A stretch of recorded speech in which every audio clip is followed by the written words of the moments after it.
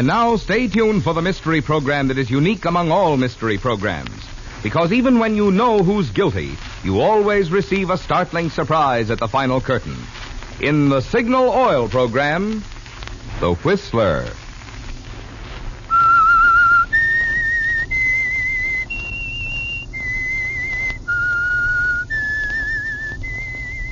S-I-G-N-A-L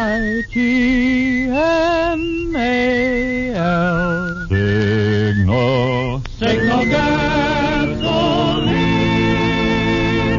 Signal, the famous Go Farther gasoline, invites you to sit back and enjoy another strange story by The Whistler. For extra driving pleasure, the signal to look for is the yellow and black circle sign that identifies Signal service stations from Canada to Mexico. And for Sunday evening listening pleasure, the signal to listen for is this whistle that identifies the Signal Oil program, The Whistler.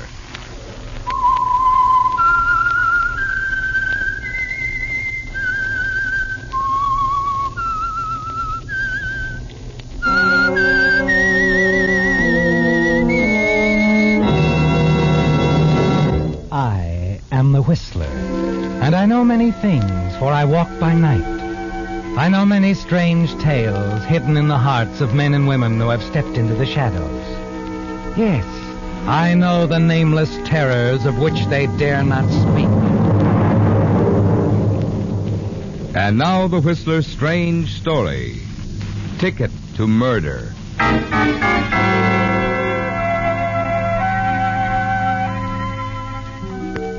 Standing at the window of the cheap hotel room and looking out over the outline of lights and neon that was Kansas City after sundown, Eve Benton felt a dread, pressing sense of loneliness, concern. That the condition would pass, she was certain. She'd managed before, she would manage again, some way. But she wasn't thinking of that now. Eve Benton was being sorry for herself, forgetting her good points. The quiet, restless beauty in her face, the sullen attractiveness of her features. She was annoyed at the city and the world. She raised the window as though voicing of her resentment, and she heard other words nearby. They came from the next room. This thing on $30,000. That's the deal. A lot of money. A lot of money. Not for the return of the Pyramid necklace. $30,000. And no questions asked? Is that what the insurance company says? Yeah, that's what they say. You really got the Pyramid necklace? That I gotta see. Does this look like it? Yes, it does.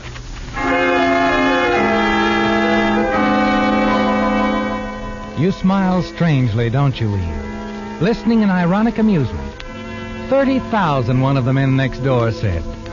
They're talking in thousands while you stand so close by, wondering where you'll get the money to pay your hotel bill. You start to close the window when the voices suddenly grow louder and raised in anger. You can't get away with this. I'll worry about that. You just worry about this. You freeze to the spot, don't you, Eve? Your outstretched hand touching the windowsill remains fixed, rigid like a statue, and then you hear someone climbing out onto the fire escape. A man is outlined by the staccato flashing of a neon sign on top of the building next door. He hesitates, glances back at the room he just left. You get a clear look at his face, and then he starts down the fire escape steps. You lean out, see the man drop to the ground and disappear into the shadows of the alley below. You wait, staring, then run out of your room into the hall. The door to the room next door is partially ajar. You run to it and glance inside. A man on the floor, lying very still. He's dead, isn't he, Eve? You're about to turn and run when your eyes fasten on the telephone. Hello? Hello? Desk? Hello. Yes, what is it? Hello? Hello? Answer, please. Hello? You lower the phone, staring, unable to speak because of something you see. Something near the dead man's hand. A wallet, isn't it, Eve? Yes, with part of the contents spilled out. A few bills, and among them a train ticket. Something that you could use. Are we still connected? Yes. Yes, Eve. A train ticket for the West Coast, San Francisco, and almost $65 in currency. It's an answer to your problem, isn't it? You lose little time in packing, leaving your room by the same method as the man who fled only a few moments before. The fire escape.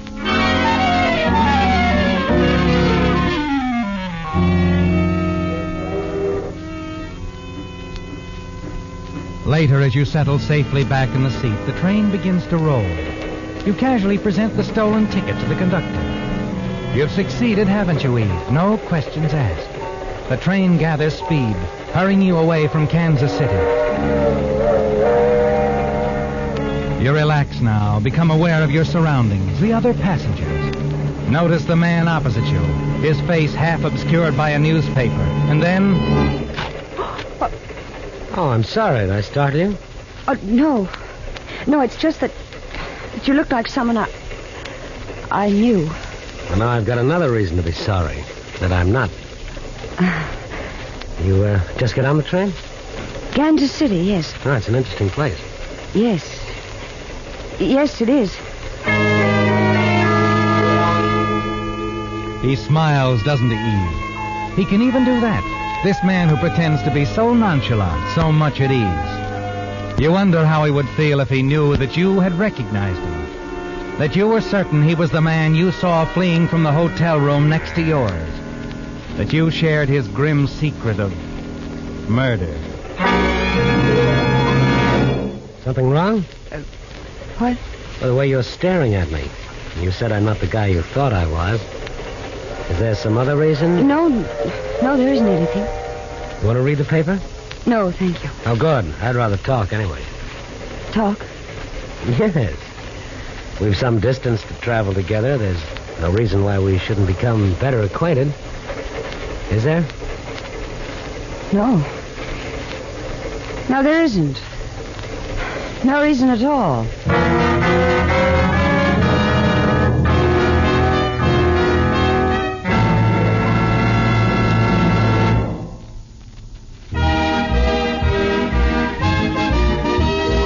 Tonight's $20 Signal gasoline book goes to Mrs. W.G. Reed of Long Beach, California, for sending in this limerick.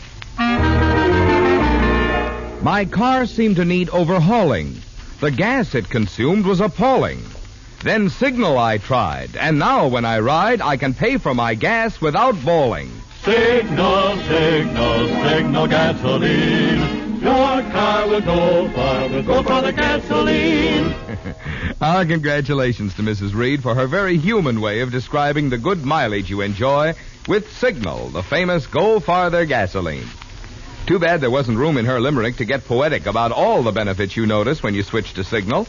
I mean Signal's snappy starting, Signal's peppy pickup, Signal's smooth, silent power. For it's a fact, mileage and performance go hand in hand.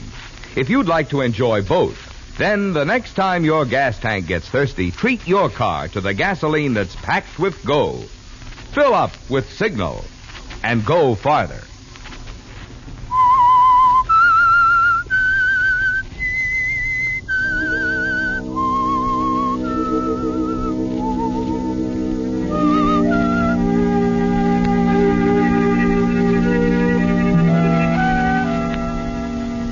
You're unable to avoid the young man sitting across from you, aren't you, Eve? A man who's introduced himself as Frank Gilby. A man you're certain committed a murder in the hotel room next to yours in Kansas City. Later, he escorts you to the club car of the train, orders cocktails, and the two of you talk like old friends as the train roars through the night heading west. You're careful to avoid mentioning the hotel, aren't you? Leave it to him to take the lead in the conversation. All you want to do is get the trip over with and leave the train. But by the time you reach Oakland and board the ferry boat that will take you to San Francisco, the young man has become quite persistent. Miss Benton. Miss Benton. Yes? Oh. You know, I think you've been trying to avoid me, Miss Benton. Eve. Any reason? Wait. No, Mr. Gilby, I've told you. I was beginning to think I should take those magazine ads to heart. Oh, no, it's just that I've had things on my mind. I've been thinking about a job. Well, perhaps I can help you. I know a lot of people. No, I have something waiting for me in the city. Well, it was just a thought. In case it doesn't work out, I wish you'd give me your address. I'm not sure what it will be. Well, mine is 4950 California Street. I've got a flat there. I don't believe I asked. No, you didn't. I'm forcing myself on you, Miss Fenton. You try too hard. Do I? Well, don't blame me. I'd really like to see you again. Perhaps you will. Like I said, maybe if that job doesn't work out... Yes, I know. 4950 California Street.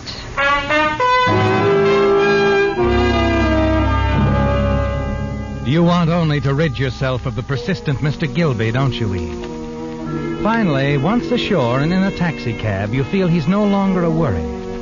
You register at a small hotel on Geary Street. Dismiss him from your thoughts. But late the following morning, as you're having breakfast in a small diner, you're listening to the radio, and something the news announcer says sets you to thinking about Frank in again. Local news, the Perryman jewelry case has reached a stalemate, with the valuables still unreturned. According to insurance investigator Leonard Quinn, a contact with an underworld character in Kansas City failed to take place. It has since been revealed that the insurance company has made a tentative offer of $30,000 with, as we understand, no questions asked for the return of the necklace to their representative, Mr. Quinn, or to the home of wealthy Mrs. Evans Perryman in Hillsborough. However... Oh, well, I wanted to hear that. Huh? Oh, sorry, lady. The guy was just about through, though. Well, what was that name he mentioned? Mrs. Evans somebody? Perryman. Mrs. Evans Perryman. Lives down the peninsula. Perryman. I see. You acquainted with the lady? No. But I've heard of the name.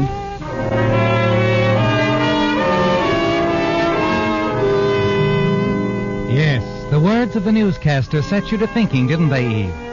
Particularly the mention of $30,000. That was the figure you heard Frank Gilby mention in that Kansas City hotel room. And you remember the name Perryman, too. Strangely enough, after you've taken a cab to 4950 California Street, walked up the stairs to Frank Gilby's flat, as you're about to knock on the door, you hear the words again. For Quinn. Yeah. That $30,000 on the Perryman deal. You get me the money and you'll get the necklace back. Yes, that's right. Take a couple of days. The contact is out of town. Sure.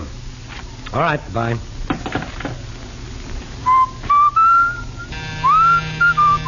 Yeah. Oh, Eve, hello. Hello, Frank. Changed your mind, huh? Thought you'd look me up after all? Uh-huh. Well, how'd the job go? You all set? No, I didn't go there. Well, maybe I can help on that, like I said. I'm sure you can. Well, come in. Like I said, I'm sure you can help me, Frank. Well, anything at all. I'm glad you feel that way. Because I'm referring to the Perryman deal, the $30,000 you were going to get from Leonard Quinn and the insurance company. What? Mm-hmm. The $30,000 you wanted all for yourself. That's why you killed your partner back there in that Kansas City hotel, took the necklace I happened to be in the next room. I see. So you've got a new partner now, Frankie. Oh, have I? Mm-hmm. And I wouldn't try anything if I were you. I've taken the necessary precautions. If something happens to me... The cops find out about that little accident in Kansas City and they come looking for me, right? Right. Well. Looks like I'm right behind the 8 ball. You don't have to stay there. If you play it right. That means your way. My way. Okay. Have you talked with Quinn? No. Oh, now, Frankie. I think you have. Okay, so I talked with him. He thinks I'm just a go-between. Naturally, you wouldn't tell you'd killed a man to get the necklace. What sort of an arrangement have you made with him? He gives me the dough, and in a couple of days, after I contact the guy with the necklace, I bring it back to him. That's all. Quinn trusts you that much? Oh, sure. I've handled deals like this before for Mr. Quinn. When is he going to pay off? Tonight. Oh, fine. Well, it's all settled then. I'll meet you here after you've collected from Quinn. What time? I'll be back by 9. We'll open a bottle of champagne to celebrate. I'll buy. Naturally, it's your party. I'll see you tonight, Frankie. At 9.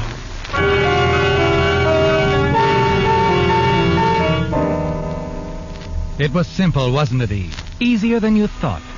And now you're in partnership with a murderer. A temporary partnership, you tell yourself, and it'll be worth it. $15,000. After it's over, you'll move on, start a new life. Yes, it was all so simple talking your way into that partnership. But as the day wears on, you begin to wonder about it. Perhaps it was too simple, Eve. You really hadn't expected Frank to accept your demand so readily. The more you think about it, the more certain you become that he'll bear watching. Early that evening, you hurry back to his flat. And as your cab turns into California Street, you see Frank board a cable car. Driver. Yes, ma'am? Don't stop. I've changed my mind. I want you to stay close to that streetcar. Sure. But not too close. Okay, I get it.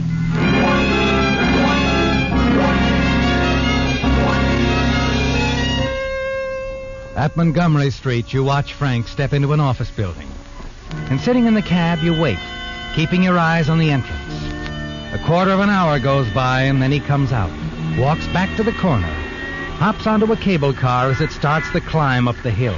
Driver? Yeah, I know. The cable car. It ain't none of my business, lady. You're quite right, driver. It's none of your business.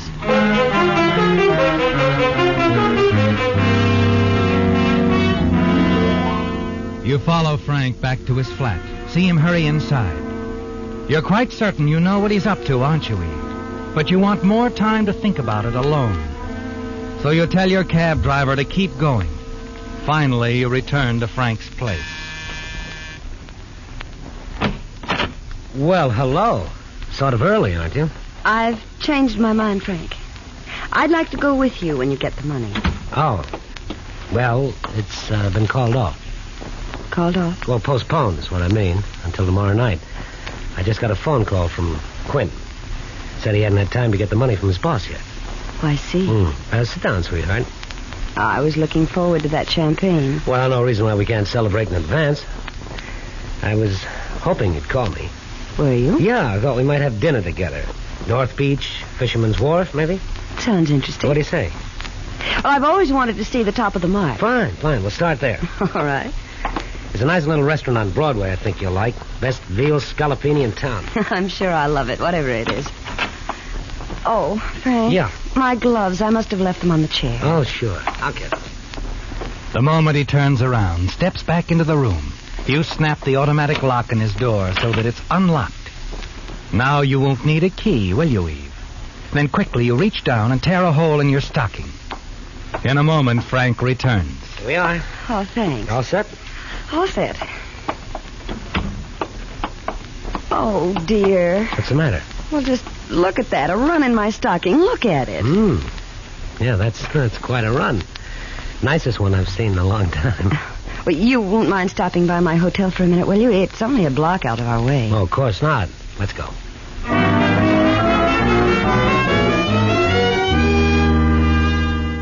At your hotel, you leave Frank waiting in the cab parked at the entrance, while you hurry inside the crowded lobby and right on out through the door on the other side. You go back to Frank's place a block away, slip quietly into the apartment, find what you'd expected, an envelope containing $30,000 in his suitcase. You put the envelope in your purse. Well, Frank was going to double-cross you after all, wasn't he, Eve? Yes, you've proof of that now. You hurry back to your hotel and go quickly to your room. The whole thing has taken you less than 5 minutes. And now you put in a phone call to the railroad station, check the trains leaving town, and make your reservations. As you hang up the receiver... Yes? Yes, what... I got to wondering about you, sweetheart. Oh, Frank. Well, I'm sorry I took so long, but I had a long-distance phone call from my brother. What, news from home? Yes, and not too good, I'm afraid. My father has had another attack. I'm terribly worried. Well, that's too bad. Frank, about tonight. I don't feel much like celebrating. You understand. No, sure. I wouldn't be very good company. Oh, don't give it another thought, baby. We'll have dinner tomorrow night. All right.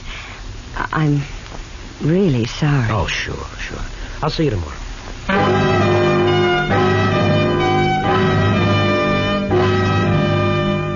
You watch from your hotel window and see Frank get into the cab and drive away. Quickly you pack your things, check out of the hotel.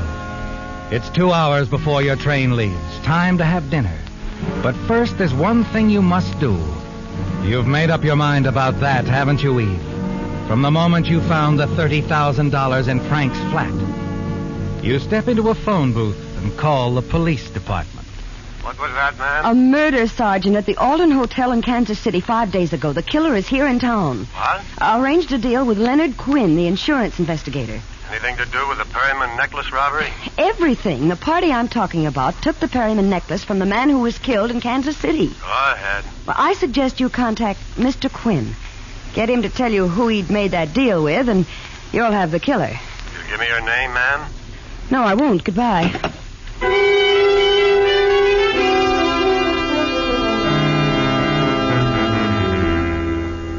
Now you're settled comfortably on the train as it moves out of the station, rumbles through the outskirts of San Francisco. You lean back, close your eyes. It's been a trying day, hasn't it, Eve? And you're tired. As you listen to the rhythmic click of the wheels, you doze off. And then suddenly you're awake again. You're staring at the newspaper headlines in the hands of the man sitting opposite. Perryman necklace mystery near solution.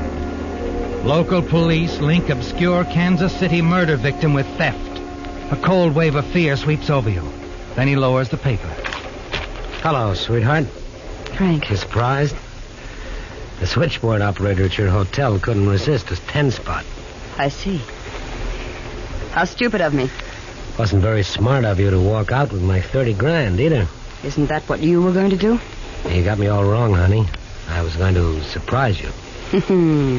I'll bet. Okay. So each of us tried to double-cross the other one. What do you say we call it even and split the money between us?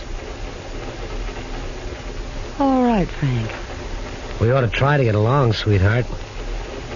You have something on me, and I can make trouble for you if I want to. Can you? You're in this as much as I am now.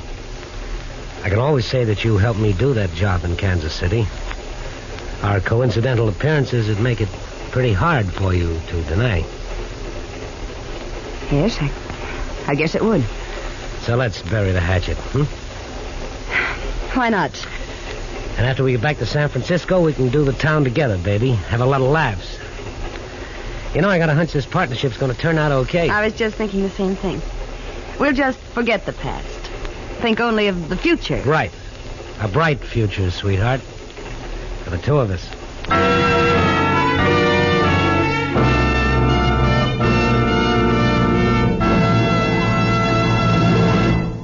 Here's good news for you motorists who will be needing a new battery this winter. Did you know there's now a new, finer battery guaranteed to last up to 2.5 times as long as ordinary batteries? It's the new Signal Deluxe battery, guaranteed for a full 2.5 years on a service basis.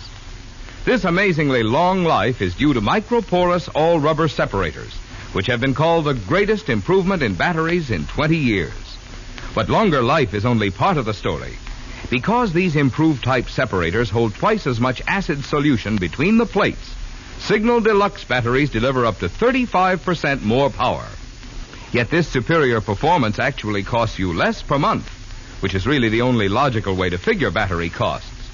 What's more, right now Signal dealers are giving generous trade-in allowances for old batteries, plus liberal credit terms. No wonder drivers with an eye to economy, as well as those who demand top quality, are both heading for Signal service stations. They know that today's best battery buy is a quicker starting extra long life Signal Deluxe battery.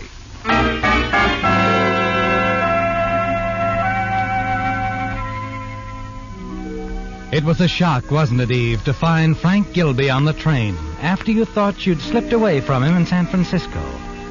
You were certain you'd seen the last of him, and you'd have the $30,000 all to yourself. But then there he was, demanding his share. $30,000, Eve. A lot of money. And you made up your mind that Frank wasn't going to get any part of it regardless. In the morning, when the train pulls into Los Angeles, the $30,000 is still tucked away safely in your suitcase. And you're confident Frank Gilby will never bother you again. He'll never be able to involve you in the murder he committed in Kansas City. Yes, you're quite confident. Sure, aren't you, Eve? Even as the police board the train, step into your car, talk quietly to the other passengers. And then you find the lieutenant talking to you. That's right, Miss... Benton. Miss Benton. He was sitting here opposite you, according to the conductor. Well, you say he fell off the train, Lieutenant? Oh, how horrible. Oh, he seemed like such a nice young man, too. You didn't know him? Well, no, I'd never seen him before. We talked a little, of course, just train conversation. You know. Oh, it's you. Didn't waste any time getting down here, did you? Well, we got to keep our readers up on what's happening in our little old world, you know. Come on, Lieutenant. I want this to hit the next edition. What's with this guy fell off the train? Where'd it happen? Just out of San Luis Obispo. And he didn't fall. He was pushed. Uh-huh. Pushed? Why, what makes you think that, Lieutenant? Yeah. What's this all about? The San Francisco police got a tip last night. Phone call from a dame about a payoff. An insurance investigator was making a deal for the Perriman necklace with a party she said killed a man in Kansas City. Oh, another killing involved, huh? Mm-hmm. The insurance man was going to hand over $30,000 for the Perriman necklace. See, then you think the payoff was to be made here on the train? Yeah. Quinn completed the deal all right, because when his body was found, the necklace was in his pocket. Quinn? That's right. The man who was pushed off the train. Leonard Quinn. Well, he told me he was Frank Gilby. Well, he probably wanted to keep his identity covered until he'd completed the deal. I see. If our tip is right, the killer pushed Quinn off the train so that there wouldn't be any witness. Now, wait a minute. You think the killer who pushed Quinn off the train was the Kansas City killer, too? Well, that's what the woman who tipped us off told us. Now, all we have to do is examine all the luggage in these cars and search the passengers. Ah, I get it. And if you find the $30,000, you'll have... We'll have our killer. Huh? Well, Miss Benton, I'm sorry to bother you. But as long as we're here, we might as well start with you.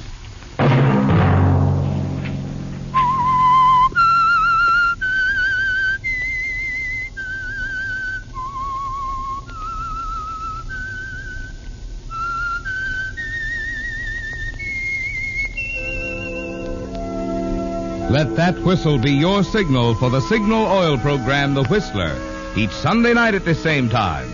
Brought to you by the Signal Oil Company, marketers of Signal gasoline and motor oil and fine quality automotive accessories. Remember, if you would like the fun of having your friends hear a limerick of yours on The Whistler, the address to which to send it is the Signal Oil Company, Los Angeles 55, California. All limericks become the property of the Signal Oil Company. Those selected for use on The Whistler will be chosen by our advertising representatives on the basis of humor, suitability, and originality. So, of course, they must be your own composition.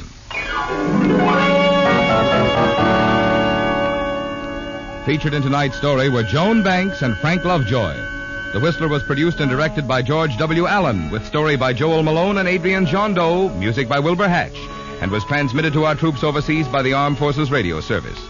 The Whistler is entirely fictional. All characters portrayed on The Whistler are also fictional. Any similarity of names or resemblance to persons living or dead is purely coincidental. Remember at this same time next Sunday, another strange tale by The Whistler.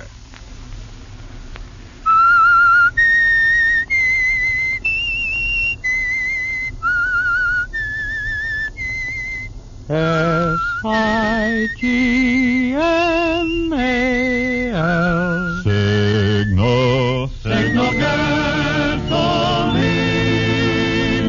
When you give to the community chest, you're helping not just one organization, but many worthy causes that directly benefit 4 out of every 10 families. Think of that when you're deciding how much to give to the community chest. Marvin Miller speaking. This is CBS, the Columbia Broadcasting System.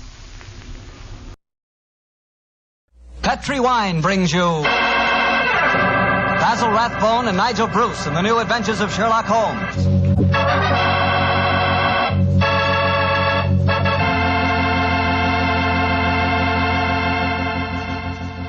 The Petri family, the family that took time to bring good wine, invite you to spend the next half hour listening to Dr. Watson tell us another exciting adventure he shared with his old friend, that master detective, Sherlock Holmes.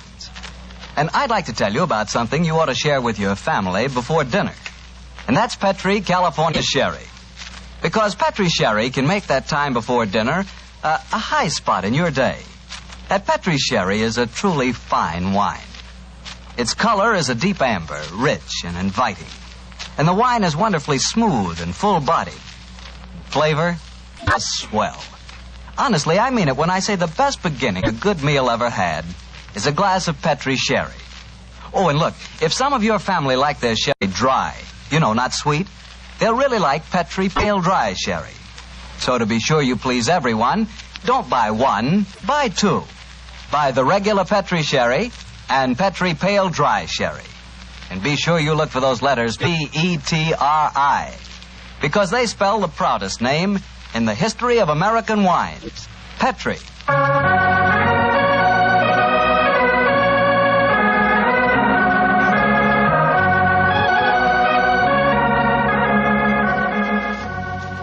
And now I know our good friend Dr. Watson's expecting us. Let's go in and join him. Come in. Good evening, Doctor. Good evening, Mr. Bartell. Say, how are you feeling, Doctor? All over that attack of flu you had? I'm feeling very much better, thank you, my boy. I'm still a little weak. We old fossils take much longer to get over that sort of thing than you young fellows. Well, you take good care of yourself, Doctor. You've got a lot of friends, you know. Oh, I'm very glad to hear that. Thank you, Mr. Bartell. And now settle yourself down, and I'll get on with tonight's new Sherlock Holmes adventure. Where did it take place? You may not be familiar with the names of Jersey, Guernsey, Alderney, and Sark, but those are the 4 principal islands that make up the group known as the Channel Islands. Oh, yes, Doctor, I have heard of them. Somewhere in the English Channel, aren't they? Between the southern coast of England and the northern coast of France? That's quite right, my boy, though I very much doubt if you ever heard of the tiny island on which this story happened. It was the island of Garth, a minute but self-contained spot with a population of just under 1,000 inhabitants, subsisting, and from what I saw of the island in those days, subsisting very well on its dairy products. Was it under the rule of the British government, Doctor? No, Mr. Bartell, not exactly. You see, the island belonged to a family by the name of Horn. The head of the family, who was known as the Seigneur of Garth, was an independent ruler owing nominal allegiance to the King of England. That allegiance was expressed by one of those traditional ceremonies in which the Seigneur annually presented 1 pound of freshly churned butter to a representative of the British Crown. Times haven't changed much, have they, Doctor? Pound of butter is still worth a king's ransom. But tell me, what were you and the great Sherlock Holmes doing on the island of Garth? Well, I just coming to that, my boy, if you'll give me a minute. It was in the summer of 1896 when, to my utter amazement, Holmes informed me that we were going to the island of Garth as the official representatives of the British Crown to accept the annual presentation of butter. At the time, I must confess, I couldn't see why Holmes wanted to accept such a ridiculous mission. It was only as we approached the island in a small fishing boat that he told me a great deal more was at stake than a pound of butter.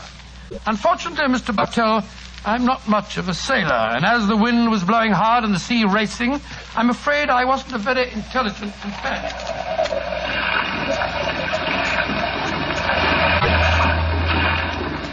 Cheer up, Watson. We'll soon be there. I hope so. I feel wretched, Holmes. I must say the whole trip seems utterly ridiculous to me.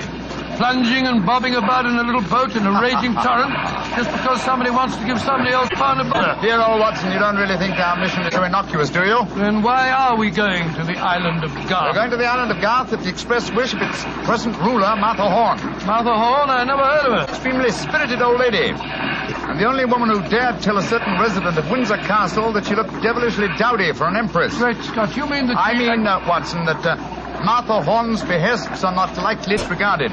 Obviously, she wishes to see me urgently.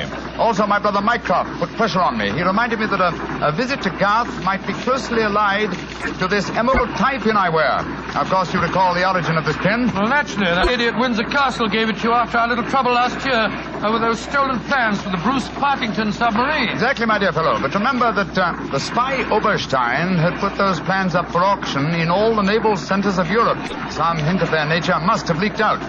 It's even possible that other powers may be able by now to duplicate the pride of our submarine fleet. And whoever controls the channel, Watson, controls England. Well, they're dropping anchor, and yet we're still a quarter of a mile out from the island. Why do you think they're doing that? Here comes the skipper. He'll tell us. Here is as close to the island as we may approach, monsieur. We have already sent signals. A smaller boat is putting out for you. It will be here in a little while. Thank you. A smaller boat? Good Lord.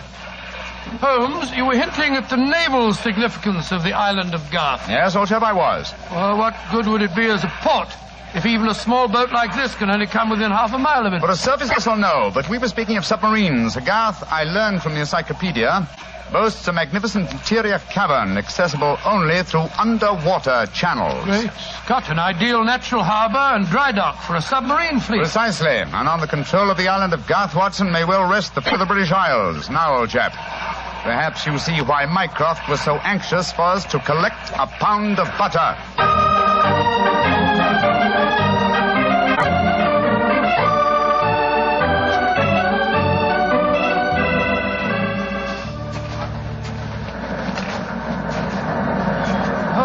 Doesn't it seem wonderful to be on land again? First the fishing smack, and then that wretched little rowing boat.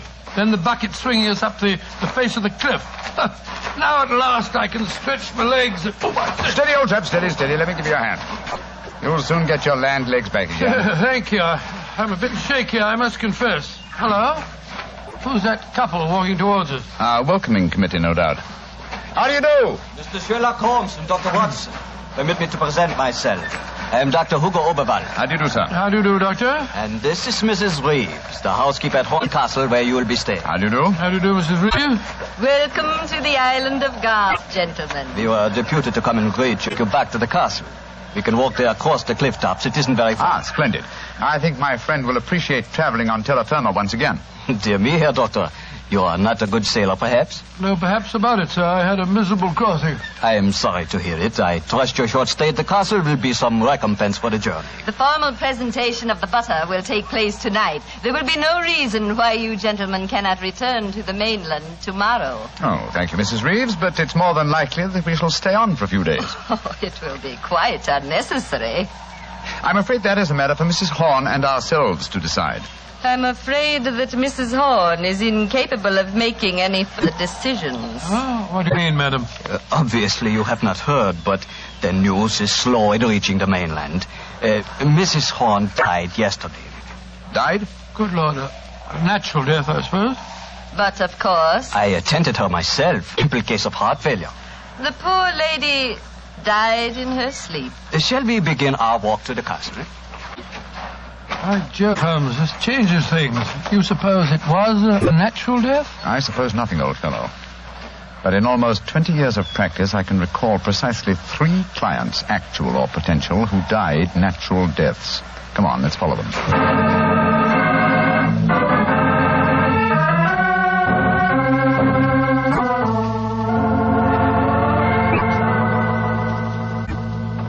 Mr. Sherlock Holmes, Dr. Watson, this is Mr. Christopher Horn, grandson of Mrs. Horn and the new ruler of Garth. How do you do? Hello. How do you do, sir? Very nice of you fellows to come over here. Too bad you had to arrive just as the poor old gal kicked the bucket, though. Allow me to offer my condolences on your grandmother's death, sir. Yes, indeed, Mr. Horn. Thank you. It was a ghastly business. I found her, you know. Christopher. Frightful sight. There was an awful silly grin on the old dear's face, and... Don't you think it would be more to the point if you were to explain the ceremony in connection with tonight's presentation? Oh, you're right, Reeve. Reeve is a terrible tyrant, but she is efficient. Don't know what I'd do without her. Always ran everything for poor old Granny. Why, when the old girl was ill, she... Christopher, I gave you a schedule of the ceremonies this morning. What did you do with it? Dash it, Reeve, I don't know. Must have missed it. Well, I have my own copy in the study. I swear I don't know what I'd do without you. Excuse us a moment, gentlemen. I'll be back in a jiffy. Holmes, what in thunder's going on here? That boy's completely under the thumb of Mrs. Reeves. He was trying to tell us something, but that frightful woman kept changing the subject. He spoke of an awful, silly grin on the dead woman's face. Didn't that suggest something to you? By Jove, that's one of the characteristic symptoms of strychnine poisoning. Exactly, old fellow. And perhaps he was going on to mention the equally characteristic arching of the body. We've got to get Mr. Horn to ourselves for a little while, and you've got to examine the body of the dead woman. And it's going to be difficult. Is that a balcony outside the window? Yes, it is. Come along. Let's see what it leads to.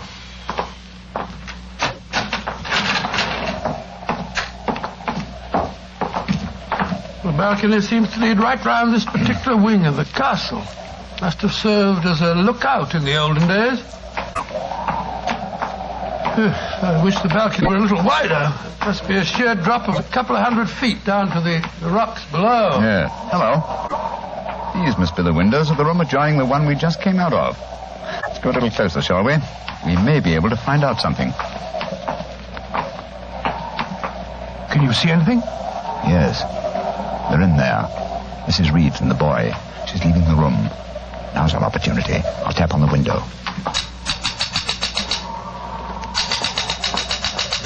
He sees us. He's coming to open it.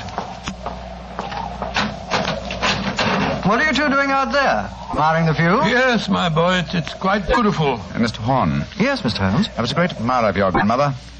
And I was interested in what you were telling me of her death. She had a grin on her face, you said. Yes, it was awful. Her body was all hunched up like a croquet hoop. Really? Of course, Dr. Oberwald said it was perfectly all right, but I must say it seemed dashed odd to me. Yes, it was far from all right, I assure you. And you started to say something else. What was it? Let me see. You said, when she was ill... Oh, yes, that was a silly business. When she was ill, she thought she was in danger from poisoning, so she made Mrs. Reeves taste all her food and drink. Did she really? Where is your grandmother's body now? In the West Wing. The funeral's to be tomorrow morning. I see. Where did Mrs. Reeves go? I'm here on the balcony behind you, gentlemen, listening to your conversation with the greatest interest. Christopher, let me warn you. These men are the emissaries of the British government. They would stop at nothing to take the island over. These men are trying to influence you against me, against Reevy, who has looked after you ever since you were born, and who tries to protect you now that your grandmother has gone and you are alone. Yes, I know, Reevy, but after all... That is your pride as the head of the Horn family, the Seigneur of Garth. The Garth that I'm trying to save for you. This man is completely unscrupulous. He was about to accuse me of murder. Weren't you, Mr. Sherlock Holmes? The thought had occurred to me, Mrs. Reeves. Of course it had, because you wished to poison Christopher's mind against me. Well, Mr. Holmes, we have no police on the island of Garth. Our only law is the word of the Seigneur, and Christopher now holds that title. Seigneur, what do you say? Will you allow an Englishman to blind you by accusing me of being a murderess? Mr. Holmes, Dr. Watson, I shall meet you at the ceremony tonight. Beyond that, I don't care to speak to you again. Good day. A shame to spoil your plans, isn't it, Mr. Holmes? Well, upon the soul. Magnificent, Watson. Magnificent. A murderess who seeks to defeat me by accusing herself. Superb. It's a new game, my dear fellow, and one that must be played to a finish.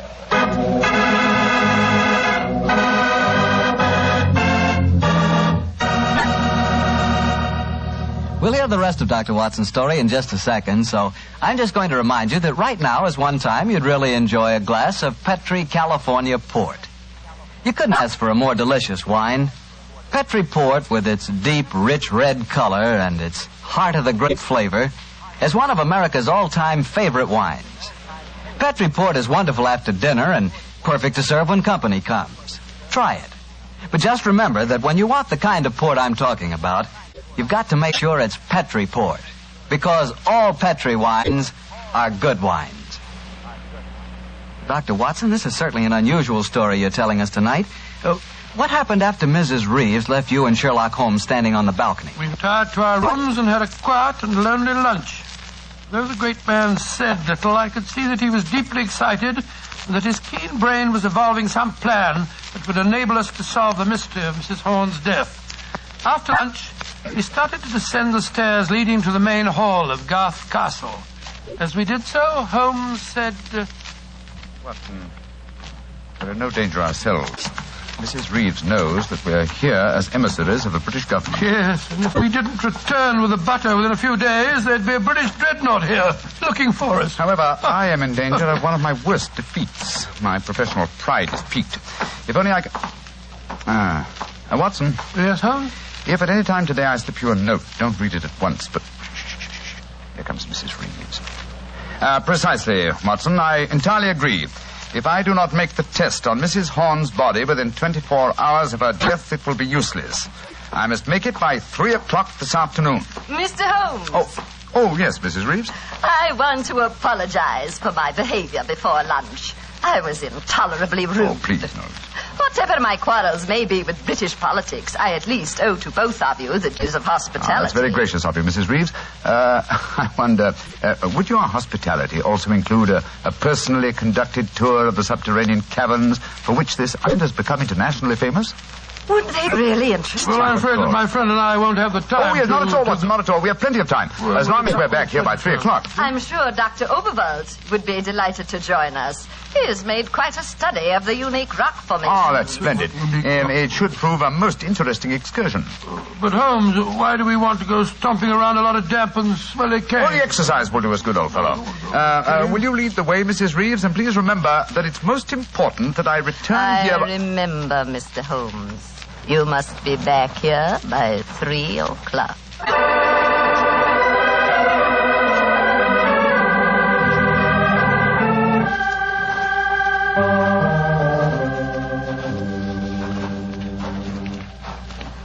A little further, Mr. Holmes, and we shall reach the giant cavern.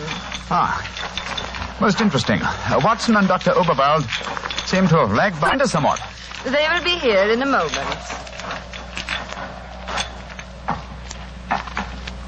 There. This is the giant cavern. Magnificent. Truly a miracle of nature. It's a natural submarine dry dock hewn out of the rocks. Yes, Mr. Holmes. And in the olden days, only the smugglers who inhabited this island knew the entrance that leads to this cave. The first seigneur of Garth found a cache of untold wealth hidden here. Really? Silks, jewels. There are still the remains of some of the finest Calvados brandy stored among these rocks. Indeed. An incomparable drink. Would you care for some? It is our custom whenever visitors honor us with their presence to offer them a glass. I should be delighted. There is a natural shelf here in the rocks. Perfect hiding place.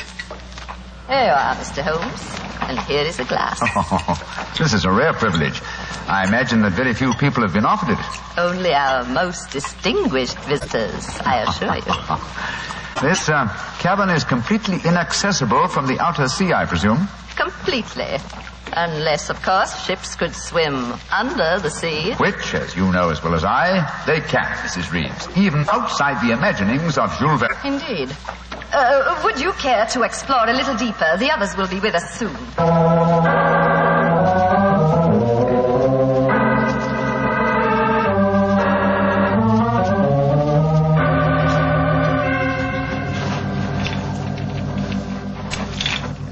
Dr. Oberwald, the others seem to be some way ahead of us. Yes, they do, don't they, Doctor? Holmes! Holmes! Where are you? Dear me, I'm afraid we cannot follow them. What do you mean? The next cavern is already cut off by the rising tide. Great Scott, you mean that they're cut off? I am afraid so. But do not worry here, Doctor. In a few hours, the tide will recede. They are in no danger. Just, shall I say, temporarily marooned.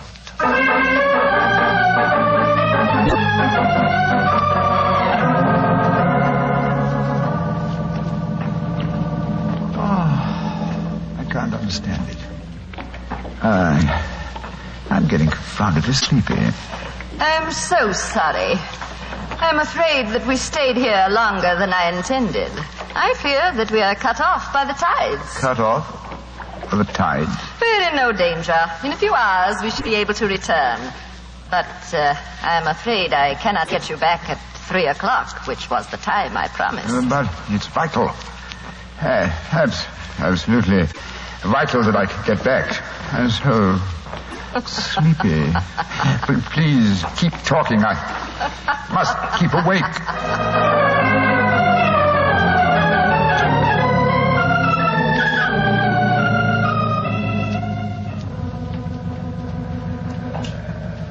Dr. Oberwald, I must get to Sherlock Holmes at once. I am sorry, Herr Doctor, but we are not able to control the forces of nature. We cannot force the water to recede. Your friend is in no danger. No, but he's got a most important test that he must make by 3 o'clock. I am afraid that will be impossible. I've got to do something. I should have come to these blasted caves in the first place. I don't know what on earth I ought to do. By Jove, that note that Holmes gave me, he told me to open it if... where did I put it? Here it is. A note from Mr. Sherlock Holmes, eh? Vital make medical test. Great Scott, Dr. Oberwald, it's absolutely necessary for me to come to the castle at once. Indeed. A note for Mr. Sherlock Holmes, and now it is most important that you return to the castle. No, my fine English friend. I am afraid I cannot allow you to. I don't know how you propose to stop me, sir. You see this revolver? And do you see this stick? I warn you, Herr Doctor. Oh, no, you don't. I'm sorry you can't hear me, Dr. Oberville, but when Sherlock Holmes gives me orders, I carry them out.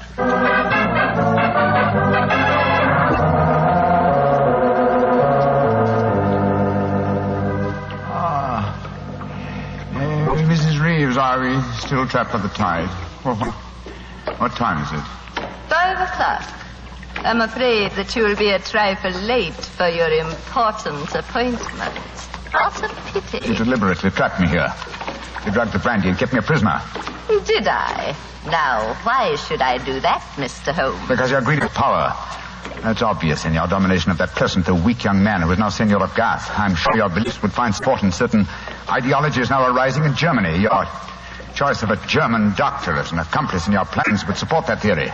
And what might my plans be? I should say that you're determined to give Garth as a submarine base to Germany. With this island in their power, they could control the channel. Very interesting. And I suppose, as well as being a spy, I'm responsible for Mrs. Horn's murder? You and Dr. Oberval between you. She was too strong for you. You had to get her out of the way. You probably made subtle attempts on her life at first, the origin of which you did not realize, but which caused her eventually to send for me. My arrival forced your hand, and so you and Dr. Oberval resorted to the quite unsubtle expedient of poisoning her. All pure supposition, Mr. Holmes. The only law on this island is Christopher Horn. Do you suppose he'll believe you? No, I suppose he won't. You've outwitted me, Mrs. Reeves. I walked into your trap just as you intended me to. Then in that case, you may collect your pound of butter tonight and return to the mainland tomorrow. Mrs. Reeves, how much longer do we have to wait for the tide before we can make our way back to the castle? We can leave now. We could have left at any time. There's another secret entrance that is above the tide level. I merely had to make you overstay the hour of your test. I could not risk Christopher's seeing definite proof. Come now. I shall lead you back. You fool.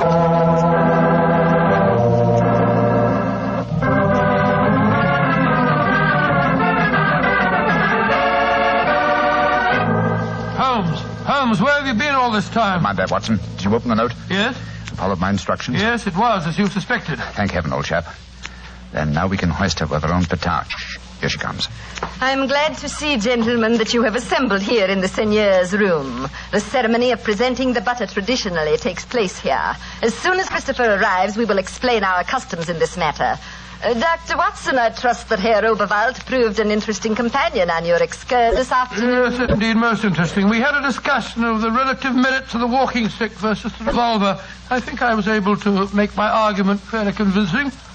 Where is Dr. Oberwald now? I imagine he's lying down. He had all the symptoms of impending headache when I saw him last.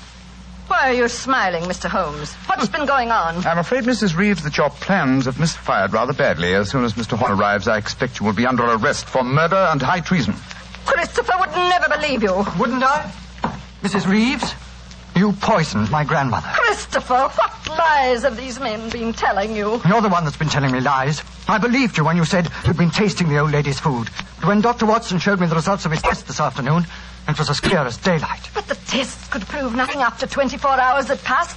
You said so yourself, Mr. Holmes. A deliberate lie, Mrs. Reeves. I'm afraid that I invented that mythical 24-hour test. I knew that as soon as I mentioned it, you would attempt to prevent my carrying it out. So I was delighted when you fell into my trap. You thought that you were shanghaiing me, whereas in reality I was shanghaiing you. My job is to prove your guilt to the senor. With your dominant presence away from the household, it was easy for Dr. Watson to make his test. You devil! You knew all the time. Well, of course I did. But I had to deceive you. I'm glad my performance was sufficiently convincing. By the way, Mrs. Reeves, the drugged brandy was dreadfully clumsy. You didn't drink it home? Well, of course I didn't. But it was very unflattering to me that Mrs. Reeves thought I might. Mrs. Reeves, you realize what this means, don't you? I'm going to ask these gentlemen to take you and Dr. Oberwald back to the mainland with them tomorrow. And stand trial in a British court? Never! I was born on the island of Garth. I have lived here all my life, and I shall die! What are you up to? Stop! She's going out on the balcony. One day, Goth will belong to Germany. One day, the whole world will belong to Germany. Goodbye, you meddling fool. Goodbye. Great Scott, she's gone. It must be a couple of 100 feet to the rocks below. What a dreadful thing. I still can't believe she was a murderess and a traitor. Now, it's shocking. A shabby finish to a shabby business. Mr. Horn, I suggest that we make sure Dr. Oberwald does not escape justice, and that we then perform the ritual presentation of the butter. Yes, Mr. Holmes. The island of Garth will still pay tribute to England, and I think it always will.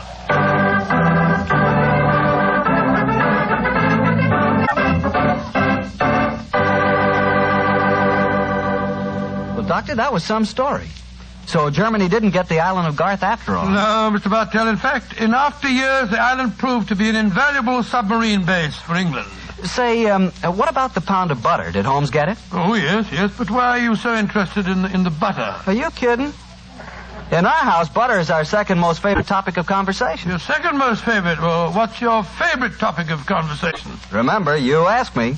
Petri wine. Oh, as if I didn't know. Doctor, that Petri wine is something to really talk about. You know, the Petri family has been making wine for generations. Why, the art of making fine wine is their heritage, handed down from father to son, from father to son. Believe me, when it comes to turning luscious, sun-ripened California grapes into fragrant, delicious wine, the Petri family really knows how. And they're proud of their wine, too. That's why the name Petri on a bottle of wine really means something. It's the personal assurance of the Petri family that every drop of that wine is good wine.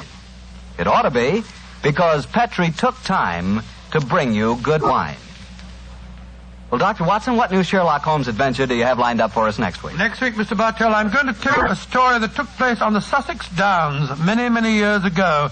It concerns a young girl, a painter in watercolors, and a very wise old lady. I call it The Adventure of the Living Doll.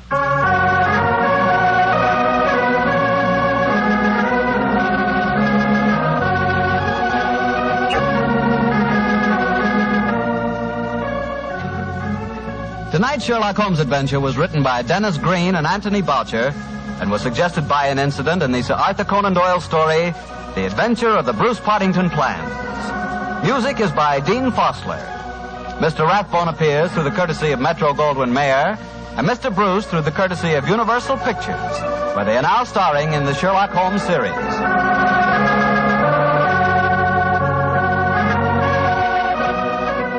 The Petri Wine Company of San Francisco, California, invite you to tune in again next week, same time, same station. Sherlock Holmes comes to you from our Hollywood studios.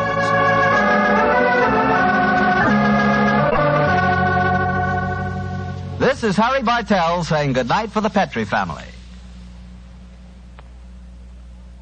For a solid hour of exciting mystery dramas, listen every Monday on most of these same stations at 8 o'clock to Michael Shayne, followed immediately by Sherlock Holmes.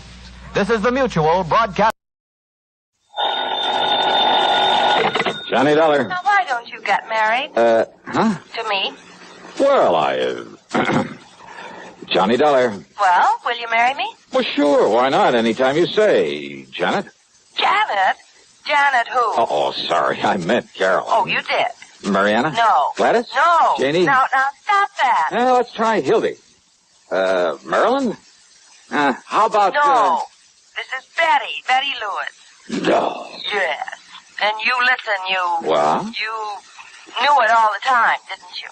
Yes, dear. Just leading me on again, like you have been for all these umpteen years. But you listen to me, Johnny Dollar. Yes, dear. If it weren't for that crazy business of yours, jumping around all over the country, getting slugged and shot at, enough to drive a loving wife to drink. Yes, dear. Why, Johnny, I'd trick you into a date with a preacher. What was that? Yes, dear? Yes, dear. Yes, dear. It sounds like we're already tired old married folks. Well, you wouldn't like that. Of course I wouldn't. Oh? That is, I mean, well, you know what I mean, you rascal. Oh, sure I do. You drive you to drink every time I have to be away or tangle with a killer. And if you'd just stop being so darned insistent about my popping the question, why, well, who knows? Maybe I'd, well... Yes? If I did stop trying so hard to land you, you'd what, Johnny? I decline to answer on the grounds it might tend to... Oh, honey, you're such a big... heartless dope. Sure am. And I'm such a shameless hussy for admitting the way I feel. But if you ever do decide to become a normal human being, get into some safe, sane, honest business that only Johnny. Yes, sweet. I'm afraid it's about business that I really called you. I mean insurance business. Oh, my entire ego just flew out the window. Well, what is it, hon? I've got to see you right away. Betty, I'll be out there at 13325 East Maple Drive before... No, honey, I'm not at home. Okay, at the office then. No, dear, I'm not at the office either. Well, tell me where you are, where you want me to meet you. Just, stay right there and wait until I call you again. Will you, please, honey? Well, now look, I just hung up on a frantic phone call from Fritz Melchior over at Continental Insurance and Trust. Apparently the usual sort of emergency. I know. Huh? No, I mean, I'm sorry, but this is so important, honey, and since it concerns me, and if anything were to happen... Happen to you? Betty? Johnny, dear, I can't talk anymore right now, but wait. Wait until I call you and tell you where to meet me. Hey, now listen, Betty. I'll call you. No, listen. Something very funny about this.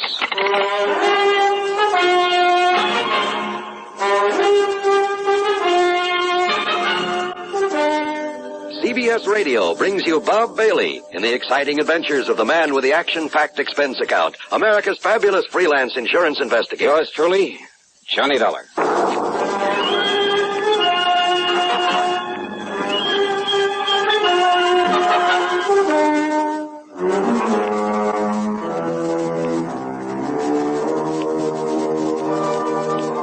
Expense account submitted by Special Investigator Johnny Dollar to the Continental Insurance and Trust Company, Home Office, Hartford, Connecticut. Following is an account of expenses incurred during my investigation of the Mystery Gal matter. There was something very strange about that call from Betty Lewis. Except for the end of it, I'd almost exactly the same conversation with her only a couple of days before, almost word for word. Oh, sure, the marriage talk has been going on for a long time. And why kid about it? If it weren't for this crazy, sometimes risky job of mine, I'd ask that girl to marry me in a second. And maybe someday. But she knows all that. She knows why it just doesn't make sense right now for either of us to think about it. We've agreed to that. So why bring it up again at a time when she actually had some important matter involving insurance on her mind?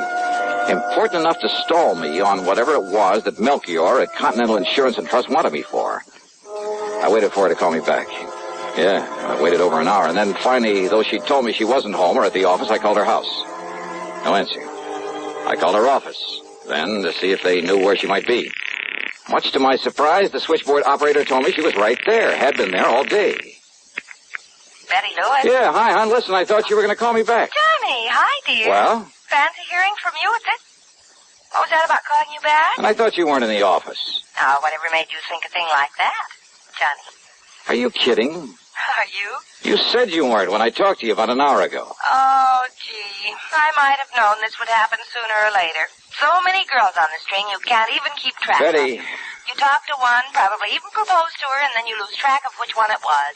Are you trying to tell me you didn't call me on the phone an hour and a half ago? You're trying to tell me... About some insurance matter, some emergency? Johnny, you're kidding. You had to see me right away, that you'd call me back about where to meet you? Well, you're serious, aren't you, hon? I'm dead serious. So let's cut out all this nonsense and... But I didn't call you. You're sure of that? Well, sure I am. The last time I talked to you was day before... What's this all about, dear? Honey, I'm sorry, I gotta hang up. Johnny, is something wrong? Yeah, I'm afraid so. I'll call you later. What, dear? What is it? I wish to heaven I knew.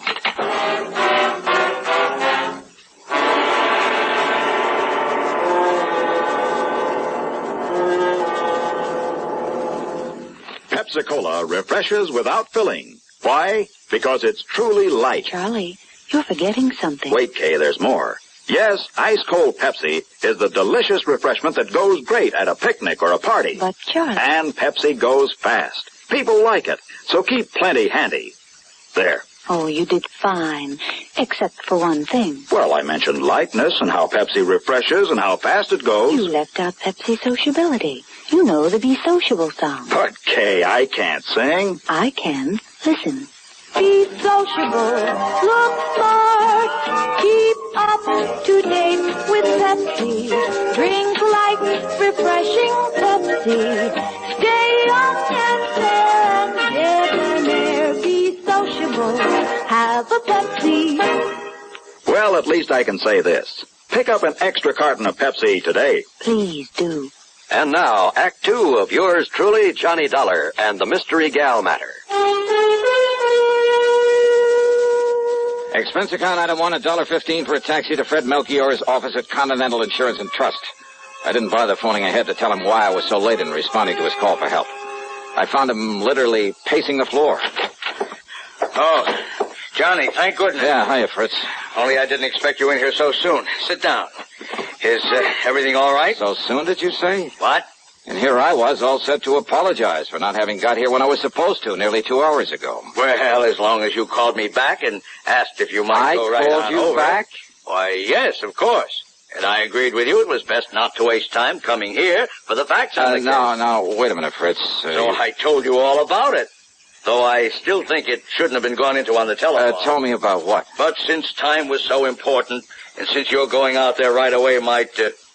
Johnny, what did you say? I didn't, but I will. Now listen to me, Fritz. There's something very screwy going on around here. Oh? What do you mean? You called me on the phone about an hour and a half, maybe 2 hours ago. Yes, you that's asked me if I'd come on over here and see you. Yes.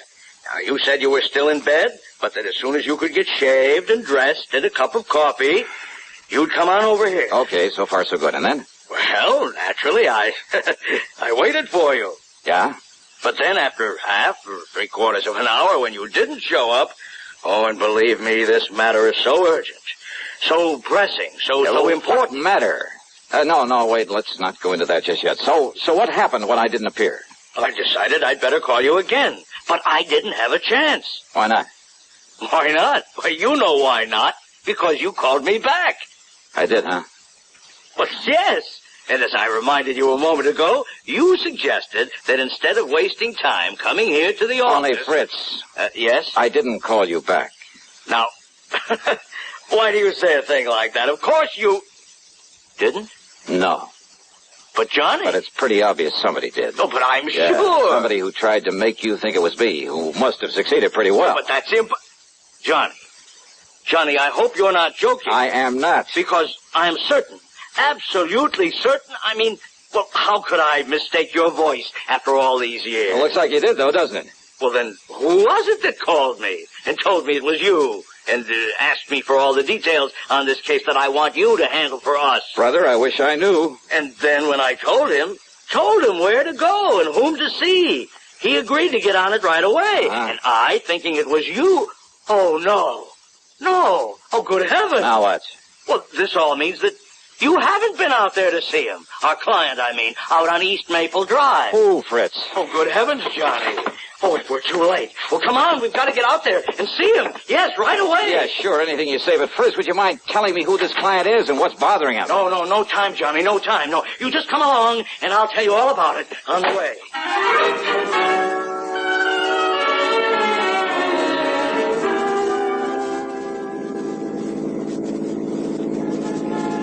I hope you don't mind my driving so fast, Johnny, but time, time is of the essence. Time for what, Fritz? Now, why don't you just start from the beginning? Yes, I will.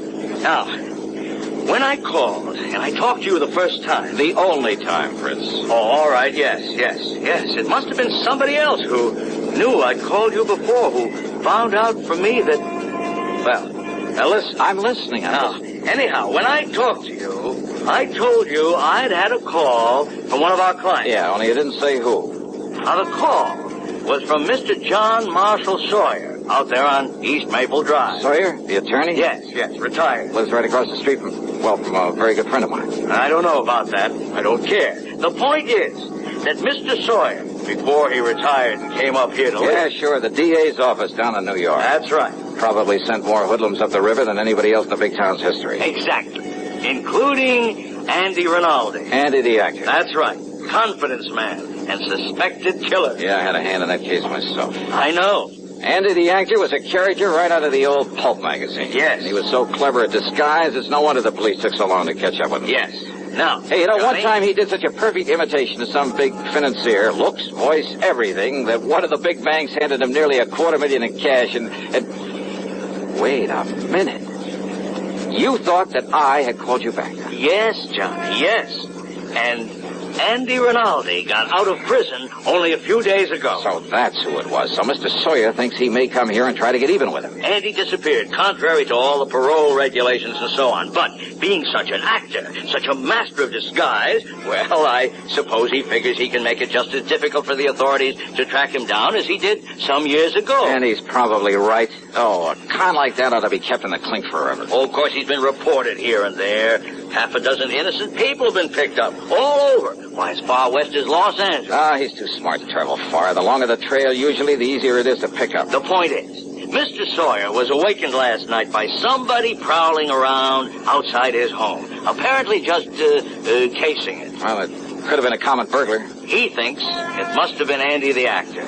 Did he notify the police? No, he wants you on the job. You know Andy, and you're on to some of his tricks. Well, maybe some of them. What's more, Andy may have reason to feel the same way about you as he does about Mr. Sawyer. That phone call to you pretending to be me. Somehow he must have found out you'd call me. But how, Johnny? But that girl who called me. Girl? Who? A perfect imitation of Betty Lewis.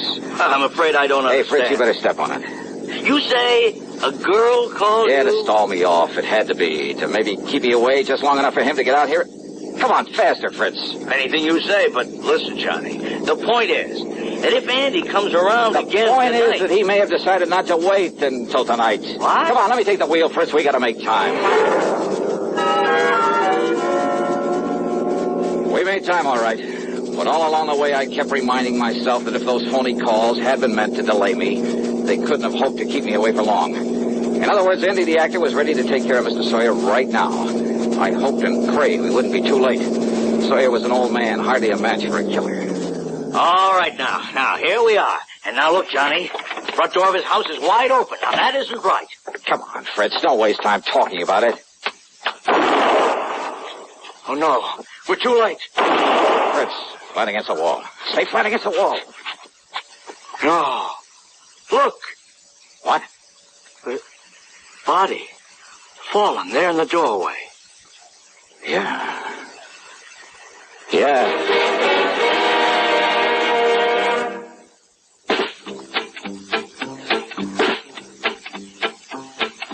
Have a real cigarette.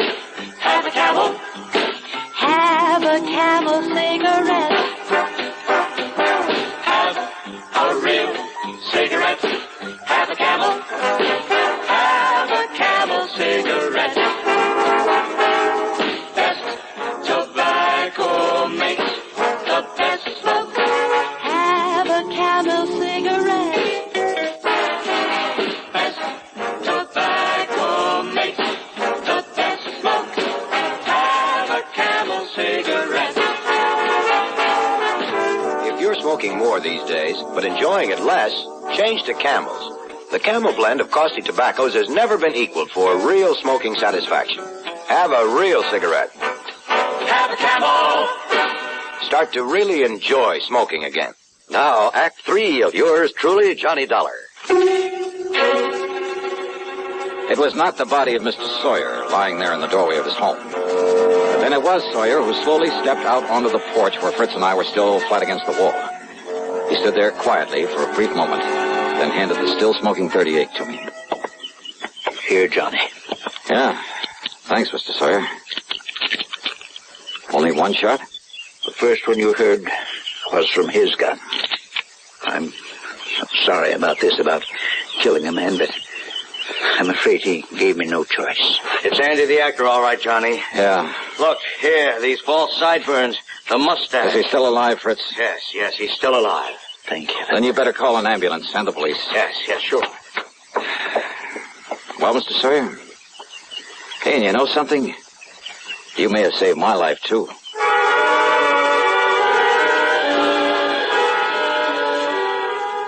I followed the ambulance into the hospital in the hope Andy the actor would come too. There were some things I wanted to ask him about the girl, the actress, who'd call me on the phone to hold me at my apartment until he could carry out his plan against Mr. Sawyer.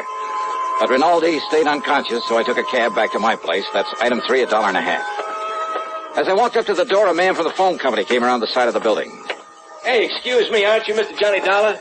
Yeah, that's right. Oh, been hoping you'd come home. You want to check your phone for me now? Oh, something the matter with my phone? Oh, there sure was. Oh? Yeah, somebody put a tap on that line of yours. You wouldn't have any way of knowing it, but So that's we it. have ways of knowing down at the phone company. Yeah, so that's how Andy and the girl, whoever she is, got to know our voices. Yeah, a lot of people think they can get away with tapping a phone line, Yeah, but sure. believe me, Mr. Dollar, they can't get away with it for long. They took off the line in the basement. Do you have any idea who might have done it? Yeah, and no. What? Well, Andy the actor, for one. What's But that? who the girl is? Hey, Mr. Dollar, what are you talking about? Oh, nothing you need to worry about. Oh, sure, whatever you say. But now, if you'll go inside and dial somebody and see if you get them okay, you see, I got a handset still hooked up to it. Yeah, I'll do that. Oh, and the cops have already been notified, so if they come around asking questions... Okay, thanks.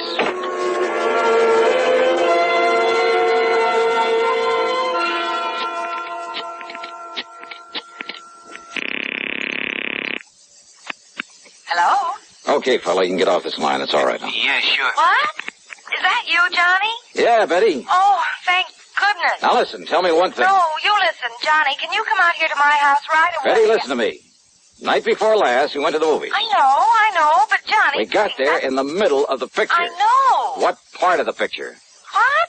If it was you with me, you know what part of the picture. Well, it was right when Jimmy Stewart walked up to the front of the courtroom to the judge. Okay, you're you, all right. Oh, Johnny, I haven't the least idea what this is all about, but can you come out here and see me right away? I've got a surprise for you, and honest, honey, it's a really important one. Betty. I mean, she's a really important one. She?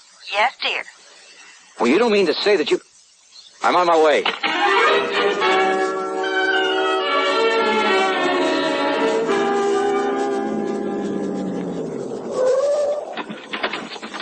Hi, dear. Come on, into the house. Now listen, Betty, if this is some kind of a Oh, gag... honest engine, honey, cross my heart, but listen. Yeah? I came home from the office early. Uh-huh. I had to walk the last couple of blocks because I ran out of gas. Yeah? All of a sudden, you and somebody else came charging up in a car to that house across the street. You were here where then? that nice old Mr. Sawyer. You were right here? Yes, but I suddenly got too busy to call at you or anything. You see, I was just letting myself in through the back door. Okay, now, this surprise you You talked see, about. I'd forgotten my key to the front door, so I had to sneak in the back one. I always leave that key under the mat. Honey, will you get to the point? But the key wasn't there.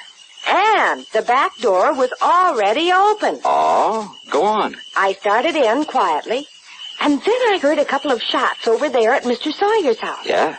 And Johnny. Yeah. There in my living room, standing behind the drapes of the front window and with a gun in her hand was this girl. The girl. Standing there watching across the street so intently that she didn't hear me come in. She started aiming the gun over at you and that man who was with you and Mr. Sawyer who'd come to the door. Yeah, well, listen, look, so let's go I sneaked inside up behind her and... Well, I'm afraid I kind of ruined one of my nicest vases on her head. And you've got her? You've got her inside? All tied up with all the clothesline I could find. Oh, honey, I love you dearly. Where is she? Here. Right here in the living room. Oh, great. What a girl. Oh, you must have really clouded her. Well, I did. But when she came to and started talking, well, honey, this burglar or whatever she is, well, she started talking her head off, trying to tell me I didn't understand. Well, how could she with that gag? And you know something? She sounded so much like me, and I got so tired of listening to that voice. Well, that's the reason I put that gag in her mouth. Well, are you proud of me? Don't you agree? She must have had something to do with it. Oh, Johnny. You know something? I love you, gal. Oh, that's what I like to do. Oh, honey. Why don't you and I just... And you preach to me about getting mixed up with people like this? Had any sense, I'd turn you over my knee and I'd... Yeah, rascal. This is much more fun, isn't it?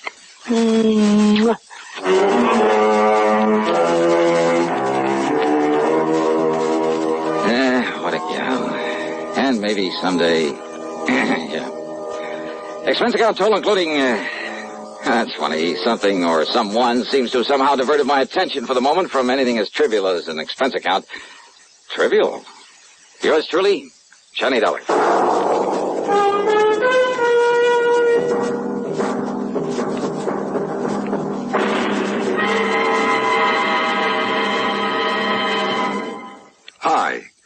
will recall this tuneful reminder of times past.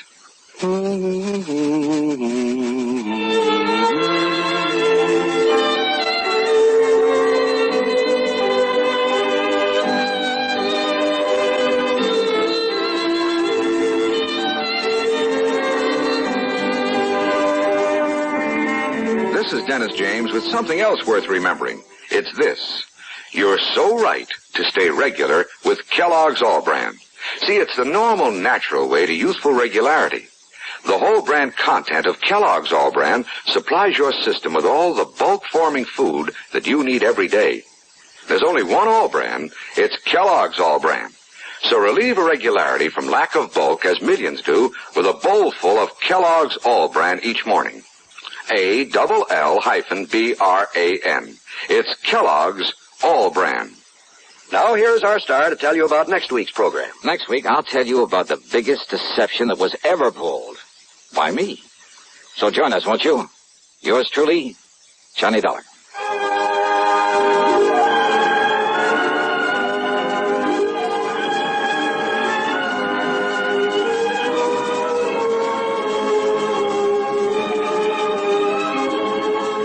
Yours truly, Johnny Dollar, starring Bob Bailey, originates in Hollywood and is written, produced, and directed by Jack Johnstone. Heard in our cast were Virginia Gregg, Jerry Hausner, Harley Bear, and Peter Leeds. Be sure to join us next week, same time and station, for another exciting story of yours truly, Johnny Dollar.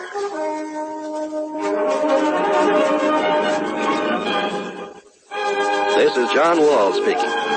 Suspense is next on the CBS Radio Network. You know, Dooley, I've been reading up on hypnosis. Come here and let me try it on you. I'm an officer of the law and don't approve of making a man divulge his secrets. However, I'll stand by in case there's criminology involved. I just want to clear up some of his problems, Officer Suds. But I haven't got any problems. I'm the soul of contentment. Maybe that's your trouble. You're too contented. Lie down, Dooley. You're going to sleep. I feel so good. He's under my influence. Now, little tyke, get up. Go straight to the beer of your choice. Astounding. He's heading for Utica Club. 'Cause Utica Club will still take the trouble to age beer the natural way. Utica Club, you see. He's got no problem. He's a happy, well-adjusted beer mug. Brewed by the West End Brewing Company of Utica, New York. Radio 59, WROW, Albany, New York.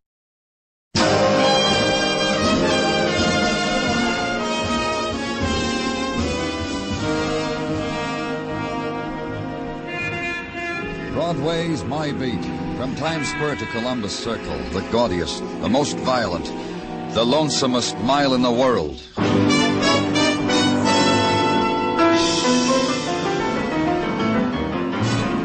Broadway's My Beat, with Larry Thor as Detective Danny Clover.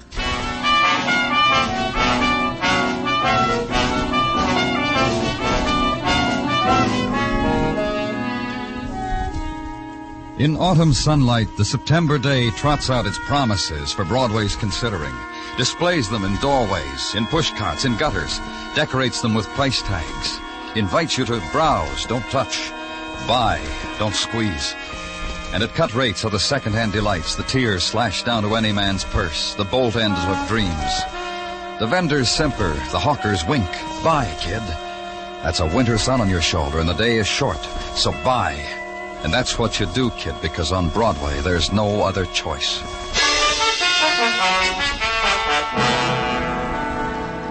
And at police headquarters, the September's day has arranged its wares of violence on your desk, stacked as to category, degree, grade. Because the day is still fresh, you put off the reaching for them, the touching of them, but it screams close to your ear.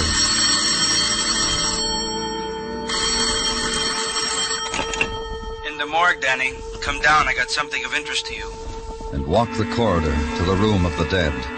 Through the swinging doors into a place without season, where all nights, all days are of equal length, where temperature is constant, where the wind is conditioned before it's let flow over death. Walk up to the man who waits for you. A nervous twitch, Danny, to juggle things in my right hand. Maybe I'll be remembered for it. What have you got, Dr. Sinsky? The man lying there. They found him in his bed last night, murdered. These that murdered him. 2 bullets. Look.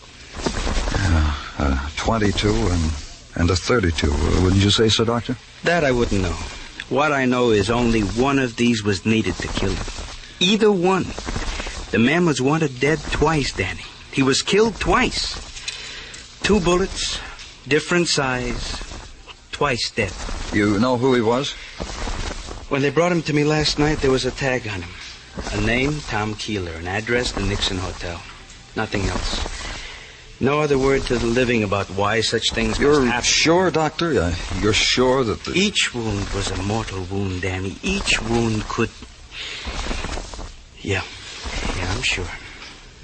You'll want these, huh? Yeah. Take them. And that's the way my day began. And the ingredients of it were a medical examiner, a murdered man, and 2 bullets. In a room of no value except to the dead, except to those whose business is with death. Consider that briefly, then push it away. Leave, go, get out, and hurry. And in the corridor, find what you're looking for. The breath of air not controlled by a thermostat. Then the walk down the hall. Turn over the 2 bullets to technical. Then outside, in the squad car, the ride to West 25th Street and to the Nixon Hotel. To the 5-story brownstone that seemed to list from pressure of the insurance housing project next door to it. Go in. Ring a bell. Wait. And be greeted by the man in gray suspenders and no shirt. Morning. Good morning. I'm Danny Clover, police. Randy Quantrill, hi. You had a little trouble here last night, didn't you? Oh, just a mess of it. Did you know the man who was killed? You mean Tom, huh? That's right, Tom Keeler. What do you mean know him? Talked to him, have a beer with him. Said hi to him. That's about the extent of my to-do with him. How about visitors? Did he have any? Look at the sign over my shoulder, Mr. Clover. Mr. Clover, you know some Clovers down in Selma, Alabama. You any kin to any Clover? No. Look at the sign over my shoulder. N.O. visitors, no visitors. And you think just because the sign is there, Tom Keeler didn't have any visitors? No, I don't, mister. We got a sign in each and every room says no smoking in bed. In the last year, we had 3 mattress fires. So what I'm saying is I never saw anybody sneak past this desk that I said to myself, there's a Tom Keeler visitor. What else about Keeler? Oh, we got mail this morning. Maybe I ought to tell you that. Yeah, maybe you should. I'm going to. Fresh mail that come this morning. Here, the letter. Oh, thanks. From the Great Northern National Bank. So I see. Please come in and talk to us with regards to your commercial account at your earliest convenience. You read upside down, Mr. Quantrill? I've lived in Baltimore. Oh. Thank you, Mr. Quantrill. Thanks a lot. And for that, Randy Quantrill winked at me, laughed noiselessly at me. Leaned against the mail rack, scratched his back with it. It wasn't the moment to intrude any longer on such private pleasures, so I left him.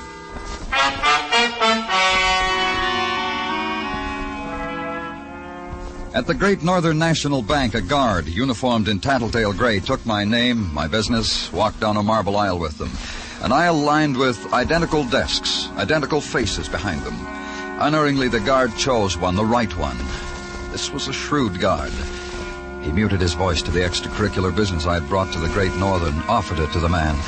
The man considered it, digested it, and when he had it all in order, motioned me to the chair the guard had placed discreetly close to him. I'm told we can help you, Mr. Clover. A man named Tom Keeler had a checking account here. We're aware of it. Therefore... Then you know that he was murdered last night in a cheap hotel? We're aware of many things, Mr. Clover. Our research... I'm sorry, I can't hear you. What'd you say? I say that our research department makes a point of informing each of us here on many diverse matters. Matters that could even most remotely concern us. Thank you. Beg pardon? I said thank you because you let me hear what you had to say. I was appointed, Mr. Clover. Should any questions arise about the late Thomas Keeler, should any questions arise, I was to answer the questions. Your interrogation is what, Mr. Clover? We down at headquarters think it's strange Tom Keeler slept in a flop house when he had a checking account with us? Uh-huh. Philosophical question, Mr. Clover. Somewhat out of my province. Pardon me, what? I say that all we know of Thomas Keeler is that we were asked to transfer $50 weekly to his account, which we have done religiously until... Who asked you to do that? Consular at Law, General George Weber. If you want his address, we shall give it to you. Thanks. You were saying you did this until... Until what? Until 2 weeks ago. Possibly 2 weeks in the fraction of a day. When Mr. Weber asked us to discontinue his generosity. Why? I suggested it's a personal matter concerning Mr. Weber. I don't mind troubling you with it. What? I'm sorry. I said that I would... Never mind. Probably wasn't important.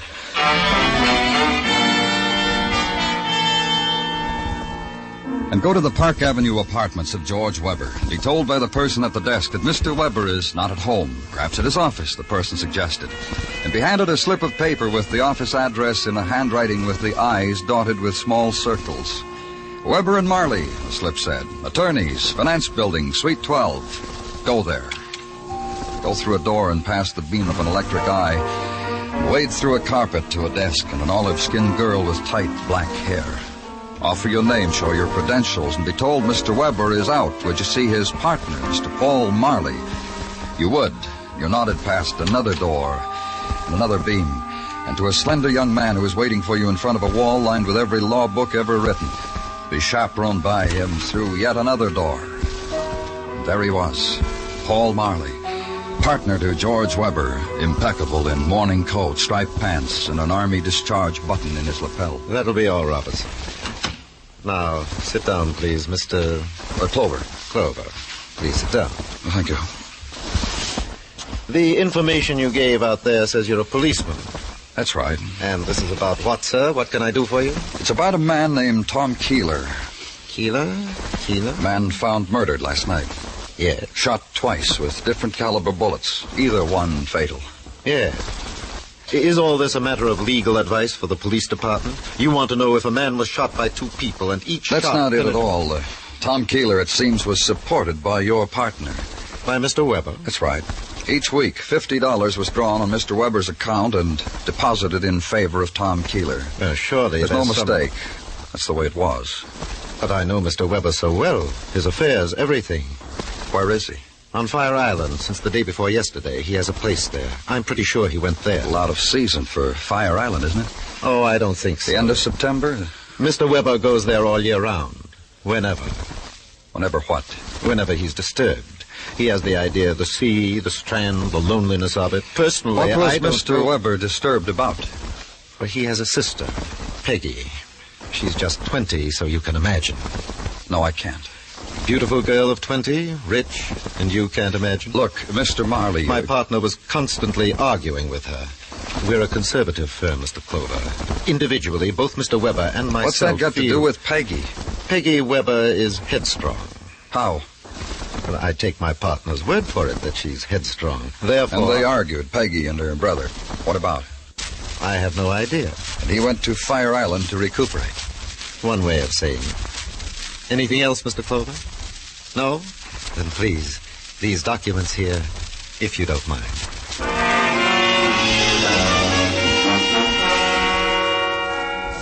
And get in touch with the authorities at Fire Island.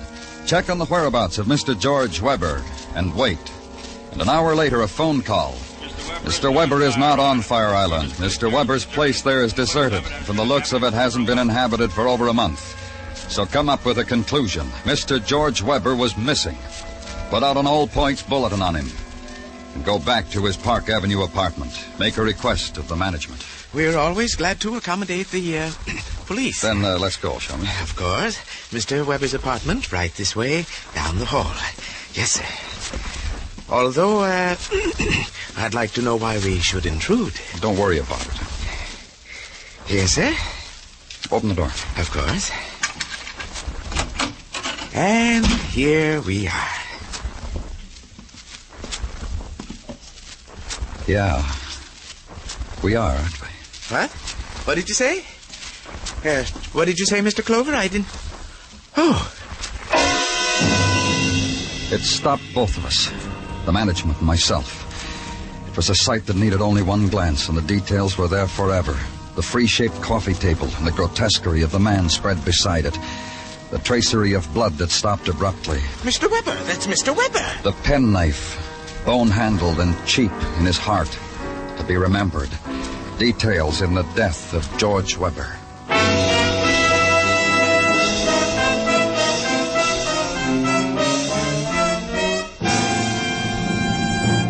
You are listening to Broadway's My Beat, written by Morton Fine and David Friedkin, and starring Larry Thor as Detective Danny Clover. There will be a slight pause while we think of an adjective to describe Mario Lanza. Sorry, guess there just isn't one adjective to describe a guy who sings just as well in the popular range as in the classics. But here's a suggestion. On CBS Radio tomorrow night over most of these same stations, don't miss Mario Lanza's All Request Show. And more of the same by lovely Giselle McKenzie and Ray Sinatra's music.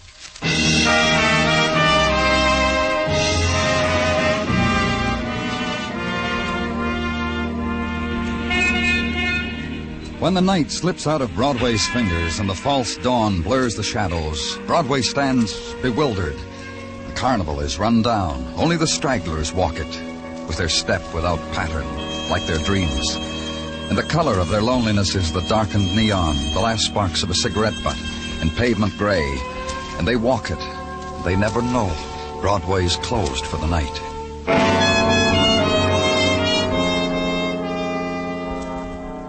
And somehow or another, whether it deserves it or not, the world gets to be 9 o'clock in the morning.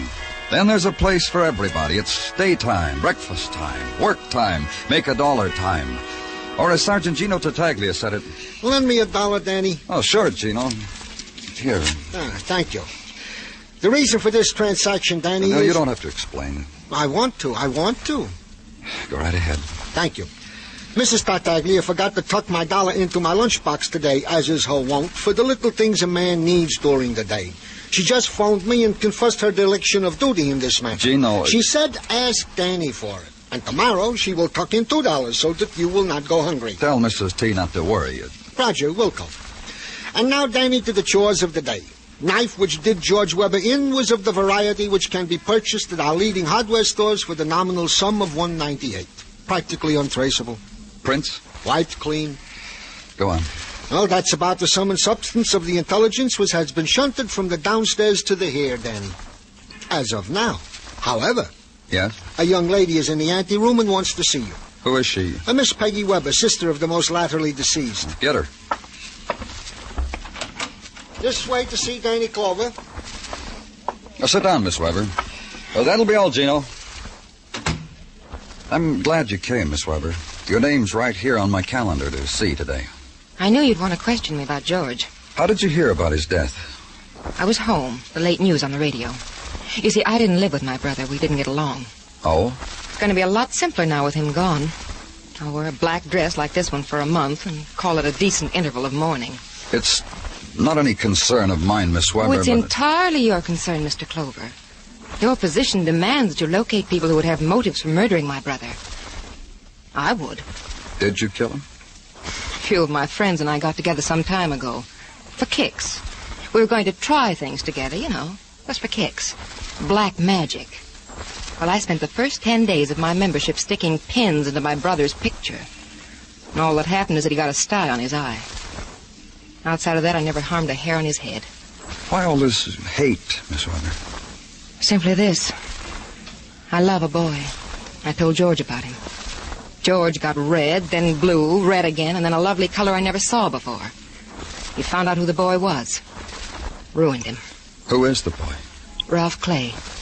Now runs a bowling alley on 3rd. One more thing. Do you know a man named Tom Keeler? Not offhand. Why? Oh, never mind. Well, leave your address with Sergeant Tartaglia, Miss Weber, and thank you very much.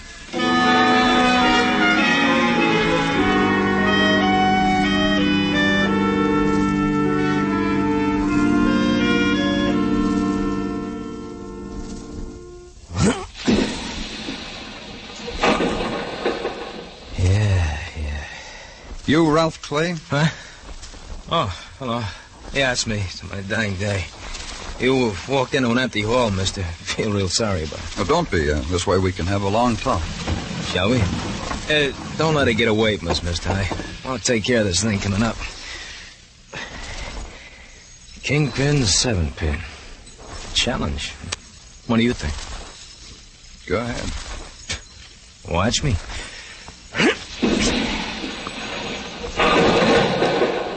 Yeah. Never say go ahead to me in that tone, mister. Not on that shot. My quirk, each day I live for it. I'll remember, Mr. Clay. Look, police. Yeah. Stick your thumb in the ball, mister, please. Have fun. I'll write it off under entertainment. Joint's bad, no one will know.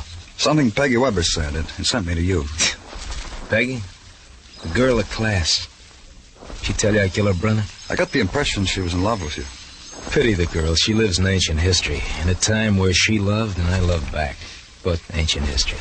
Under the bridge. Peggy did something to you? She had a brother. Now dead, I read. It stopped me for a breath on the way to the sports page. George Weber did something to you? Yeah. And I'm a man who likes to talk about it. My daily nourishment. Share it with me? Huh.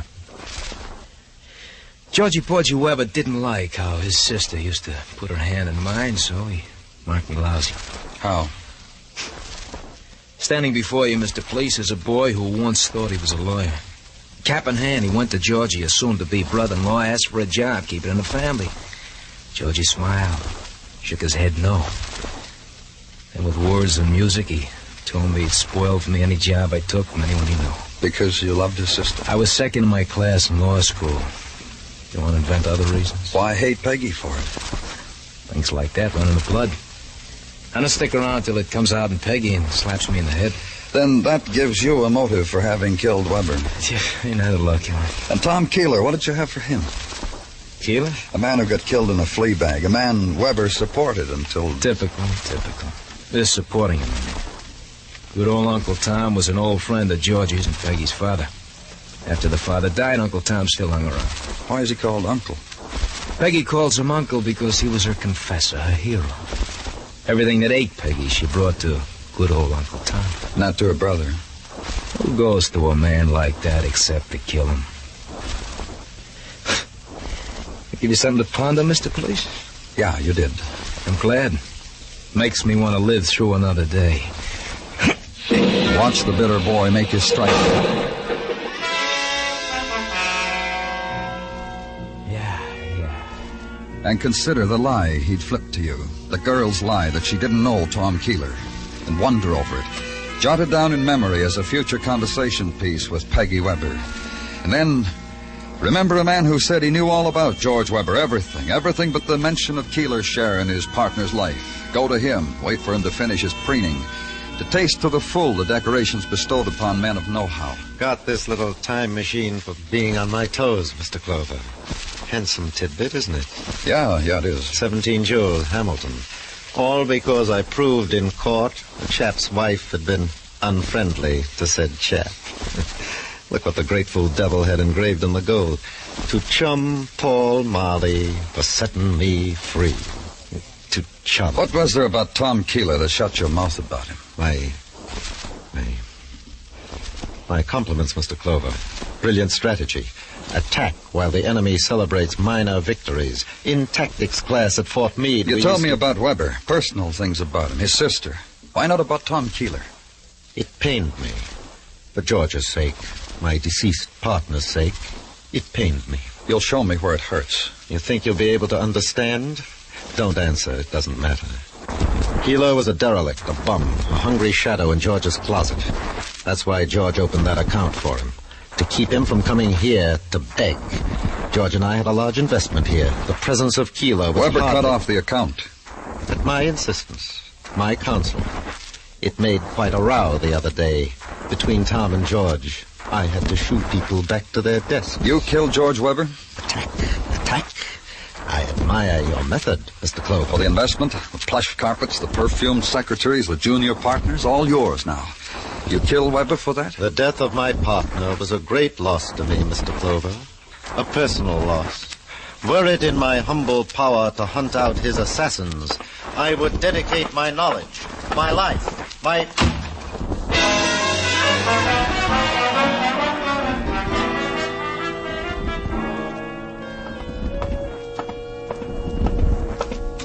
Yes? Danny, something I can do for you? Dr. Sinsky, I have an idea about something. I want you to check it for me.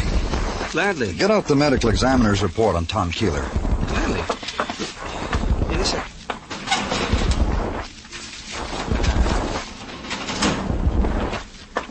Here. What do you want it for? I want to put it side by side with this one I got on George Weber. So? Here, look. It says Weber died day before yesterday at approximately 6 p.m. Uh-huh. And it says on this report that Keeler died about midnight on the same day. You know what that means, Doctor? No, what? There's a pencil on your desk. Figure it out.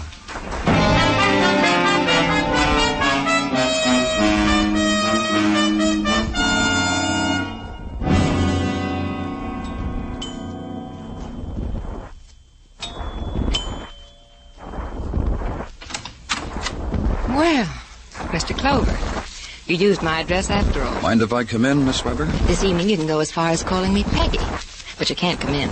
I'm afraid I'll have to... You'll have to force your way in? Well, I could relish that. Peggy. But a friend's visiting with me. Ralph Clay. You said the password. If you know that, you might as well come in. Ralph! Come out wherever you are. Say hello to Mr. Clover, Ralph. I told you a big fib, didn't I, Mr. Clover? Well, now you know. I didn't know whether you'd broken off with Peggy or not. It doesn't matter anymore. You want to ask Peggy questions, huh? You too. Goody, goody. You lied to me too, Peggy. Because I'm a liar. I give Ralph a lot of trouble that way, don't I, Ralph? Let's just listen to what the man has to say. Your lie about Keeler, Peggy. You said you didn't know who he was. I explained it to you. I'm a liar. I found out who killed your brother, Peggy. I said We heard you. There were a lot of motives floating around, Peggy. Yours was... Leave her alone. She didn't kill her brother. I did. Oh, cut it out, Ralph. Peggy. Ralph had nothing to do with it. I did it. What's the matter with you, Peggy? You're crazy. You're a liar. You lie. That's why you're saying you killed your brother. Ralph. Neither one of you killed him. You thought Ralph did, Peggy, and Ralph... What are you trying to do to us, Clover? What are you doing? Police methods trying to get us to play against each other? Take it easy, Ralph. Go on, take it easy, Ralph. Take it easy, Ralph. What are you trying to say? Talk! Tom Keeler killed Peggy's brother. What? Clover, so help me out. Listen to me, both of you. Clover! Let him talk, Ralph. Keeler killed him because his source of income was cut off. A man like Keeler could kill. A desperate man, a man without livelihood. A tramp who made a habit of living off someone else's generosity. Ralph, it was all my fault. You found your brother dead, didn't you, Peggy?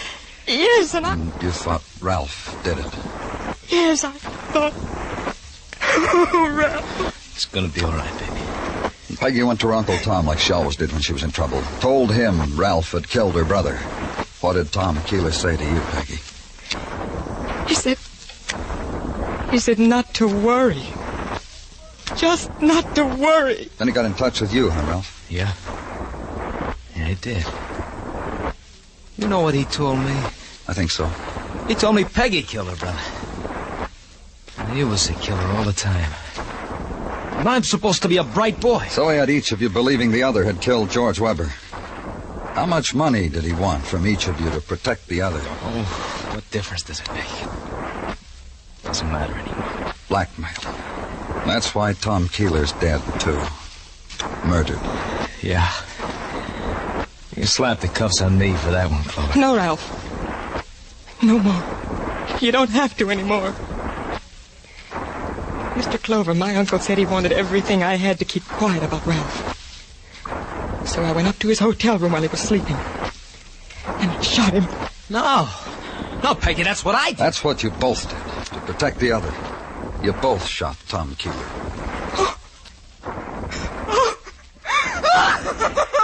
Peg, baby. Peg. Stop her! Peg! Oh, Peg!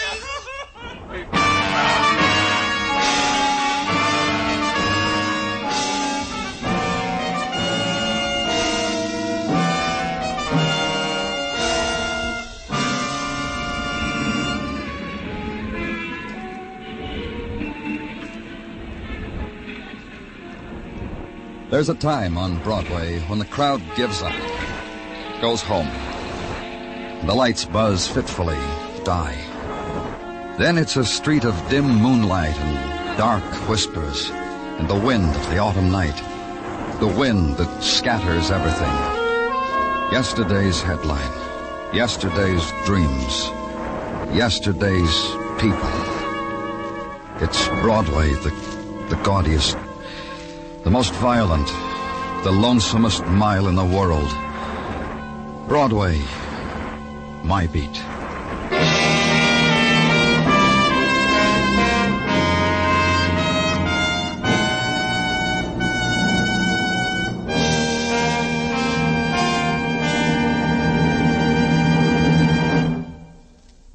Broadway's My Beat stars Larry Thor as Detective Danny Clover, with Charles Calvert as Tartaglia and Jack Crucian as Muggavan. The program was produced and directed by Elliott Lewis, with musical score composed and conducted by Alexander Courage. In tonight's story, Lillian Byoff was heard as Peggy Weber, Anthony Barrett as Ralph Clay, Paul Frees as Randy Quantrill, Bob Bruce as Mr. Chase, and Edgar Barrier as Paul Marley.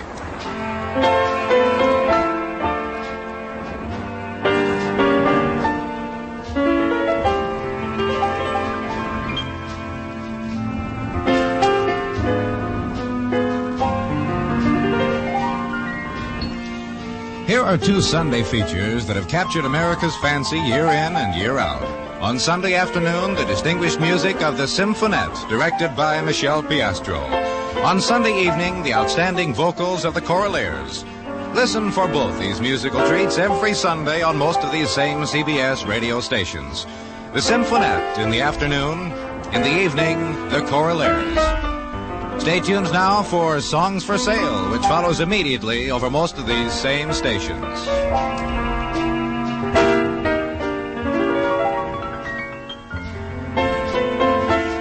Bill Anders speaking. And remember, this Monday night, Lux Radio Theater features 13 Hollywood stars in the Gala Salute on the CBS Radio Network.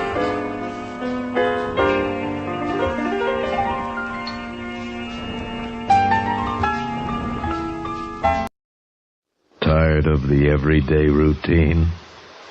Ever dream of a life of romantic adventure? Want to get away from it all? We offer you Escape. Designed to free you from the four walls of today for a half hour of high adventure. Escape. Brought to you by the Richfield Oil Corporation of New York and the independent marketers of Richfield gasolines, motor oils, and other petroleum products. Look for the Richfield Eagle on the cream and blue pumps.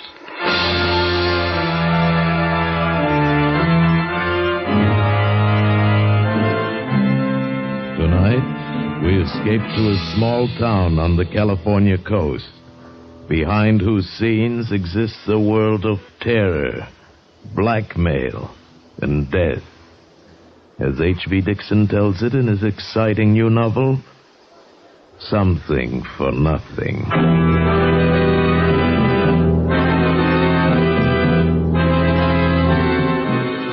The moon wasn't up yet.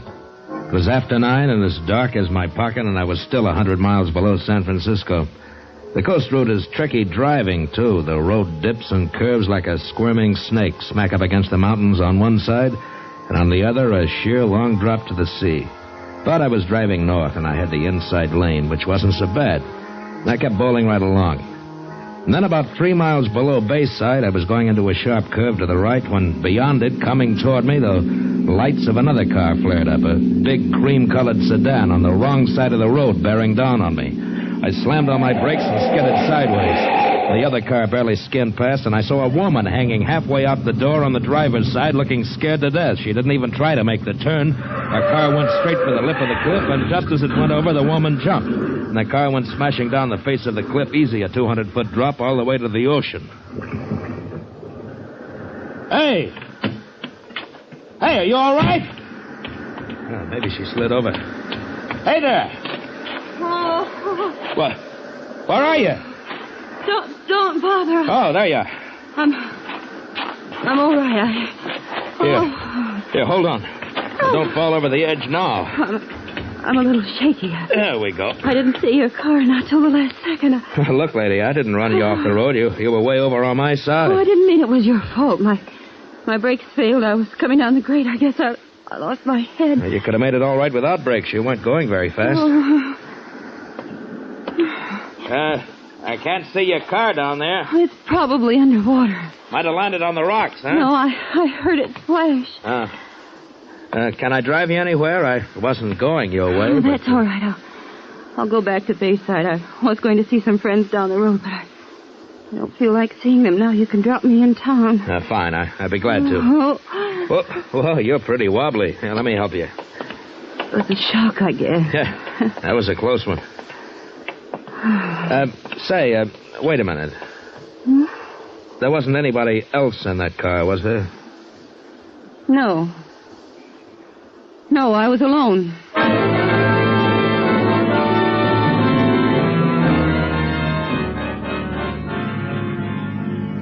You live in Bayside? Yes. I might stop off there tonight, overnight. Well, you couldn't possibly find a room tonight. The tourist season started. Well, I might find something in a motel. Oh, I'm sure everything's full up, and it's easy driving beyond Bayside. No more mountains if you're going to San Francisco. Yeah, that's where I'm going. Do you live in San Francisco? Oh, I did when I was a kid. Lately, I've been living in L.A. I've been working in pictures. Oh. For a while, I thought I'd be another Clark Gable or a Robert Taylor or something. Every agent in town was after me, but you know how it is. It didn't pan out. Why not? You're handsome. Oh, sure. Too handsome. I photographed too slick. I saw I'd never be anything but third rate, so I got out. Yes, I suppose that's sensible. Well, welcome Bayside city limits. Now, where do I take you? Straight ahead. Huh? This is Surf Avenue. It'll take you through to the main highway. Well, where do you live? Oh, you don't have to take me there. Stop here. Well, why here? I'm going to the police station to report the accident. Well, don't you want me to go along and be a witness? Oh, no, I'm sure that isn't necessary. Have a nice trip to San Francisco. Thanks. You are going right through, aren't you? Well, I guess so. Well, you'll be there in 2 hours. Yes, I know. Yes, well, thanks again, and goodbye. There was something funny about that dame. Something was worrying her besides that accident. The way she acted toward me, for instance. All she cared about was getting me out of town fast. So, naturally, I decided to stay a while to find out why. I found a room without any trouble at all, and then I walked around Bayside. I liked what I saw. The cars, the stores, the way the women were dressed. Yeah, Bayside was loaded with money. And then sometime after midnight, I dropped into a bar. One of the customers was yawking away to the bartender. I ordered scotch over ice and listened in. She phoned the station about an hour ago and said Frank wasn't the type to go somewhere and not let her know. That was the customer, a big moon-faced man with a red neck who had cop written all over him. Didn't sooner or later bust loose. What do you know? Frank's gone off out of there. Well, I told her we'd check around. Hey, she say Frank was driving that cream-colored job of his? My heart jumped like a hooked trout. He sure can't disappear far in that car. It was hard to keep the excitement out of my voice. Pardon me, but what color car did you say? Huh?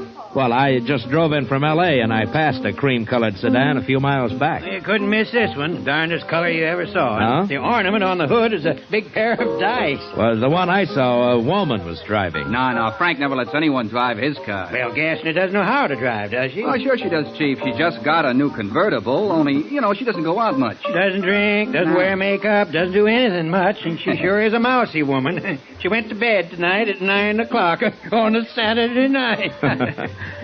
Tell me, who is this Gassner? Well, he owns this bar, a couple of restaurants, and he owns a Domino Cottage. Mm-hmm. He calls it a dude ranch, but it's really a gambling house. Oh, an important man, huh? Yeah, he is. And he isn't.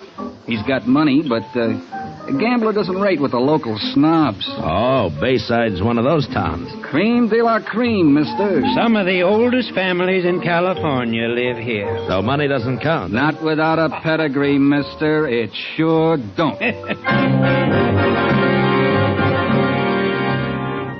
But money counts with me, especially easy money. To get something for nothing, that's the sweetest thing in life. Well, I finished my drink and went to the phone booth. First, I looked up Frank Gassner's address, 16 Yucca Drive, and I wrote it down. Then I put through a long-distance call to my pal Danny in San Francisco. He said he'd meet me in Bayside in a couple of days. When I left the phone booth, the redneck cop had left, and the bartender was getting ready to close up. I decided not to wait till morning to drop in at 16 Yucca Drive, so I paid the bartender and was halfway through the door when... Mr. Devon! It jarred me having somebody know my name in that town that particular night. I turned around fast. Gil Devon. What? What's your hurry, Gil? Don't you want to buy me a drink? I don't know you from Adam, baby. Well, I know you. I know your name, rank, and serial number. Oh, I dropped that identification bracelet again, huh? In the phone booth. I went in right after you. Here you are. Thank you. The catch keeps coming open all the time. You ought to have it fixed. Yeah, I guess so. But every time I lose it, it gets back to me somehow. Well, how about my reward? Oh? Like what? We could start with a drink. Well, I'm sorry. I'd love to, but I've got a date. That hardly comes as a surprise with shoulders like yours. Now, what does she have that I don't have? Only one thing, sweetheart, and it's not beauty. But what she has, there's no substitute for.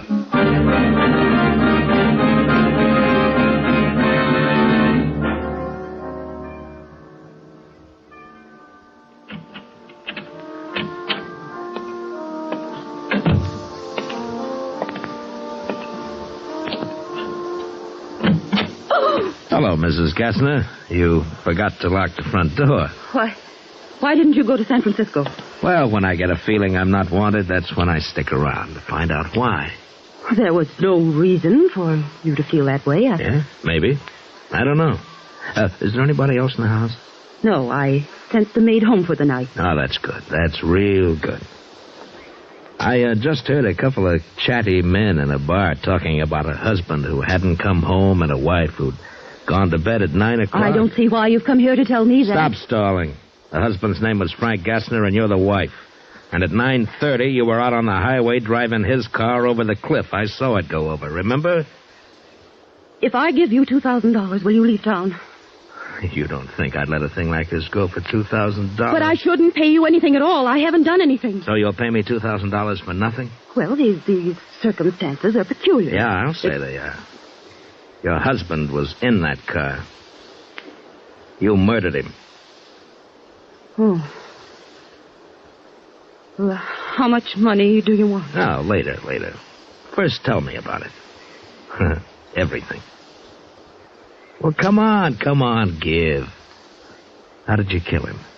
I heard him drive into the garage, but he didn't come into the house. I found him asleep in the car. He'd been drinking. Passed out cold? Yes, he often did that. I'd been waiting for a chance to kill him.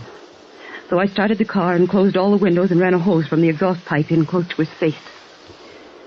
When I went out later, he was dead. Oh, carbon monoxide. I knew it might not look like an accident because he was too drunk to have closed the garage doors. So I drove down the highway and... well, you know the rest. Ah, you had it all figured out, didn't you? You'd wait for a truck driver, a woman in distress. He'd pick you up, drop you off near home. Truck drivers always stick to their schedule, so he'd keep right on going, fast, no time for questions. But instead of one of those knights of the road, I came along. Yes, you came along. How much money do you want? Oh, you can't pay me off. Not with cash. I'll give you $10,000 and not a cent more. You'll what? Don't tell me what you'll do or what you won't do. From now on, you'll do what I say. But you can't prove anything. Shall I phone the police? You saw the car go over the cliff, but you can't prove I was there. It's your word against mine. And you think they'll take yours? Well, they might, seeing that I'm a stranger, except for one thing. You didn't have a purse when I picked you up on the road. No, it's in the car. I forgot. It has my initials on it. Oh, please, I must get it back. Can you get it, please? Please. The car's probably underwater. No, please. Well, I'll rent a plane and fly down there, and look, probably have to use a boat to get to the car. Try. As soon as you can. Tomorrow? That's a little too soon. No, please, before someone sees the car. Just a minute, Mrs. Gassner. First, you and I have to come to a little understanding. Oh, anything. I'll give you anything. You mean everything, don't you, Belle?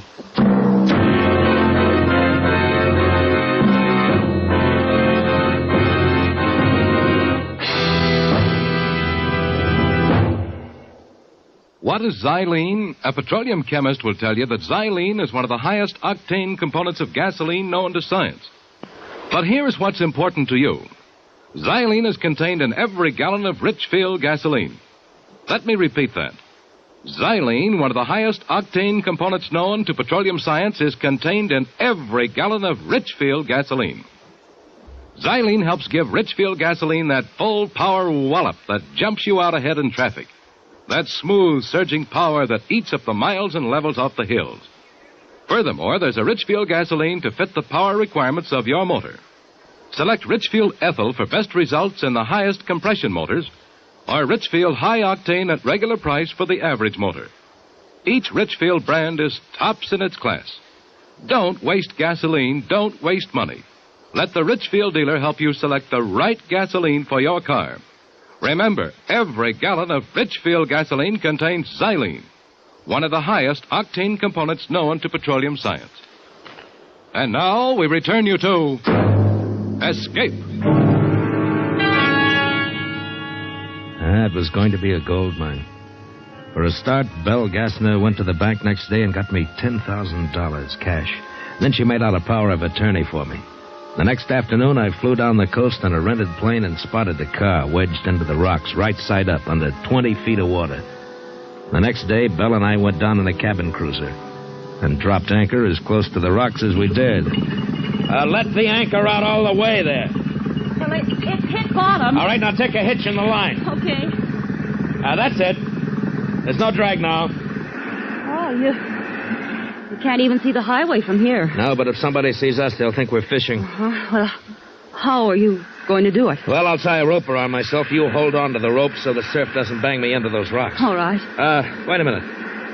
Maybe we should swim over to that big rock there and try it from there. But I can't swim. No. Well, I'll swim over and pull you across. Oh, no, I'm terribly afraid of water. All right. I'll try it from here then. But you hang on to that rope, you understand? Yeah. If anything happens to me, baby, then you're really in trouble.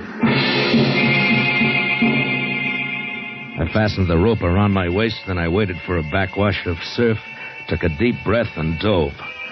My dive carried me down to the top of the car, and I hooked my arm through the front window and held myself against the force of the current. And then I looked in. It was a world of greenish twilight, but I could see everything. Frank Gassner's body was floating against the ceiling of the car, his arms and legs waving in the current, his coat flapping as if it were in a breeze. I looked away from the body and tried to find the purse. I hung onto the steering wheel and finally saw it on the floor, held onto the weight of the flashlight. When I went after it, the body brushed against me in a kind of a caress. I grabbed the purse, shoved myself out of the car, and struggled to the surface and clambered aboard. You've got it. Oh, thank heaven. Of all the fool women, you would leave something like this in the car. Well, I guess we should start back. Yeah. You know, it's funny. Now that you got my purse back, there's no way to prove I was in Frank's car. Doesn't that worry you? Not a bit, baby. I might refuse to go through with our deal. I might revoke that power of attorney. No, you won't. I still hold some aces, Belle.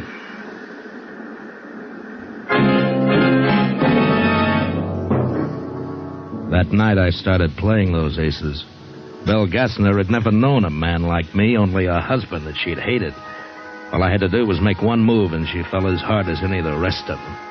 And having her crazy about me was the best way to keep her in line. Better than any threats. I didn't have to worry about Belle Gassner. Not anymore. And now I had the world by the tail on a downhill pull. When I got back to the Bayview Lodge later that night, Danny was waiting for me. So? What's the pitch, Gil? Ever hear of a character named Frank Gassner? Yeah, sure. Had a place in Reno once. Last I heard, he had a gambling joint here. Why, you working for him? No, his wife. Huh? Gassner's missing. He took a powder, met with an accident nobody knows yet. So she's appointed me manager of the whole works with power of attorney.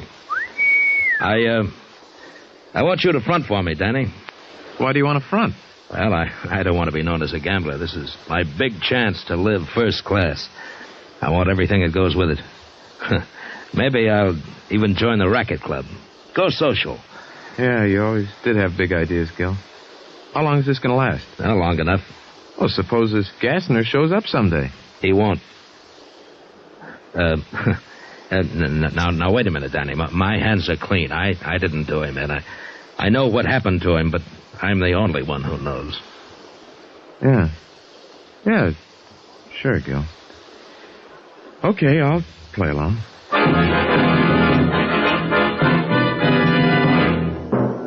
A week later, Belle introduced me around, and I took over.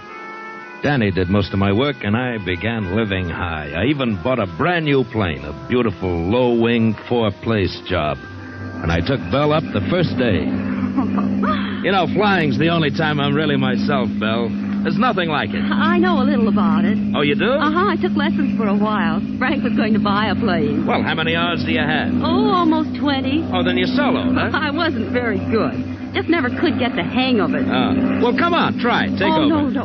Oh, come on. Do you think I can? Why, sure, it's a cinch. Well. There we go. Oh. Yeah, that's very good.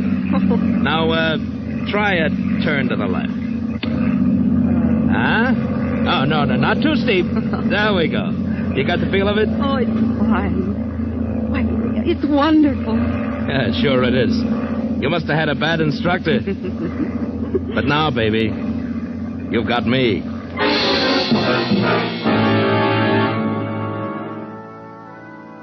The money began rolling in. I bought a bachelor house on the beach. I joined the racket club. It seemed like there was no end to the good things I'd heard about and never known. Yet, slowly, little by little, a sour note crept in. Belle began to get on my nerves. She was so possessive, I began to hate the sight of her. Now, one night at the racket club, she was dancing with someone, and I was having a drink at the bar. Hello there, Gil Devon. What? Well, hello. I just knew those shoulders went with that handsome face. Are you tied up tonight, or can you buy me that drink? Sure I can. Tell me, why haven't I seen you around since the first time? I've been to Europe since then. I'll be here for a few weeks, though. Then I'm going to New York for the winter. Oh, I thought this was your home. It's one of them. Daddy's got 4 houses scattered around the country. Oh. Look, never mind the drink. Let's go outside. Sure. You've got an edge on me. I don't know your name. Allison Price. You know something? Here's something I've always imagined would happen to me. Really? You didn't seem to think so that first night. No, well, I had something else on my mind, something that had to come first so that you could happen. And, what was that? Money. A girl like you can only come along when a man's got money to burn.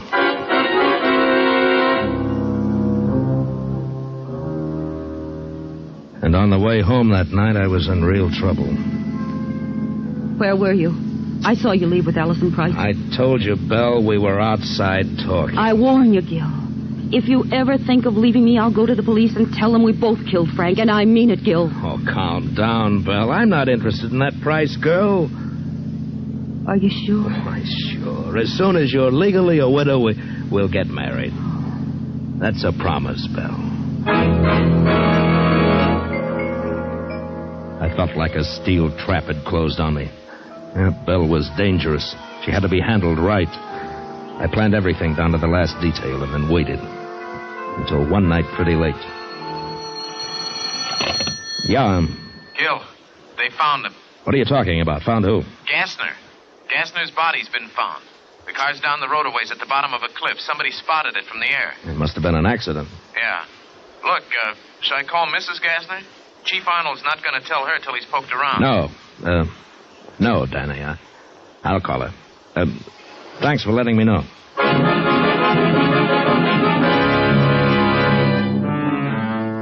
Hello, Bill. I'm so glad you called, darling. I was just going to bed. Well, you're not going to bed now. You're going to leave town. Why, I Gil? can't tell you why over the telephone. I'll pick you up in 10 minutes. All right, darling. No. Wait a minute. You better take your car. Pack a bag and drive out to the airport. Don't let anyone see you. I'll meet you there.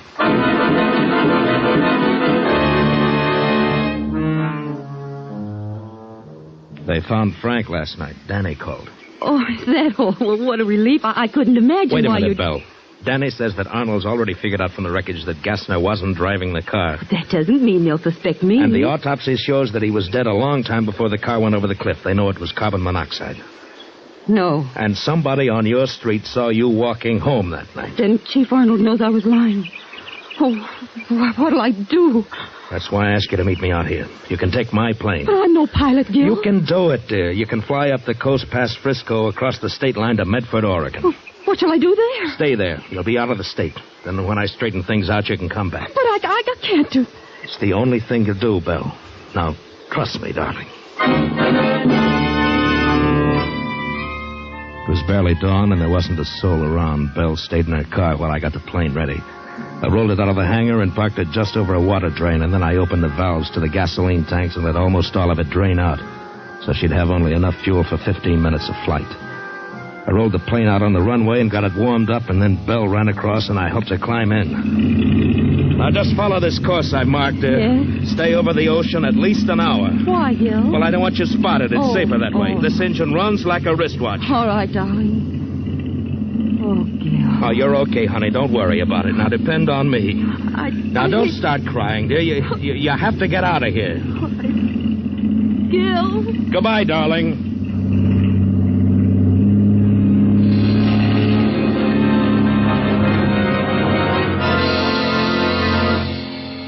She took off to the west and then flew northwest over the ocean. What a trusting fool she was. When I looked at my wristwatch driving back to town, it was 18 minutes since the plane took off. By then, it was down somewhere in the ocean out of gas. It would sink at once, and Belle couldn't swim. Well, it wasn't such a terrible way to die. And Chief Arnold would figure it this way. Belle had heard that Frank's body was found. She lost her head and ran because she had murdered him. Case closed.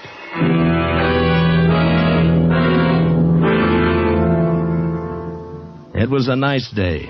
Nice day to take Allison swimming. Or for a drive up the beach. When I got to town, nothing was open yet except the drugstore, so I stopped and bought a paper. Folded it under my arm and started back to my car. And then I spotted Chief Arnold coming toward me, grinning like an ape. I wondered what was on the old fathead's mind. Hey, Mr. Devon. What? Oh, there. Well, hello, Chief. You look happy about something. Gil Devon. I arrest you for the murder of Frank Gassner. What? Are you nuts? What gives you the idea that I had anything? Ever seen this before, Devon? Sure. That's my Army identification bracelet. I haven't seen it for weeks. I'm always losing it. And it's handy for us cops that you do. This time you lost it in Frank Gassner's car. Say, isn't that Allison Price? Well, I'll be darned. She's got under your skin, too. Shut up. Shut up, you flat-foot. Here! Come here, I want to talk to you. Oh, beautiful girl. And so near. So near. And yet so far.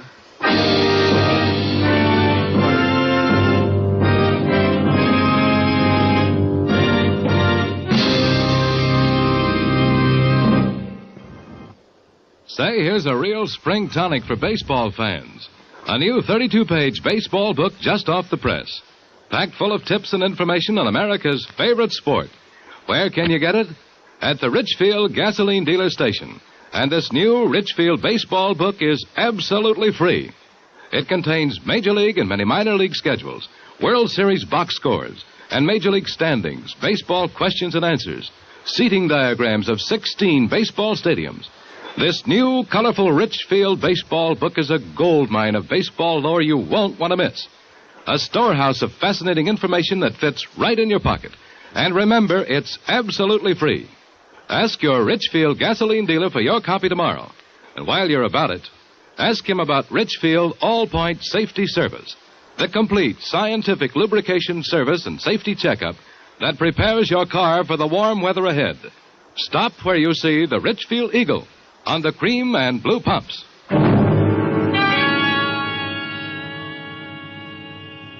Escape is produced and directed by William N. Robeson and has tonight presented Something for Nothing by H.V. Dixon, adapted for radio by Sylvia Richards. Featured in the cast were Bill Conrad as Gil, Ann Morrison as Belle, Frances Cheney as Allison, Will Gear as Arnold, Rick Vallon as the bartender, and Paul Frees as Danny. Special music was arranged and played by Ivan Ditmars. Next week. You are being whirled through the streets of New Orleans by the gay revelers of Mardi Gras. But somewhere in the crowd, dressed as a clown, is a murderer. Your murderer, from whom there is no escape.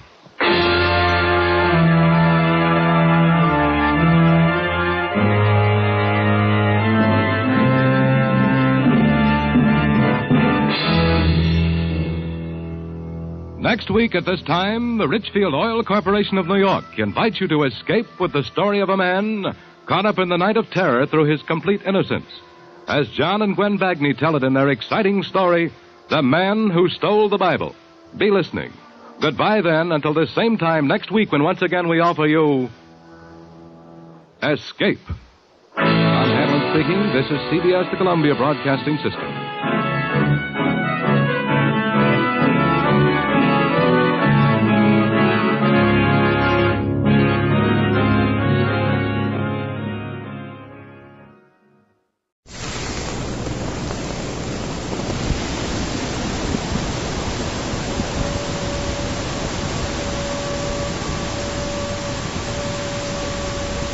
Presenting Mr. Keene, tracer of lost persons in The Rented Cottage Murder Case, a new weekly feature on NBC's All-Star Festival of mystery, comedy, music, and drama.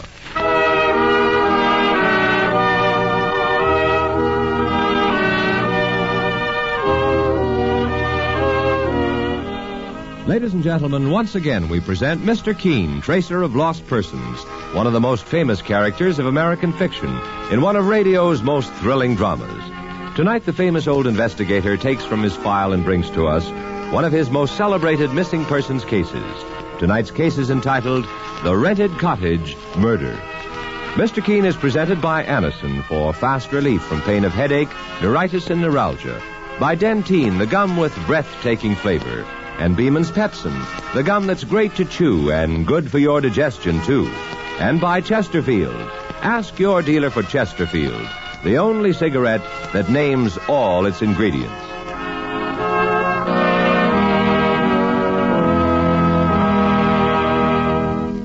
Every day you hear more and more about an incredibly fast way to relieve the pains of headache, neuritis, and neuralgia. It's Anacin, A-N-A-C-I-N. Now, the reason Anacin is so wonderfully fast-acting and effective is this. Anacin is like a doctor's prescription. That is, Anacin contains not just one, but a combination of medically proven active ingredients in easy-to-take tablet form. Thousands of people have received envelopes containing Anacin tablets from their own dentist or physician, and in this way discovered the incredibly fast relief Anacin brings from pains of headache, neuritis, or neuralgia.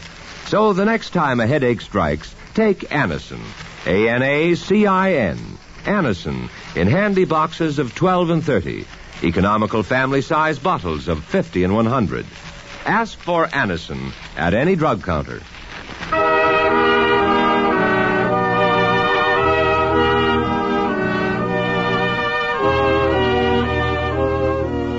Now, Mr. Keene, tracer of lost persons in The Rented Cottage Murder Case. Our scene opens as three people are about to enter a gleaming white cottage. Its charm dimmed only by a large real estate sign reading, "For rent," at the lowest rental within 100 miles of New York. One of the three is the rental agent, the second a man on crutches, the third his wife. And she speaks the words that lead to murder. Mr. Burkett, you don't mean to say my husband and I can rent this lovely place for $25 a month? That's the price, Mrs. Haynes, and it's completely furnished. I'll open the door. Careful, Mr. Haynes. The floor has just been waxed. Your crutches may slide. Thanks. I'm all right. Lovely place for $25 a month, isn't it? Mr. Burkett, are you sure that's the rent? It doesn't seem possible, does it, Tom? Mr. Burkett, why should a place like this rent for almost nothing? From other places my wife and I looked at, this should bring at least $200. You're the 10th couple I've shown it to, Mr. and Mrs. Haynes, but nobody would touch it. They were afraid. Afraid? Of what? A murder was committed in this cottage. A murder? I wouldn't spend a night here for $10,000 myself. Anyway, that answers your question about the giveaway rent. You better let me show you something else. Well, my husband and I aren't the scary kind, are we, Tom? Besides, beggars can't be choosers. I've told you what I think about this place, Mrs. Haynes. A furnished room somewhere might be safer. Well, what do you think, Tom? You decide, Jenny. It may be unpleasant at first, but there's no reason for anyone to harm us. All right, Jenny. Here's $25 for the first month's rent, Mr. Burkett. I wish I had you folks' courage. I'll go to my office and be right back with a receipt. You may change your minds meanwhile. Jenny, I hope you won't be nervous living here. Murder isn't a nice thing to think about. The only thing I ever worry about is you, Tom. I want you to get well again. And this is just the place for you. I know, Jenny. And I will. Oh. Of course you will, dear. I'm simply dying to see the bedroom. I guess this is the door to it. Oh, no. It's a little hall. She fell for it like the fool she is. Hey, take that gun off me. I might have known. No, don't shoot. We'll talk this over.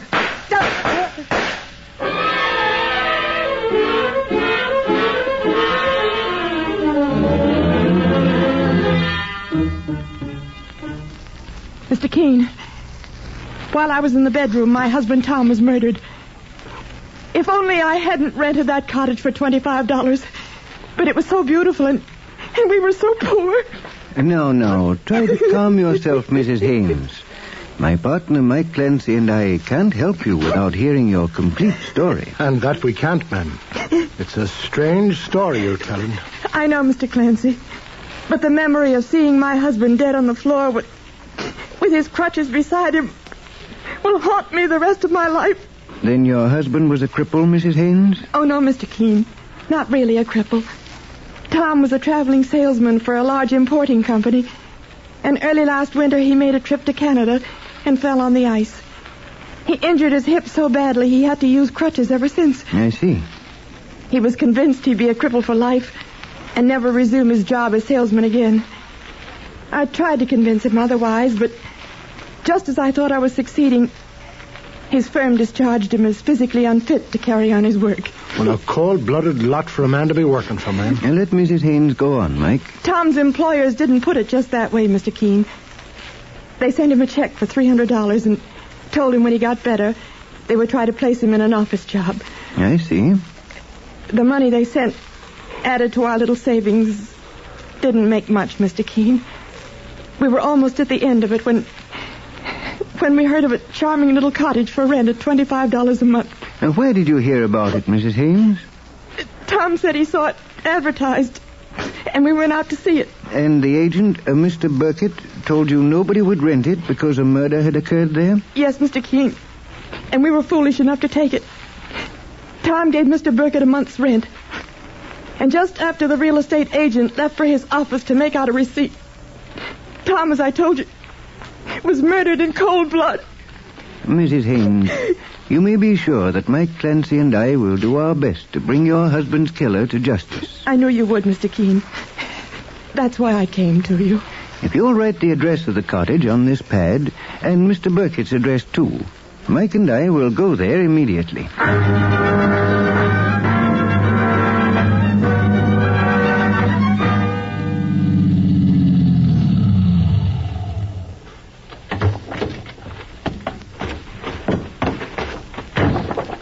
Well, here we are, Mr. Keene. The White Cottage. Yes, Mike. And as charming as Mrs. Haynes described it. Why, the door's open. We'll go in, Mike. My, see the way it's furnished, boss. Looks like an ad for a furniture store. But on second glance, it's all old stuff and ready to fall apart. Mike, every piece of furniture here is a valuable antique. Imported from England. Well, I'd not give much for it. Now, that old bookcase alone is worth several $1,000s. Quite unusual furniture for a small cottage. Well, I guess Mrs. Haynes' husband was standing about where I am, Mr. Keene, facing the front door when he was shot. Yes, Mike. And I imagine this door behind us leads to the bedroom hall. Now, listen, Mike. There's someone in the bedroom. Come on, and have your gun handy. I'll go first, boss. Very well, Mike. Hold still, me bucko. Who the devil are you? My name is Keene, and this is my partner, Mike Clancy. Mr. Keene, the famous investigator? Oh, that's different. Glad to meet you. My name is Orville Burkett. The man who rented this cottage to the murdered Tom Haynes? Yes, Mr. Keene. And nobody can say I didn't warn him not to rent it. I told him and his wife it was a murder house. I wouldn't spend a night here for $10,000. I notice you've moved the bed into the middle of the room, and everything else as well. May I ask what you're looking for? A pair of crutches, Mr. Keene. Pair of crutches? When Mr. Haynes and his wife rented the place, he was on crutches. When the police came after he was murdered, the crutches were gone. They couldn't find them. I thought I might. Boss, Mrs. Haynes didn't tell us about the crutches being gone. She probably forgot to, Mike, in her sorrow and shock. Mr. Keene, I take it Mrs. Haynes has engaged you to get herself in the clear? Mrs. Haynes asked me to find her husband's killer, if that's what you mean, Mr. Burkett. Not at all. She was alone in the house with her husband when he was shot to death. Personally, I'm inclined to go to the police and suggest they arrest her for the murder. Well, listen to that, boss. He's trying to get himself off the spot. Mr. Clancy, are you suspecting me of murdering a man I'd never seen before and whom I warned not to rent this cottage? Well, if you ask me, you could have doubled back when you went for the rent receipt and murdered Mrs. Haynes' husband while she was in this bedroom. That's true, Mr. Clancy, but I didn't. Just a moment, Mike. No doubt Mr. Burkett can explain why we find him here in what seems to be suspicious circumstances. I came here to meet the owner of the cottage, Mrs. Herbert Lorraine. Mrs. Herbert Lorraine? The wealthy dowager? Yes, Mr. Keene, and she'll return here any minute. She went out for a sandwich and tea. I took advantage of her absence to look for the missing crutches. I see. And that gives me an idea that may give you a clue to Mr. Haynes' murder. It does, Mr. Burkett? The other person murdered in this house was Mrs. Lorraine's husband, and under the same circumstances. Mrs. Lorraine's husband was murdered here? Yes, Mr. Keene. That's why she gave me orders after Mr. Lorraine's death to rent the place for anything I could get. That explains a great deal. And also presents a strange coincidence. And that it does, Mr. Keene, sir. But I'm wondering, Mr. Burkett. Yes, Mr. Clancy? Are you going to tell us Mr. Lorraine was crippled like Mr. Haynes was, and that his crutches were missing too, following his murder? No, Mr. Clancy. But the odd thing is that Mr. Lorraine had a deep sympathy for anyone who was crippled. He gave generously to cripples. A large number called on him here, and he never turned one away. Pretty story, that. It may be true, Mike. Mr. Burkett? Mr. Burkett? That's Mrs. Lorraine now. Oh, I didn't know anyone was with you. Mrs. Lorraine, this gentleman is Mr. Keene, the famous investigator. How do you do, Mr. Keene? How do you do, Mrs. Lorraine? This is my partner, Mike Clancy. Pleased to meet you. I'm glad somebody called on you to solve this dreadful murder in my cottage, Mr. Keene. I'm making the investigation in behalf of Mrs. Haynes, the murdered man's widow. Oh, that poor woman. I understand how she must feel. Mr. Burkett told me your own husband met his death here in much the same way. A year ago, Mr. Keene. I suppose Mr. Burkett told you that the Mr. Haynes who rented this cottage and was murdered was a former employee of my husband's old firm, the Lorraine Import Company? I couldn't have told Mr. Keene that, Mrs. Lorraine, because you didn't tell me. It's the first I ever heard of it. Don't you remember, Mr. Burkett?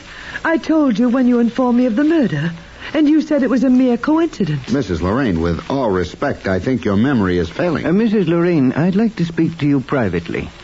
Will you step into the hall with me? Surely, Mr. Keene. Mrs. Lorraine, it's very puzzling why Mr. Burkett failed to tell me the murdered man was a former employee of your husband's company. Mr. Keene, I know I told him. My husband often spoke of a Mr. Haynes. He was a traveling salesman for the company. Do you recall how long ago he was discharged from his job? Because he was crippled? Because he was crippled? Why, no. But I scarcely could know. On my husband's death, his business was sold. The present owner is named Ambrose Carter, I believe. Mr. Ambrose Carter. I'll scribble that name down. From what I hear, Mr. Carter is quite a different man from what my husband was. Mr. Burkett, the rental agent, says your deceased husband had a warm spot in his heart for anyone who was crippled, and that a number of cripples came here and he gave them money. Is that true? Yes, Mr. Keene. My husband used this cottage as a sort of hideaway, but they found him, many on crutches. Is it true that you commissioned Mr. Burkett to rent this cottage for the small sum of $25 a month? Yes, Mr. Keene, and completely furnished. My husband was murdered here. I understand. Thank you, Mrs. Lorraine. Mr. Keene, about that poor Mrs. Haynes, whose husband was murdered here, too. Is she in good financial circumstances? I'd like to help her. You're a good-hearted woman, Mrs. Lorraine. I realize from tragic experience how she feels. I hope to see you again.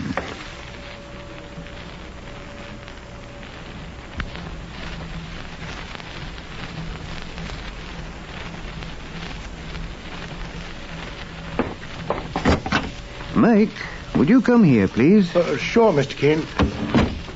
I believe Mrs. Lorraine has given me the clue to solve the murder in this cottage. She has? We will now visit the present owner of the Lorraine Importing Company, Mr. Ambrose Carter. Yes, Mr. Keene. And on the way, I'll phone the police. It's possible Mr. Burkett, the real estate man, is connected with the murder.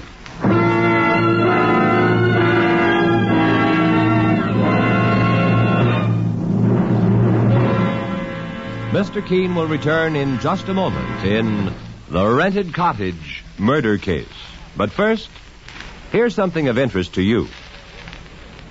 For breathless moments, for your breathless moments. Chew Dentine, the gum with breathtaking flavor. Dentine tastes so good. Dentine freshens your breath. Dentine helps keep your teeth sparkling clean and white. Dentine, the gum with breathtaking flavor. Before you go out, and always after eating, drinking, smoking, refresh your breath with Dentine.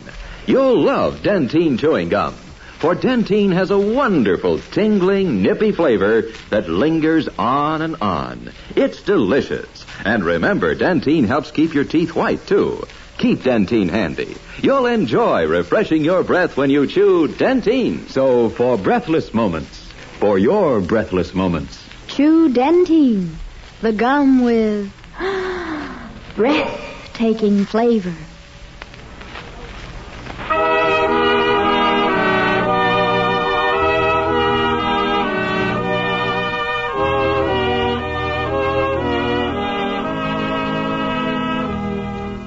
Now back to Mr. Keene and The Rented Cottage Murder Case.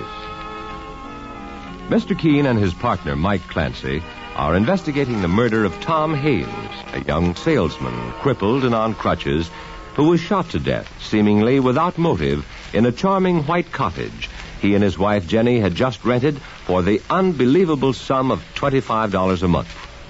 Mr. Keene has questioned Orville Burkett, rental agent, who was suspiciously near at the time of the murder. Also, the wealthy owner, Mrs. Lorraine, who offered the cottage at such low rent because her own husband was murdered there a year ago. Now Mr. Keene and Mike are approaching the office of the Lorraine Import Company, where the murdered Tom Haynes had worked. and which Mrs. Lorraine's husband had owned.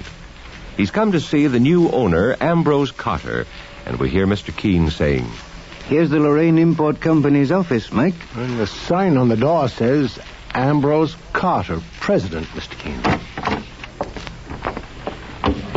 Do you gentlemen wish to see someone? Yes, Mr. Ambrose Carter, if he's in. I'm Ambrose Carter. Well, my name is Keene, and this is Mike Clancy, my partner. Mr. Keene, the private investigator? I'm investigating the murder of Tom Haynes. I understand he was employed by you, Mr. Carter. Tom Haynes worked here until 6 months ago.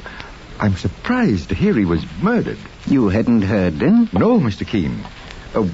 Where was he murdered? At Mrs. Lorraine's cottage, a few minutes after he had rented it.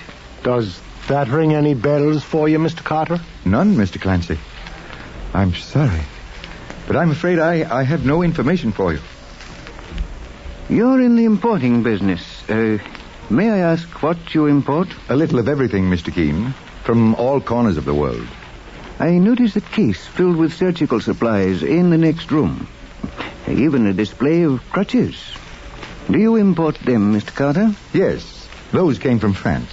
But since I took over the business from Mr. Lorraine's estate, we're discontinuing that line. Tom Haynes was on crutches when he was murdered, Mr. Carter. Was he really? I didn't know he used crutches. Well, I'm informed you discharged him because he was a cripple, saying he couldn't continue his work as a traveling salesman. Then you were misinformed, Mr. Keene. Who told you that? The murdered man's widow, Jenny Haynes, told me. That's wrong. Her husband quit his job here. Mr. Carter, may Mike Clancy and I look at one of those crutches in the case? You certainly may not. The case is locked. Well, I'll open it up and get a pair out anyway, Mr. Keene. Never mind, Mike. We'll bid Mr. Carter goodbye now. Glad to have met you, Mr. Keene. I hope I didn't give you any wrong impression. I understand. Good day. Mr. Keene, sir, why are we leaving so fast? He's sufficiently alarmed as it is, Mike. My request to look at the crutches in that case shocked him. Oh, yes, it did. And I picked this card off the floor. Why, it's Mr. Carter's own card. Expressing sympathy at the death of the murdered man. Undoubtedly, it was to be sent with a floral offering to Tom Haynes' funeral. Well, Carter said he didn't know Mr. Haynes was dead, boss. There's a sinister connection between Carter's office, Mrs. Lorraine's cottage, the agent, Orville Burkett, who rented it to the murdered man, and the crutches. Yes, boss? I'm going to ask Lieutenant Hale of the police to confiscate a pair as murder evidence. Well, what's the next move, Mr. Keene? We'll return to the office immediately, Mike, and put certain things into operation.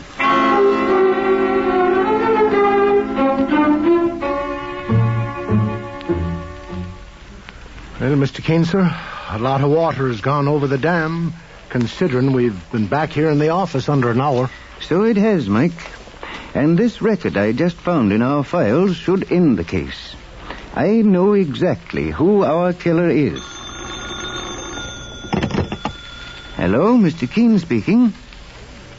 Yes, Lieutenant Hale. You have the crutches from Mr. Carter's office and are sending them over. Good. I suggest, then, that you arrest all the suspects I named to you and send them to the murder cottage. Yes, I'll deliver the murderer to the police there. Goodbye. Shall I get the car now, Mr. Keene? Somebody's at the door, Mike. Mr. Keene. Mr. Clancy. Mrs. Haynes, what happened? Mr. Burkett, the rental agent, found out where I lived. He threatened to kill me if I said anything to you about poor Tom's crutches. Saints preserve us. Then Ambrose Carter phoned me to stay away from that cottage at the price of my life. I'm scared to death. Mike Clancy and I will protect you, Mrs. Haynes. There's nothing to fear now. And when I got to our room, it had been ransacked. Even parts of the paper torn off the wall. I'm not surprised, Mrs. Haynes. Now, Mike and I will take you with us to the death cottage. Hurry, Mike, to the car.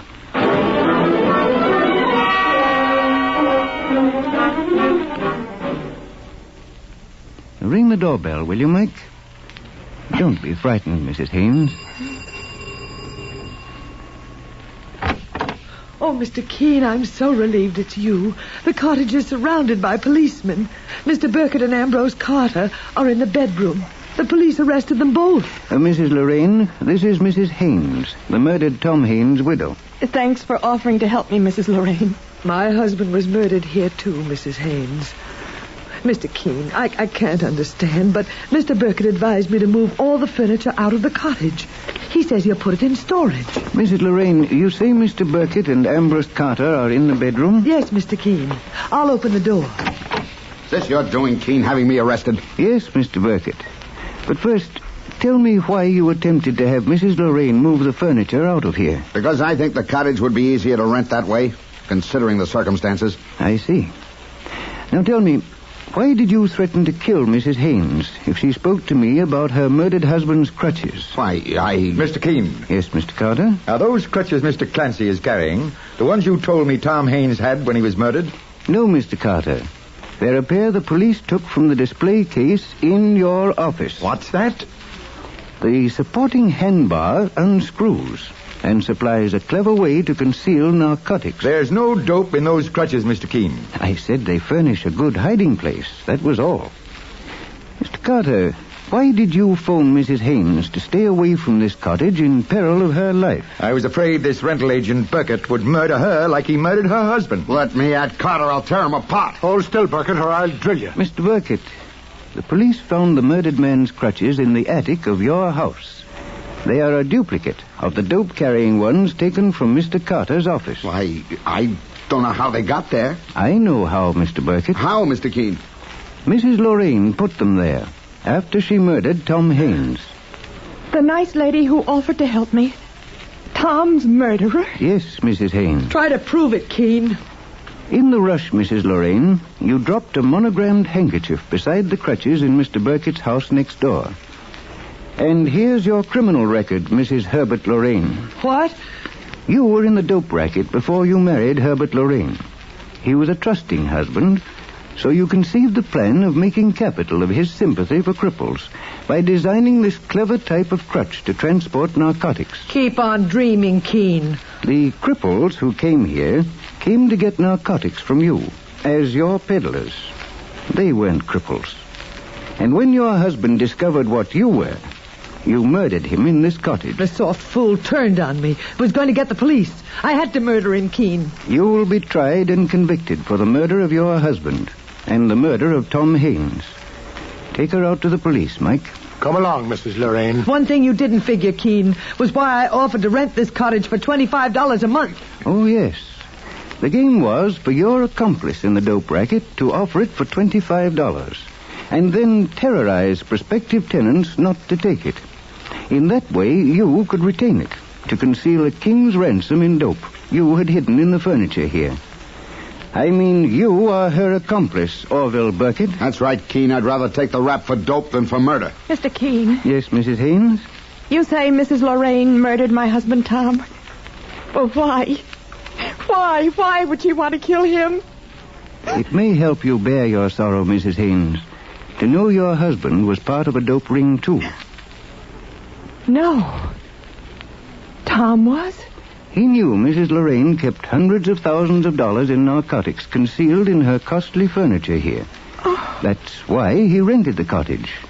That's why he couldn't be frightened by the murder story. And that's why Mrs. Lorraine murdered him. Oh, Mr. Keene. Your life will be better without him.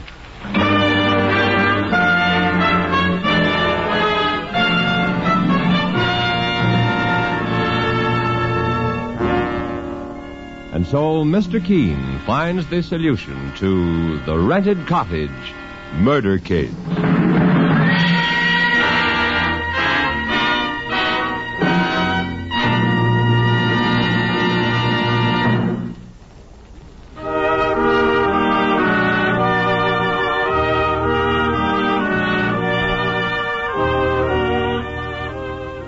Listen again next week to Mr. Keene, Tracer of Lost Persons, a new weekly feature on NBC's All-Star Festival of mystery, comedy, music, and drama. Brought to you by Anacin for fast relief from pain of headache, neuritis, and neuralgia. And by Dentyne, the gum with breathtaking flavor. And Beeman's Pepsin, the gum that's great to chew and good for your digestion, too. And by Chesterfield, the only cigarette that names all its ingredients. Sound off for Chesterfield, the cigarette that's much milder, with an extraordinarily good taste, and most important, no unpleasant aftertaste. Mr. Keene, Tracer of Lost Persons, is based on the novel Mr. Keene. The radio sequel is originated and produced by Frank and Ann Hummert. Dialogue by Frank Hummert. Directed by Richard Leonard. Philip Clark plays Mr. Keene. Your announcer, Jack Costello. Remember, Mr. Keene is on the air at this same time every Thursday at 8:30 Eastern Standard Time. Don't miss Mr. Keene next Thursday, when the kindly old tracer turns to The Mother's Plea murder case.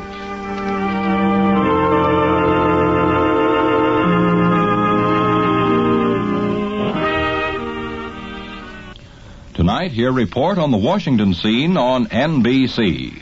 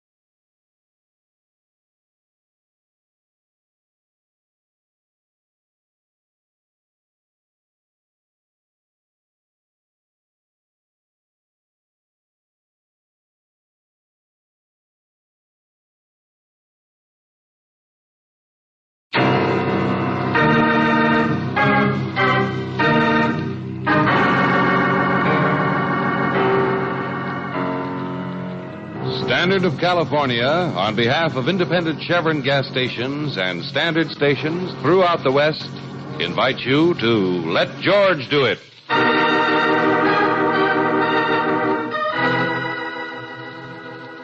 The motif is murder, another adventure of George Valentine. Personal notice, changes my stock and trade. If you're running a poor last and your whole life depends on you finishing in the money, you got a job for me, George Valentine. Write full details.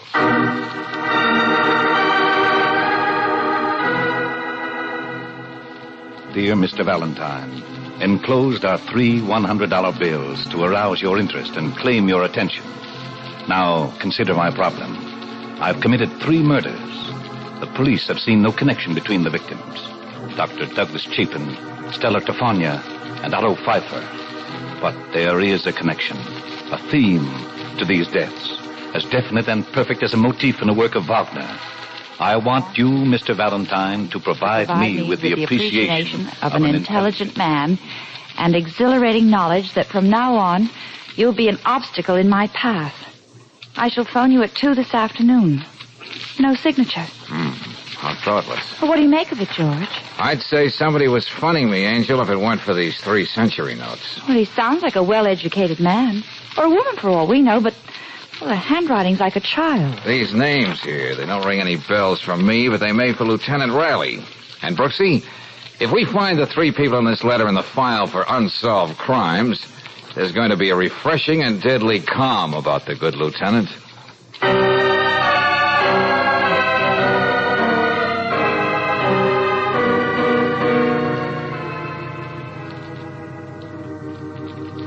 Dr. Douglas Chapin, well-known surgeon. Stella Tefania read the bumps on your head, the lines in your palm, and your future in a crystal ball. And Otto Pfeiffer, honest, hard-working diamond cutter. Now, find me a motif in that combination, Valentine, and I'll eat it. Well, let's skip that for a minute, Lieutenant. The fact remains that whoever wrote this letter knew about these crimes. And they weren't exactly front-page stuff. You yourself said that Otto Pfeiffer's name never even got into the newspaper. Missing Persons is working on that, Miss Brooks. The man simply disappeared. Yeah, but our correspondent assures us it was murder, wherever the body might be. Dr. Chapin's death was tagged as a suicide or an accident. Take your choice. He was taking a smoke up on the roof of St. Mary's Hospital after an operation. The next thing, they were picking him up off the street. Which leaves us with only one murder as such. Yeah. Stella Tefania.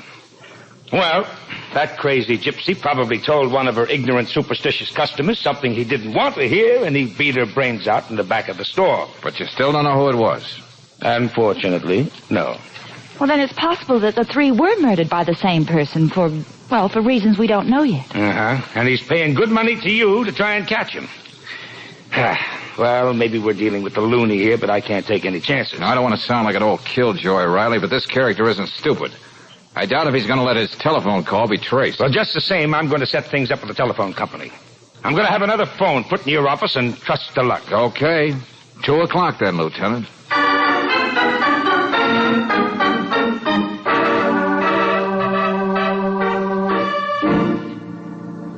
Now, have you got everything straight, Miss Brooks? Uh-huh. All I do is get the special operator on this phone as soon as the call comes through to George. Then if he can hold the call long enough to be traced, I flash the information to headquarters on this emergency. Yes.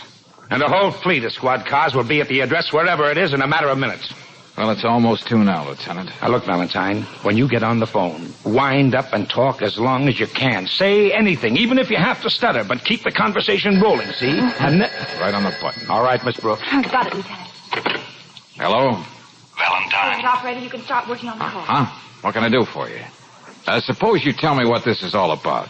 You sound as though you know who this is. Yeah, you're very punctual. Now about that letter. Never mind that. Let me do the talking. I know you're trying to trace the number I'm calling from. Would that be located at the State Hospital for the Insane? I also know the shortest time it takes the operator to track down any number. You can be sure I'll hang up before then. What else do you know that's interesting, Rollo? Have you read any good books lately? Yes, there is something else I know. You've also got a police lieutenant in your office.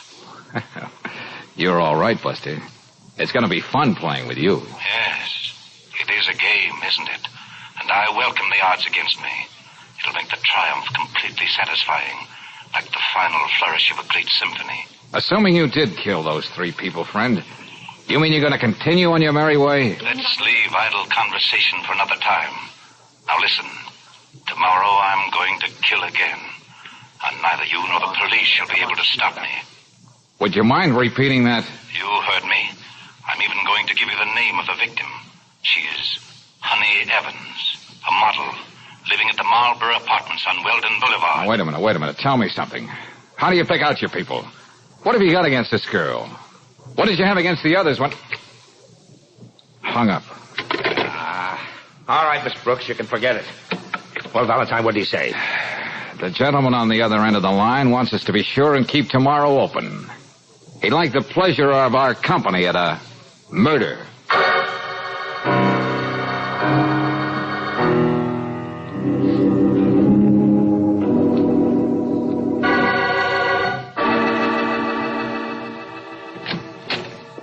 It's all right if I take in my morning milk, isn't it, Mr. Valentine? Sure, Miss Evans.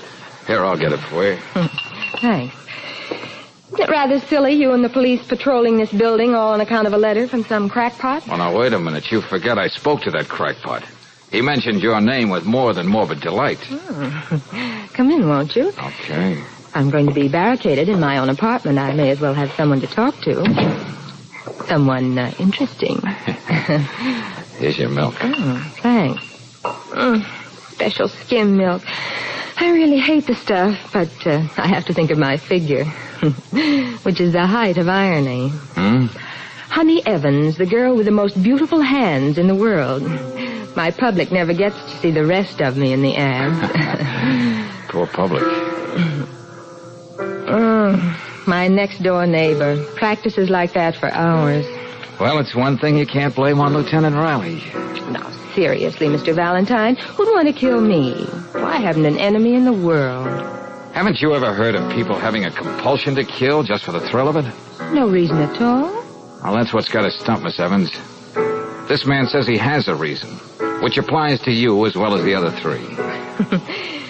You know, I think I'm really beginning to feel a little buttery around the knees about this whole thing. You have a marvelous knack for understatement, Miss Evans. Now go ahead, have your breakfast.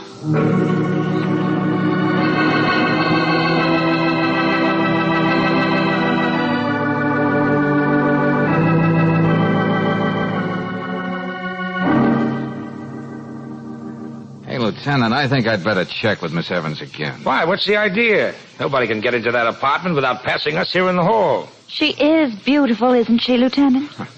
If you keep on being so subtle, Angel, no one will ever know what you're talking about. I merely said that... Wait a minute. And where do you think you're going, Miss Evans? I'm sorry to spoil your fun, Lieutenant Riley, but I've got to go out. My agency just called. Duchess Jewels wants me to model some bracelets for them. That can wait till tomorrow. Oh, no, it can't, Mr. Valentine. I've been waiting ages for this account. It means a great deal to me. Full-page ads in all the national magazines. Miss Evans, we can't use force, but I'm telling you And I'm telling you, Lieutenant, that... Oh, George. I got it. Miss Evans, what's wrong? Hey, you better get an ambulance, Riley. This girl is dying.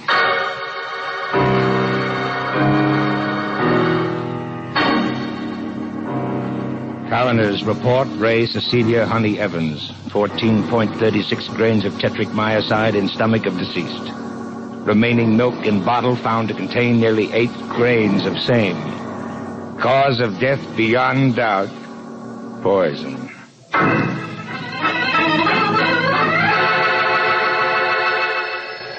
Hey, quick, Brooksy, the other phone. Get the operator. We can go crazy doing this with every phone call that comes from the office. Yes? Everything went off very nicely, didn't it, Valentine? So well, Rollo, that you almost made me an accessory. I brought that bottle of milk into the girl's apartment. What an exquisite fillip. I hardly anticipated anything so dramatically appropriate. Now listen to me, friend. I'm going to get you if I have to crawl into this phone and over every mile of copper wire to where you are. I can appreciate your sense of failure, Valentine. I know what it can do to a person. Keep stalling and darling, keep Tell me more. More? So you can trace the call? Hardly. Now let's get on with our game. Hey, I got a surprise for you, Rollo. The next time you're going to be just another also-ran with a murder rap staring you in the face. You and the police will have to do much better than you did yesterday. Consider how simple it was.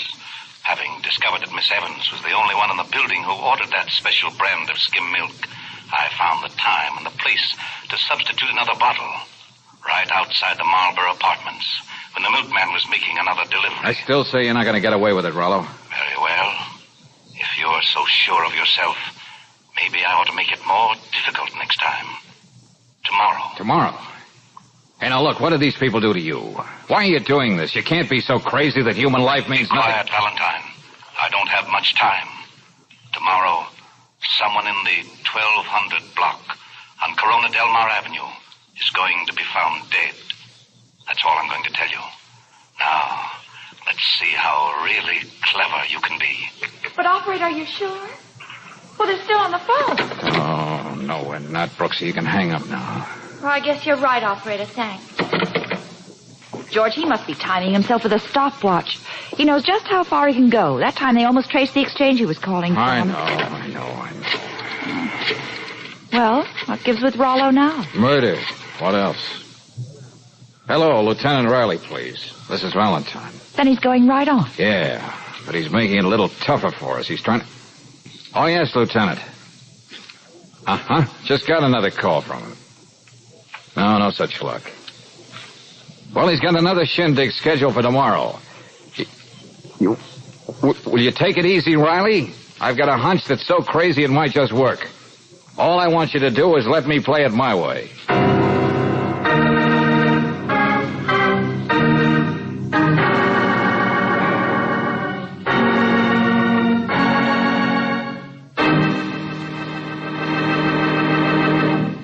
We'll return to tonight's adventure of George Valentine in just a moment.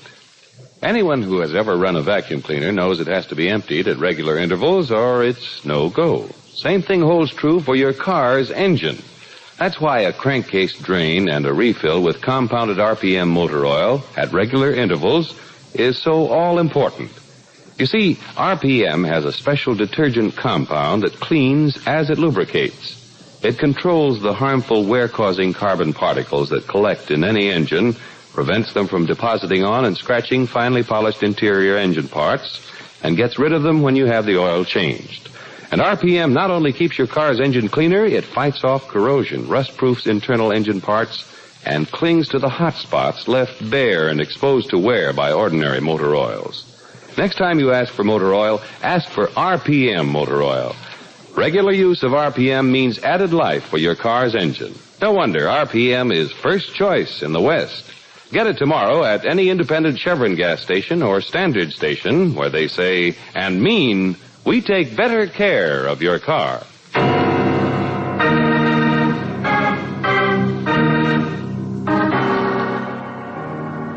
And now back to tonight's adventure of George Valentine. A well-bred, even pleasant voice on the telephone hires you to keep its owner from committing another murder if you can. He actually names his intended victim, and still neither you nor the police can prevent him from striking. Then another call. This time you only get the street block where you can expect mayhem to break out.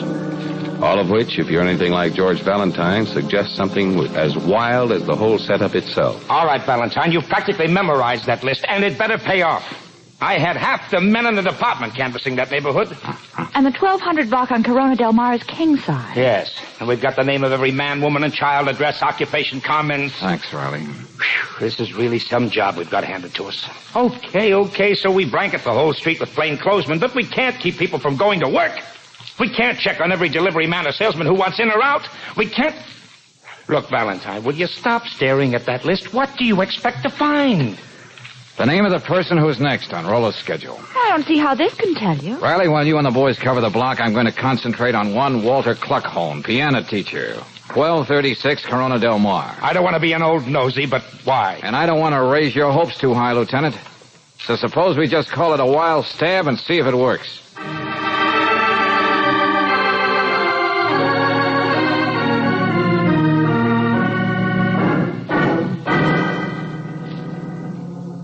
Murder? Please, young man, I have no time to talk about unimportant things. Your murder, Mr. Cluckhorn. Would you classify that under the heading of trivia? Please, look at what time it is. My pupils will start coming soon. Ah, listen to that. My new piano. Never before have I had such an instrument. Yeah, well, that's just swell. But you gotta believe me, mister. I didn't come here just to pass the time of day. This man I told you about means business. Young man, I learned to be a fatalist. A philosopher. 3 years I was in a concentration camp. And still, here I am. Yeah. A new life in a new country, a new piano, plenty of pupils. And anyway, who'd bother killing an old man like me? So, you see... Hey, wait a minute. You said this piano was new? How new? This morning they just delivered it. That's why I'm so happy. Take your hands off that thing. Get away. Let go. What's the matter with you? Stay where you are, Cluckhorn.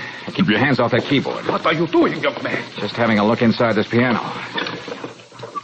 Oh, brother.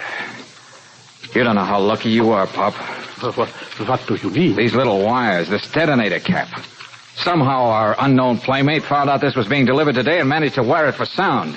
And I mean sound with a capital boom. I do not understand. Sooner or later you would have hit a certain combination of notes and this whole place would have blown up. You with it. I better sit down. The philosopher is not feeling so well. Very lucky. Both of us. Phew. Move over, Pop. I think I'll sit down, too.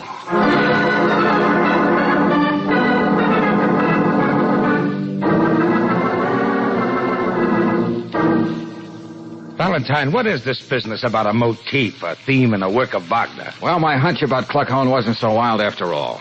Think back now. A surgeon, a diamond cutter, a gypsy palmist. Now, what's the common denominator for all of them? Well, none that I can see. Hands, Angel, hands. All their lives revolved around hands. Huh? The sensitive fingers of a surgeon. Thousands of dollars depend on the way a diamond cutter handles his mallet on a precious stone. And Stella Tafania made a living reading the palms of people's hands. Sure. And Honey Evans, the model with the most beautiful hands in the world. And Mr. Cluckhorn, the piano teacher, the same thing applies to him. Okay, Valentine, maybe you've got an answer as to why this guy went out. Maybe that's Rollo. I'll get over to the other phone. Don't bother, Brooks. He's too smart for that. Yeah, hello? I underestimated you, Valentine. Let me congratulate you on saving Cluckhorn. Well, thanks, Rollo. However, it introduces a very unpleasant necessity. Meaning? I'll have to figure out details and call you later. But my next move must unfortunately shatter the beautiful pattern I had all worked out. Yeah? To keep anything from happening to my long-range plan, I'm afraid you must be next, Valentine.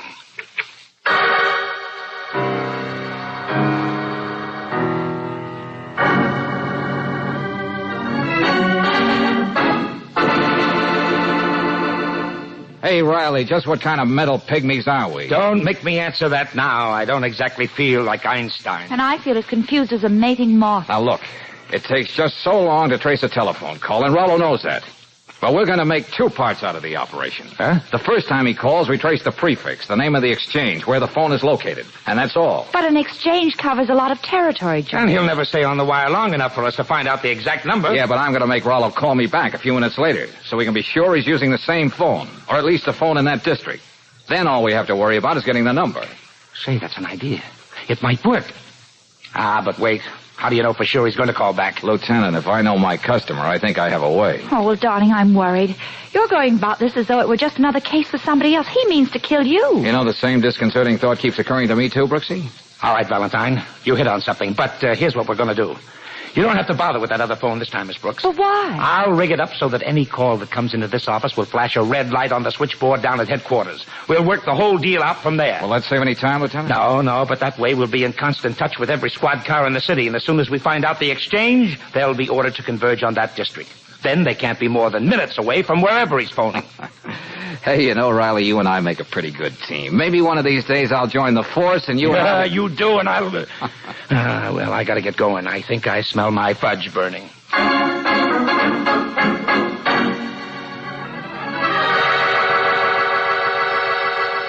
All right, Brooksy, if that's Raleigh, you got the pitch. Operation Runaround. Yes, George. But don't play it too big. No. He may get suspicious and hang up. Now, go ahead. Okay. George Valentine's office. Mr. Valentine, please. Oh, well, now, isn't that a shame? Mr. Valentine just stepped out. Oh, well, just a minute. Maybe I can get him before he reaches the elevator. This ought to give us a few seconds. Well, better not make it too long, George. I won't. Hey, I know a way to waste a couple of seconds. Come here. Hello. Oh, I wouldn't call that a waste, darling. Thanks, Miss Brooks. Hello, Valentine. I thought you'd like to know that I've made up my mind how I'm going to dispose of you. Oh, I'm vaguely interested, Rollo. But this time I'm going to do the talking, and you can hang up whenever you feel like it. But I think you'll stick with me. What's that? I told you once you weren't going to get away with it. Now I'm sure. I know enough about you so I can really grease the skids under you. It's just a matter of time. Come, why don't you stop whistling in the dark? Let me tell you about yourself, Rollo. I know you're a pianist. Probably a very well-known artist once. Then something happened to your hands. That's right. Go ahead. Take a look at them. Suddenly you couldn't give any more concerts. Your whole life came to an end for you. You had to have your revenge against the world. Stop it. Where hands played an important part in anybody's life, you set out to destroy him. You were the one playing the piano in the apartment next door to Honey Evans. Thinking about it now, that was a pathetic performance. And your handwriting, the miserable scrawl. I'm going to hang up. No, this time I'll hang up. In a few minutes, I expect more information that'll make it easy to put the arm on you. Whew. Well, how did you pull all that out of your hat? A little elementary deduction and a generous helping of guesswork. Musical references, motif, Wagner. And he knew enough about Cluckhone's piano to turn it into an atom bomb. All that Brooksy, and he's as mad as a coot. Yes, but will he call you back? If he doesn't, we're right where we started. He's sweating blood, Angel. He's all mixed up. That cookie won't rest till he finds out just how much I do know about him.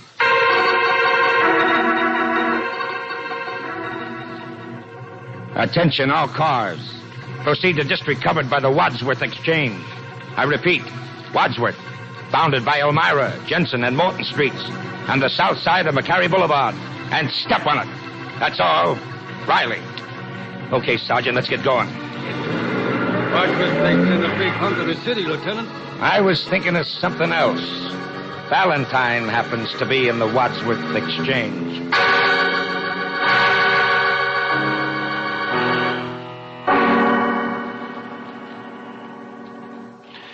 You've done a lot of talking, Valentine, but you really haven't told me any more than you told me before. Still, you couldn't resist calling back, could you, Rollo? Merely curious. Now I know it was just rather skillful deduction on your part. You don't actually know too much, and it doesn't alter my decision one bit. Oh, that's nice. Let's hear about it. Oh, no. Time is running short again. You know the 3 minutes it takes to trace a call. But I'm coming to get you, Valentine. Oh, George, I can only take so much suspense. Yeah. Well, we know Riley's got the exchange. But were they able to get the number? A second one way or the other makes all the difference. Rollo said he's coming to get me. Oh, darling. Oh, figure of speech, Angel. He likes the elaborate touch, that's all. He wouldn't just walk in here and blow my brains out. Oh. Hey, where's that coming from? The next office. It's... Yeah. The same thing that was being played the morning Honey Evans was killed. But it wasn't played that way. This isn't just a coincidence. I'm going to see what this is all about. Get back inside, Valentine. What the... But you're the man who has the office next door. Don't try reaching for your gun. We'll have a bullet through you before you can raise a finger. My hands are still good for something. Too bad the young lady has to be here. Now, she'll have to go, too. Wait a minute. Look, you can't... If one must die, music like that should make it somewhat more acceptable. Valse Triste, played by Gerald Mydens. One of my most famous recordings. Next door all the time. So that's how you know almost every move I made. Think of all the times you saw my name on the door. Gerald Mydens, concert management. 15 years ago, it was Gerald Mydens, promising young pianist. Why should I have had a stupid, reasonless accident? Why couldn't it have happened to someone like the four you know about? That's what's been driving me out of my mind. How do you expect wholesale homicide to change any of that?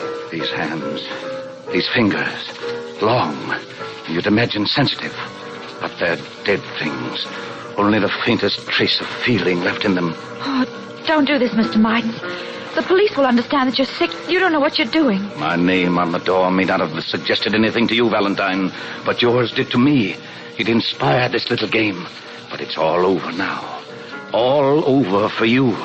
Now, over there, both of you. You must be needing that.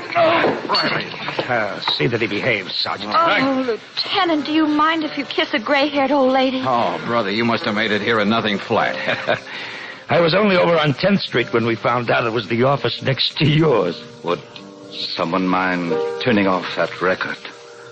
Valse Triste, the melancholy waltz. It's over now.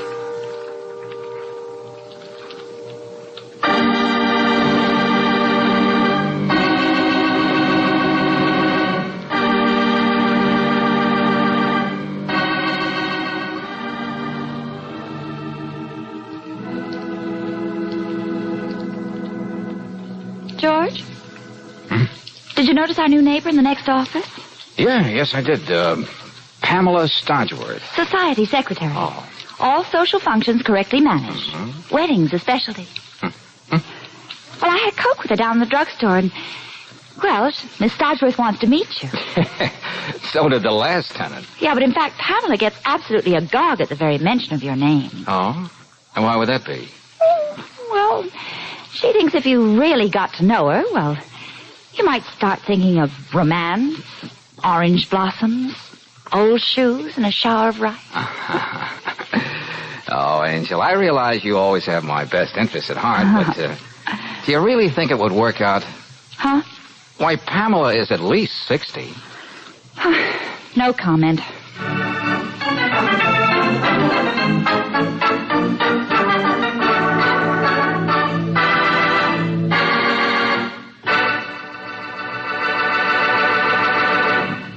If you're a mother, maybe you drive the kids to school every day.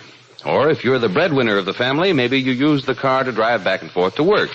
In either case, you probably run into traffic lights and lots of stop-and-go driving twice a day. And what can be a better feeling than knowing your car will give you steady, dependable performance at all times? Fast starts, steady pickup for speedy getaways, and extra power for hill climbing. That's the kind of performance you can be sure of when you have a tank full of Chevron Supreme gasoline. For this high-octane gasoline is specially blended and climate-tailored to get command performance out of your car in every driving condition. Its light fractions command fast starts every time you use the starter, and it's perfectly blended to command steady, powerful acceleration whenever you give it the gun. That's why you hear so many motorists saying, Chevron Supreme gasoline keeps my car going steady. Ask for this premium quality gasoline tomorrow. Get Chevron Supreme at standard stations and at independent Chevron gas stations where they say and mean we take better care of your car.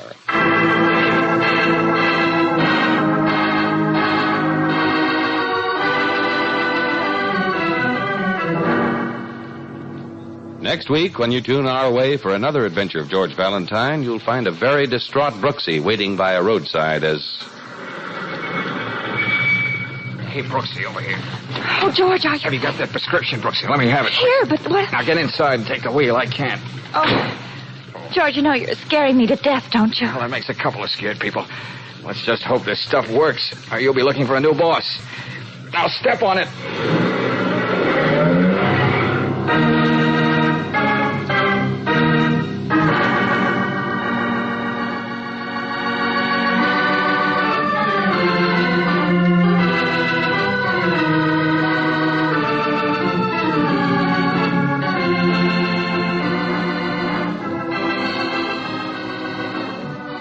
Tonight's adventure of George Valentine has been brought to you by Standard of California on behalf of independent Chevron gas stations and standard stations throughout the West. Let George Do It stars Robert Bailey as George with Frances Robinson as Claire. Wally Mayer appears as Lieutenant Riley. Tonight's story was written by David Victor and Herbert Little Jr. and directed by Don Clark. Also heard in the cast were Ed Begley as the murderer, Mary Shipp as Honey, and Herbert Butterfield as Pluckhone. The music is composed and presented by Eddie Dunstetter. Your announcer, John Heaston. Listen again next week, same time, same station, to Let George Do It.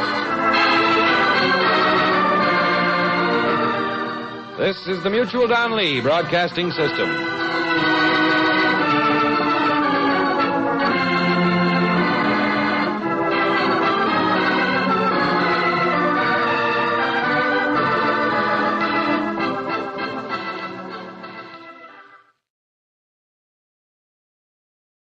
Now, Pabst Blue Ribbon presents, transcribed, Frank Lovejoy in...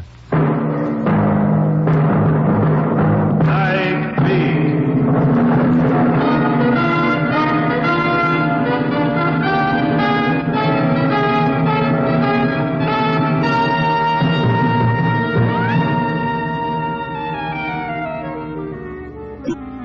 Hi, this is Randy Stone. I cover the night beat for the Chicago Star. How would you like to be driving down a city street in this year of the atom bomb and the flying saucer and suddenly find yourself transported over 2 decades back in time, smack in the middle of a gangland war? Well, tonight, that's what happened to me. In one moment, it seemed as if I had left this year of grace, 1952, and was back in the torrid 20s, my life threatened by the ghosts of gunmen long since dead.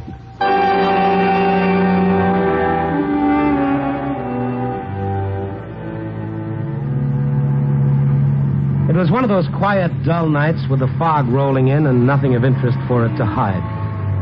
I just stopped for a red light, and that's when it happened. A man jerked open the door and piled in beside me. Get going. Please, they're after me. Who's after you? Shiv's healed. He's got a gun. Get going, I tell you. Friends of yours? Huh? What? Are these people that are after you? Who are they? Abby and Shiv trying to kill me. Yeah, but they won't get it. Never. Get what? What do they want? This is what they wanted.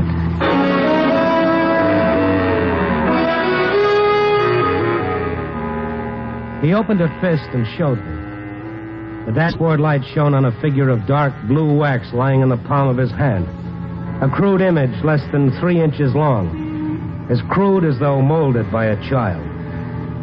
It began to dawn on me that this Skid Row character was as crazy as a pink hearse. I pulled up at the curb. So they wanted that, eh? What is it? Their lives. Their lives in the palm of my hand. They know that as long as I have it, they'll never get away with it. Oh, no, sir. They kill them. It's very useful. Yeah, sure, Pop. It's like a glass eye at a keyhole.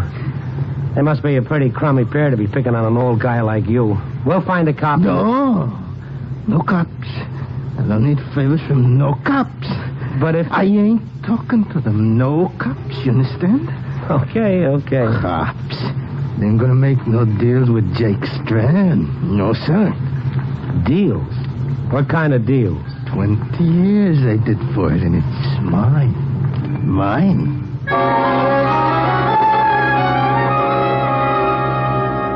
Jake, he'd called himself. The name, the face now rang a clearer bell in my memory. 20 years, of course. Jake Strand. A news item only a few weeks ago with the picture, Jake Strand, kingpin hoodlum of the thirsty 30s, now free. The story had said something about him being released following a nervous breakdown after serving 20 years for murder. Well, the part about the breakdown was obvious. Jake Strand, kingpin hoodlum, was now playing with little wax dolls. They get near my door, it'll kill him. See, it'll kill him. It? Oh, you mean that hunk of, what's that made of anyway? Sealing wax? You don't believe me, do you? Well, you think I ain't got no dough, huh? Just 'cause I need a shave, maybe on my pants, but you think I'm a bum, huh?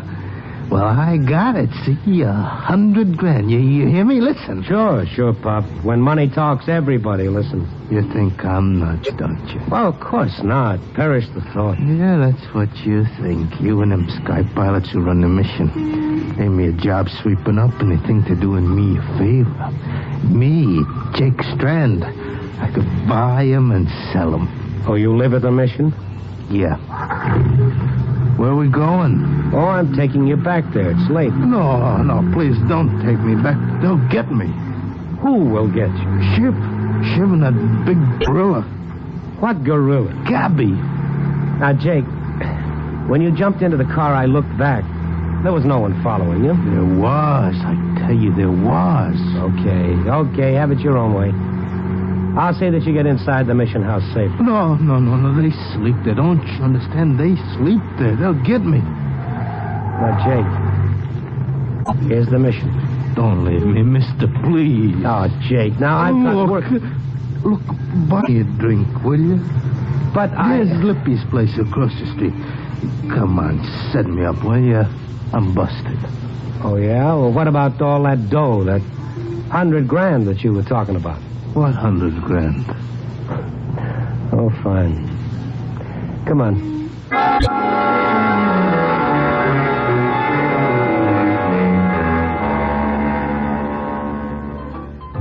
Lippy's is one of those low-rent joints with sawdust on the floor, a piano player banging out ragtime, and a unwashed clientele. Jake pressed the front of his dirty shirt against the bar while I strolled over to a phone booth near the door. I called the Star, got the librarian, had him check on the files of the case that had sent Jake Strand to Joliet. Yeah, here it is. I got the story right here before me, Randy. He was convicted of the murder of Tank Daniels and Ed Morelli. Sentenced 20 to life. A double murder, and he got off with 20 years? One moment. It says here, he claimed Morelli tried to take him for a ride in one of his trucks. He broke away, grabbed Morelli's gun. Strand must have hired a high-priced magician to make a jury believe that. Not according to this. The court had appointed a public defender to handle Strand's case. What? That's right, Randy. Strand took a pauper's oath. He was dead broke. The case goes back quite a few issues. Shall I look? No, that's all I want to know. Thanks, Mickey.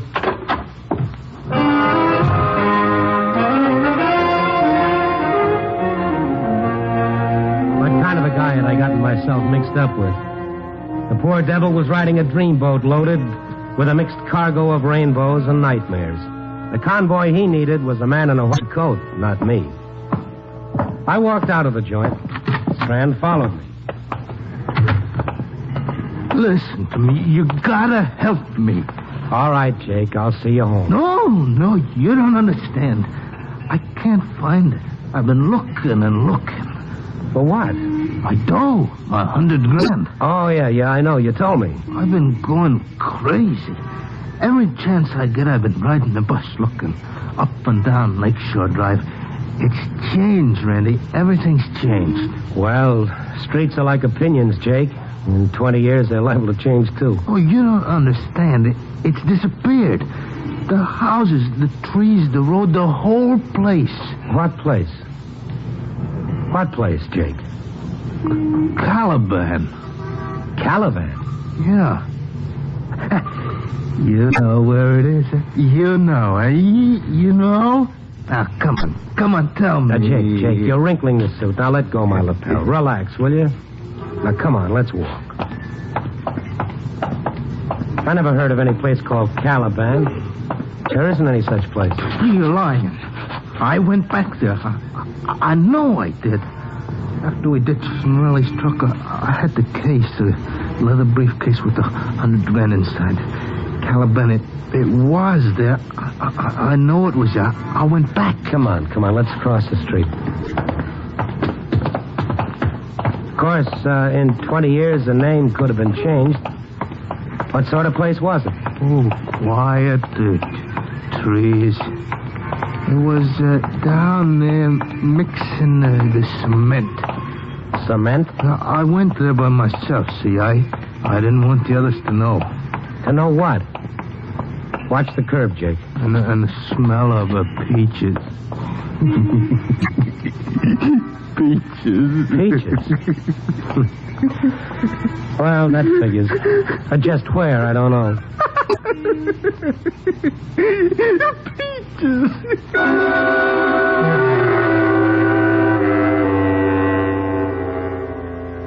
No question about it. Jake Strand had spent too many years behind bars. He'd lost his buttons, but completely. I got him to the door of the Midnight Mission and pushed him toward it. Go on in, Jake. Oh, Randy, please. I don't want it. They're laying for me. Okay, Jake. Okay, I'll go in first. One side,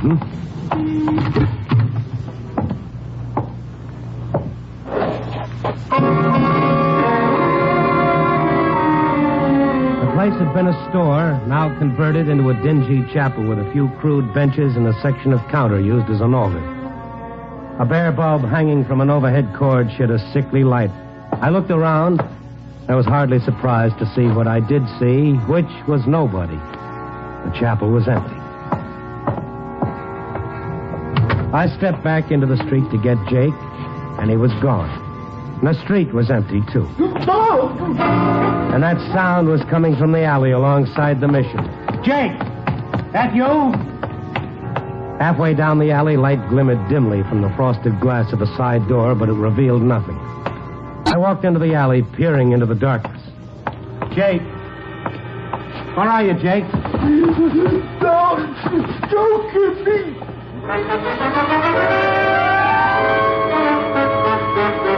There were two of them struggling with Jake. All right, pal. Get him up. As I raised my hands, it became frighteningly clear that Jake Strand's fear had been based on more than just a sick imagination. These two goons were real enough. And so was that gun pointed at my head.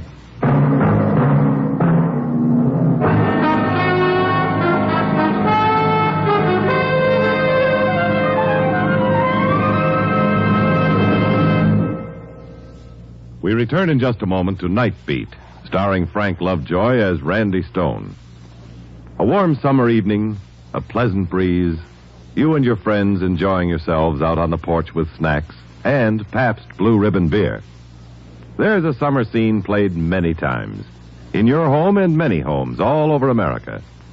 Smooth, delicious Pabst Blue Ribbon is your hospitality carried on a tray, your friendliness brimming in a glass. Yes, for summer indoor and outdoor fun, you'll always want to include Pabst Blue Ribbon.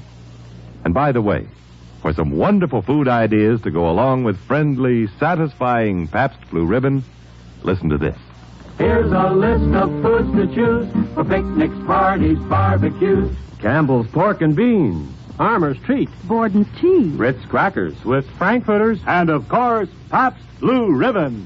You'll find that foods taste better by far if you serve them with foaming PBR. What'll you have? Pabst Blue Ribbon. What'll you have? Pabst Blue Ribbon. What'll you have? Pabst Blue Ribbon. Pabst Blue Ribbon beer. Smoother flavor, finer beer that millions favor. Taste that smoother flavor. Pabst Blue Ribbon beer. Tomorrow, pick up several convenient Pabst Blue Ribbon Handy 6 cartons, packed with 6 space-saving cans. Or get the money-saving case of 24. Any way you enjoy it, it's the same famous Pabst Blue Ribbon flavor.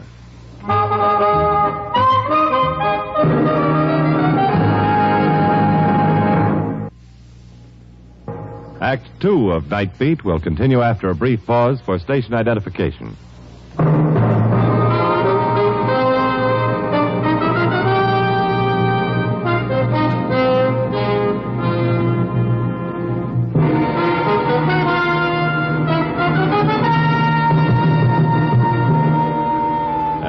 Back to Night Beat and Randy Stone.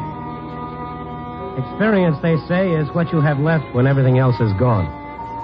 And Shiv's gun staring me in the face was an experience that convinced me that whatever delusions Jake Strand may have had, the 2 Skid Row bums who were after him was certainly real enough. I stood in the alley, my hands raised, while Jake struggled against Gabby's arm around his face. Oh, for the love of Pete, let him go. Can't you see he's smothering? All right, Gabby, ease up. I want him live, you dope. Okay. All right, boys, all right. Take the $6 in my wallet and let us go. You needn't waste time on him. He hasn't got a dime, I can tell you that now. He hasn't, huh? $6.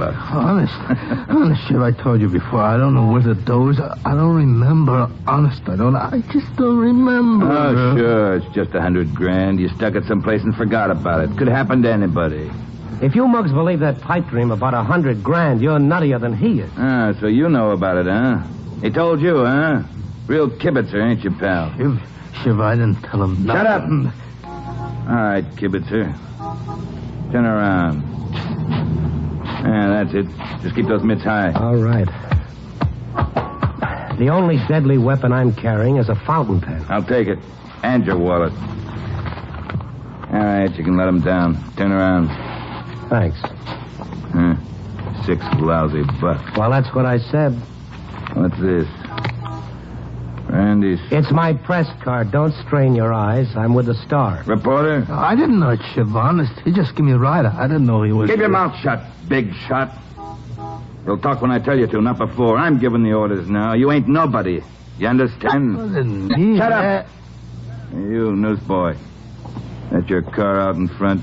It's an old model. You can do lots better. I ain't fussy. All right, both of you, get moving. To the car. And don't try to be no hero.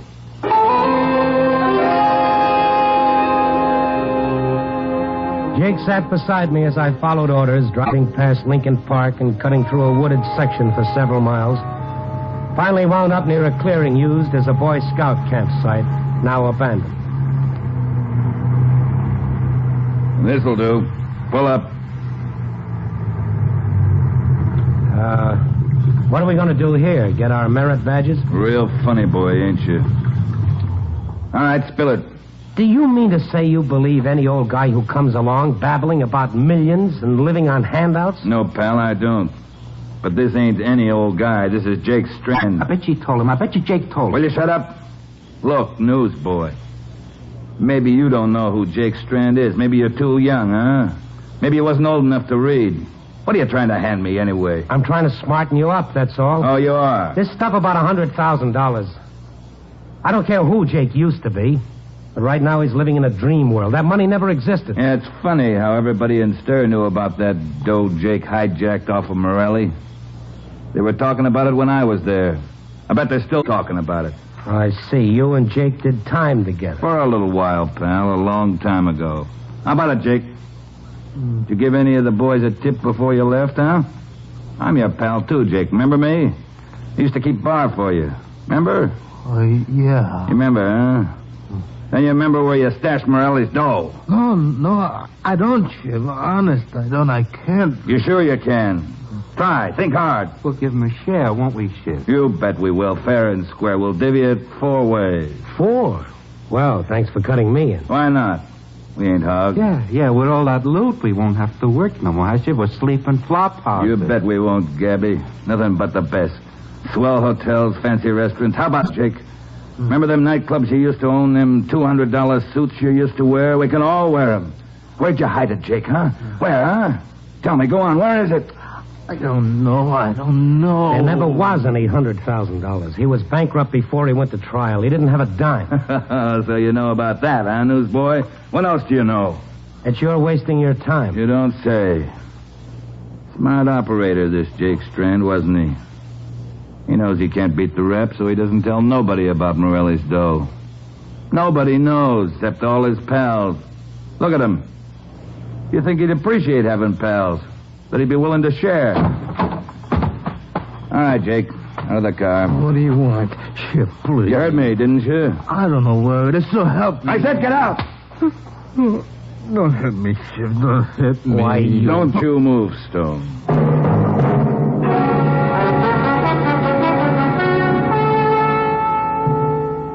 I had to pick the time for that one unguarded moment when I could make a break. I know that if I didn't, I had a shorter life expectancy than a balloon in a baby's hand. Jake, listen. Listen close. Now, let's go back. It's 1932. You're waiting for Morelli to come along in his truck. You fix the gate at the railroad track so it's down when he comes around the curve. He stops, you blast him. Yeah, I know. I know, but I don't know what I did with the money, Shiv. It's no use. I can't remember. You can, huh? Wait a minute, will you? You ever hear anything about peach trees growing around here? Peach trees? He said something to me once about peaches. A place called Caliban. Caliban? Yeah. What is it, Shiv? What is it? The club. Club Caliban. Club Caliban? Jake, is that where you hid the dough? At the Caliban? But it ain't there no more, Shiv. The club is gone. I can't find it anymore. You can't find it. You can't find it. What is it, Shiv? What is it? Jake's old headquarters. He lost it. Well, it sounds hilarious. I never heard of the place. No. All right, newsboy. Back in the car. We're taking a little ride up Lakeshore Drive.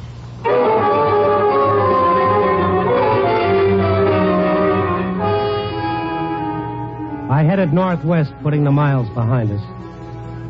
At one point along the way, Shiv made me stop where the road was being repaired while Gabby got out and stole a couple of oil lanterns hanging there. And we continued on. Just where is this Club Caliban? Just shut up and keep driving. I looked all over for it. I'll find it, Jake. Don't worry. You see, they moved the road. Huh? A couple of years after you were sent up to Joliet, Caliban was on that big curve, remember? Yeah, I remember. Curve ain't there no more. They straightened the highway and left your joint a mile out in the woods. Are you sure we turned off at the right spot? This road doesn't look like it was... You talk too much, Stone. There. Over there, between those trees. The Caliban. Yeah. That's it, Jake. Many a drink I mixed there. Looks good, don't it? Why ain't there no lights? I never closed. Those new neons I bought. What happened to them? Where's the sign? All right, Jake. You and the newsboy. Out. Light those lanterns, Gabby. Give me one. We're going in.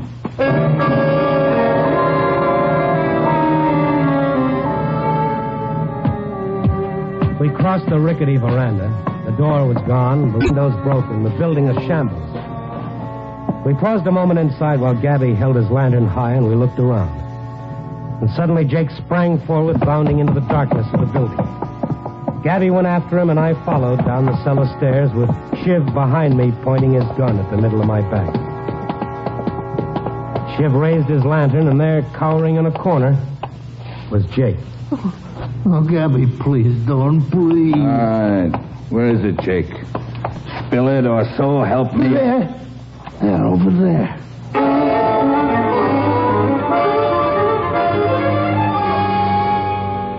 He was pointing at nothing at all.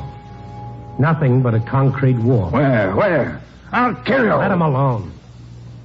Jake, the cement. The cement you said you mixed down here. Jake, do you remember? What is this? Was it the wall, Jake? Was it the wall? What? He means the wall. The cracks, look. You can put your fingers through them. It's hollow, Gabby. Kick it in.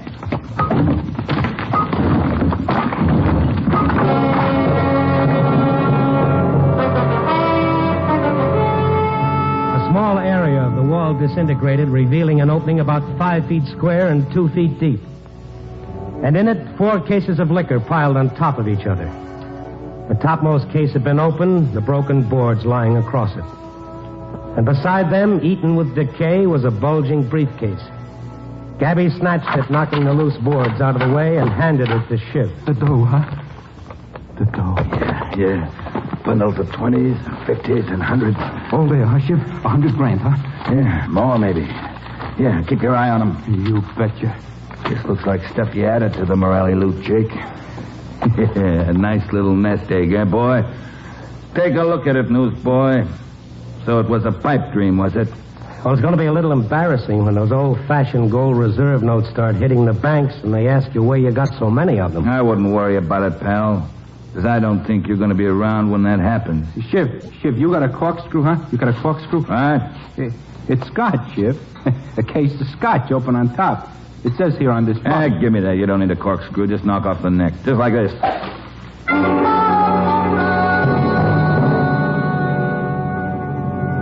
They drank from the broken bottles, the liquor running down their chins.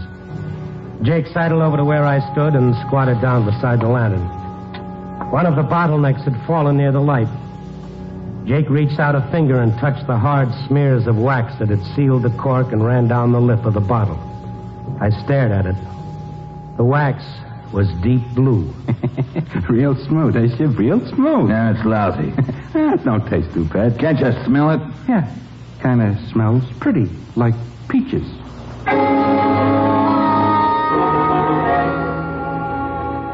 Peaches. A vague, almost imperceptible fragrance of peaches that began to add up as I remembered something I'd once read. I stepped backwards, dragging Jake with me. Invisible centipedes crawling up and down my spine. Don't try it, Stone. Where do you think you're going, pal? They want a drink. Give him a drink. Here, take my bottle. Go on, take. What's the matter, Gabby? Look at him. Couple of drinks in the big box.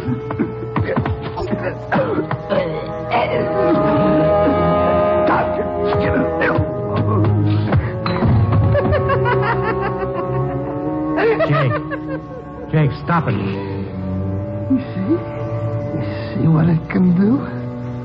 What? This.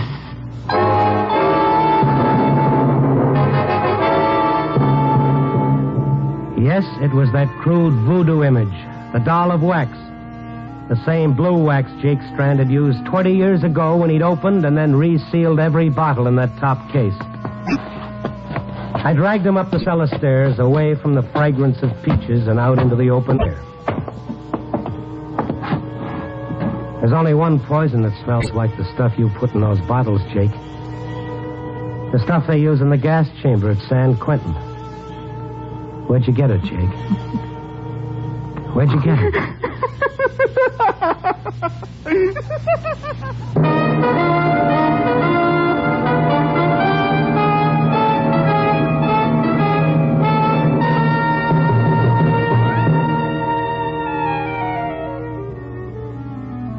In an hour or so, the sun will rise, alarm clocks will ring, and dreams will end. But for Jake Strand, life is now one endless dream, a fantasy to be lived to the end of his days in a padded cell. As for Gabby and Shiv, their dreams are over. The $200 suits, the fancy restaurants are canceled out in an endless sleep. Their last testament, a coroner's report, and their final honors, a prison autopsy. Well, life rarely uses rose-colored ribbons to tie up a story about people like Jake and Shiv and Gabby. Too often the loose ends are just left dangling. So let's tie it up. Copy, boy.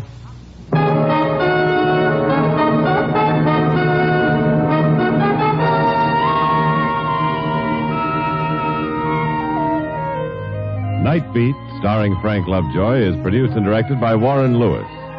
Tonight's transcribed story was written by Irvin Ashkenazi, with music by Frank Worth. The part of Jake was played by Don Diamond. Others featured were Shepard Menken and Raymond Burr. Frank Lovejoy can currently be seen co-starring in Warner Brothers' The Winning Team. Listen next week at this time and every week as Randy Stone searches through the city for the strange stories waiting for him in the darkness.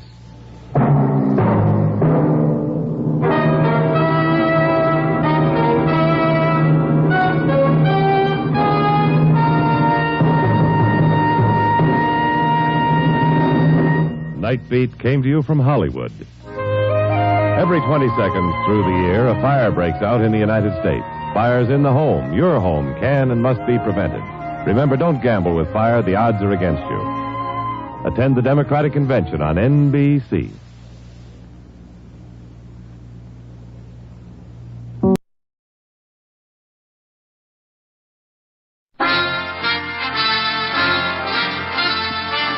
Listen while the makers of Rexall drug products and 10,000 independent Rexall family druggists bring you Dick Powell as Richard Diamond, private detective.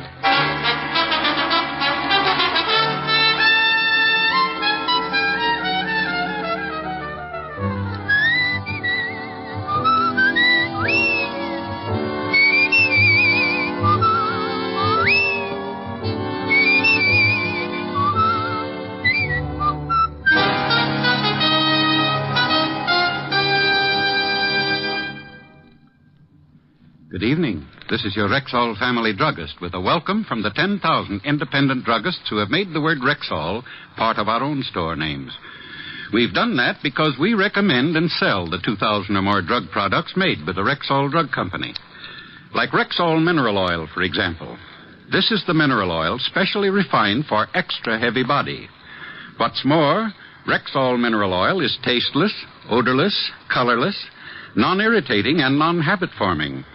Quality like that is what we family druggists are talking about when we tell you you can depend on any drug product that bears the name Rexall. Now your Rexall family druggist brings you a transcribed half hour with Richard Diamond, private detective, starring Dick Powell.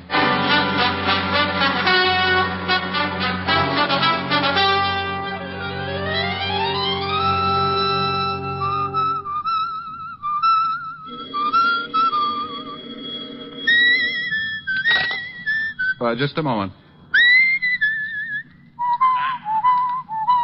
Diamond,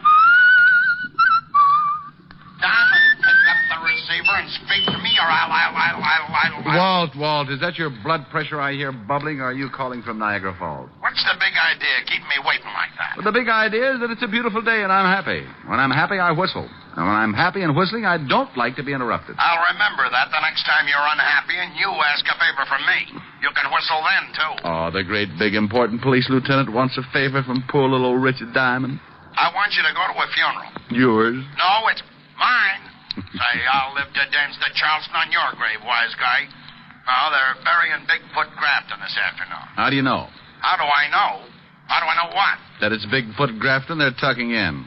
The way I read my paper, the Harbor Patrol fished out a guy presumed to be Bigfoot Grafton, boy racketeer. We're satisfied with the identification. Huh? Fingerprints? Fingerprints. Look, the body was in the Hudson River for nearly a week. Oh. Then tell me, what makes you so sure the guy they're putting in the ground today is Grafton? Look, Diamond, you're beginning to exasperate me. Will you or won't you go with us to Bigfoot Grafton's funeral this afternoon? Why me? Maybe you can show the boys how to dig the grave. Oh, Walt, that's silly. I don't know a grave from a hole in the ground. So why me? Because you once told me about a little business matter you had with some of Grafton's gang out west. And because some of those same hoods may attend the funeral. And because if any of them do, you'll recognize them. And I can point them out to you. Say, you are a detective. Otis and I'll pick you up in about an hour. Goodbye, Diamond. Goodbye, Bright Eyes. Come on, Billy. How many times have I got to tell you this is the only thing left to do? It's all wrong, Marge. I tell you, there's no need to call in a private eye. Well, hello, girls. Who are you? The name's on the door. You're Diamond? You see something you don't like? Yeah, you. Oh, you'll never be lovely, be engaged, or get to use ponds with an attitude like that. It's a waste of time, Marge. A waste of time. Lay off it, Billy. I know what's right. We came a long way to see you, Diamond. All the way from West Frampton we came. We're ducklings. Well, first impressions are so deceiving. I almost thought you were girls. Now, look, there's a psychiatrist just down the hall who... Get this, Billy. The guy thinks we're nuts. Well, maybe you are a couple of ducks, and I'm the one who's crazy. Not ducks, ducklings. Oh, well, then if you have that kind of a problem, go to the Audubon Society. You never heard of the Long Island Ducklings? All we done was win the pennant last year. Pennant? Oh, baseball? Now it's coming. We're a girls' softball team. We got our own park out in West Frampton. I play third base. Who's on first? Me. Come on, let's get out here, Marge. We'll stay. We gotta find Lottie, and he's gotta help us. Lottie? Lottie Wyrachek, our second baseman. She's been missing almost a week now. We can't win without our second baseman. Oh, yes. I can see where it must leave quite a gap between first base and shortstop. We ain't gonna win the pennant again unless we get Lottie back, Diamond. We gotta have her. You're elected. Elected? I'm not even sure I accept the nomination. See? Let's go, Marge. You don't want the job, Diamond? Well, I've never looked for a missing second baseman before. I wouldn't know where to begin. A fine detective. Here, you begin by looking at her snapshot. Oh, no, girls. Really, I'm terribly busy right now. I've got to go to a funeral and help the police department with it. Look at her picture. But I tell you,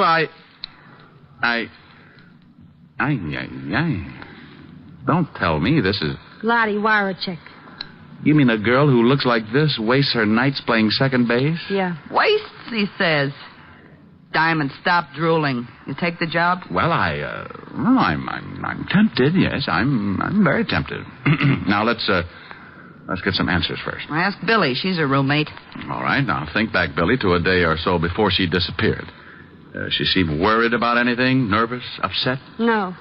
Why, she even hit 2 home runs the very last night she played. She did, huh? Oh. I wonder if... Oh, no, that isn't possible. The Dodgers do a lot of things, but they wouldn't kidnap people. You say she's been with the team 2 years? Yeah. Diamond, what sort of questions are these? Please, Lefty. It's my turn at bat. Now, Billy, what did she do before she became a second baseman? Who knows? You'll find her for us? For you? Oh, no. For me. They gave me a pass for the game that night with the Amagansett Amazons, informed me how to get out to West Frampton the quickest way as the E-train flies, then exploded themselves out, leaving me with a snapshot of a second baseman who looked like Jane Russell, only more so. I wasn't able to dream too long because soon the door opened and I looked up to find the most beautiful gabardine suit I'd ever seen walking toward my desk on the frame of the ugliest hoodlum I'd ever seen. Hey, you Diamond? To some people. To others, I'm Mr. Diamond. Diamond. Mr. Diamond. The late Mr. Diamond. Yeah, that's the one I like the best. All right, Parrot Puss. Who's been eating your crackers? All right, comic. I'm just a boy with a message. Well, spill it. You had visitors, huh? Yeah? Yeah. A couple of overgrown tomatoes. A couple of tomatoes that look more like they belong to the Russian infantry than to the human race. Well, you're not very much to look at yourself, Ugly. Get on with the message. The message is lay off. Don't go looking for no missing girl. You don't wake up with no bullet holes where your eyes ought to be. Huh? That's the message. The whole message. No signature? You don't need no signature, friend. Goodbye, Mr. Diamond. Just a minute, Repulsive. Yeah? I want to tell you about the last side of the mouth punk who brought me a message like this without a signature. Go on. Frighten me. Go on. Hey, just stand back there, Diamond. Don't come no closer. I'll let you... Don't reach into that pocket, punk. Oh, my arm. Now, let me get it for you. A Luger. And almost as ugly as you are. We won't be needing it for this game. My arm. Oh, there's your arm. Now put it up with the other one, and I'll knock your head off. A few seconds later, when I picked myself up off the floor, I looked around for my spar mate, but he'd taken his arms and gone home, leaving me with an eye which for weeks to come would have me lying to people about walking into a door. Yeah, a door wearing gabardine.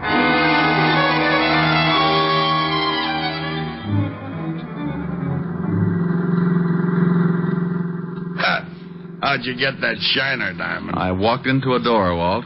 A door with a fist at the end of it. Where is this cemetery? South Carolina? We'll be there soon. Bigfoot Grafton won't mind waiting a little longer. Assuming, Sergeant Otis, that it is Bigfoot Grafton they're planting. Oh, no, you're not going to start that again. I told you on the phone. We're satisfied with the identification. What identification? Laundry marks on Grafton's shirt, cleaning marks on Grafton's suit. Go on. What do you mean, go on? Look, Walt, suppose you're wanted for murder. 2 murder raps, and you don't have a chance of beating. And suppose that next to the mailman with the income tax refunds, you're the most looked-for guy in the country. Yeah, I know what you're going to say, Diamond. You think maybe Grafton finds a sucker with his same general build, shoots him in the spine, changes clothes with him, and then dumps him in the big bathtub. That's right, Walt. Well, us silly, confused homicide cops figured that way, too, until we checked up on what gave Grafton his nickname. His nickname? Bigfoot. Yeah. 14 and a half. We found his shoemaker. He verified the size. So? So it's possible that Grafton can find a guy that fits his general physique. It's even possible that the guy he finds not only is built the same way body-wise, but wears exactly size 14 and a half brogans, too. Yeah, it's possible, but highly improbable. Yeah, maybe you're right at that. Well, on behalf of myself and all the other simple-minded fellas known as cops, thank you, Diamond, for saying what you just did. Thank you. There's the cemetery. It was just a simple little funeral, except that the coffin cost maybe $10,000 more than mine will ever cost, and excluding the fact that there were enough flowers to make a couple of dozen floats for the Turnip of Roses parade. Yes, it was just a simple little funeral with maybe 1,000 simple little mourners. Good conservative people, like safe blowers, burglars, con men, petty thieves, and some not so petty. Big wheels, little wheels, chiselers, grifters, grafters, gyp artists. Well, Diamond, you see anyone who used to run with Grafton's mob? No, not yet. Hey, look. Now, what's he doing here? Oh. The parrot nose in the stylish gabardine suit. I've been admiring that suit. Gabardine, huh? Too bad a poor little gabardine had to go give up its life just so a mug like that could have a suit. Where you going, Diamond? Who is that guy? He's a messenger boy. I'll be right back. I edged my way through the crowd toward him, hoping that in view of the solemnity of the occasion, none of the pickpockets among the mourners would make use of the opportunity to swipe my suspenders. 5 yards away, he turned. He saw me and started to run. I put my head down like a sprinter and turned to follow. There's nothing like a merry chase in a merry place like a cemetery. And just when I thought I had him...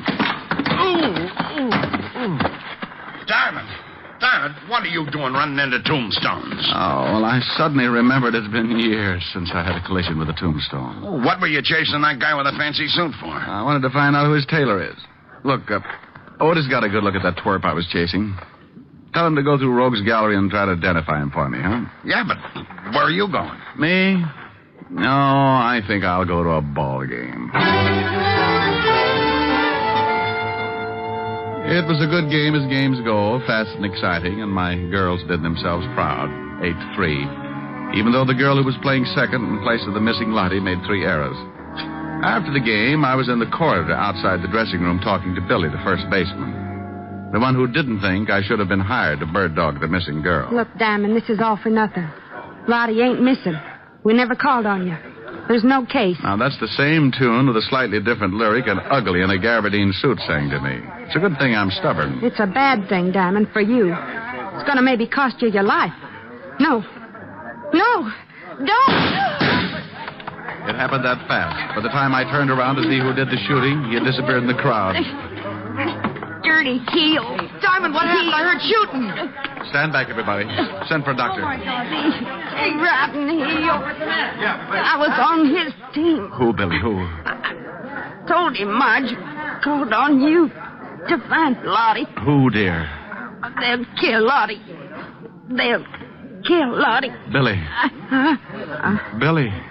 Diamond. Is she? If anyone asks you who's on first, the answer is no one.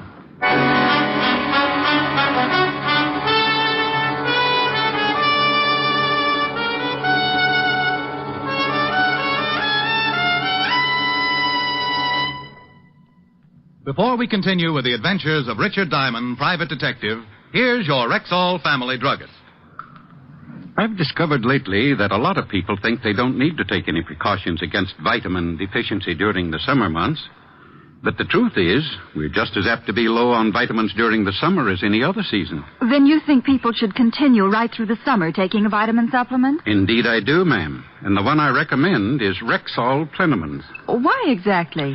Well, just 2 Plenamon capsules a day give you more than your minimum daily requirement of every vitamin for which such requirements have been established, plus valuable liver concentrate and iron, plus other beneficial factors of the vitamin B complex. Say, with all that, they must be expensive. On the contrary, Plenamins cost you only pennies per day.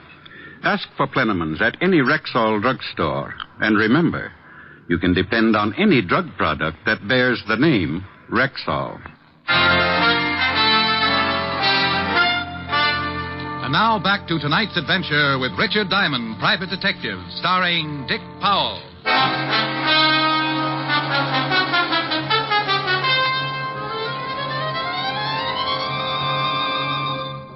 Diamond, this department isn't in operation so that you can find girls. I don't care how she looks in her baseball uniform. Oh, but this is business, Walt. I tell you, she's been kidnapped. Another girl on the team was just murdered. Another murder? Where? West Frampton. West who? Frampton, out on Long Island. City limits? No. That's the quickest case I ever marked closed.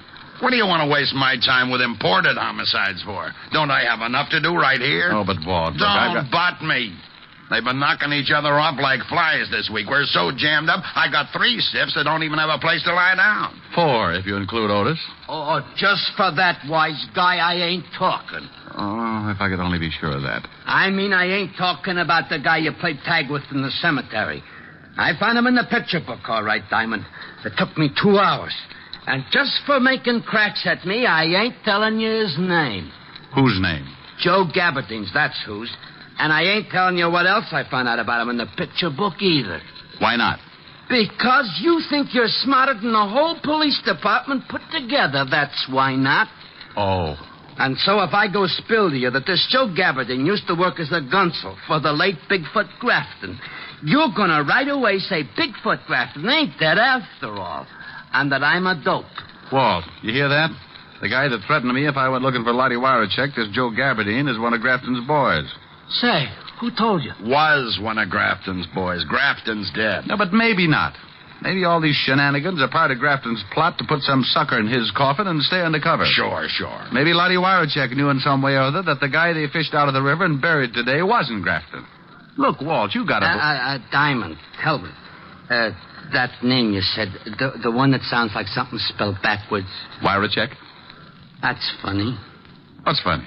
That's the same name as this dame's in the file missing person sent over. Only this one's name is Lottie Wirachek. So's this one, you dope.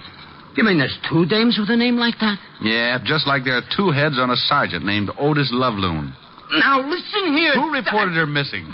Just for being a fresh guy, I ain't going to tell you. You ain't going to tell him what? That it says here on the file card that this doctor reported her missing. Who said anything about a doctor? Huh? You sick, Otis? You need a doctor? I ain't sick. Besides, he ain't that kind of doctor. He's a dentist. Who's a dentist? This Dr. Allman. Dr. Percy Allman. 223 Park Avenue. So? What do you mean, so? What about him? What do you mean? What about him? Well, you brought him into the conversation. Dr. Percy Allman. You said 223 Park Avenue. What made you mention him if you don't have anything to say about him? He's the guy who reported this Lottie Whatchamachek missing, you dope. Gee, Diamond, are you dumb?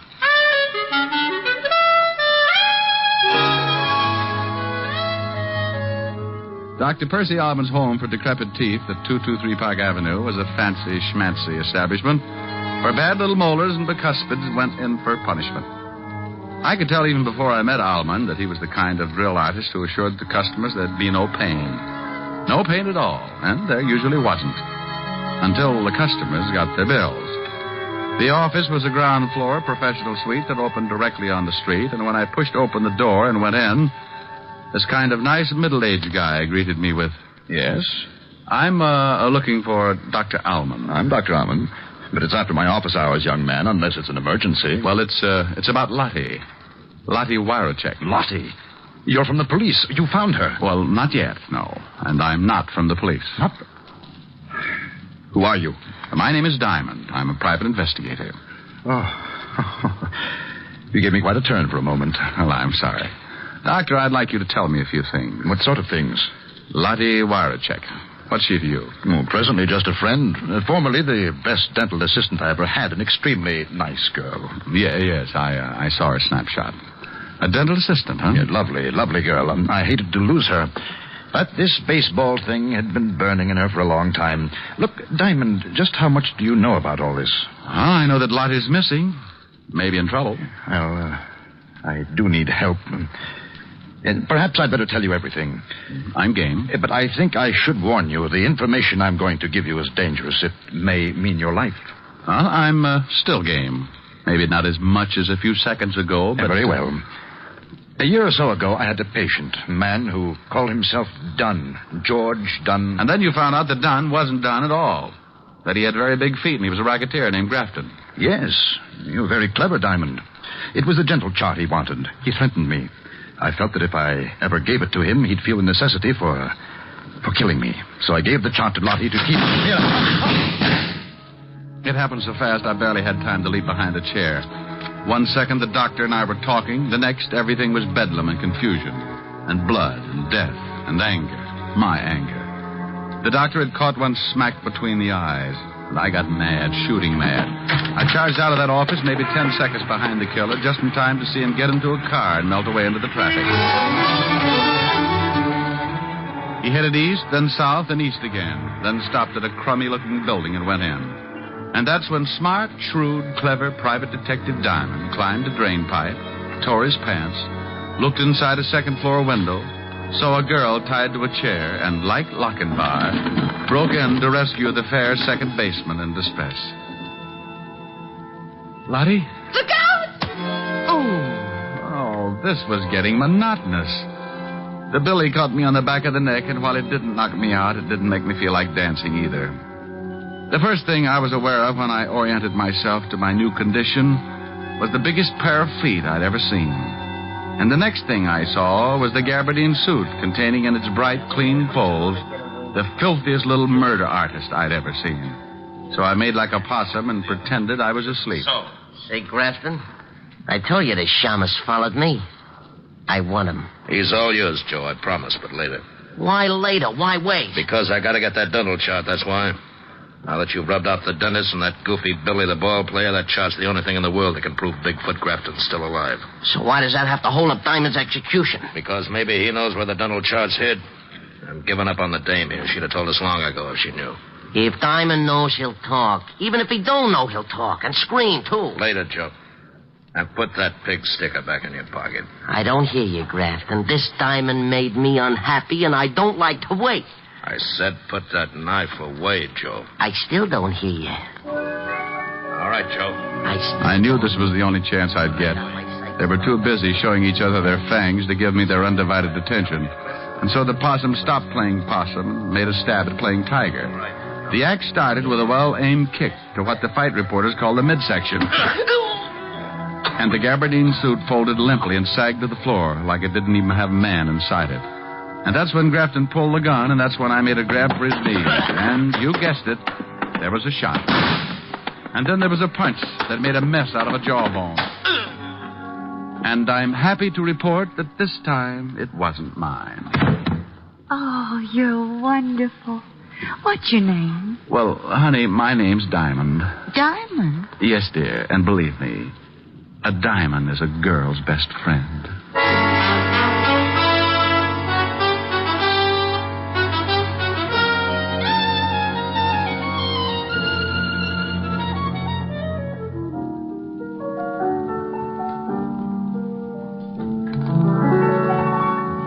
I hadn't anyone till you. I was a lonely one till you. I used to lie awake and wonder if there could be a someone in the wide world just made for me. Now I see I had to save my love for you. I never gave my love till you. And through my lonely heart demanding it, Cupid took a hand in it. I hadn't anyone till you.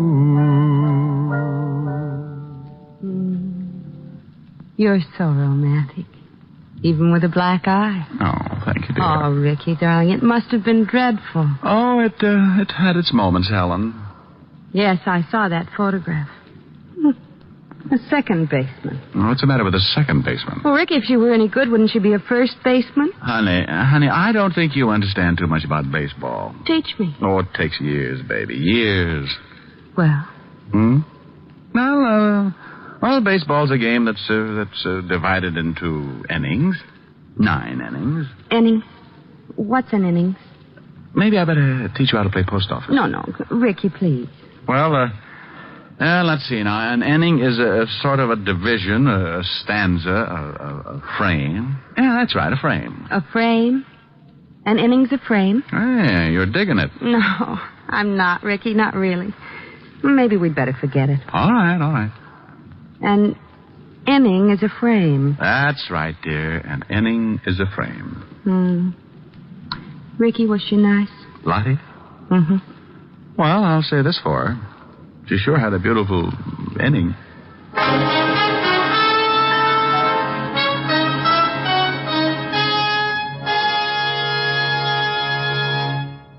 Again, here's your Rexall family druggist. Don't wait until you're already suffering from acid stomach and then wish you had Bismarex on hand. Buy a bottle tomorrow. This famous Rexall antacid often neutralizes excess acidity within 1 minute. More than that, Bismarex gives relief that's continuous and prolonged because its scientifically balanced ingredients work in sequence, easing gastric distress and leaving a soothing protective covering on irritated stomach membranes. Ask your Rexall druggist for Bismarex. He'll tell you you can depend on any drug product that bears the name Rexall.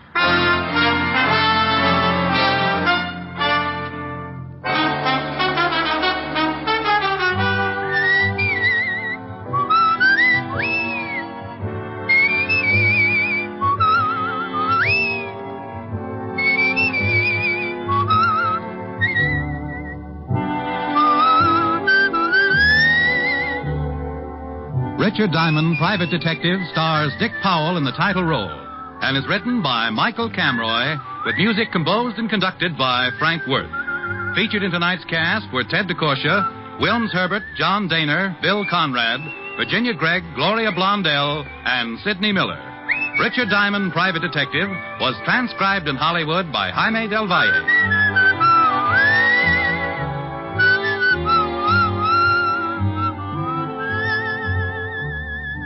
This is Bill Foreman inviting you to be with us next Wednesday at this time when we will again bring you Dick Powell as Richard Diamond, Private Detective.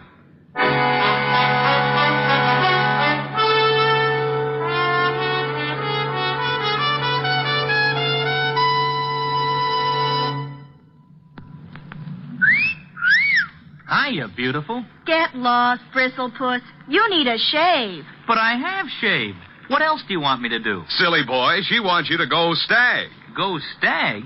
But why? Because Stag is Rexall's exclusive line of men's good grooming aids, like Stag Brushless Shave Cream. No fuss, no massage, just smooth it on, and presto, you get a clean, close shave. Your face stays smooth and whiskerless all day long. I'll do it. I'll go Stag. That's it. Join the Stag line now at Rexall drugstores everywhere. Yes, to make girls care. Go Stag.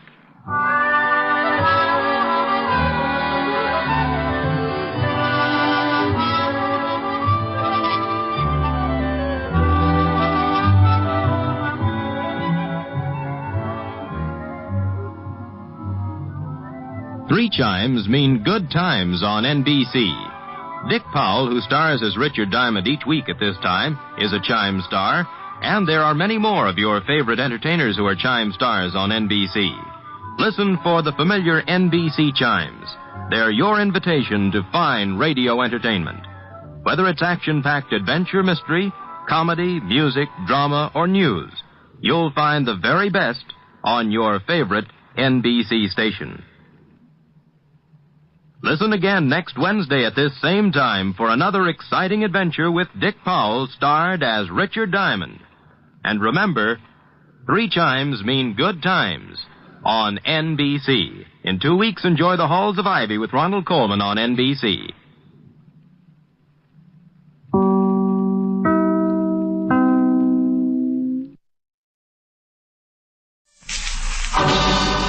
Time now for Rocky Jordan.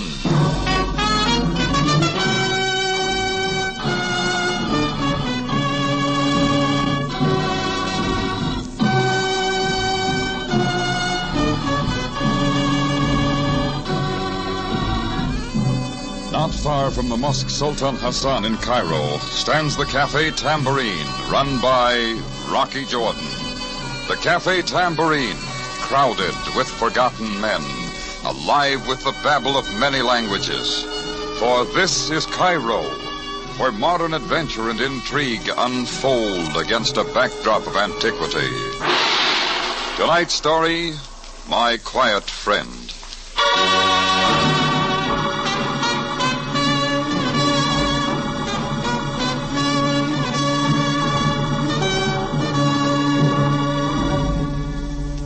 Things had been rather peaceful around the cafe for the past few days, and I was facing the prospect of another dull evening when the door to my office opened and two well-dressed guys eased in. Both of them were tall and on the rugged side. They were dressed in identical tan gabardine suits and white Panama hats. There was only one difference in their attire. One of them wore a bow tie, the other a four-in-hand tied correctly with a Windsor knot, nestling perfectly in the center of the spread collar of his soft white shirt. He was the one who broke the silence. You're Jordan, aren't you? Yeah, but I'm not in the market for entertainers, especially a brother act. You're wrong on both counts, wise guy. We just dropped in to sell you something. Sorry, I got all the shoelaces I can use. Pretty funny guy, ain't he, Maxie? Yeah. Your friend's not much of a talker, is he? Only when he has something important to say. My name's Moran. Leo Moran. Jordan, my quiet friend here is Maxie Schultz. Maxie Schultz? Sounds familiar. You two boys from New York? Yeah, but we're operating a little real estate service in Cairo now. Personalized service. Oh, yeah, I've heard about it. On a clear day, you can hear the screams a mile away. Well, that makes it easy, then. It depends on what you mean by easy. We have a client who's interested in your place. It's not for sale. We thought you'd say that, so we figured we could sell you on the idea of changing your mind. How about that, Maxie? Yeah. I thought you only spoke when you had something important to say, Maxie. Better take it on the slow bell, Speedy. I do other things. Yeah, I'll bet. Where do you keep your ventriloquist? Jordan, for your information, you're bandying words with Maxie the mechanic. Expert in death traps. And your customers never complain, do they, Maxie? They ain't ever in shape to complain. Now, about this client of ours, Jordan. You're wasting your time, boys. Beat it. The joint's not for sale. Our client will give you $500 cash for your cafe. $500, huh? That wouldn't buy the furniture in this office. You hear that, Maxie? Yeah. Yeah, shame he feels that way, ain't it? Now, take this little private bar of yours here, Jordan.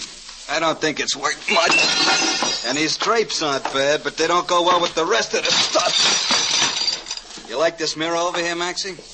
Why, you dirty... I wanted you, Speedy. I sit still like a good little boy. Maybe you shouldn't have hit Mr. Jordan so hard with that sap, Maxie. You might mess up that pretty face. Oh, yeah, that'd be a shame. Come on, Maxie. We'll see you later, Jordan. Maybe you'll have changed your mind by then. I shook my head a few times, but the haze wouldn't clear, and the range was off. A tap on the side of the head hadn't helped my eyesight any. I remember seeing the Gabardine boys leave. It was like looking through the wrong end of a pair of field glasses.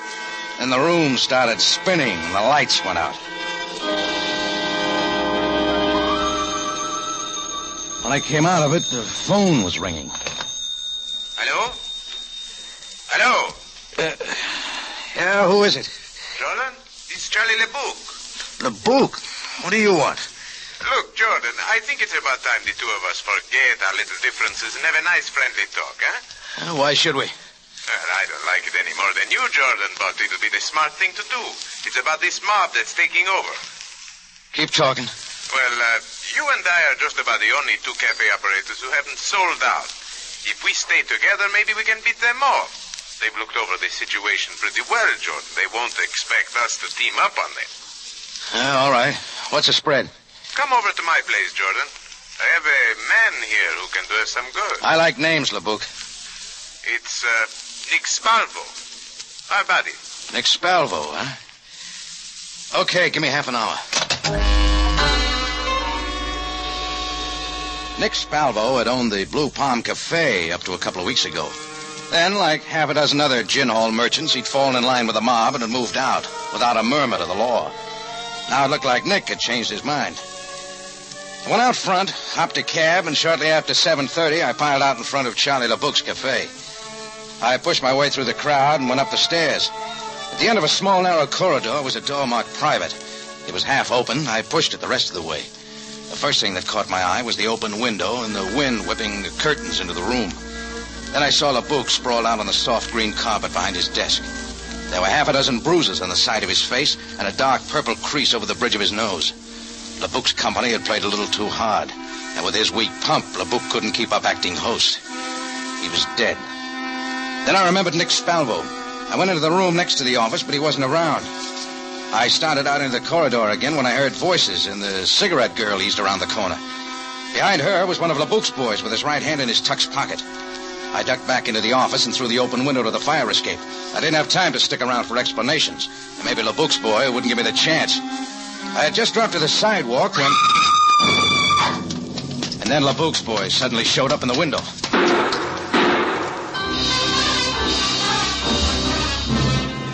I was glad then that I hadn't waited. At the corner, I grabbed a hack, and 15 minutes later, I was leaning on the buzzer of apartment 21 at the Sharita house. Yes, what... Oh, Rocky. Hello, Nina. Well, this is a surprise. I wasn't sure if I'd catch you in. I don't go to the club till 9. You know that, darling. Come in. Come in. You, still dancing at the Blue Palm, huh? Of course, darling. Sit down. May I fix your drink? I thought maybe after Nick Spalvo sold out, you might have left the club. Why should I? Oh, I like Nick a lot, but then a girl has to make a living. How do you get along with the new boss? I've only seen him once or twice. He doesn't come to the club much. Now, about that drink, Rocky. Where's Nick, do you know? Oh, Rocky, must you always talk about business? Nick, baby, where is he? I don't know, Rocky. At his apartment, I suppose. Why? I went around to check before I dropped into Charlie LeBouc's club. 3 of us were supposed to meet there. Charlie LeBouc? When I got there, LeBouc was dead. Nick wasn't around. Dead? Oh, Rocky. Oh, relax. I didn't do it. In a room next to LeBouc's office, there was a cot and a few blankets and an ashtray full of cigar butts. It might have been Nick's. Rocky, I don't understand. What does it all mean? It means that Nick could have been hiding out at LeBouc's. But why? Look, baby, Nick didn't want to sell his place. The other owners didn't want to either. But they were pressured into it by a couple of strong-arm boys and told to keep quiet about it. So that's it. I thought it was strange. Nick couldn't take it. He decided to talk, so he waltzed over to LeBouc's and told him about it. LeBouc had been given the same pitch, and he wasn't happy about it either, so he called me and suggested we get together and fight off the wolves. That's why you went to Charlie's place. Yeah, but the pressure boys beat me to it. I don't think they wanted to kill LeBouc. They just played a little too rough. But Nick, where's he? Nick might have been in the room next door when LeBouc was killed. He probably ducked out. Did you ask anyone at the club if Nick had been there? I didn't have time. I had to leave rather suddenly. One of LeBouc's boys kind of got ideas that I'd bumped off his boss. Oh, Rocky, the police, they'll think that you... Rocky, you've got to get away. I'll help you. Well, thanks, baby, but... Please, Rocky. I've got to find Nick. But with the police looking for you and LeBouc's men, you won't have a chance, Rocky. Well, it'll take a bit of doing. And that's where you come in. Of course, anything you say, but I... Where would Nick go? Any ideas? Well, let me think. Girlfriends, relatives? Celeste Donati, but she's in Port Said for a few weeks. Okay, where's her place? The Komar Apartments on Shari Almon. Where else would Nick hide out? Well, he has so many relatives. Perhaps his cousin's shop in the square. Or his uncle's house. Wait, there's a brother, too. Hey, slow down, baby. I'll need some names and addresses first. Then I'm going to go call him.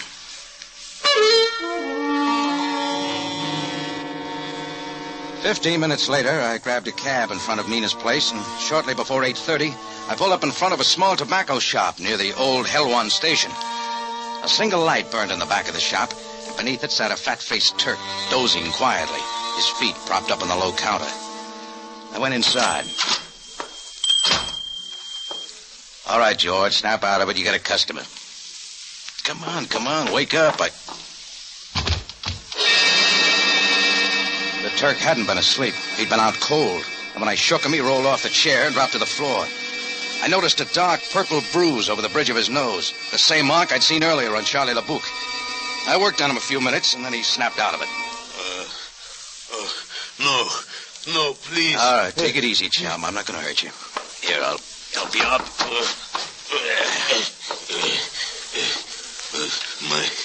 My head. Sure, a couple of boys who dress alike, huh? Yes, they wanted to know where Nick... Who are you? The name's Jordan. I'm a friend of Nick's. Oh, yes, I have heard of you. Was Nick here tonight? Not more than 10 minutes ago. These two men came after him, but Nick saw them and went out the back way. And they must have tailed him here from LeBouc's.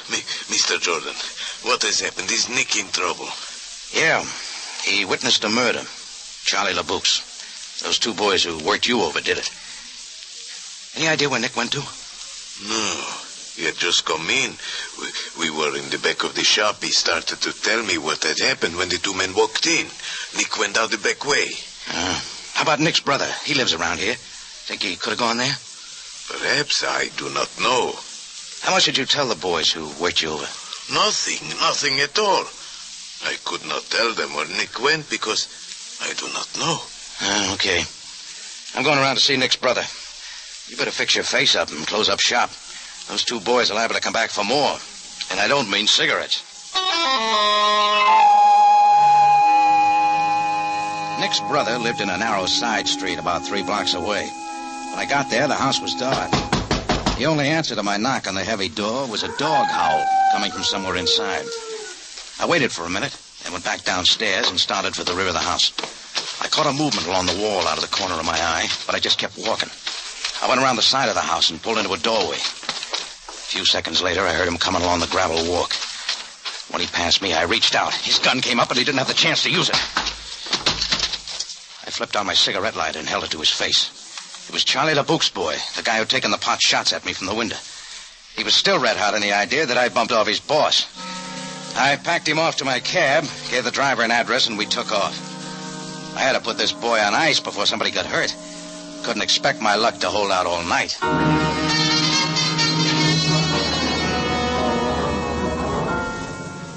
Well, 10 minutes later, I walked into Madame Farid's little establishment down on the waterfront. For a little silver across the pond, the old girl was always more than happy to kick your fortune around in a teacup or even consult the crystal ball. Oh, Rocky Jordan. It is a long time I have not seen you. Come in. Hi, Grandma. Well, how's the future look? You wish to consult Madame Farid? Yeah, got a problem. There happens to be a short, dark, and ugly character following me with murder on his mind. So? He's got the picture all wrong, but I don't have the time to explain it to him now. He's sleeping off our last engagement in my cab outside. I see. Oh, it is a problem, Rocky. Here, take a look at my palm, sweetheart. Oh, you'll find it just under this $10 bill. Oh, yes, I see. Well, I would say there is an old woman who can help you. I can see an empty cellar, an excellent place to put this man till morning, perhaps, until you can explain his mistake. That's the best advice I've had all day. It's a deal. Now, where can I find this old woman who's going to help me? Bring him in, Rocky. Bring him in. At least, with LeBouk's boy out of the way, I wouldn't have to worry about his taking a pot shot at me every time I turned around. I still had to find Nick before the Gabardine boys did, and my next stop was Celeste Donati's place at the Comar Hotel Apartments in the Sharia El Mun. Even if Nick's doll wasn't around, he might be using the place as a hideout, and it was worth a try. I was just about to press the buzzer over the nameplate when the door opened suddenly. Framed there was Captain Sam Sabaya, Cairo Police. Hello, Jordan. Uh-oh. Hello, Sam. I've been looking for you. Come on in. Sure. What are you doing here, Sam, if you were looking for me? I am also looking for Nick Spalvo. Well, so's everybody else. What happened to Charlie LeBouk, Jordan? I'm not sure, Sam. I arrived a little late. I got there even later. All I found was LeBouk dead. You and Nick had already left. Why? Nick left because LeBouk's killers got too close to him. I left because one of LeBouk's boys got an idea I'd polished off his boss. What were you doing at LeBouk's? I have heard you were not very good friends, Jordan. Oh, just small talk. Jordan, I have All right. He called me over to team up with him against the pressure boys who were buying up a flock of joints. Or didn't you know about that? We know all about it, Jordan. Then why haven't you done something? We have nothing to go on. Absolutely nothing. The cafe owners have refused to talk. Nick changed his mind. He'll sing like a blue jay. Is that why he was at LeBouk's? Yeah. He knows who bumped off LeBouk. Do you? The Gabardine boys, Sam. It figures. The Gabardine? Leo Moran and Maxie Schultz, the super salesman. Oh, Sucamelli's men. What? Frank Sucamelli. He's behind this scheme, Jordan. How'd he get here? Thought after they'd booted him out of the States back to his own country. It is all very legal, Jordan. As long as he stays out of trouble, there is nothing we can do. But he'll slip up here in Cairo just as he did back in the States. He already has, Sam. I think you can make it pretty hot for Sucamelli once you find Nick Spalvo. Well, Jordan, for your sake, I hope we find him alive. Don't you like my story, Sam? Oh, I do. But I am only a captain of police. There are others who may not like it. After all, no one else saw Moran and Schultz at LeBouk's. Which makes me number one boy, because LeBouk and I never get along too well. Sure, Sam. So instead of standing here around here yapping, why don't you go out and find Nick? I intend to. All right. Where do we go now? I'm going to drive you back to the Tambourine, Jordan. The Tambourine? Oh, now, wait a minute. Yes, Sam. and you're going to stay there till this thing is cleared up. Sorry, Sam. My foot's in the door. I want in. This is a matter for the police, Jordan. You'd better stay out of it for your own good. You're not doing very well so far, you know. All right. Come on. Sam and I piled into the police crate and headed downtown. I didn't put up much of an argument about being herded back to my cafe, because it suddenly dawned on me that doing just that might have been the smart thing to do from the first. Nick must have known about my coming over to LeBouk's to talk about teaming up, and he'd probably make an effort to contact me. The Tambourine would be the first place he'd try. Sam and his boys dropped me off in front of the cafe, and I went in. I pushed through the crowd to the back and opened the office door. Hello, Jordan. We've been waiting for you. Come on in. Close the door. The Gabardine boys, Leo and Maxie, were standing in the center of the room. Leaning against my desk with a cigar stuck in the corner of his fat face was a short, heavy-set guy. He had a thick mop of black curly hair, eyes that hit you like a hot iron. In his hand was a fingernail file. When I walked in, he went back to work with it on his short, pudgy fingers. Then, without looking up... Hello, Jordan. What are you doing here, Sucamelli? Oh, you recognize me, huh? No trouble at all. You used to be the favorite pin-up boy of the post offices back in the States. They were lousy photographs, Jordan. Don't blame the camera, Sucamelli. I've seen better heads than a pin. There he goes again, Leo. I don't think All right, Maxie, that's enough. Let Mr. Jordan have his little joke. We have plenty of time. Well, I haven't, Sucamelli. I gotta get this place sprayed. You got no idea the stuff that crawls in here these days. What do you think of the offer my boys made to you? I haven't laughed so hard in years. What's wrong with $500 for this dump? You're in a weed field, Sucamelli. All right, Jordan. We can talk about that later. Right now, I'm interested in Spalvo. Spalvo? What's that? Something you spread on bread? Where is he, Jordan? I wouldn't give you the right time, Succamelli. Where is he hiding? Get lost, punk. I'm busy. All right, Maxie. Leo. Okay, wise guy. This is as far as you go. Hold him, Leo. Yeah, I got him. Let him have it. Now, Jordan, let's start from the beginning. When the blackjack caught me on the side of the head, my knees started to give out, but Maxie got behind me and held me up. With one hand, he jerked my head back. Leo grabbed my shirt front, pulled the rod out of his pocket, and started tapping the bridge of my nose with a gun barrel. Then I remembered the bruise, that dark purple crease on LeBouk's nose and the Turk's. It was a nice, slow, and easy way of driving a guy off his rocker. The first few taps weren't bad. After that, you lost count. It was like a pile driver coming down on your head. The last thing I remembered was Succamelli. He was still leaning against the desk, working the file and blowing in his fingernails. He was asking me about Nick somebody.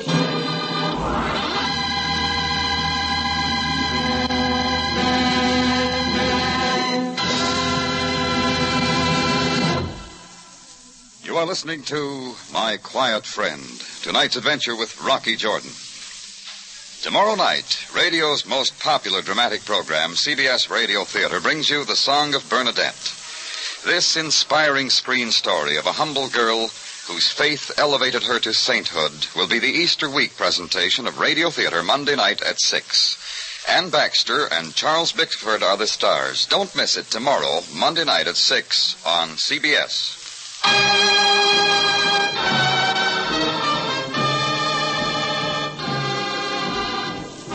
Now we return you to Cairo and tonight's adventure with Rocky Jordan, my quiet friend.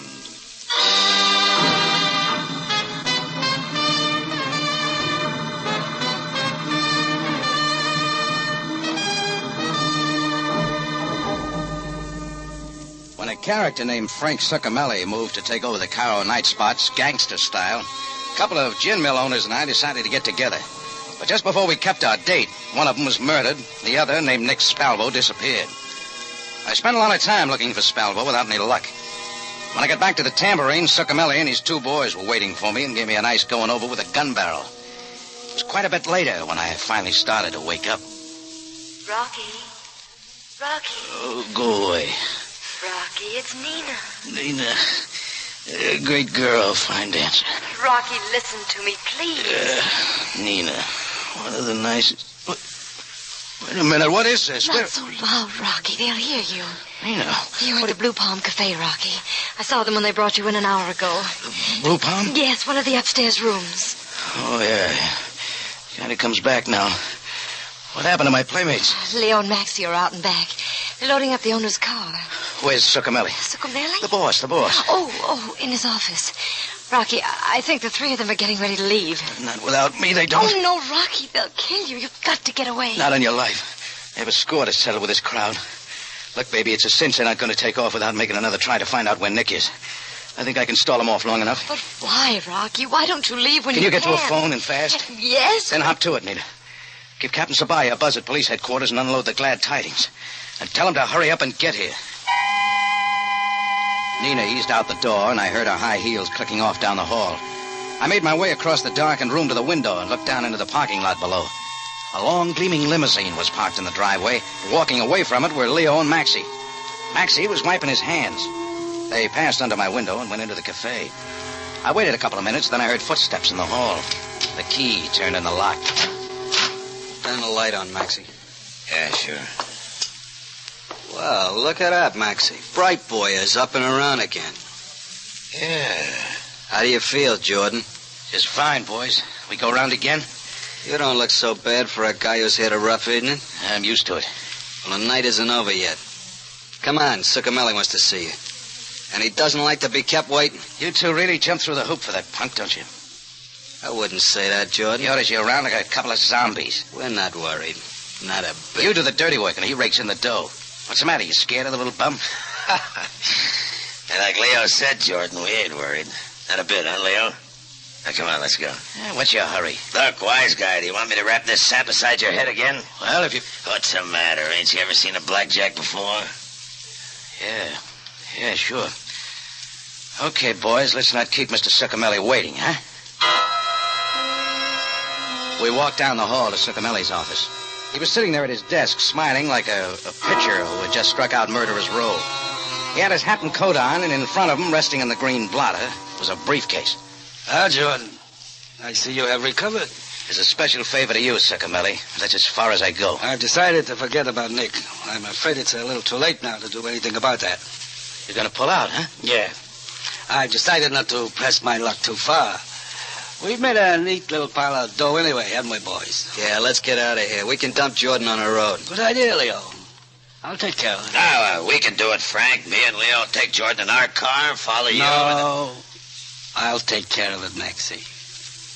After I've taken care of something else first. What do you mean? This, Max. Frank, no! Oh, you dirty devil. Cross. Max had started to get up out of the chair when the first slug hit him and he dropped back. Leo went down right at my feet. The Gabardine boys were through. Succamelli had just done a nice job of trimming the payroll. All right, Jordan, let's go. Oh, I don't get it here, huh? No, I have other plans for you. I think I'll take you along with me. Until I get out of Cairo, anyway. You won't, Succamelli. Shut up. Get moving. Okay. Succamelli prided me in the back with a snub-nosed revolver, and we walked down the back steps into the lot. We crossed the gravel driveway and headed for the long black limousine. Straight ahead, Jordan. Don't get any ideas. I've handled guys like you before. Yeah, I can believe that. Go on. Okay, you don't have to push that gun through my back. It's sore enough now. You'll never know it in the morning. All right, Jordan. Now open it. What's the matter, Succamelli? Open the door. Sure. Now back away. I'm getting in. I'm not invited, huh? Sorry. I'm taking off alone, Jordan. I changed my mind. Well, you'd have to step on it. Sam Sabai will be here in a minute. I'm not worried, Jordan. I'll leave you here to meet him with a bullet in your head. When they stop to investigate your corpse, it will give me extra time. You know, I just thought of something. What's so funny? This is going to be close. The law will be here in a minute. Suppose you can't start your car. Don't worry about that, Jordan. It'll start. Yeah? Why don't you press the starter button? Okay, Jordan. Just so you won't die with it on your mind, watch. I had a hunch what was coming. As soon as Succamelli's hand went for the starter button, I hit the ground and started to roll. But even so, I caught part of the blast. I was shaking the buzz out of my ears and scrambling to my feet when the police car screeched up to a stop.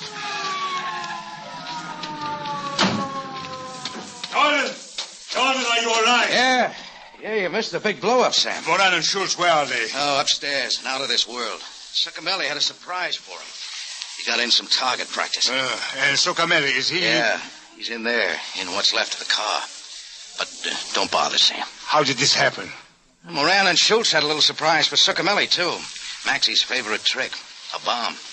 You press the starter button and... Well, that's all, brother. How did you miss this?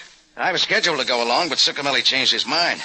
I was hoping he would. You knew about the explosives? I had a hunch from the way Leo and Maxie were talking that they were up to something. And when I spotted grease on Maxie's hand, I figured he'd been messing around with his hobby. Too bad he didn't live to see this.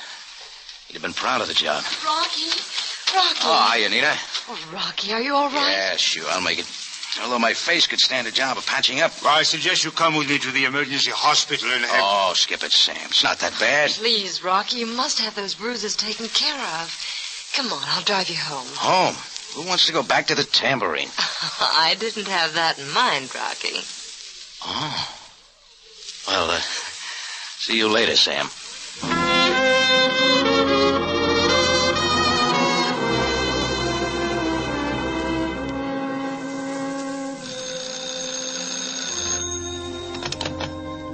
Hello? This is Captain Sabaya. Is Jordan still there? Yes. Just a moment, Captain. Rocky. Huh? It's for you, Captain Sabaya. Oh, thanks, Nina. Hello, Sam. Jordan, I thought you'd like to know Nick Sparvo was waiting for us at headquarters when we got back. Mm-hmm.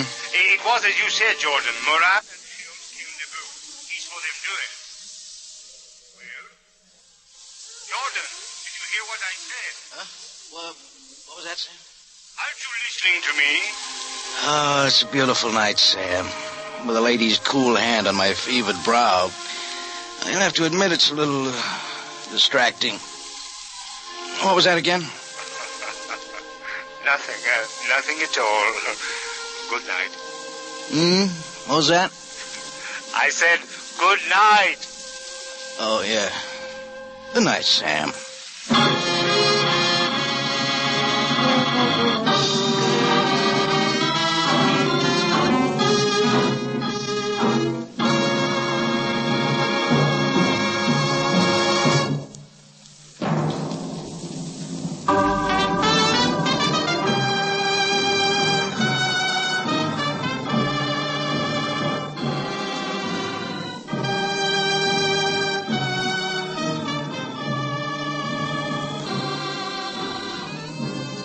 It's CBS, again at the same time next week for another story of adventure and intrigue. When we take you back to Cairo and the Cafe Tambourine, run by Rocky Jordan. Jack Moyles plays the title role, with tonight's story by John Moore. Rocky Jordan is produced and directed by Cliff Howell, with original music by Richard Arant. Larry Thor speaking. This is CBS, the Columbia Broadcasting System.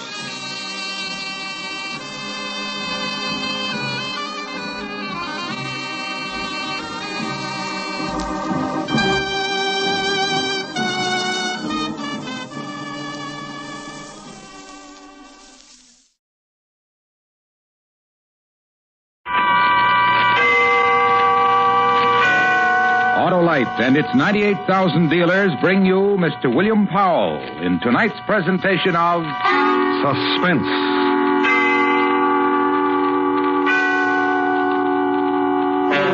Tonight, a story based on fact. The true report of a chase through a city in an effort to find a killer. It's called The Barking Death. Our star, Mr. William Powell.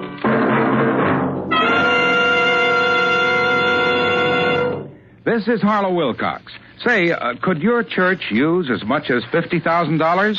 Well, you can help your church, hospital, school, or any other recognized local or national charity share in a total of $100,000 by registering now in the Autolite Family Charity Drawing.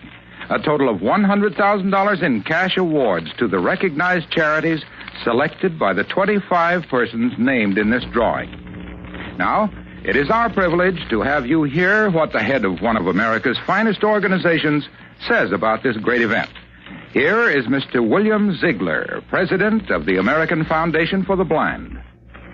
This unique and generous Autolite offer deserves your attention. And when it comes to picking your favorite charitable group, remember that the American Foundation for the Blind needs your help to help our sightless people of all ages. To enter the Autolite Family Charity Drawing, print your name and address on a registration form at any of these Autolite Family car showrooms: DeSoto, Hudson, Plymouth, Studebaker, Dodge, Willis, Nash, Packard, Kaiser, or Chrysler. There's no obligation. And now, Autolite presents The Barking Death, starring Mr. William Powell, hoping once again to keep you in suspense.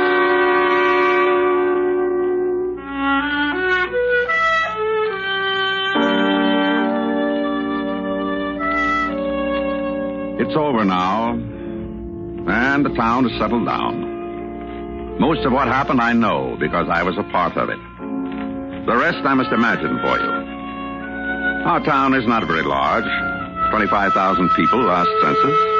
Good town, proud of its police and fire protection, proud of its city administration and its health center. Then a thing happened to it. Terrifying thing. And this is the way it began. Right in here, Doctor.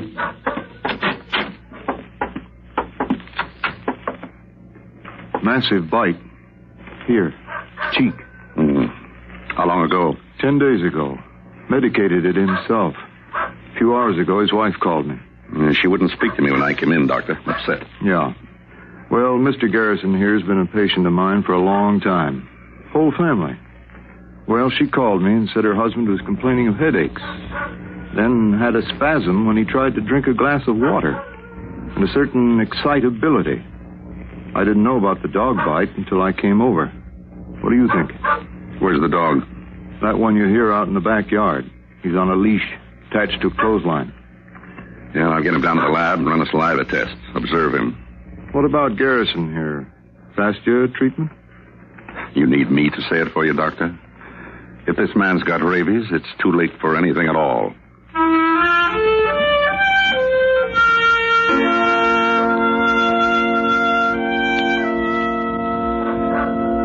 The dog was a mongrel, mostly beagle, spotted black and white, both ears and its muzzle white.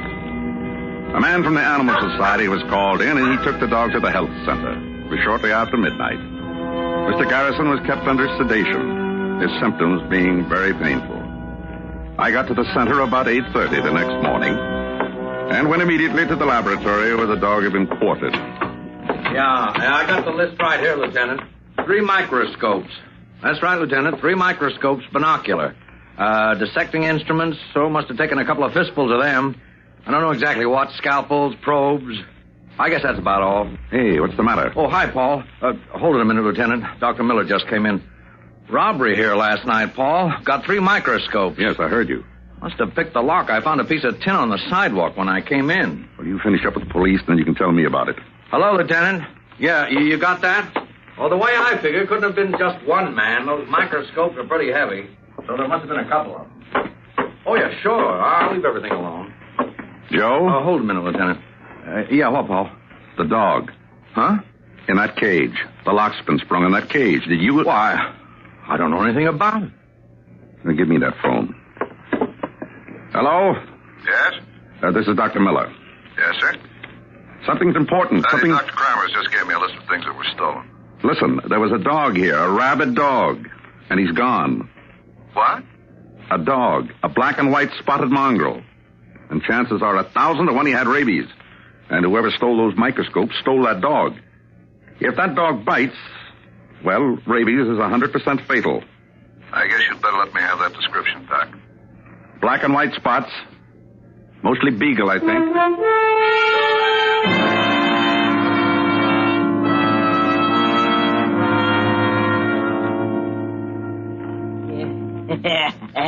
Where'd you get them crazy black and white spots, doggy? Doggy. Pooch. Get some more hamburger, doggy. Look at him, Harry. Cliff.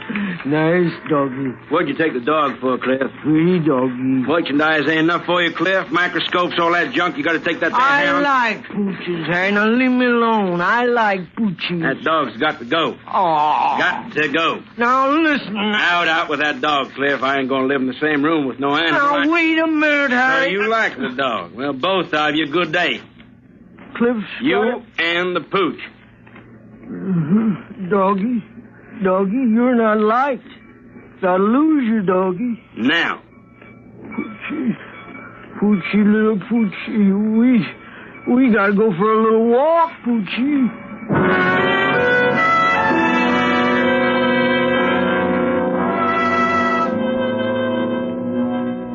And a petty thief took a walk with a dog, holding him in his arms against the chill autumn air.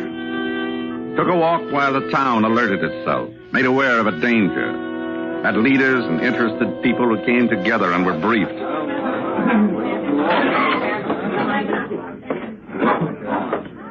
Now, everyone, find a chair and sit down, please. Dr. Miller, Yes? my name is Mrs. Stone, and Mrs. Stone, there'll be ample I've opportunity written down a question here, and I'd like to ask you. Is it the habit of this foundation to house a mad dog? The second part of my question is, who is responsible for the laxity in letting this dog escape so that he is a menace to the community and its people? That's my question, Dr. Miller. And as a housewife and a woman who... Well, I would like to hear what you have to say. Mrs. Stone, this meeting was called for the press and any interested parties just to answer that kind of question. The dog was under observation to make certain he was rabid. But the fact remains, What fact remains? somebody was incompetent. That's all I have to say. Dr. Miller, Mr. Collins, my paper is questioning your methods. what about? All this publicity. A newspaper man, and you... The duty to the community. What about panic? What about it? Well, scaring people about an animal on the loose, an animal that might kill you. People from the health department ringing doorbells, police, people up in the hills with guns, hunting for a dog. A spotted black and white dog. A little ridiculous, huh? Is it? That's the question I asked you, Doctor. Yes, you did. Dr. Kramos. Yes, Doctor? Are you ready with the film? All ready. Will one of you people switch off that light, please? Now, in this projector is just a few feet of film of a child suffering from rabies. I think all of you should see it. Okay, Doctor.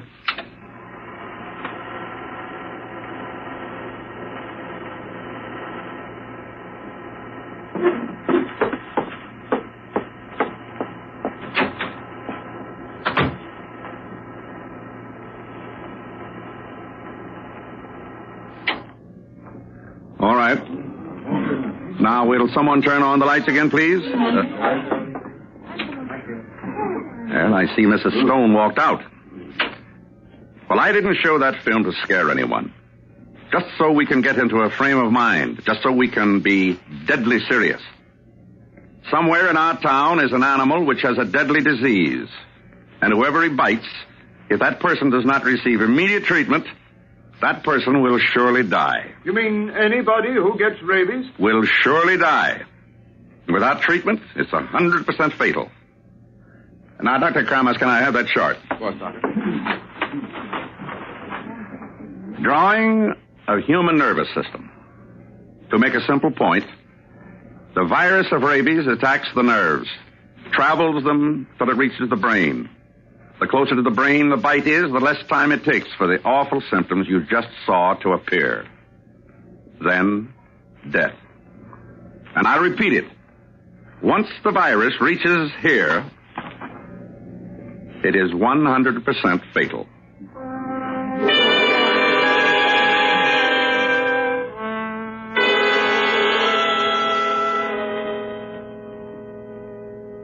Want a doggy, Sonny? Huh? Pretty little doggy. You can have him. Honest? Just you be nice to him, that's all. My mother wouldn't let me have him. Oh, pretty little pooch. Feed him. Feed him right back here between his floppy little ears. Could keep him in the garage, though, and not tell Mom. Now, just so you be good to him. That's my house right over there, and right in back's a garage, and nobody hardly goes in there. We use it for storage mostly, and Mommy wouldn't know I had Now, it. he likes meat and bones. I know about doggies. He needs something warm. Put a cushion down. Yes, sir. Now, handle him nice.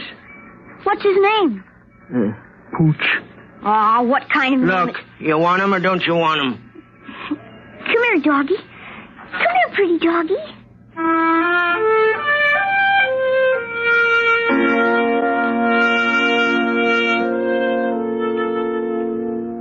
The boy, whose name was Peter Barrett, took the dog in his arms and walked away with it. And a half mile away, a jeep, outfitted as a sound truck, blared a warning. The three men's clubs of the town held an emergency meeting together. Searching parties were organized. The civil defense system was alerted. And a man, a health officer, directed all of it. A man who became tired. Oh? Yeah? Some coffee. Oh, thanks. I got it black. Yeah. Put it down. Now who should take it easy? What do you want, Joe? Just take it easy. 16 hours. Well, Nothing. probably... No, I'll get it. Dr. Miller's office.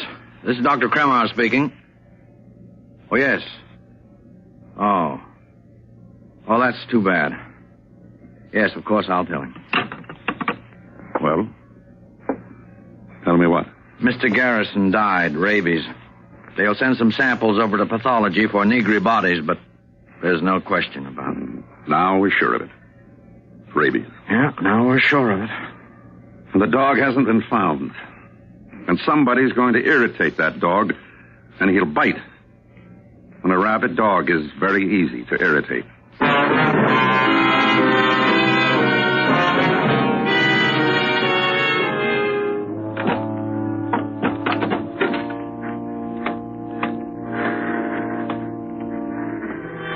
doggy. Hi, sweet doggy. Brought you a bone, doggy, and some milk. Gee, you look funny, Poochie. What's the matter? Oh, come here and snuggle up. Is that better?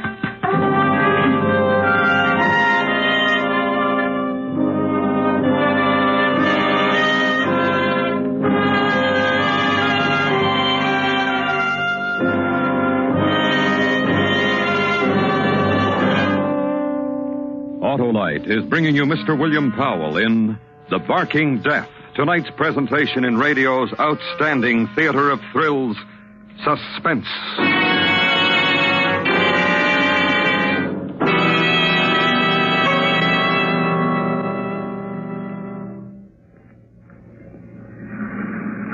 This is Harlow Wilcox. Tonight we are privileged to salute the Studebaker Corporation as a distinguished member of our Autolite family. So, I've got a date at my Studebaker dealers, and here I am. Hello, Mr. Wilcox. Hi. Say, what's this model? A car of the future? Well, it's a car of the future, all right, but you can buy one today. It's the new Studebaker for 54. You know, Mr. Wilcox, while other makers are talking about their dream cars, Studebaker is building and selling. But, of course, the pace-setting Studebaker styling means more than just beauty. It eliminates needless dead weight and excess bulk. Now, that means terrific gas mileage and superb handling ease. Well, can you get power steering on the new Studebaker? You sure can, and overdrive, too, if you wish. And, of course, our new Studebakers use many Autolite products, too. Well, thanks, Mr. Dealer. Autolite is proud of its long association with Studebaker and you Studebaker dealers everywhere. And now, Autolite brings back to our Hollywood soundstage Mr. William Powell in Elliot Lewis's production of The Barking Death, a story based on fact and well calculated to keep you in suspense.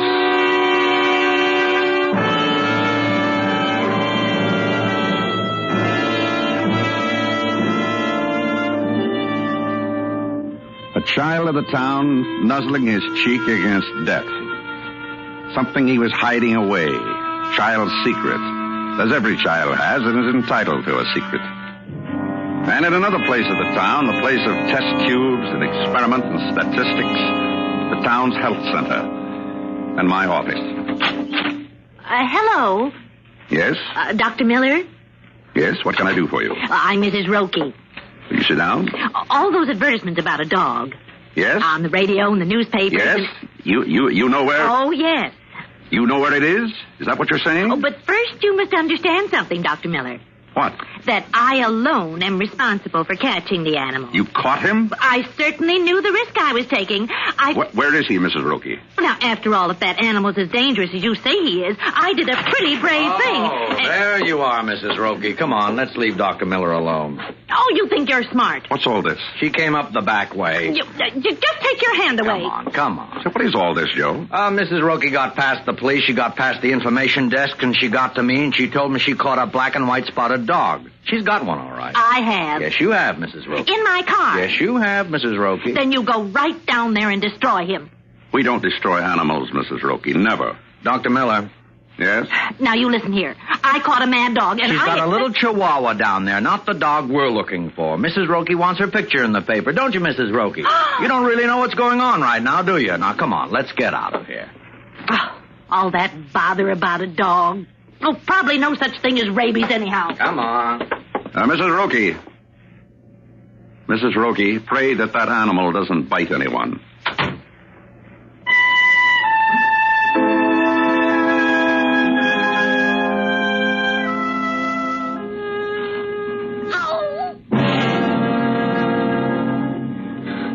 What'd you do that for? Why did you fight me? Why did you fight my arm for, Poochie?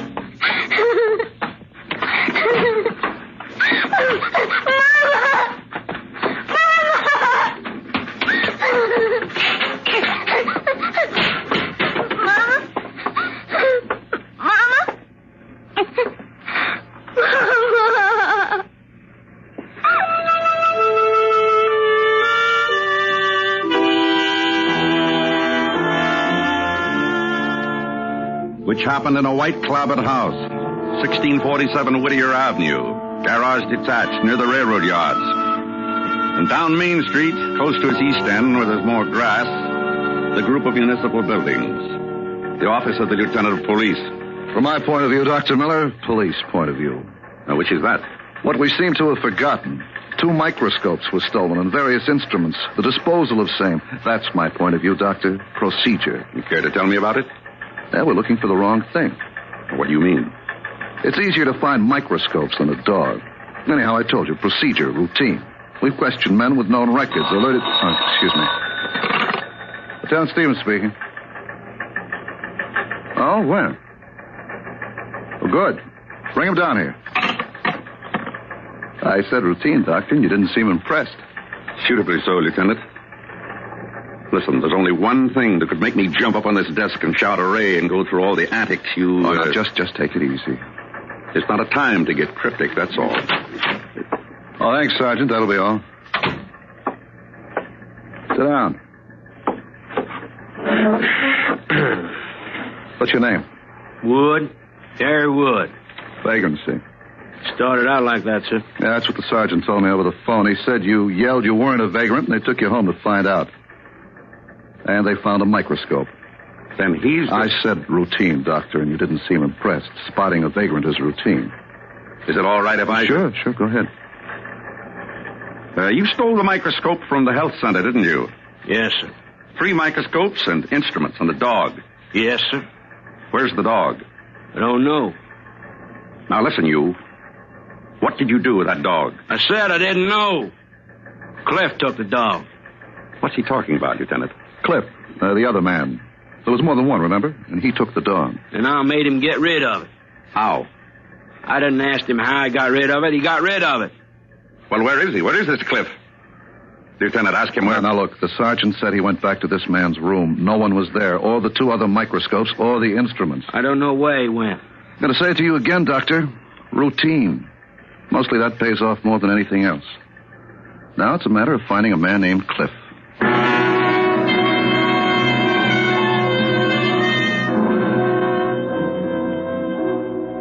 And 12 blocks away, across Main Street and down 2 blocks, there was a store. And there was a man in the store he had owned for the last 20 years. Smallish man, nothing extraordinary. Citizen of the town. About to become a hero. Yes, sir? Pawn it. Listen to microscopes. Yes, I see. How much? 2 microscopes. I'm throwing over my entire practice and getting rid of everything. And I'll tell you something. Oh?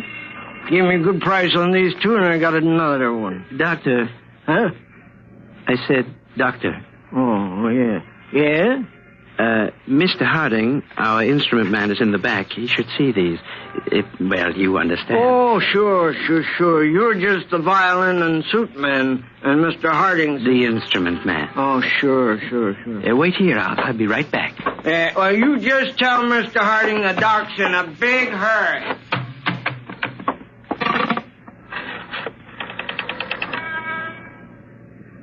Quickly, the police. Hello? This is Carl Roberts on 3rd Street, pawn shop. A man just came in, a little bit drunk, came in with 2 binocular microscopes, both of them Bosch and Lohm. Says he has another one, claims he's a doctor, but... just a second. Serial number, G1135... Ain't no Mr. Harding. Told you the phone. Give me those. Now, sir. Get out of the way and give me those microscopes. You're a dirty little thief. That's what you are. Breaking into the health center and stealing, and that's where these microscopes come from. Get out of my way. That animal you stole, that dog, the whole town is looking for. I said get out of my way. Oh, no, you don't. Okay, you asked for it. Help.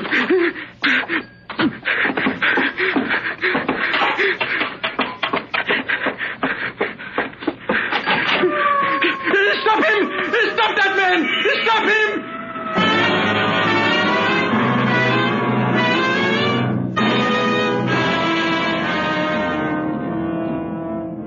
The man who owned the pawn shop had been in business for the last 20 years. A smallish man, nothing extraordinary, citizen of the town, who became a hero. Who caught a thief named Cliff Loomis. And Loomis confessed to his thefts. And a little later, I had a chance to speak with Loomis. About a dog. Look, I've been on it too. A dog with black and white spots and white muzzle. What do you want from me? You got your junk back? What's so important about a lousy dog? Look, the police have been to your room and he's not there. I asked you a question. What's so important about a Did he bite you? You crazy. Did he? Bones he bit. Me, he wagged his tail for a very nice dog. I want to show you something. Huh? Here, look at them. Go on, take them, Cliff. Pictures? Go on. Go on.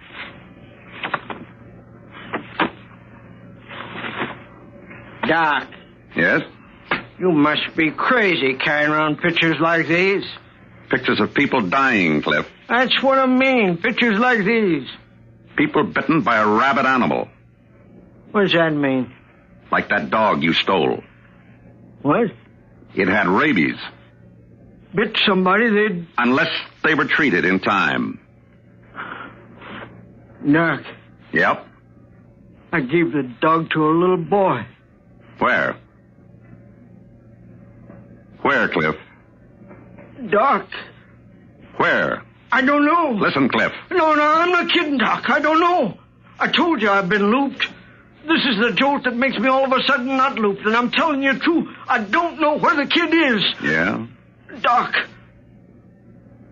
it was somewhere near where our room was. I remember Harry said get rid of the pooch, so I went downstairs, and the first kid I met, it's hazy, Doc. Listen, we'll take a ride, Cliff. Police, too? Afraid so.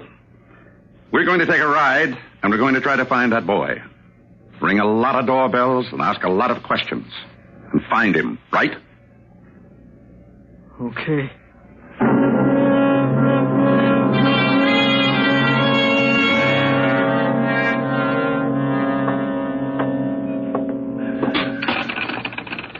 I'm sorry, Tinker Doll. I didn't see you. I didn't mean to kick you. And now don't you cry. My mom isn't home, and I won't know what to do if you cry. I know. I'll play you a tune.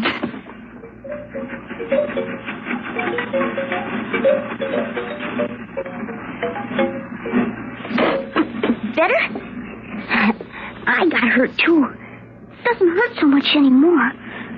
Poochie didn't mean to bite me. Should we play records, Tinker Doll? All right. Diddle, diddle, dumpling, my son John went to bed with his stockings on. One shoe off and one shoe on. Diddle, diddle, dumpling, my son John. Hello? Hello. My mother isn't home, mister. Why are you holding your arm like that? It hurts a little. Why? Poochie bit me.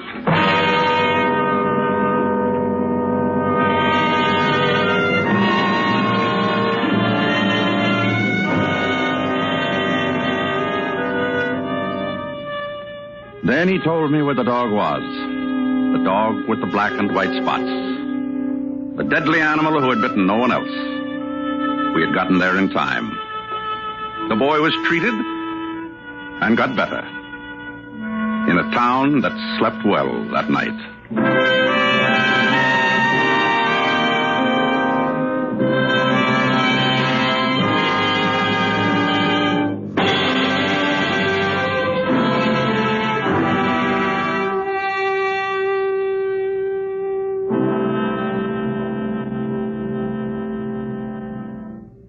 Suspense. Presented by Autolite. Tonight's star, Mr. William Powell. This is Harlow Wilcox again. Have you signed up in the $100,000 Autolite family charity drawing? Well, if you're 18 or over, visit one of the following car dealers: DeSoto, Hudson, Plymouth, Studebaker, Dodge, Willis, Nash, Packard, Kaiser, or Chrysler. Just print your name and address on a registration form and have the dealer sign it. You don't have to own one of these cars. You don't have to solve or buy or write anything. So help your local church, hospital, the American Foundation for the Blind, or any other local or national recognized charity share in this huge sum. Remember, if you are one of the top 25 names in this drawing, the recognized charity of your choice can receive a big part of $100,000. So visit any of these Autolite family car showrooms. DeSoto, Hudson, Plymouth, Studebaker, Dodge, Willis, Nash, Packard, Kaiser, or Chrysler. Make sure to sign up tomorrow.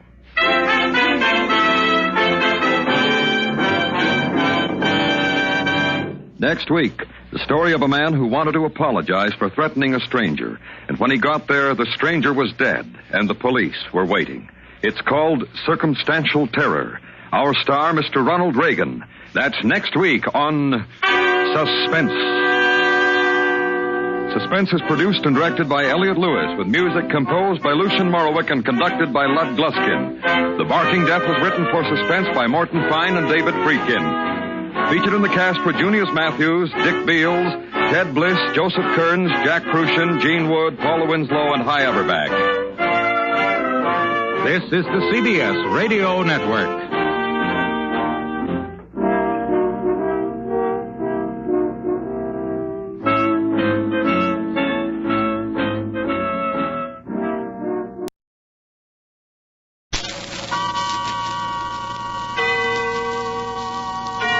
Autolite and its 98,000 dealers bring you Mr. Victor Mature in tonight's presentation of Suspense.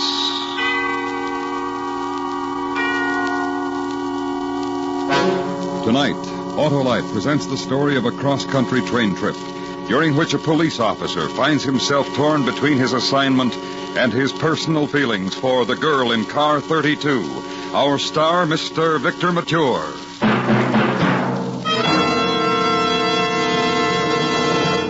This is Harlow Wilcox. Would you like to be responsible for your local church or hospital getting a big share of $100,000 in cash? Well, that's the total which will go to the recognized charities chosen by the 25 persons selected in the Autolite family charity drawing. The top award is $50,000, with 24 others from $1,000 to $20,000 each. To enter is as simple as signing your name and address, and that's all you do. Now, it's our privilege to have you hear what the head of one of America's finest organizations says about this great event. Here is Mr. E. Roland Harriman, chairman of the American Red Cross. Thank you. The spirit of the Autolite Family Charity Plan is a fine example of the slogan of the Red Cross, people helping people. Just a slight effort to register may qualify you to be the benefactor of thousands who look to you for assistance through your Red Cross. Fill out a registration form at any of the following Autolite family car dealers: DeSoto, Hudson, Plymouth, Studebaker, Dodge, Willis, Nash, Packard, Kaiser, or Chrysler. Remember, there's no obligation, but your favorite recognized charity may thank you for a large part of $100,000. Sign up tomorrow. And now, Autolite presents transcribed The Girl in Car 32, starring Mr. Victor Mature, hoping once again to keep you in suspense.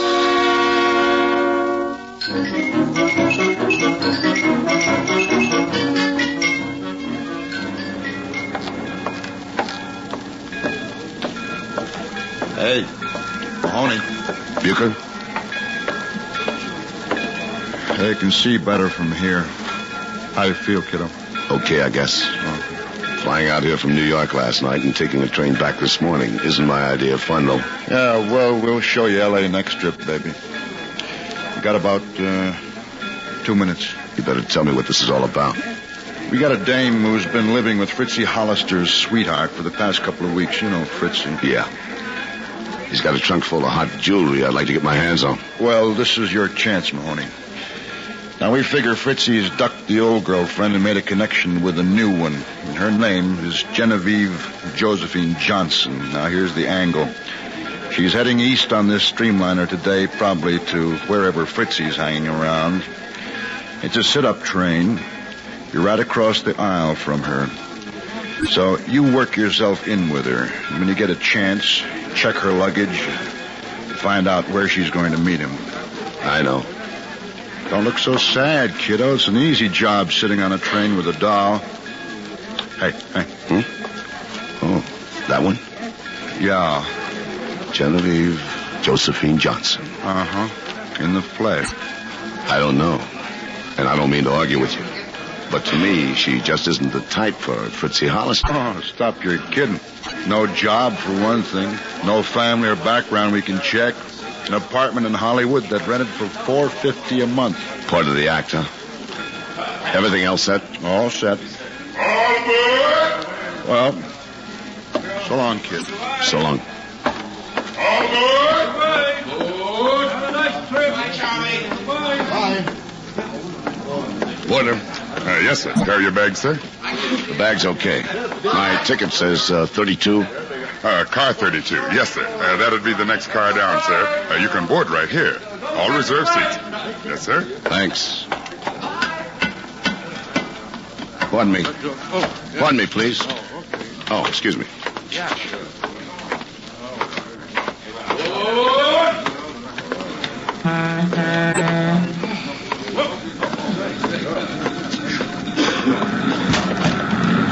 Oh, I'm sorry, miss. It's all right.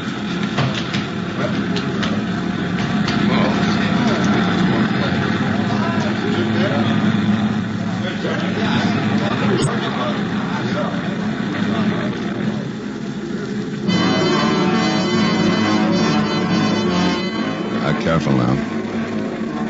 Don't look at her sitting there in her little brown suit and white blouse. Just take off your hat, lay it on the seat, pick up your magazine. But don't look over there. No. Don't reach over and offer to light a cigarette. She can do it. She's okay. Don't lean across the aisle. Got plenty of time. It'll happen soon enough. So just relax and just let it happen. You know what you're doing, boy. That old Mahoney technique.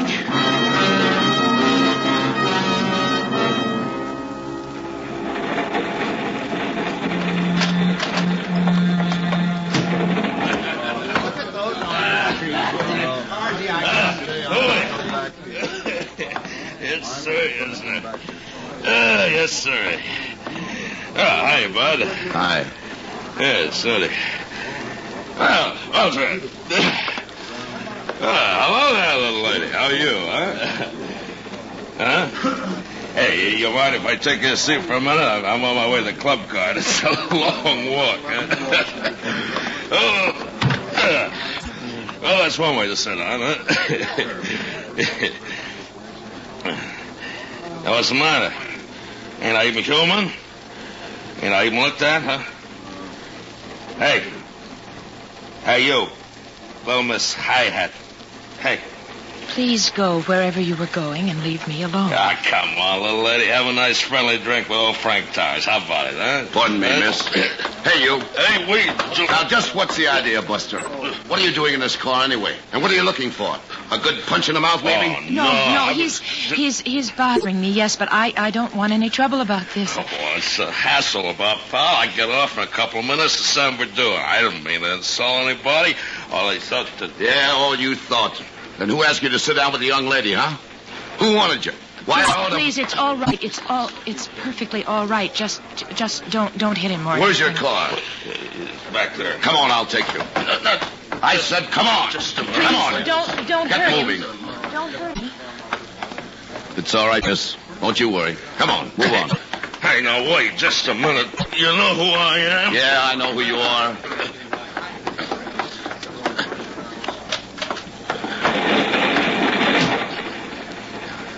Okay.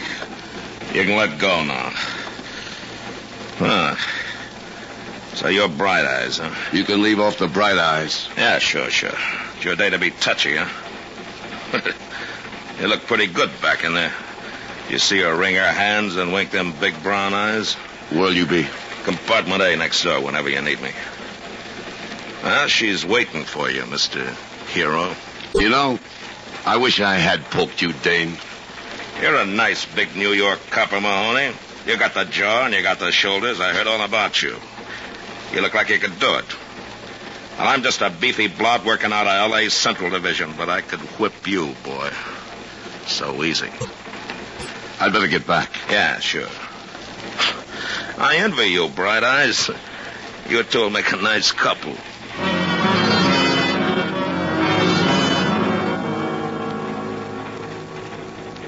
He won't bother you again, miss? Oh, you didn't hurt him or anything like that, did you? Oh, no. I just took him back to his bar and asked him to stay away from you. Oh, it was embarrassing. This is the first time anything like this has happened to me. I'm glad you helped out. Thank you very much. There's no trouble at all. Oh, What? I'm out of matches. Oh, well, I can help you there. I have some in my purse, I think. Yes. Here you are. Thanks. Would you, care for a cigarette? Well, thank you, yes. Why don't you sit down?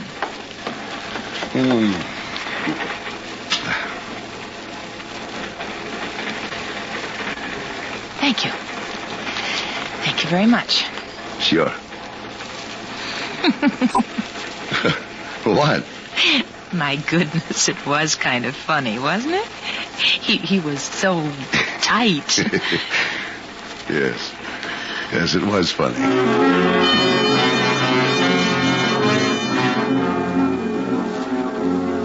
The old razzmatazz.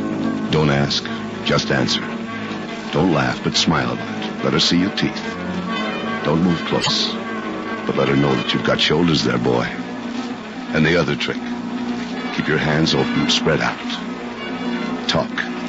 Then stop. Look a while. Watch the orange groves go by. Watch the houses go by. Watch your life go by. What? Oh, my goodness. You must have money in the bank. You're talking to yourself. What's the trouble? I think I'll stop looking around out there. It's beginning to worry me. Too big or too empty or too something, I don't know.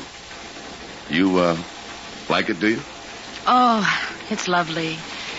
The most beautiful country I've ever seen in my life. Oh, it's breathtaking. Oh, and people call me Jenny. Jenny for Genevieve, huh? Yep, Jenny Johnson. Well, they call me Mahoney. And, some other things sometimes. My name's Harry. Oh, where are you heading anyway? All the way east? All the way and more. Bayside Hills, Pennsylvania. I work in a dentist's office there. Now that's funny. Maybe the suntan threw me. You know, I kind of thought you lived in L.A. And mostly that you didn't work. Oh, dear. Well, I did live there for 3 weeks in a simply marvelous garden apartment in Hollywood. Right off Sunset Boulevard. They had a heated pool. Oh, it was wonderful. It sounds expensive. Oh, it was. Terribly. But I shared it with a couple of other girls off and on. Advertised in the papers, you know. Only... Only? Well, go on. Something happened? Only... Maybe I'm funny in some ways. Maybe I'm old-fashioned, but some things I just... Well, there's not much point of going into that part. I get it. You got stuck with the cute little blonde who always wore your clothes or something. Cute? Oh, not for my money, thank you. What happened, anyway, was that she got out last week after one of her parties. When I said what I had to say, she got out pretty darn fast, believe you me. My goodness, did I say something? Why are you staring at me? Who? What? Oh, staring at you. Well, I'm sorry. I didn't mean to. Oh, no, that's all right. My goodness. For some reason, it seemed like you were looking at me for the first time.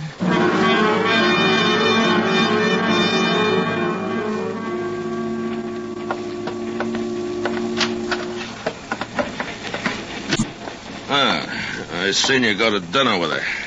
You're doing okay, Bright Eyes. Yeah, but it doesn't add up. Too homespun for this trick. Huh? Well, what's she done? Thrown up a smoke screen? That homespun stuff's all part of the act. She's Fritzy's girlfriend, all right. Remember, you're the operator, boy, not her. She's going to a place in Pennsylvania. She tell you she's got a little old mother and a little old father waiting for her back home? Yeah. It's a great act. She's just a better actor than you are.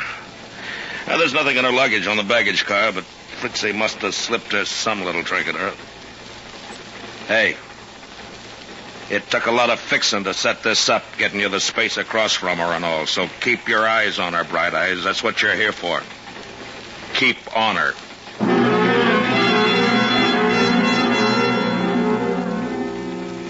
Hi. Did you get your glass of water? Yeah. Well, it seems to be getting pretty late, doesn't it? Hadn't we better call it a night? Oh, What? Why... Well, couldn't we sit here another half hour and just talk about things? Why couldn't we? Oh, I suppose we could. That is, if you don't expect... Oh, I don't expect anything. Well, we'll talk about what? We'll talk about you. Oh, no, we won't. There's nothing to talk about. That isn't the way I heard it. Oh, you didn't hear anything about me. You'd be surprised, sister. What? Nothing. I don't think you want to talk very much, do you? No, I want to find out something. Harry, no. Well, anything the matter? No, please. I don't care for that sort of thing. You promised. You said... Oh. Please? Well, I'm sorry. That's quite all right. The first minute it got dark, though, you had to try it. I told you I'm sorry. Forget it. You know, I'd like to tell you something. I'm not that kind of a guy. I never was. I've had so much of that stupid messing around. Oh, so much of it? I see. Well, I haven't. And I don't think I'm sorry either. I want it to mean something with me, and it won't be stupid. That's silly, isn't it? No, it isn't. It's awfully late, really it is. I'll see you tomorrow.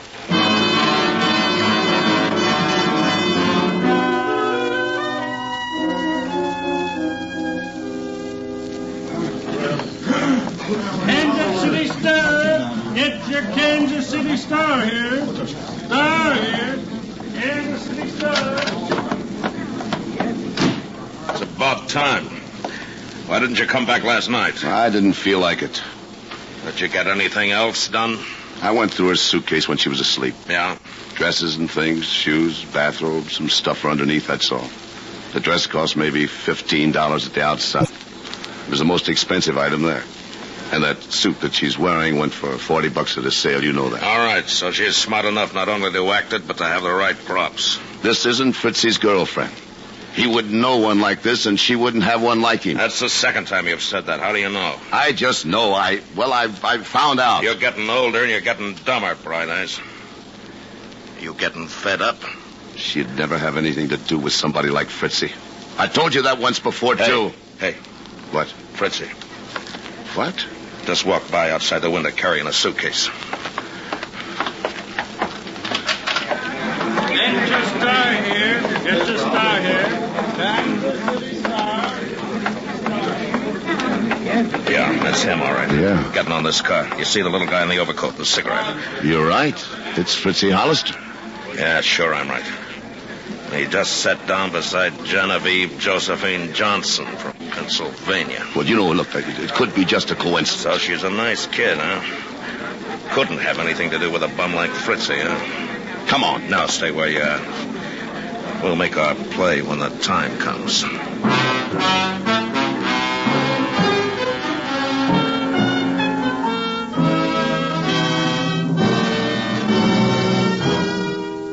Autolite is bringing you Mr. Victor Mature as star of The Girl in Car 32. Tonight's presentation in radio's outstanding theater of thrills, Suspense.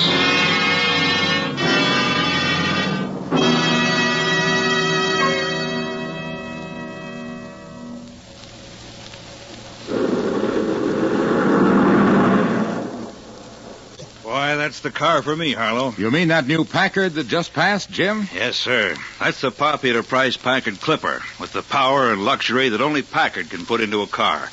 And have you seen the Packard Patrician? That's the finest car ever to bear that famous Packard name. A name we're privileged to salute tonight on Suspense. Packard, an outstanding member of our worldwide Autolite family. Well, Packard is outstanding in every way. Its ruggedness and dependability have withstood the most tortuous tests that Packard engineers can devise. Packards have proved over and over that they have what it takes under every road and weather condition.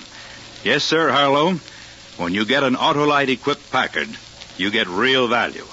And you get a car with one of the most famous of all fine car names, Packard. Yes, and Autolite is proud of its long association with Packard and with Packard dealers everywhere. And now, Autolite brings back to our Hollywood soundstage Mr. Victor Mature in Elliot Lewis's production of The Girl in Car 32, a tale well calculated to keep you in suspense.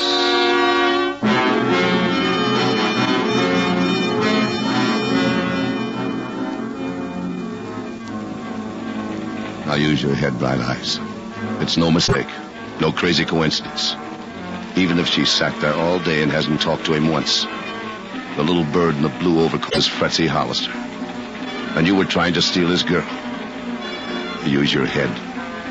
She was fast enough and smart enough to spot you right off for what you were. And she handled you last night like a schoolboy.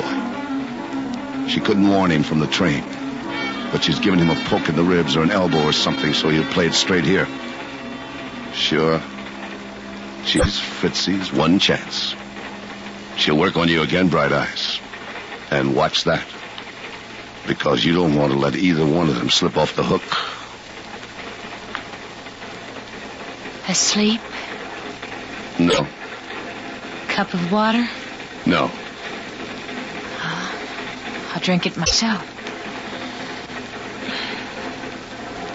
I can't sleep. Not with that strange man over there. What's so strange about him? What? Skip it. Do you feel like talking? Sure, let's talk. Why not? Sit down. Thank you. Well, I wonder what this stop is going to be. I'm glad you wanted to talk. But suppose you drop the rude girl routine. My goodness. You're all right in the daytime, but at night you come out with the silliest things. Say, what do you mean by that? Big laugh. Big laugh for you. What? For a couple of minutes last night, I was stupid enough to believe you, sister. What? Not now, though, and don't you forget it. What on earth are you talking about? I said cut the act. Well, I don't have to have anyone to talk to me like that. I think you're crazy. You must be. You must have something all twisted up in your head, or you wouldn't say things like this. Oh, darn.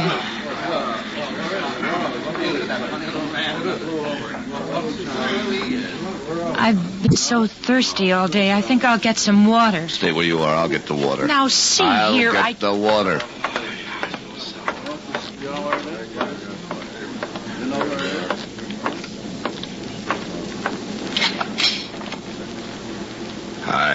Hi. What's the idea of leaving them together when we come in a station? I'm sick of it. It happens here or else. Now, look. Shut up. Hey, Fritzy, jump over in your seat. Yeah. And he's talking to her. Yeah, he had to sooner or later. Right now, she's telling him I'm a cop, and they'd better scram out while the scramming's good. You hit it on the head, boy. There he goes, heading for the door. He won't make it. Hey. And come on. Hey, Fritzy. What? I've been waiting for you to try something like this. Your girlfriend's pretty smart. Look out, Bright Eyes. He's got a gun. No, you don't. Stay away from me. Stay away from me. No good, Fritzy. No good. Are you okay? Yeah, here. Hold on to him. All right. Hey, where you going? To get his girlfriend. I want to attend to her personally. All right, stand back. Stand back. Get out of the way. Say, what's all this? What's... Police officers. Keep these people back. Oh, yes, sir. Yes, sir. I'll do that, sir. What on earth is it? Stow that, baby. This is a pinch. What?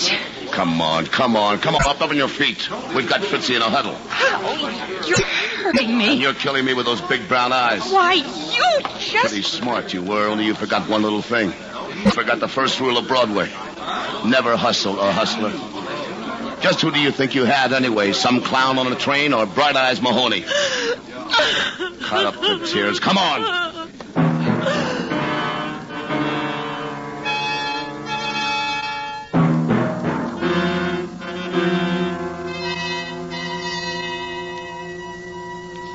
Now then, what's it all about, Sergeant Mahoney? We can keep the man for carrying a gun. That'll do for a starter. We've got 1 million charges against him. He pulled the biggest jewelry heist in the country last year. You can get some papers out here to me? Sergeant Danes is phoning Los Angeles right now. All right. Now, what about the lady? Hold her, too, for disturbing the peace if you have to. She's Fritzy's girlfriend. She'll be named accomplice. Oh, I see. Well, she sure cries a lot. I'll hold him for you. Anything else you want from me? Hey, Bright Eyes. We got a mix-up. What do you mean? Well, you're a little mixed up, boy. That's what I mean. I've been on the phone to L.A. straightening it out for you. Fritzy's old girlfriend and that other one had the apartment together in L.A., okay? But that's all. She's not tied up with Fritzy. She never was. Why'd you meet her on the train? Because Fritzy's girlfriend left an old trunk after her in the storeroom. How was this Johnson dame to know that there was $100,000 worth of stolen jewelry in the false bottom? Naturally, Fritzy wanted it back, so he found out this tomato you were bright-eyeing with was coming east, so he just grabbed a plane so he could meet her in K.C. He wanted that trunk, boy. Yeah, you mentioned that. Well, that's it. She's no more Fritzy's new girlfriend than I am. You know, it's funny how things work out. The trunk's been in a hock shop in L.A. all the time. Little Miss Muffet got rid of it to clean up the place when she moved. What's the matter? You sick or something? I told you she wasn't Fritzy's girlfriend. I told you. Well, I got that all straightened out for you now, Bright Eyes, so you... Write out a release, will you, Sheriff, for Jenny Johnson? Sure. Sure, glad to. You know, I wanted to do just what you did ever since that fella started talking. He bothers me.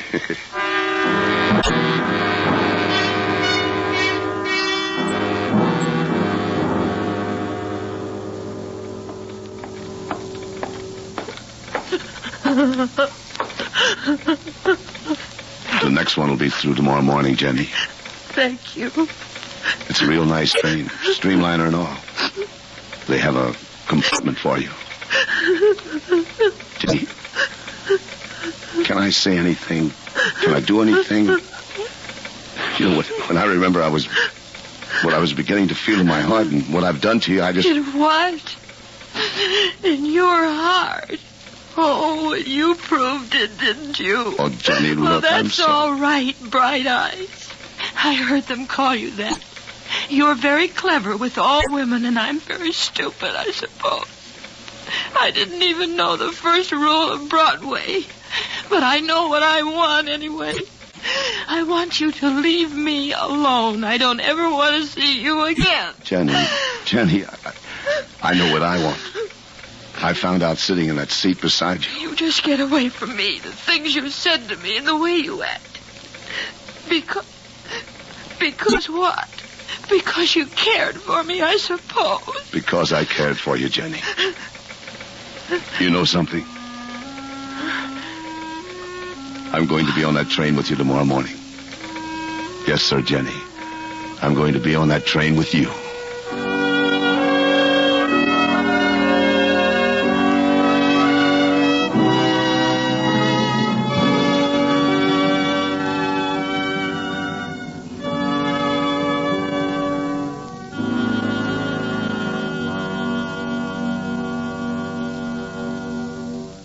Suspense.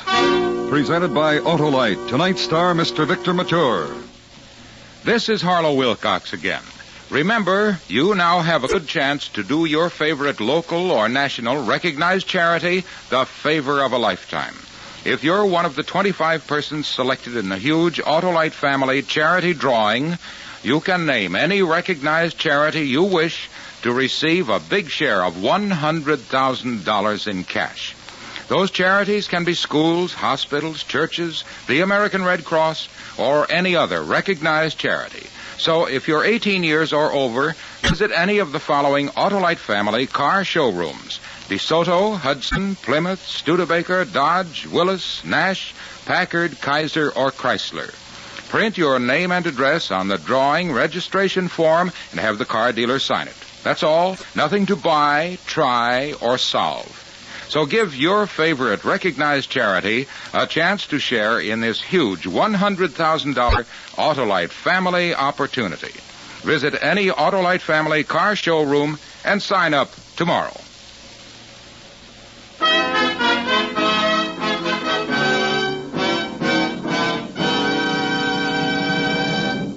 Next week, the story of a man who found that everything was against him.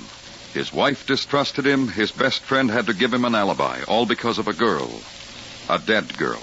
It's called The Guilty Always Run. Our star, Mr. Tyrone Power. That's next week on Suspense.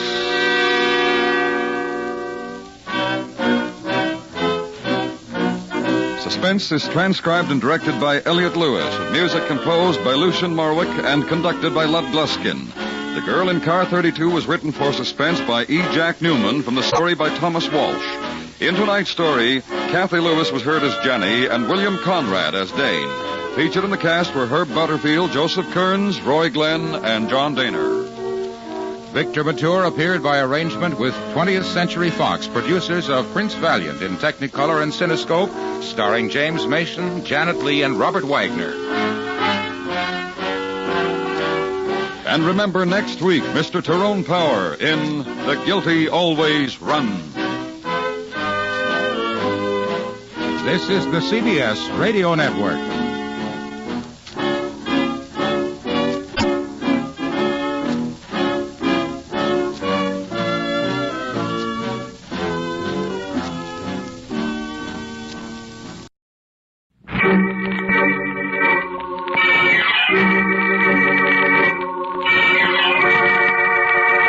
The Avenger. The road to crime ends in a trap that justice sets.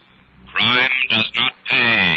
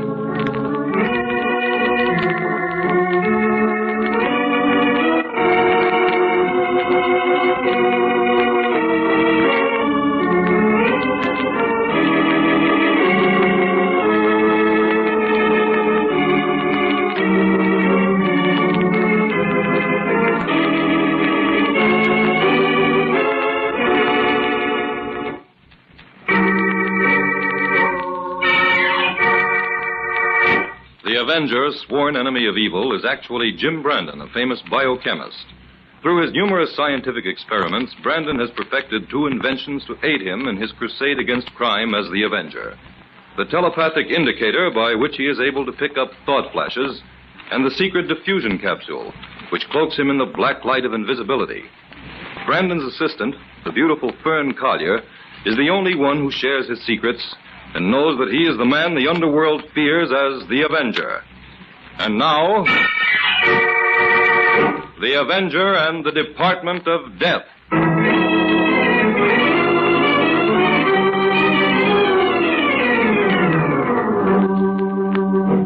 The employees of Kahn's department store are beginning to punch in for the day. Among the early arrivals is Mabel Darnay, who hurries toward the employee's elevator. Oh, good morning, Mr. Kilgore. Morning, Mabel. You're in early this morning. My clock must have been fast. My, Mr. Kilgore, your windows certainly look pretty this week. Oh, thank you, Mabel. I've had quite a few compliments on them. Too bad I can't hold them over for another week. Saved me a lot of work. I'll say. I wonder what's holding up this elevator. I don't think Joe's come in yet. Now, where's the elevator? It's always parked here on the main floor overnight. Call up through the grating. Someone else may have taken it up. It's not in the basement. I can see down there. Mabel, Oh, Mabel, Mr. what's the matter? Kilgore, come over here quick. Oh, what is it? Look, down there at the bottom of the shaft. It's Grady, the watchman. He looks like he's dead.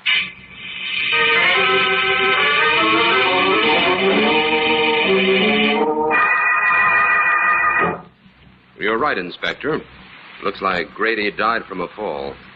What floor did you say he fell from? Well, it must have been the 5th, Jim. I checked the automatic meter on the main floor when I came in, and it shows that Grady made his last time check on the 5th floor at midnight. Well, let's go upstairs and have a look. Okay, all right, O'Brien. You take over here until my men arrive. Whatever you say, Inspector White. Come on, Jim. Let's get out of this shaft and take the elevator to the 5th. To the 6th, you mean, Inspector? 6th? I said he fell from the 5th, Jim. Yes, but the elevator in that shaft would have to be parked above the floor from which he fell. We'd better check that first. Get in the elevator, Jim. 6th it is. You didn't permit any of the elevators to be moved, did you, Inspector? Only this one. I took it down to the basement myself. I ordered all the employees held on the main floor. Good. Now, what have you found out about Grady so far? Well, he's been a watchman here at Con's store for 15 years. Steady fellow, completely trustworthy. Who's this fellow, O'Brien, you left on guard in the basement? He's a store detective.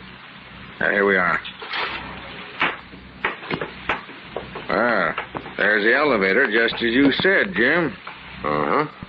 Very strange. Oh, what's strange about it? You expected to find it here, didn't you? Yes, but would you mind explaining why Grady rode this elevator up to the 6th and then left it parked here and used the stairway to the 5th floor? Oh, Jim, don't start that. The first thing Come I on, know Inspector. Let's take a look at the 5th floor. We'll take this elevator Grady used. All right. Now, there's no doubt in my mind this was an accident, Jim. Nothing valuable was stolen or the alarm would have sounded, so don't try to stir up anything. Oh, a perfect landing, Inspector. Oh, say, who's that coming in from the stairway? That's Mr. Con, the owner of the store. Must have something important on his mind to climb all those stairs. Inspector White, I want a few words Yeah? with you. What is it, Mr. Con? Well, how much longer must I keep the store closed? I had a sale advertised for today. Several hundred people waiting outside. Give Brandon and me 10 minutes more, then you can open the door. Mr. Con, we would also like to have your permission to question some of your employees. Question my employees? What for? If Grady's death was accidental, it must be proved so to the satisfaction of the police department. Oh. Well, naturally, I want everything to be cleared up properly, but... Well, look here, Inspector, there's no need to make a scandal out of a perfectly natural accident. I have some influence in the city. You'd better take care of your own business, Mr. Con, and I'll take care of mine. Now, give us 10 minutes more here. All right. It's not that I don't want to cooperate in every way possible, but as far as I can see, there's no need for a prolonged investigation. In other words, Inspector, we mustn't let a little thing like murder interfere with Mr. Con's Now, business. wait a minute, Jim. Don't jump to any conclusions. Now, why couldn't Grady have fallen down the shaft here? Oh, really, Inspector? That question isn't worthy of you. Why not? Well, first of all, these grating gates may look old-fashioned, but they lock and unlock automatically from the inside. Now, Grady would hardly have pried this door open in order to fall down the shaft accidentally. No. No, I admit you've got something there, Jim. But what do you suppose did happen? Grady was killed or stunned by a blow on some other floor. Brought here to the 5th floor in this elevator. Parked right here on the floor where we're standing while his murderer took the elevator to the 6th floor. Left it there, punched the time clock on that floor, walked down the stairs, punched the clock here, and then pried open this gate and threw Grady down this shaft. That's all guesswork, Jim. You have no way of proving any of that. I can prove all of it, Inspector. I'm listening. Well, Grady had a bad gash on his head, didn't he? Yeah? Look. There on the wall of the elevator. About 30 inches from the floor. Looks like a small blood stain. Now, look at the floor. Right here where we're standing. There's a larger and more distinct stain. Yeah, but why should the murderer overlook evidence like that? Only a few dim lights are left burning on these top floors at night. The murderer didn't see it. Now, last but not least, look at the marks on this outside elevator door, made by a sharp instrument, recently. Bits of metal are still clinging to the marks. All right, Jim, where do we go from here? We start looking for the answer to 3 very simple questions, Inspector. Where was Grady murdered? Why? And by whom? Oh, very simple. Going down, Inspector. Please face the front of the car.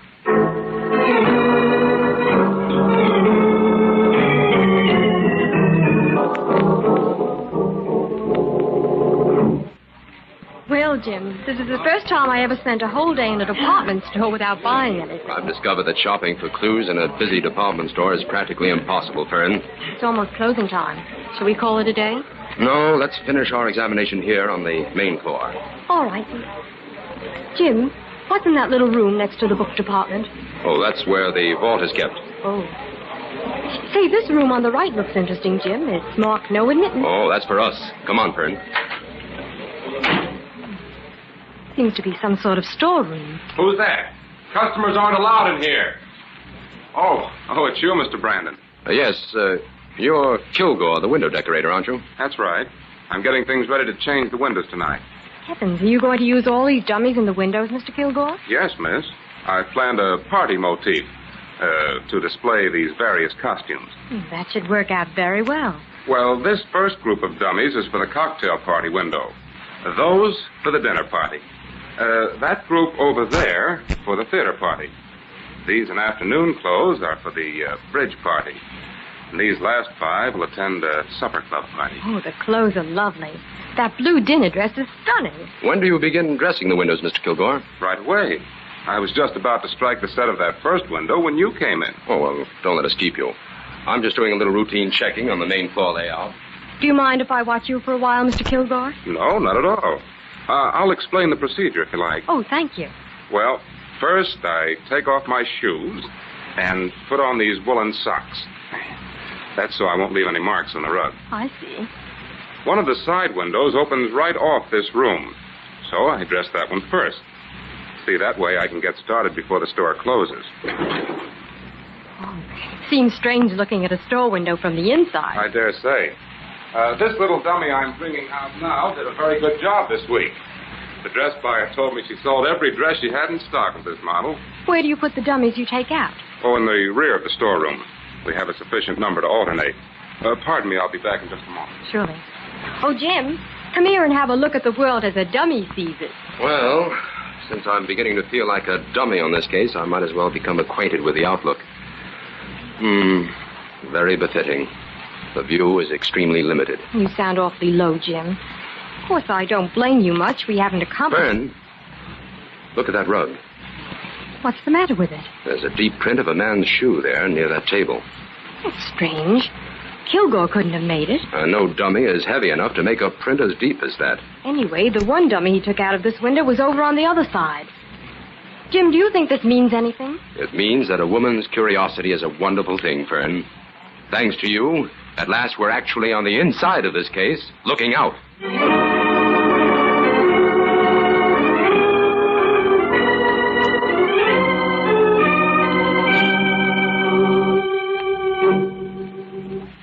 Mr. Shelvin, you're in charge of the jewelry department, aren't you? That's right, Mr. Brandon. Until just a few weeks ago, their jewelry was on the mezzanine. Why was it changed? Mr. Kahn decided to enlarge the department. There's more room for display here on the main floor. I see. You're planning a big diamond sale as soon as the new shipment arrives, aren't you? Why, yes. How did you know about that? Mr. Kahn told me I wasn't to mention that shipment to anyone. Well, it seems to be a fairly well-known secret, Sheldon. Mr. Kahn won't like that at all. The new vault for the diamonds is over there in the room next to the book department, isn't it? I'm sorry, but I'm not at liberty Oh, well, I know it is. And also that you and Mr. Kahn are the only ones who have the combination to that vault. Mr. Brandon, I hold a very responsible position here. I don't want to jeopardize it in any way. If you have any further questions, I prefer that you direct them to Mr. Kahn. There goes the closing signal. You'll have to excuse me.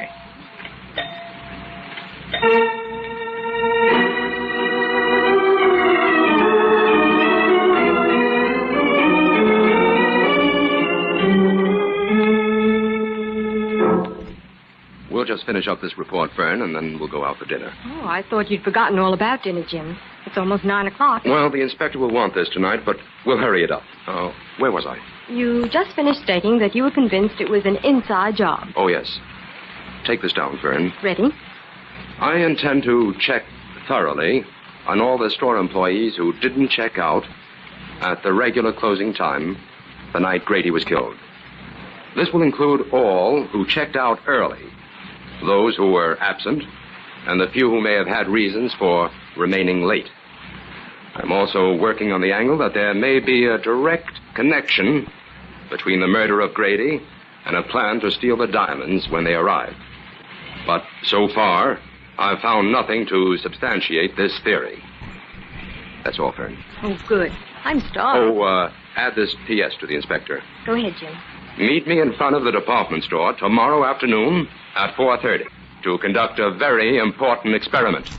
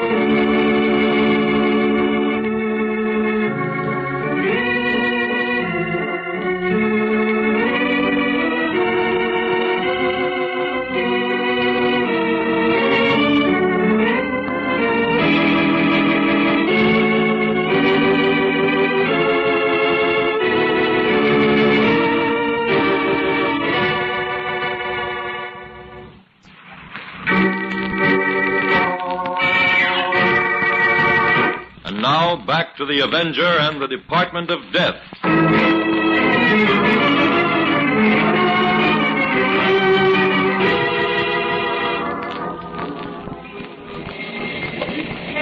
Here I am, Inspector.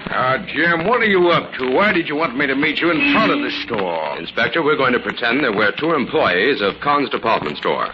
We either checked out early or we didn't show up for work today. Anyway, we're outside the store according to our time cards. Now, if we're outside and can prove it, according to our cards, we can't be suspected of any crime that might be committed inside, can we? I suppose not. That's the kind of evidence that holds up in court. But what are you trying to prove, Jim? The purpose of this demonstration is to show that we can go into the store and remain inside after the store closes. All night if we want to. Now, here's a complete list of the employees who were absent or who checked out early the night Grady was killed. We can discount the few who left late because they couldn't get back in past the watchman at the employee's entrance. You'll notice that this list includes a number of employees you've already met and whom we now have reason to suspect. Well, now we're getting someplace, Jim. Who were they? There were 15 all told, but the ones you know were O'Brien, the store detective, Mabel Downey, who discovered the body, Kilgore, the window decorator, and Shelvin in the jewelry department. And don't forget Mr. Con himself. He doesn't have to check in and out of the store. I'm not forgetting him, Inspector. He's on my list. Well, what do we do now? First, we walk inside the store, just like two ordinary customers. Then we make a very unusual experiment.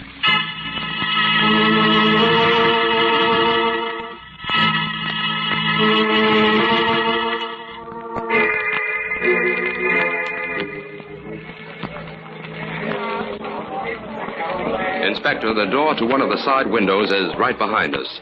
I'm going to open it now, and we're both going to step inside the window. Oh, of all the crazy idea you ever come up with, Jim, this is the craziest. Come on, Inspector. We're invited to a cocktail party with 5 dummies. Hurry. Now what? Sit down on that bench. You'll be partly concealed by those 2 dummies. I'll stand over here behind this lovely lady in red. You can talk, Inspector. No one can see your face, but Don't move. How long do we have to stay here, Jim? Until after the store closes. Maybe this experience will teach you not to make me prove everything to you the hard way. Well, where's Fern? Why couldn't she have done this instead of me? You're the one I have to convince. And besides, Fern is up in the toy department questioning Mabel Darnay. Oh, there goes the gong. It's closing time. Oh, how much longer? We're going to stay here like this until everyone is left. Oh, this is carrying things too far. Be careful, Inspector. Don't move. One of those window shoppers is giving your suit the once-over.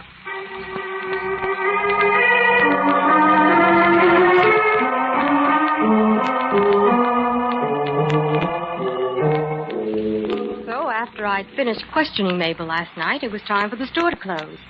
So I went outside and watched you and the inspector in the store window. My, you look natural. We saw you, young lady, and I might add that wasn't part of your assignment. I know, Jim, but I wouldn't have missed it for anything. Well, what did you find out from Mabel, Fern? Well, Inspector, she knows all about the diamond shipment that's expected, and she has a terrible crush on Mr. Kilgore, the window decorator. Oh, that's no help. Now, look here, Jim. We're moving too slow on this case. Inside job or outside job, I've got to find the man that murdered Grady and find him quick. We'll get that murderer all right, Inspector, but it may take a few days. A few days? Have you seen the morning papers? Why, one of them went so far as to print my picture and caption it the police department dummy. I've got to make an arrest in this case within the next 24 hours, Jim. All right. I promise you that by 10 o'clock tomorrow morning you can make an arrest, Inspector. You know who the murderer is, then? I didn't say you could arrest the murderer. Oh, stop talking in circles, Jim. What do you mean? Well, I know who the murderer's accomplice is. And since you're so desperate to make an arrest, I'll deliver him. Then it's up to you to make him talk.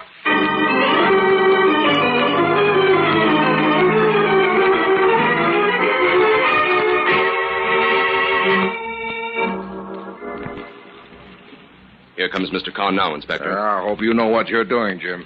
Good morning, Brandon. Inspector? Good morning. Good morning. Mr. Kahn, we're going to make an arrest here. What? I sent for you because we want to handle things as quietly as possible. An arrest? Who? Roger Kilgore, your window decorator. Why, you must be mistaken, Brandon. Kilgore was implicated in Grady's death. One of his windows was deliberately arranged so that someone could hide in it without attracting attention on the outside. And someone did hide there the night Grady was killed. If it wasn't Kilgore, then Kilgore knows who it was. Bring Kilgore in here, Mr. Kahn. Well, I'm afraid I can't. Kilgore didn't show up for work this morning. What? Well, has he called or anything? No, not yet. Come on, Inspector. We've got some work to do.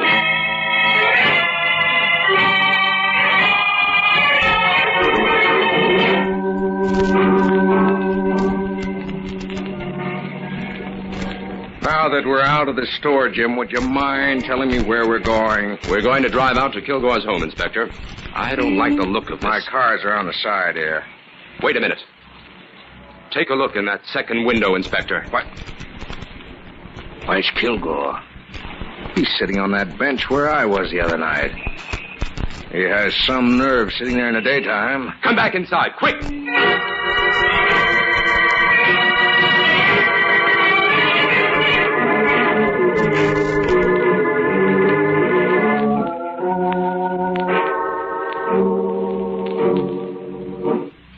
That's the window, O'Brien. Open it up. Not so fast, Brandon.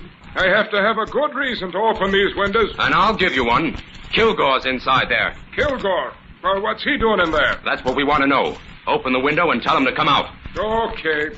Come on out, Mr. Kilgore. There's something wrong here. Inspector, come into the window with me. You too, O'Brien. Right, Jim. Sure.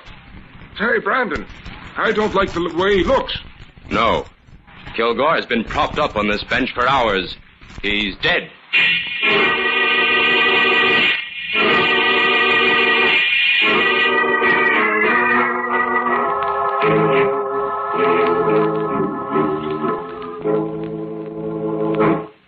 How was Kilgore killed, Jim? He was given a hypodermic needle full of poison, Fern. Jim, this case seems to be getting more hopeless by the hour. Khan's store seems to have added a new department. The Department of Death. Well, the whole thing has taken an unexpected turn, but things are beginning to add up. For instance? Kilgore was murdered by someone who no longer needed his services and wanted to get him out of the way. That time element ties up with the big event scheduled to take place at the store today. You mean the arrival of the diamonds? Yes. I think the plan to steal the diamonds furnished the motive for both murders. Grady evidently discovered something in connection with it and was killed before he had a chance to reveal what he knew. But, Jim, Why should the murderer stay in the store at nights before the diamonds arrived? In order to make preparations for the theft. What those preparations were, I must discover today. Well, I suppose we can eliminate Kahn and Sheldon. Why should we eliminate them? Well, you said they both knew the combination to the vault.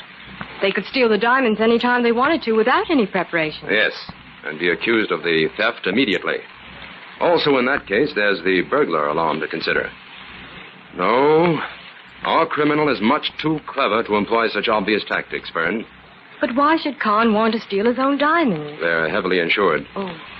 But, Jim, Sheldon hasn't been absent or checked out early since the day of Grady's murder. So how could he be guilty of murdering Kilgore in the store last night? I'll admit that's got me stumped. But not enough to eliminate him. Come on, Fern. We're going back to the store. And this time we're going to concentrate on the book department.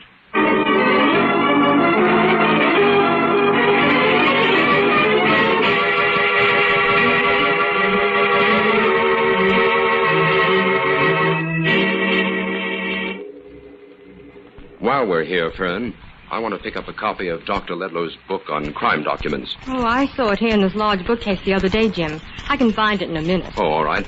I'll browse around a little in the meantime. Oh, Jim. Yes? Come here a minute.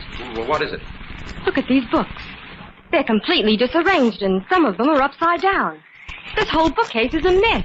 Why, yes. It certainly is. That's it, Fern. I've got it. What, the book? No, the solution to this whole grim affair. Oh, at last. Fern, Kahn's department store is going to have an extra watchman tonight. This is a job for the Avenger.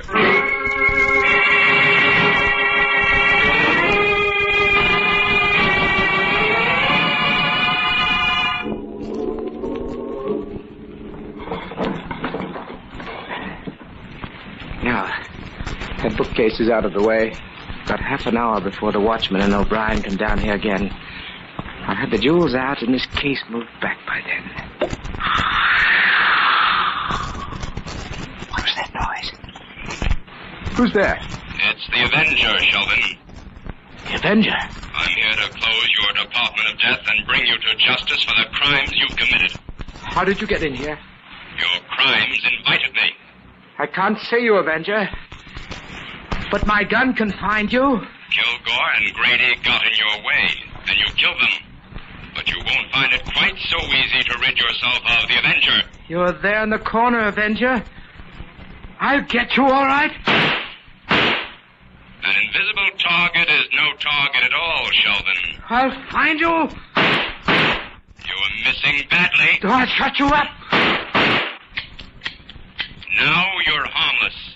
Your gun is empty, Sheldon. What's going on here? Sheldon, it's you. O'Brien, arrest Sheldon. I think you know the charges.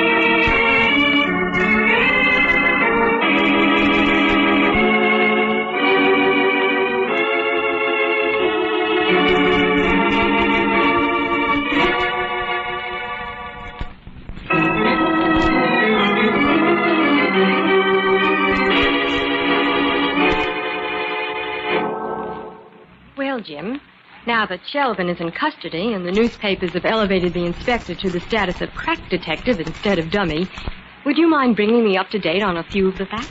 Not at all. We have to make out a full report on this for the inspector anyway. Well, tell me briefly first. What was the clue you found in the book department? Well, as you know, the diamond vault was in that small room that adjoined the book department.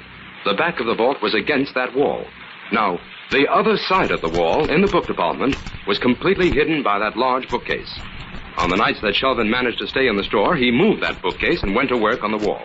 He broke through a section of it and succeeded in drilling through the back of the vault, leaving only the black velvet lining to be broken through at the last minute. But the clue? That bookcase was too heavy to move with the books in it, so Shelvin had to remove them. The night before the diamonds arrived, he was in a hurry and left them upset. That was the clue I needed. But how did he expect to get the jewels out of the store? After the death of Grady, Shelvin got himself an outside accomplice. By that time, he was quarreling with Kilgore anyway, and he knew he'd have to get rid of him. We picked up this accomplice this morning, and he explained the whole setup. After Grady's death, it was too risky for Shelvin to check out of the store early and come back in to hide. So he hit upon another idea. He hired a man who bore an amazing resemblance to him to check in and out of the store for him. Very clever. Shelvin's plan was to steal the jewels and stay in the store all night. The next morning, just before time for the store to open, his accomplice would check in for him, pick up the jewels in the washroom where Shelvin had left them in a shopping bag, and then exit from the store just as the early shoppers were coming in the main entrance. And in the meantime, Shelvin goes to the safe, gives the alarm, and is under no suspicion. Right. Well, Jim, could we get the inspector's report out right away? I'd like to leave early today. Oh, I can tell by that glint in your eye you're going shopping. Yes, I am. Well, murder or no murder, I suppose no woman alive can be expected to spend 3 days in a department store without buying something.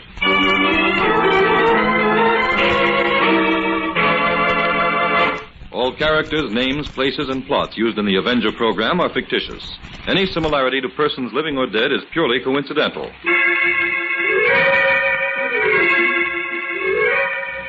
This is a thought. A thought. A thought. Remember, listen for another adventure of... The Avenger.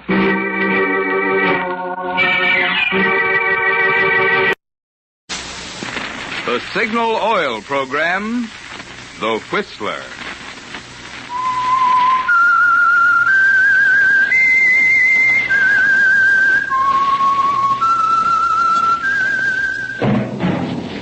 That whistle is your signal for the Signal Oil program, The Whistler.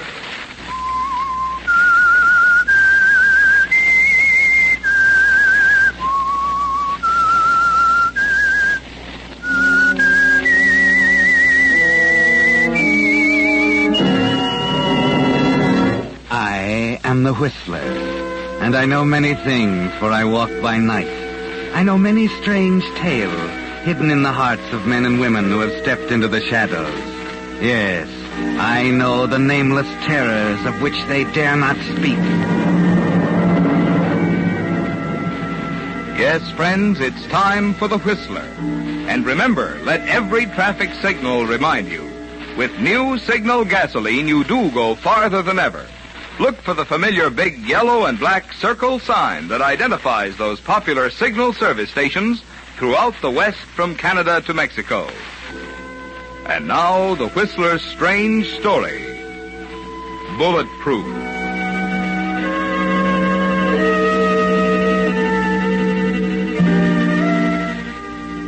The country's largest news magazine wrote him up under crime, described him as massive, soft-spoken, methodical. Howard Martine was all of these and more. He was a man who believed in a planned existence. Whether it was business, matrimony, or murder, Howard Martine never took chances. He made his plans and carried them out to the letter. This philosophy brought him great financial success. And it brought him a wife who was young and beautiful to look at, and who hated him with all her heart. That's you, Andrea? Yes. How's your headache? What? Your headache. That's why you went to your room, isn't it? Oh, yes. It's better, thank you.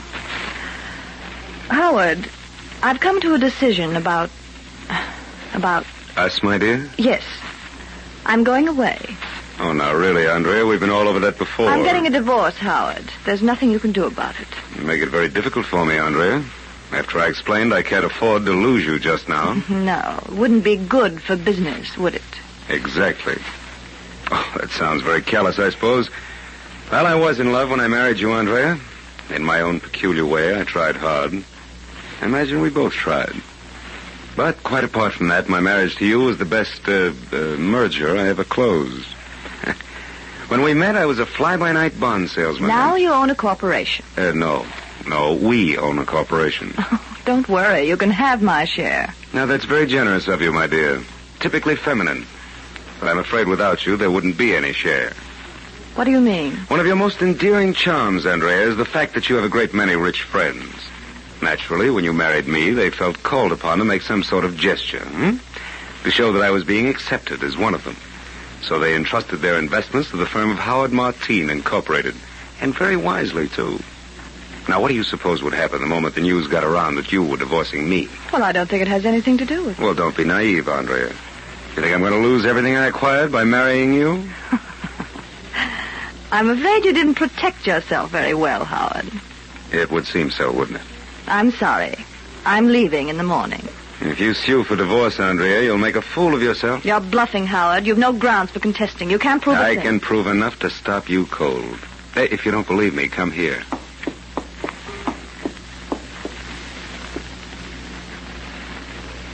What's that? Here, hold this up to your ear. Hello? Paul, dear. Andrea. I had to call you. I needed some courage. Where are you? At home. I'm going to tell him now. Oh, Paul, what if he refuses? There's nothing for him to refuse. But he's told me he'd contest. He can't. He doesn't know about us. And even if he did, there'd be no proof. Is that enough? Or would you like to hear more? You know, I have quite a collection. It was just a matter of tapping the dictaphone into the private telephone in your room.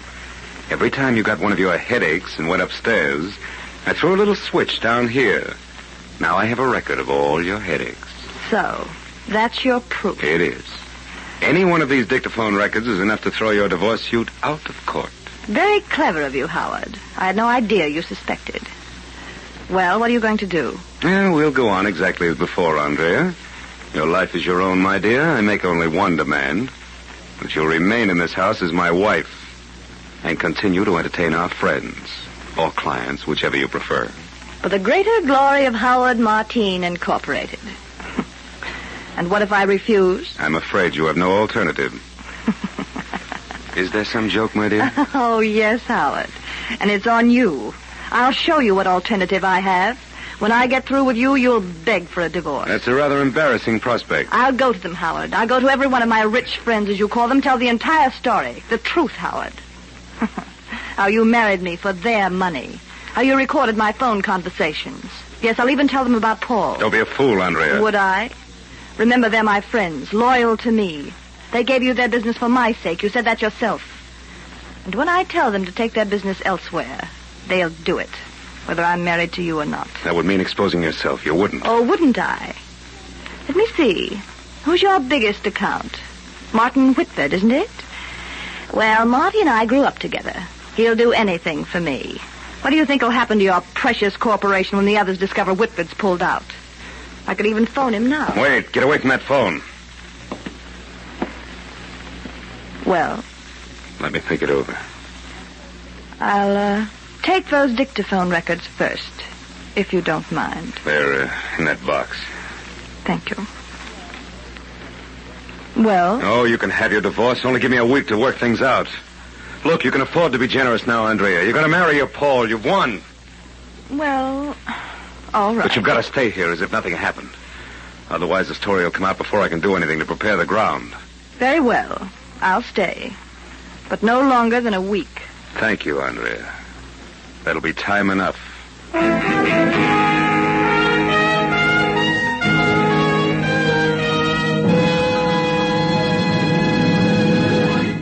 With the prologue of Bulletproof, the Signal Oil Company brings you another strange story by The Whistler. It takes extra quality to go farther. Yes, it takes extra quality to go farther. And Signal gasoline has the quality that has made it famous throughout the West, from Canada to Mexico, as the Go Farther gasoline. But even more important to you than Signal's good mileage are the performance features in Signal gasoline which make that mileage possible. You see, by rearranging the atoms in gasoline molecules, science gave new Signal gasoline quicker starting, faster pickup, and quieter, higher anti-knock. And it's because of this, because it helps your motor perform more efficiently, that you now go farther than ever with new Signal gasoline. Now, that's an important point to remember. It's the same qualities that give you extra driving pleasure that also give you extra mileage. That's why Signal says look to your speedometer for the best proof of gasoline quality. It takes extra quality to go farther. And Signal is the famous Go Farther gasoline. And now, back to the Whistler.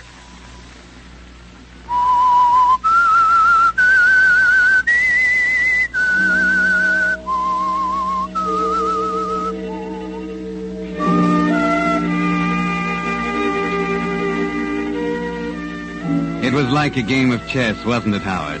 You had your attack planned right down to the last detail, with a final checkmate only a few moves away. But as it often happens, you were so absorbed in the plan of attack that you completely overlooked the obvious, simple counter-move that Andrea would be bound to make, that you would go to her friends and tell them the truth. All you could do was try to control the rage inside of you until she left the room. You sit alone in the library and try to think, realizing, of course, that there's only one answer now.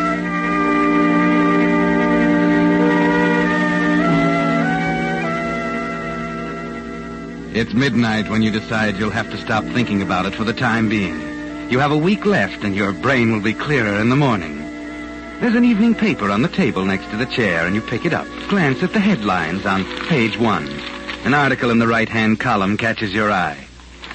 Suspect confesses in nightclub killing. Ernest Krug, booked on suspicion yesterday, finally broke down under intensive questioning at police headquarters.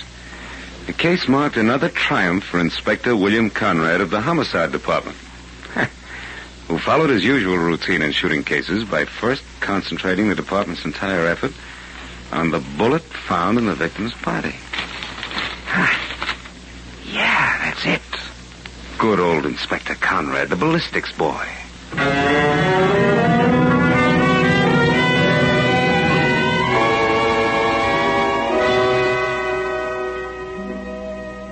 Well, you have a plan now, haven't you, Howard? The next morning, you're quite chatty with Andrea over the breakfast table. Of course. There's no point in holding grudges, is there? Particularly since the poor girl hasn't much of a future. You begin by dipping into your past, the shadowy past of a one-time confidence man named, not Martine, but Marin, Joe Marin. That was your name in the old days when you used to play around in the fringe of the law, always ducking out just in time to let the other fella take the rap. As Joe Marin, you pay a visit to an old friend in his dingy little gun shop in the slums of the city. What'll you have? Hello, Sam. You went up on me, mister. Oh, you're not forgetting your old friends, are you? Marin. Joe Marin. That's better. It's been a long time, Sam. Almost 8 years. From where I said it felt longer. Oh, that little stretch of yours hasn't seemed doing you any harm? No, I had the time of my life. Kept wishing you was with me. Oh, I got out from under, Sam, and you didn't quite. After all, I didn't tell everything I knew, huh? If I did, you might have got the chair. That's why I want you to do me a favor. You're killing me. I can pay for it, Sam. Enough to buy back 8 years? You always were a man for a grudge, but you're an expert gunsmith, and I need you. I want you to fix this 45 so it'll shoot 22 caliber slugs. It's, for a friend of mine. I'm learning something new every day. What's the idea? You're not supposed to know why, Sam. Only how. Well? Looks like a waste of good gunmetal to me. Let's see the rod. Can you do it? Yeah, I can do it. But I ain't gonna. No? Why not? I ain't exactly my own boss. I gotta be careful. Oh, yes. I know all about that. You know, that's why I'm so sure you're going to do this for me? I don't get you. Well, being on parole kind of fences a guy in, doesn't it? What does it? Listen, Marin, I don't know what you're talking about. I ain't done anything to violate my parole. That's not the way I heard it. Well, I'll try somewhere else. See you in a little Wait a minute. Well? Shakedown, huh? What do you know, Marin? I don't know a thing, Sam. Not a thing. When do you want this? Day after tomorrow? Pretty short order. It'll be worth your while. Okay, Mr. Big.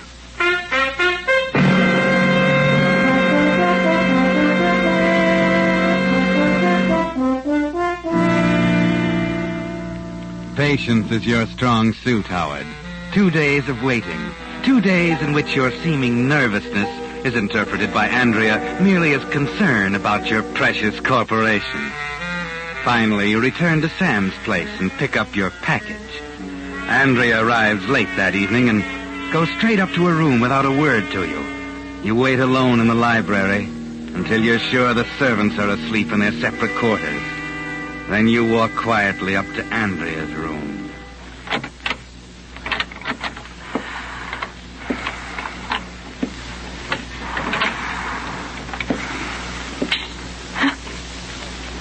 Who's there? Don't be frightened, dear. It's only your husband. What do you want? Just a final plea, Andrea. Are you quite certain you want to go through with the divorce?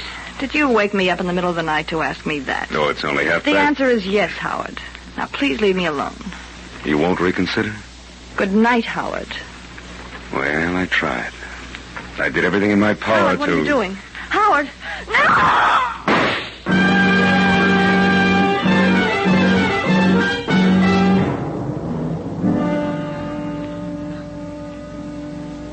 What's the verdict, Doc? It was instantaneous, Inspector. About 10 hours ago. Uh-huh. 22 through the left temple. I'll want that bullet, of course. I have it for you this afternoon. All right. The room looks like it was hit by a cyclone. What do you suppose they were after? No, jewels, mostly. And they got 'em. Oh, by the way, we're not saying anything about the jewelry to the papers. Well, Inspector, here's another one for you to crack in your ballistics laboratory. Yeah. You know, Doc, they used to laugh at me at first. They called me a nut. Bullets on the brain, they said. But they're beginning to find out now that the big story in every shooting case is written in those little rifling marks on the bullet. Plainer even than fingerprints a lot of times. Excuse me a minute, Doc.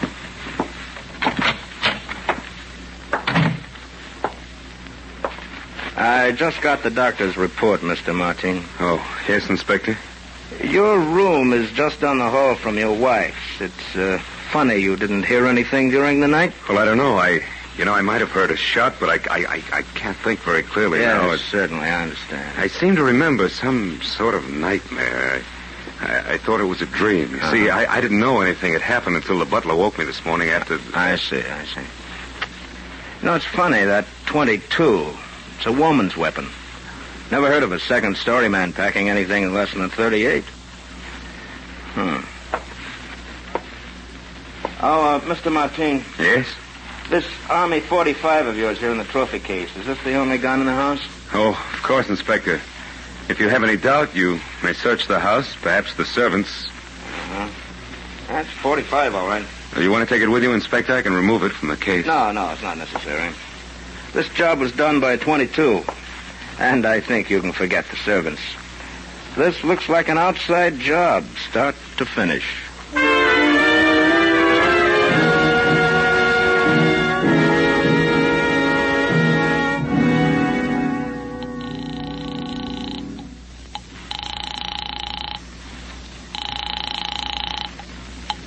Homicide, Conrad speaking. Oh, hello, Inspector. Howard Martin. Oh, yes, Mr. Martin. I'm sorry I haven't been much help to you during the past few days. Well, I understand. I just called to see how you were coming along. Well, I'm afraid we haven't much news for you yet.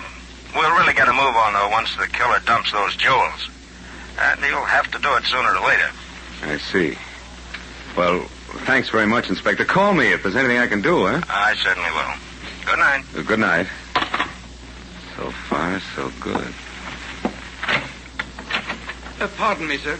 Yes, Edward, what is it? There's a gentleman in the library. Who is it? I don't know his name, sir. He was quite insistent. All right, Edwards, thanks.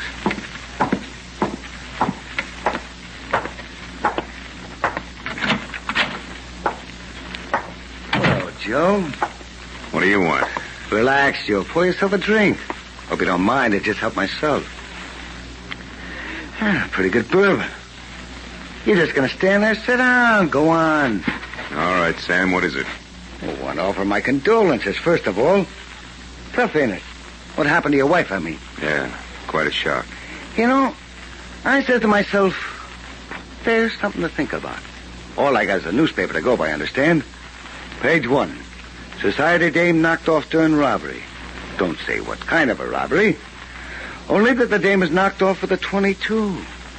Now, there's something to make a guy think, ain't it? Go on, I'm listening. Especially unusual here in this town where the homicide inspectors are nut on ballistics. So right off, I figured out.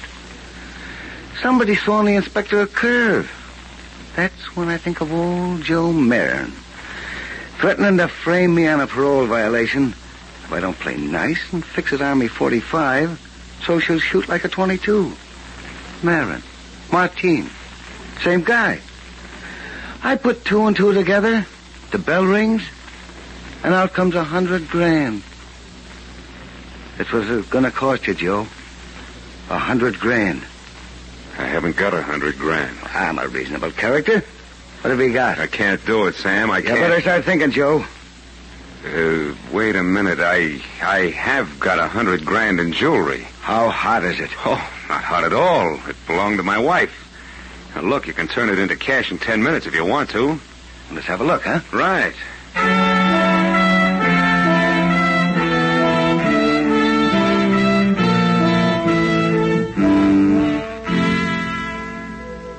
There's a way out of this one, too, isn't there, Howard? The paper said nothing about the stolen jewelry. And by the time Sam finds out, he'll be behind bars as the number 1 suspect. Meantime, you can find another gunsmith somewhere and have the incriminating .22 caliber barrel removed from the .45 Army automatic in your trophy case. Then it won't matter how much Sam talks. He has a record. He was caught with the goods. No one will believe him in a million years. Yes, Howard, you found a way out. Well, what do you think, Sam? Diamond brooch? Pearls? If it's hot, so help me, I'll kill you. Oh, don't worry. You won't have any trouble. You'll get more than your $100,000. Thanks. Okay, that's it. I'll let you know how I come out, Joe. Yeah, you know where to get me. Yeah. Oh, one other thing. I'm taking your custom-built .45 along with me. Just in case I need it to back up my store. Wait a minute, you're double-crossing. Shut up, Joe. I'd hate to pull the trigger at a time like this. Good night, Joe.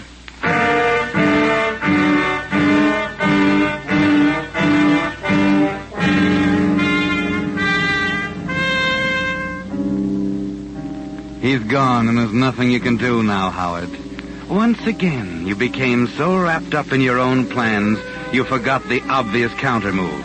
This time, the Army 45 in the trophy case, Sam's ace in the hole. You spend an anxious evening.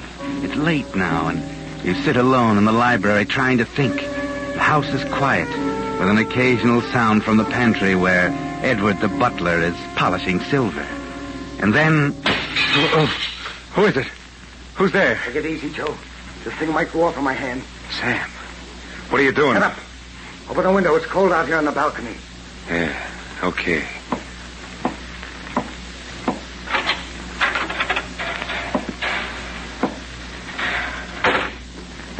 You dirty, double-crossing skunk. It wasn't hot, huh? Now listen, Sam, You knew that jewelry was hot. You knew it was bait to catch your wife's murderer. Pretty neat. Lucky I knew the fence he tipped me off. He always was a rat, Joe. Strictly a rat. There's only one way to handle a rat. You got it all wrong, Sam. Don't try to talk your way out of it. I'm going to give it to you, Joe. Just what you deserve. Oh, Edward, how did you get in here? Edward. Here, give me that gun. Now, just what were you saying, Sam? Okay, it's an old one, Joe. I guess it's still good. Yeah. By the way, where is Edward? It doesn't concern you. I'm going to kill you, Sam. Self-defense, made to order. Yeah? Yeah. I don't think so, Joe. Say we, No, Joe. You see, the minute you pull the trigger of that little pea shooter, you put the rope around your neck. What do you mean? Don't be stupid, Joe. Just give me the rod like a nice boy. You ain't gonna pull that trigger and hang yourself, are you? 'Cause that's what you'd be doing, Joe. The minute Conrad found another 22 slug in my body, same as the one that killed your wife, it'd be all over, wouldn't it? You see, Joe? Get what I mean? Don't come any closer. You won't pull that trigger. You can't, Joe. One more step, Sam, I'm warning you. Besides, you haven't got it. You haven't got guts. Haven't I, Sam?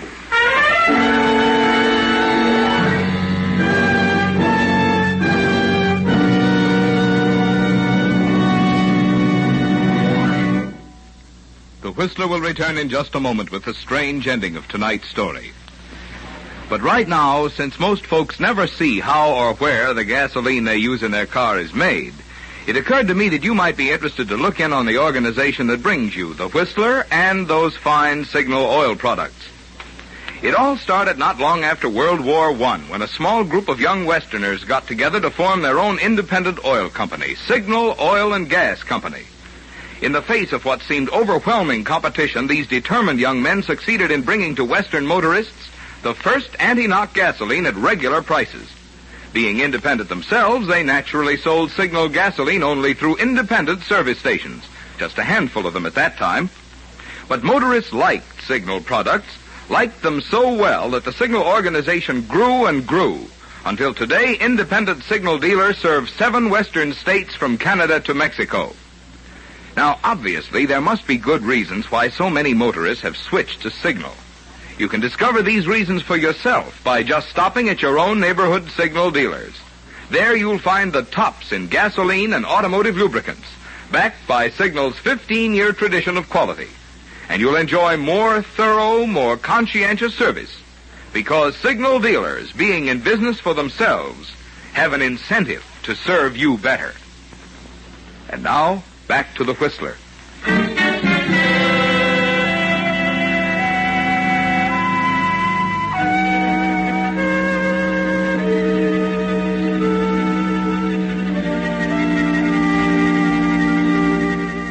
Well, Howard, he's dead now, isn't he? Quite dead. And shooting Sam down with the same gun you used to kill Andrea was just like writing a confession to Inspector Conrad. Yes, he'll find the 22 slug in Sam's body and it'll all be over.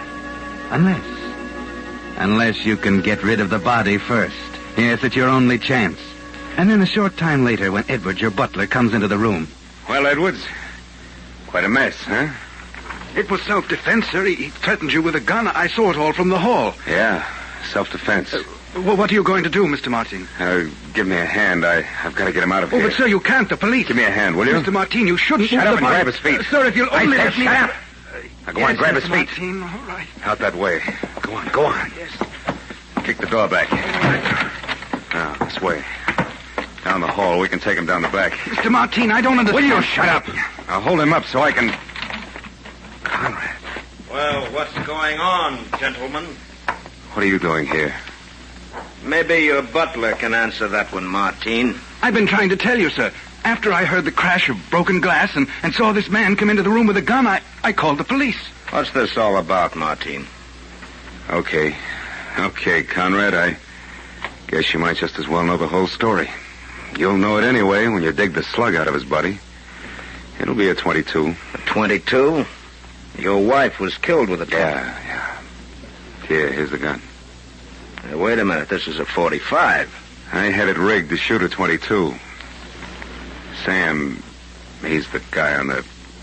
Well, he fixed it for me. Ah.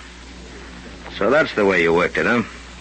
Maybe he came to see you tonight for a little dough to keep him quiet. And you shot him with the same gun you used to kill your wife, huh? Yeah. Well, it's too bad you couldn't have used another gun on him. Might have been a nice case of self-defense that way. Sure. But I knew when you found the 22 slug Yeah. Now, let's see how your buddy fixed this gun. What's the matter? I think you're going to be in for a rather unhappy surprise, Martin. What do you mean? You shouldn't have been so quick to spill your story. Apparently, your friend Sam here realized it wasn't such a good idea to carry a rigged .22 job around. So he changed it back to a .45. What? That's right. The slug you pumped into this man wasn't a .22, Martin. It was a regular .45.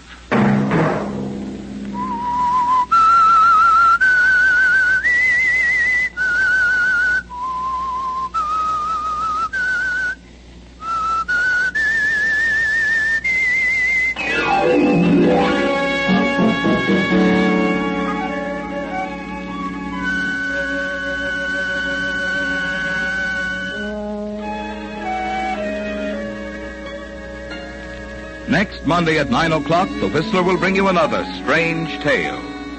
The Whistler is broadcast for your entertainment by the marketers of Signal, gasoline, and motor oil and fine quality automotive accessories, and by your neighborhood Signal dealer. Featured in tonight's program were Gerald Moore and Mary Jane Croft. This program, produced by George W. Allen, with tonight's story by Kenneth Harvey, music by Wilbur Hatch, is transmitted to our troops overseas by the Armed Forces Radio Service.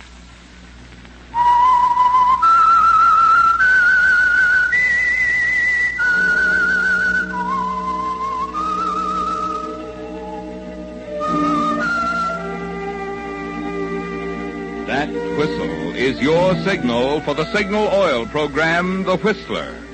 This is Marvin Miller speaking, reminding you to look for those familiar yellow and black circle signs that identify those popular Signal oil stations throughout the West from Canada to Mexico.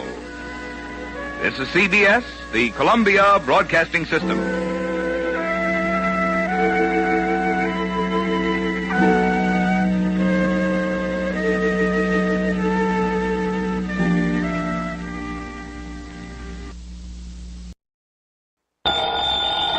Johnny Dollar. St. Clair, Mr. Dollar, in Kennett, Missouri. Would it be possible for you to come out here right away? Kennett, what did you say your name is? Charles Kingsley St. Clair.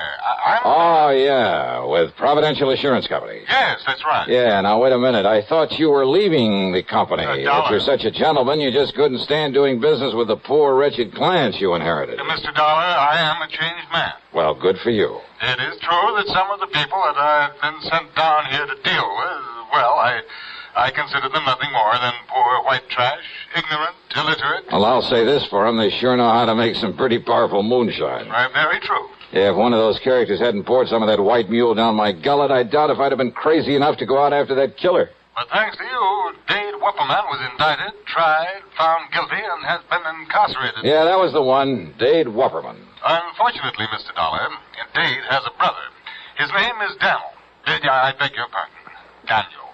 He's been making trouble, very serious trouble. Oh? Like what? Murders. I see. So if you take a plane to Memphis, I shall be more than glad to meet you there. Oh, now look, mister, I was lucky once. Got out of that swamp country alive. But I'd be nuts to stick my neck out again. And since those people already know who I am, what my job is... Okay, St. Clair, I'll grab a plane.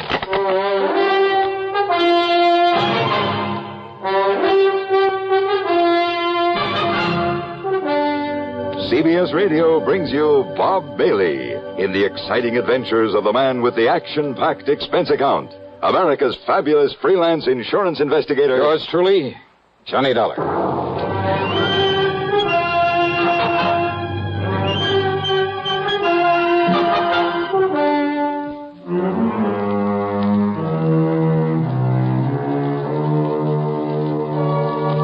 Expense account submitted by Special Investigator Johnny Dollar to the Providential Assurance Company office in Kennett, Missouri. Following is an account of expenses incurred during my investigation of the deadly swamp matter. Item 1 is 7645 plane fare Hartford to Memphis. Charles Kingsley St. Clair met me as promised. And apparently the man had changed considerably from the snooty, better-than-thou stuffed shirt I'd found him to be on my first trip. Yes, Mr. Dollar, in spite of my earlier feelings about the clients my predecessor had left me. Yeah, I know, Mr. St. Clair. Those moonshiners and such existing in that 20-mile swamp are hardly typical of the folks living around Kennett, where your office is. Oh, I realize that now, and I shall stay in Kennett, try to justify the company's confidence in placing me there. Very good. Nevertheless, when I came to this part of the country, the swamp people were the only ones with whom I had to deal. They were the only ones to whom he had sold insurance. And when I saw the horrible, dirty, squalid way in which they lived in those broken-down shacks full of vermin... Kind of turned your stomach, huh? Quite frankly, it did exactly that. That's why I requested transfer to our New England offices. But now, of course, I plan to stay down here. Now, when you came here before, you taught me a great lesson in how to deal with them, how to understand them. Yeah? By having my car wrecked for me, by getting shot at and nearly drowned in that swamp. But you succeeded in enlisting the help, the cooperation of the good ones among them, and earning their respect. Well, I had to do something to get out of there alive. The point is that you did. You have friends among them now, and you'll be willing to help you again. Yeah, well, that's something that... Oh, now, wait a minute. Yeah. You mean these murders you call me about? They're back in that swamp country, too? Oh, great. Oh, no, Mr. And I thought that maybe for once... Okay, St. Clair, let's have it. What's it all about? As I told you, a series of murders. So you're having to pay out a lot of insurance. No. And you think that I can somehow, miraculously, put a stop to... Huh? Did I hear you say no somewhere along the line? Oh, the victims of these murders have, they've been... Well, relatives of some of my clients. Up in the swamp country? Up in the swamp country. Well? Clients whom you know, whom you met when you were here before. Go on. And thanks to you and what you did for them, they regard the company, and therefore me, and you, as a kind of, well, as a protective agency. A protection for them, with only their best interests at heart. That sort of thing is very good for the company. Yeah. Shall we stop for some lunch? Yeah, sure, go ahead. Stop if you like. But if you think you can talk me into meddling into these murders when it's a job for the law... But it's not for the law. What do you mean by that? Well, as I told you before, these people living far beyond any town or city limit, they're pretty much a law unto themselves. Well, yeah, that I know. And the local police leave them alone. They have no jurisdiction. So what about the state authorities? Well, that region of the big swamp pretty much straddles the state line. Oh? Neither state wants it. And I can't blame them. In any event, when a murder occurs, by the time jurisdiction is established... Mr. Dollar... Well? Do you remember the beneficiary of the policy you came down here to pay off with the insurance money? A Eupha Crump. That's right. Yeah, real sweet, pretty young kid. Yes. St. Clair, I'll never forget the look in her eyes, the almost childish, unabashed gratitude when I gave her that money. Yes. Now she can have pretty clothes for a change, good food on the table. Oh, she can fix up that little house she and her kids live in, buy some lace curtains for the windows, and... Oh, what do you mean, no? Eupha was the latest victim of this killer. What? Come on, St. Clair. Tell me what you know so I can get to work on this thing.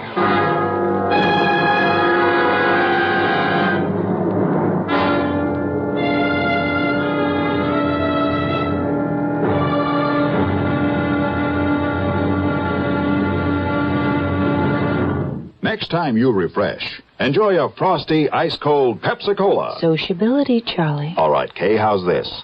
Pepsi is light, refreshes without filling. You like to refresh? Have a Pepsi right now. Well, offer it to everybody, Charlie. I will. Enjoy Pepsi at the fountain. It's delicious at home, too. Have one at lunch or with a snack. Charlie. At the beach or at dinner. Wherever you go, Pepsi is there. It's here, too, in our Be Sociable song. Be sociable, look smart, keep up to date with Pepsi. Drink light, refreshing Pepsi. Stay young and fair and debonair. Be sociable, have a Pepsi. For the weekend, have plenty of Pepsi around. Pick up an extra carton today. CK, I'm sociable. With Pepsi, everyone is. And now, Act 2 of yours truly, Johnny Dollar.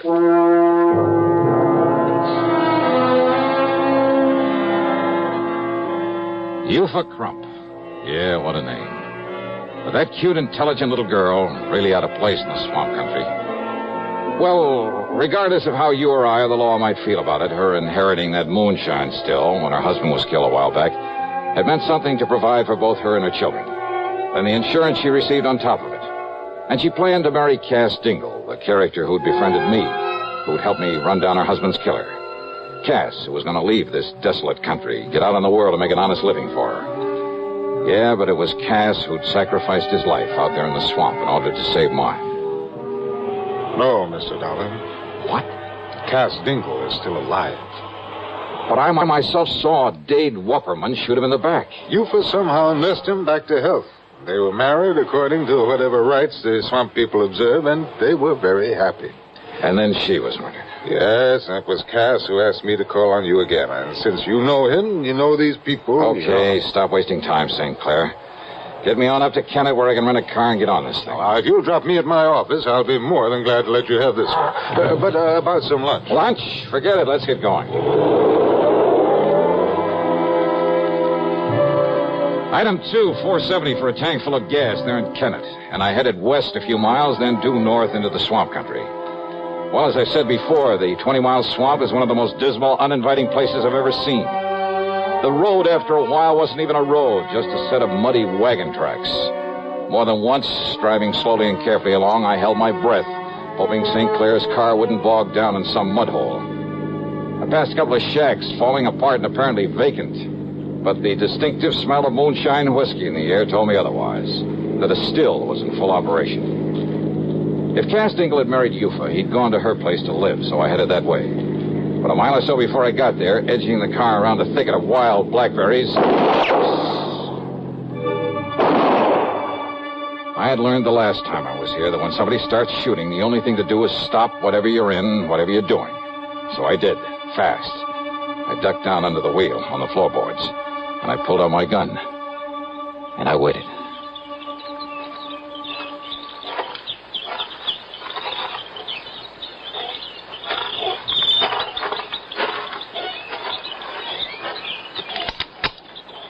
Miss Johnny? That you, Miss Johnny? Who are you? It's Cass, Miss Johnny. Cass Dingle. Oh, good. Only what was the idea of pulling off a couple of shots? Howdy, Miss Johnny. I'm glad you come, sir. Yeah, oh, yeah. I knew maybe a shot would make you stop the car, Miss Johnny. And that way you wouldn't go on up to the house in the still. Yeah, well, that's where I was headed, to look for you. It's much better you hide this car back in my old cabin. You remember where it is? Little turnoff right up ahead, isn't it? Yes, sir. Now, you do that, and I'll cut through the swamp and meet you there. Sure, whatever you say. I'll meet you there. I should have got there in 5 or 6 minutes at the most. The car bogged down in a sticky black mud hole. By the time I pulled enough twigs and branches under the wheels to get traction, make the turnoff, and pull up in front of his place, more than half an hour had passed. Because of his shortcut through the woods and the swamp, I'd expected to find Cass out in front waiting for me. But he wasn't, though the door of his cabin was ajar. Now, if I'd had any sense, I would have stopped for a minute, and I'd have given some thought to that. But I didn't. And believe me, it was a mistake. Come in, mister. Come right In the dark, windowless cabin, I could see Cass Dingle on a bunk at the far end, tightly bound with ropes and rawhide, looking at me helplessly. I said come in. And standing in front of me was the biggest, most ugly man I've ever seen. 250 pounds at the least, built like a gorilla. His face was covered with coarse black stubble. His long hair straggled down into the back of the collar of his dirty shirt. Aimed at my chest was an ancient rifle with a bore almost big enough for a shotgun. That's better, mister.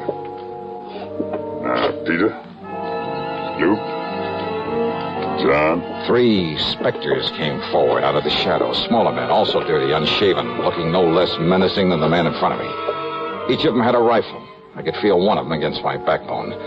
Now, listen, I took a course once from the FBI on the proper procedure for disarming a man who has a gun in your back. But they forgot to tell me what to do about 4 of them. So I raised my hands up over my head. That's right, Mr. Johnny. Now, you just keep them hands right up straight. You, Paul? Yes, Daniel? Daniel Wupperman. All right, now, Paul. You taking Mr. Johnny's gun away from him. Yes, now, will, Daniel. Yes, you taking it away from him, Paul. I got it, Daniel. Ooh-wee. Hitting's a real pretty one. That's right, Paul. So you holding on to it real careful. So I won't damage it none. While I kill him.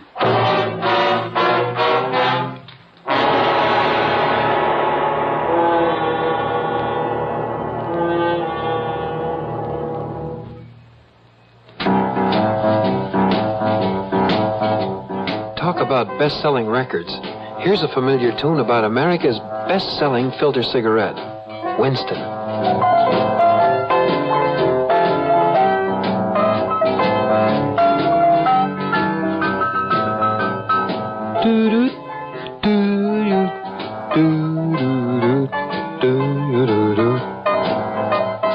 Winston gives you real flavor, full, rich tobacco flavor. And you know, that's because only Winston has filter blend up front. Choice, flavorful tobaccos, specially selected and specially processed for filter smoking. No wonder Winston tastes good, like a cigarette should. Smoke Winston. And now, Act 3 of yours truly, Johnny Dollar and the Deadly Swamp Matter.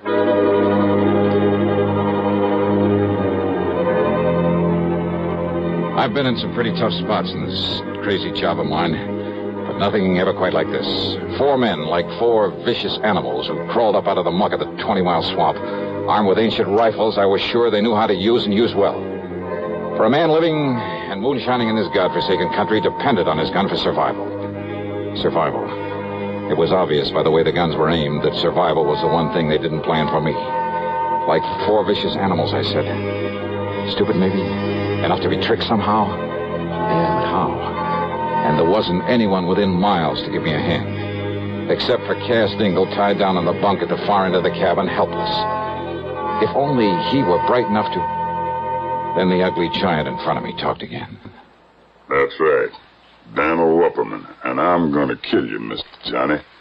Right now, for it being that you sent my brother Dade up into prison.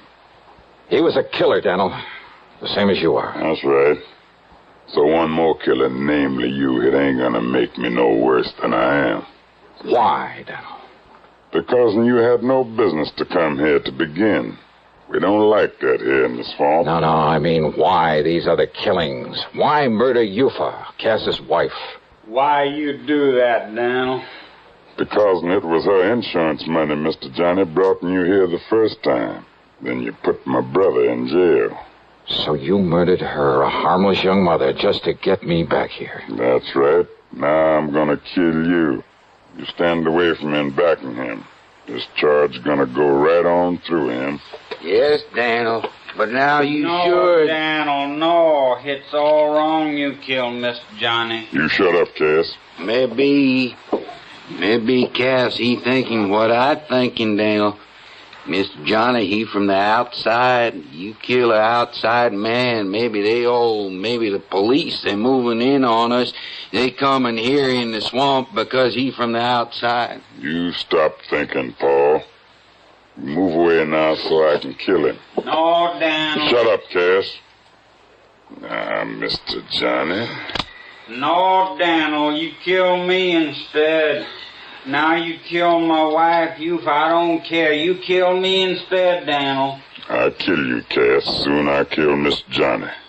Miss Johnny? It's all right, Cass. No, Miss Johnny, that ain't... What? I mean, I talked long enough. What can you say, Cass? Must be nearing to 5 o'clock by now, Miss Johnny. 5?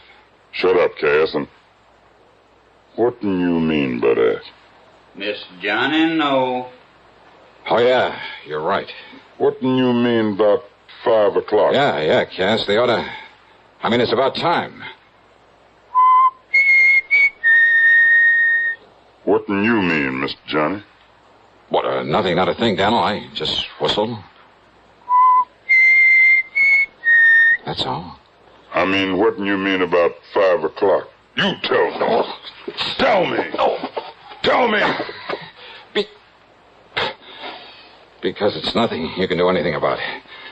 Because if it is 5 o'clock, then by the time you can pull that trigger... You tell me. All right. If I'm not safely out of this swamp by 5 o'clock, this place will be so full of state police. Well, would you like to look at my watch? No, you keeping your hands up over your head. Oh, sure. Because you lying, Mr. Johnny. Am I? You lying to me. Just keep on talking, Daniel. You'll give more time. But if I were you... I said I gonna kill you, Mr. Johnny. And no scheming words out in your mouth gonna... You, Paul. I ain't heard nobody out there, Daniel. You go look out along the slough and the bayou. Yes, Daniel. You see anybody, any boat, you shoot off that gun. You, Peter, you go on back the road and look. And you, John, you go look up by Cass Still. You don't see no one, you come back here and help me bury Cass and Mr. Johnny in the ground. Now you go. Yes, Daniel, come on, you. And the three of them, like so many shadows, slipped off into the growing darkness. Cass Dingle's stalling, his talking as though something would happen at 5 o'clock, had gained time for us. And more important, had reduced the immediate enemy to 1. But Daniel's rifle was still aimed at my midsection. Then, after plenty of time for the others to have looked around... You see, Mr. Johnny, you trying to bluff me is all. But that's no good. Because you haven't heard from them, Daniel? That means the police have taken them.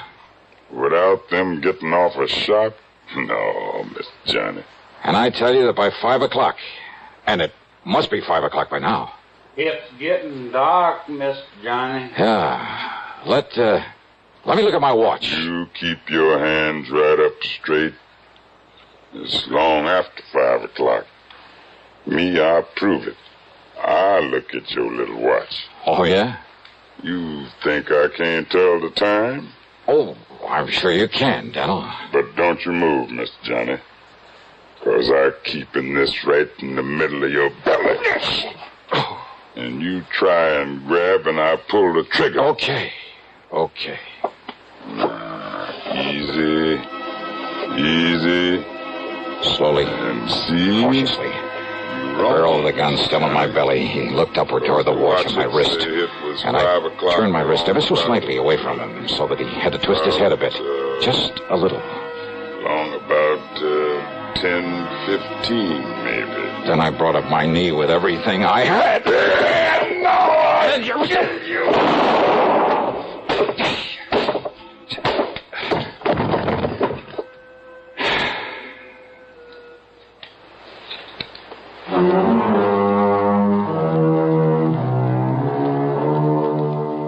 I knew the sound of the gunshot would bring the others back to the cabin. After all, they certainly hadn't found any sign of those mythical state police out there. So after setting Cass free, I lay down just inside the door looking very dead. And then when Paul and John and Peter came in one at a time, Cass, who was standing back at the door, quietly and carefully took care of them with the help of the butt of Daniel's gun. So now 4 more of the swampers have left that region to spend a long, long time behind the bars. Expense account total, including the trip back to Hartford, $161.60. Yours truly, Johnny Dollar.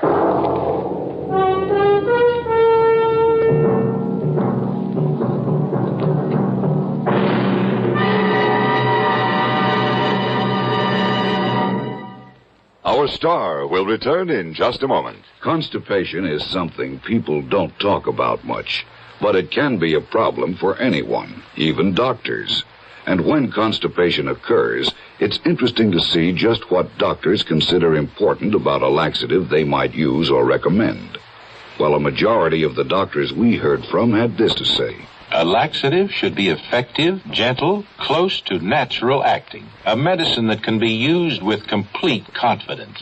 Now, X-Lax has been popular with many doctors and millions of people over the years because pleasant-tasting chocolated X-Lax is effective.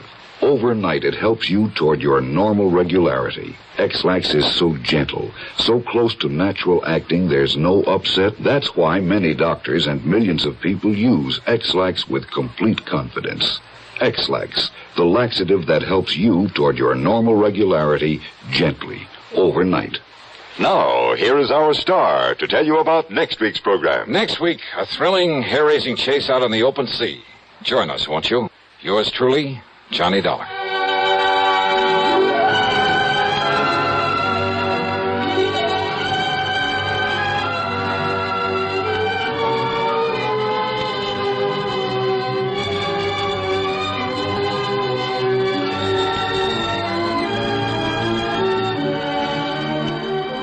Yours truly, Johnny Dollar, starring Bob Bailey, originates in Hollywood and is written, produced, and directed by Jack Johnstone. Heard in our cast were Ben Wright, Sam Edwards, Roy Glenn, and Vic Perrin. Be sure to join us next week, same time and station, for another exciting story of yours truly, Johnny Dollar.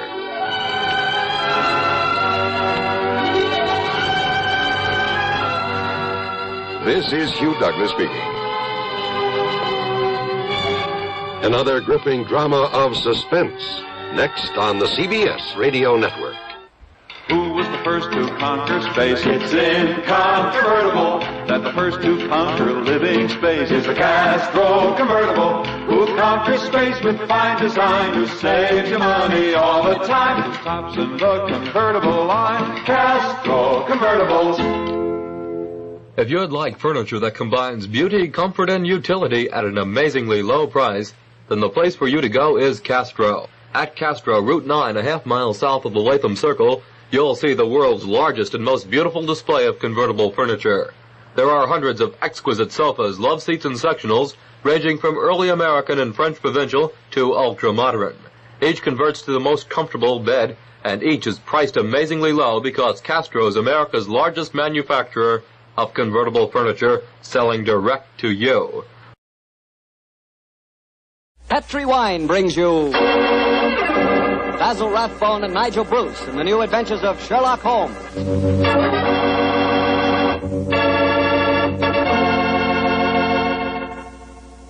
The Petri family, the family that took time to bring you good wine, invites you to listen to Dr. Watson tell us another exciting adventure he shared with his old friend, that master detective, Sherlock Holmes.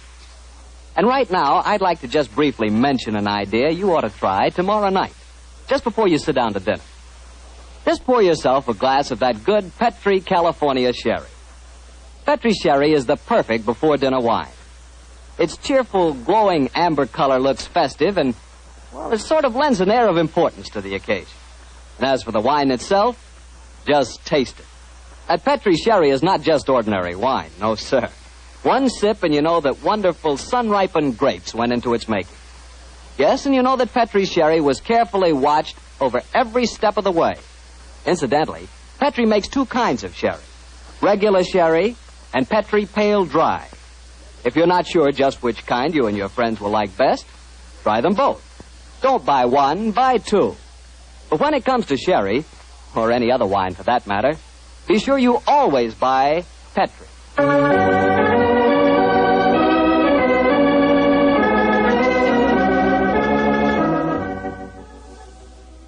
And now I'm certain our good friend Dr. Watson's waiting for us. Let's go in and join him. Come in.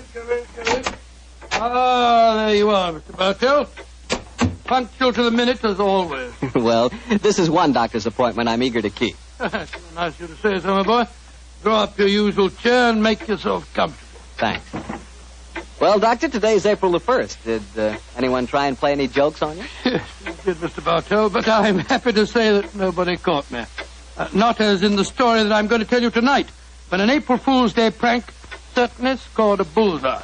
I see you have the dispatch box out again, Doctor. Been refreshing your memory? Yes, I have, Mr. Bartell. And when I tell you the adventure took place in 1881, I think you'll agree that after such a lapse of time, a man can hardly rely on memory alone. 1881? Say, Doctor, tonight's adventure must have been one of the really early ones. Yes, it was indeed. In fact, to be exact, it took place only a little while after Sherlock Holmes and I had first met and had taken up lodgings together. How was the great detective in those early days? Profound mystery to me, Mr. Bartell. To give you an example, my boy, I'd shared our Baker Street lodgings with him for over a month before I was even certain of his profession, the knowledge of which I learnt to my awe and astonishment when our first adventure together took place. Well, that was the one you called a study in scarlet, wasn't it, That's Doctor? right, Mr. Bartell. What a memory you've got, study in scarlet. But even after that adventure, I found myself wondering at times what I had let myself in for, sharing lodgings with such a strange companion. It was in one of those moods of doubt and confusion that my story begins.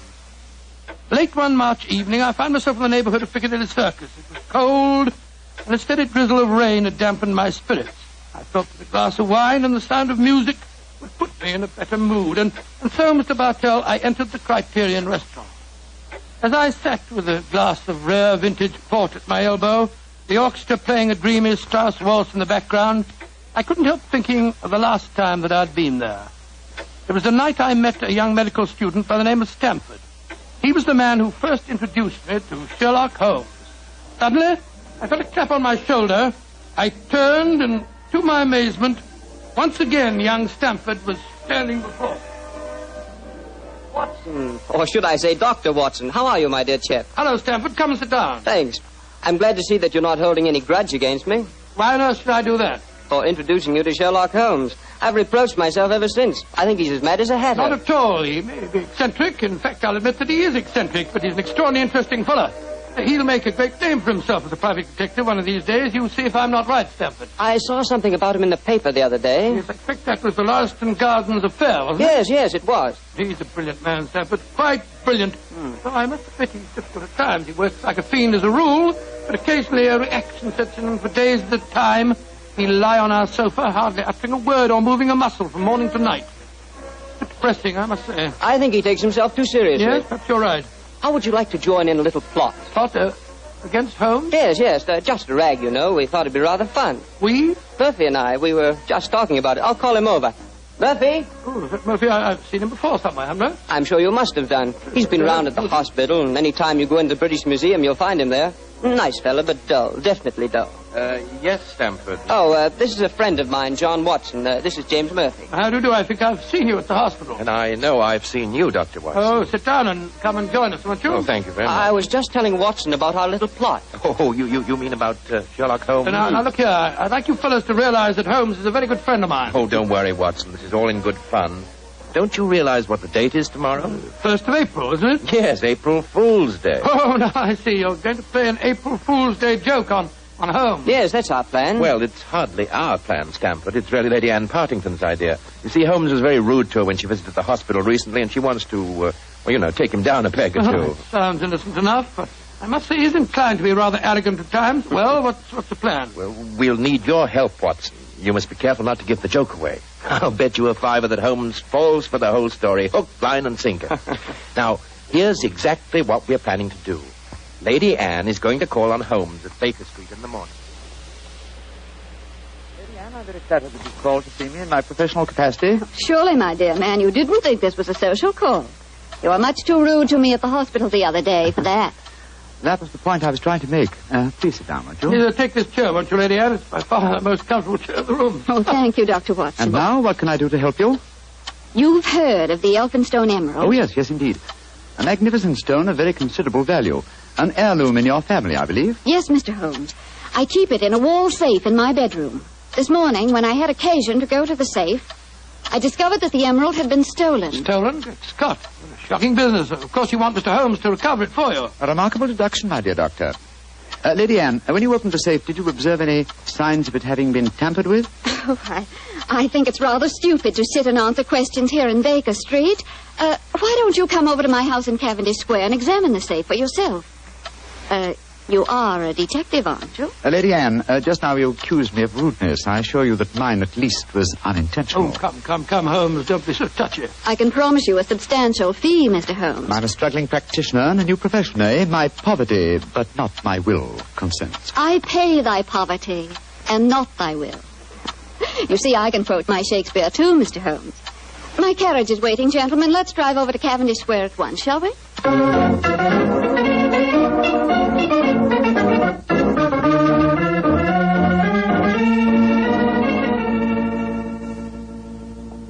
the wall safe, Mr. Holmes. Not too difficult a safe to crack for an expert. You placed the emerald in it last night, you say? Yes, when I went to bed. And this morning, it had gone. Well, surely, Holmes, this is a good occasion to use that magnifying glass that you're always fitting about with. Excellent occasion, my dear doctor. That's why I brought it with me. Uh-huh. That's very interesting. What is it? This safe was opened by an expert. There isn't a sign of its having been forced. Hello. What have you discovered? There's a peculiar tarnish on the steel knob. It was obviously handled by someone whose fingers are habitually stained with chemicals. Amazing, Holmes. Elementary, my dear doctor. Where does that door lead to? My boudoir. I should like to examine it if I may. Oh, but of course. Thank you, Lady Anne. Dr. Watson, this is the most beautiful April Fool's Day fraud I've ever played. I must say, Murphy was right. He has fallen for it. Hook, line, and sinker. Just the same, I'm beginning to feel guilty. I can't help feeling a bit disloyal. Oh, nonsense. It's all in fun. Are Stamford and Mr. Murphy listening? Yes, they're next door in my drawing room. I'm sure their ears are positively glued to the keyhole. Well, I do hope Holmes won't be angry with me. Shh, here he comes. Nothing of any interest in there. The windows haven't been tampered with. We may presume, therefore, that the thief did not enter by an upstairs window. Lady Anne. Yes, Mr. Holmes? This room has not been touched since you discovered your loss? Oh, no. I told the servants to leave it exactly as it was while I came to fetch you. Splendid, splendid. Deep pile carpet, eh? Couldn't be better. The thief was a tall man with a long stride. Oh, come, Holmes. I know your methods, but there aren't any footprints on this carpet that you can identify, even with your magnifying glass. My dear doctor, I've studied many crimes, and I've never seen one yet that was committed by a flying creature. As long as a criminal remains on his two legs, there must be some trifling displacement can be detected by a keen observer. I assure you that the marks on this carpet indicate that the thief was a tall man with a long stride.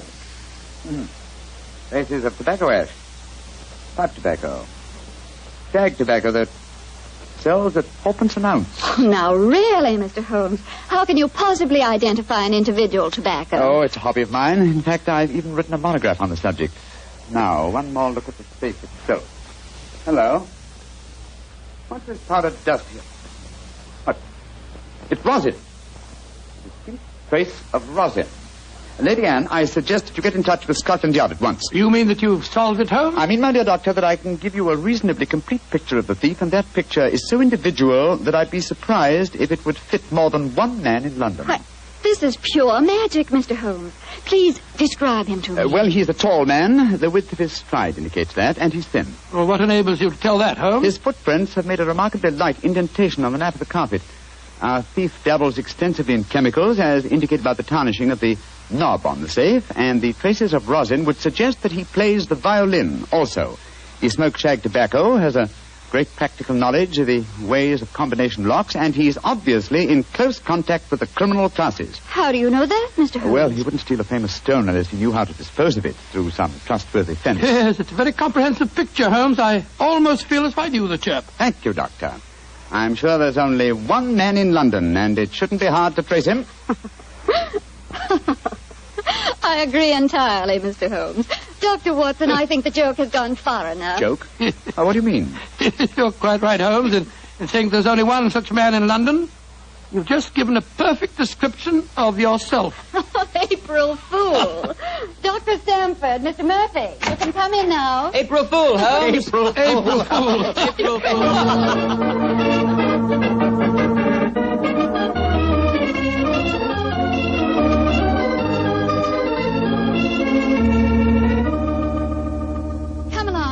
Into the drawing room, everyone. Let us drink a glass of wine to Mr. Holmes, who has so graciously forgiven us for the little trick we played on him.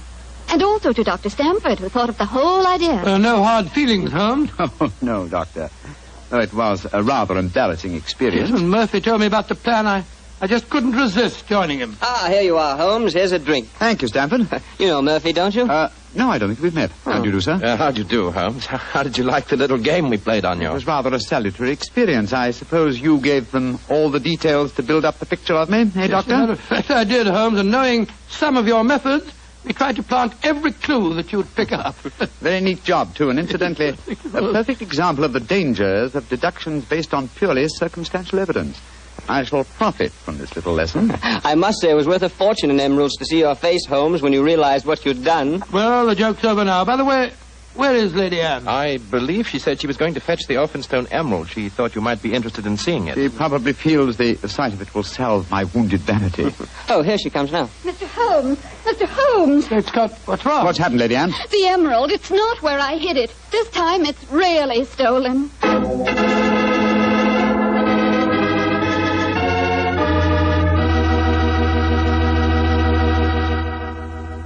Dr. Watson's story will continue in just a few seconds, so I've just time to remind you that there are many, many different types of wine. But if you want one wine that's fine for almost any occasion, then you want Petri California Sherry. Petri Sherry is fine before dinner, of course. But Petri Sherry is good after dinner, too. And it's the perfect wine for cocktail time or any time friends drop in. Everybody will love the real heart-of-the-grape flavor you get in every sip of Petri Sherry. And you can serve Petri Sherry proudly, because those letters P-E-T-R-I spell the proudest name in the history of American wine. Petri wine. Well, Dr. Watson, your April Fool Day plot kind of backfired on you, didn't it? Yes, Mr. Bartell, it was a perfect example of the biter bit. Well, what happened next?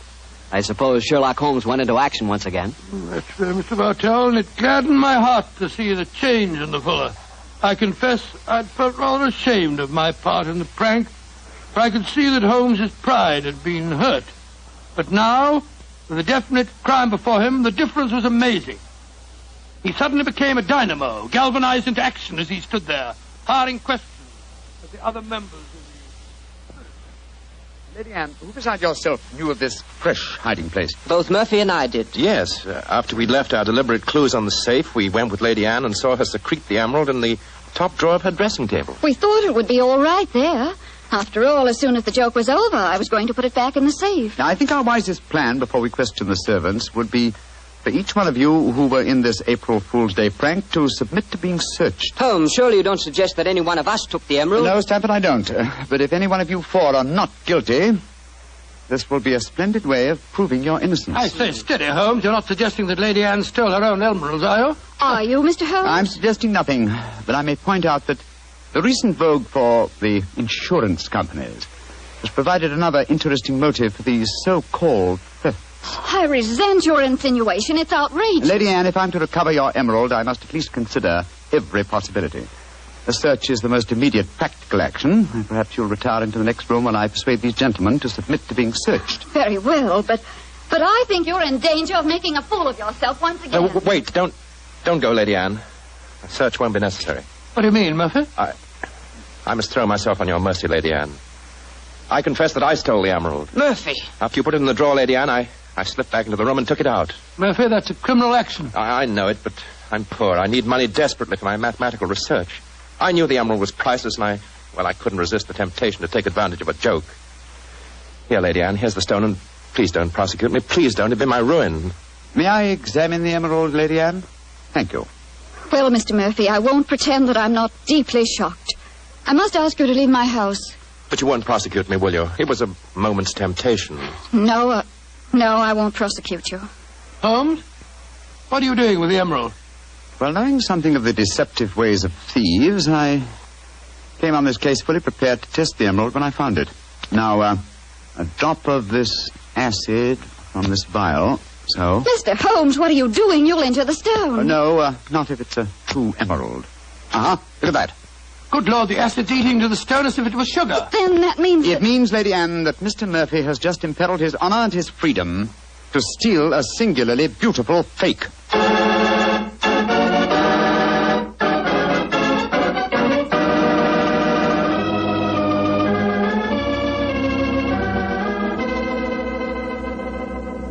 Mr. Holmes, this joke has turned into a nightmare. Is there no way of recovering my emerald? I hope so, Lady Anne. I've been taking steps in their logical order. The servants have all been questioned. We've searched Mr. Stamford and Mr. Murphy. Yes, most humiliating experience. Made me feel like a criminal. Well, personally, I was only too thankful to submit to a search this time. I knew I had nothing to worry about. You yourself, Lady Anne, you consented to being searched by the police matron that Holmes sent for? Only because he threatened to send for the police if I didn't. But distasteful though it was, I'd rather endure that than have this story on the front pages of the newspapers. And in spite of all these rather unfriendly proceedings, we've got exactly nowhere as regards finding the emerald. No, Stamford, but we have at least eliminated the possibility that the thief is secreting the jewel on his person. Still somewhere in these 2 rooms, eh, Holmes? I think so, though there is one remaining possibility. And that is? That the fake stone was substituted for the real emerald sometime before all of you engineered your April Fool's Day joke. Oh, no, Mr. Holmes, that's not possible. I know it was the genuine emerald I took out of the safe this morning. How can you be sure? The substitute was an excellent imitation. Without a chemical test such as I performed, it would be hard to be certain. I can tell you why I'm certain. Last night, Papa came to dinner and brought a Mr. Vanderleider of Amsterdam. He examined the stone. And you'll agree that a jewel expert like that couldn't be fooled. That's true, Lady Anne. And what did you do with the emerald after Mr. Vanderleider left? I locked it in my safe and went to bed. I didn't unlock the safe again until Dr. Stamford and Mr. Murphy came here this morning. That settles it, then. The real emerald is still hidden somewhere in these 2 rooms. But where? That's the question. I must say it's completely mystifying. Well, let's go back to what we were all doing at the exact moment you came into the room, Lady Anne, and informed us of the loss of your stone. Now, we were... we were drinking a toast to you and... That's it. Lady Anne, hard thinking is, well, it's thirsty work. Oh, I'm so sorry. Let me get you something. A glass of port, perhaps. No, thank you, but I observe that you have a remarkably comprehensive assortment of liqueurs. I wonder if I might have a glass of creme de menthe. Oh, of course. I'll get it for you. Creme de menthe in the middle of the day, Holmes? I knew you were eccentric, but this really takes... This bottle, it clinged as I picked it up. I thought it might, Lady Anne. There's something inside it. Allow me, madam. Thank you. I'm sure you won't mind if I waste this liqueur on the aspidestra. No, of course not. So... Lady Anne, allow me to restore to you the Elphinstone Emerald. Great Scott. Amazing. Fantastic. Ingenious. The one safe hiding place in the room. Where could a green gem be more effectively hidden than in a bottle of green liqueur? But who stole it? Who substituted the fake stone? Frankly, I don't care. The gem is restored. That's all that matters. I prefer not to go to court. Neither you nor I, Mr. Sherlock Holmes, would show up in the best of lights. And my father would disapprove of this whole affair, I'm afraid. Just as you wish, Lady Anne. In either case, I shall expect your check for my services in due course.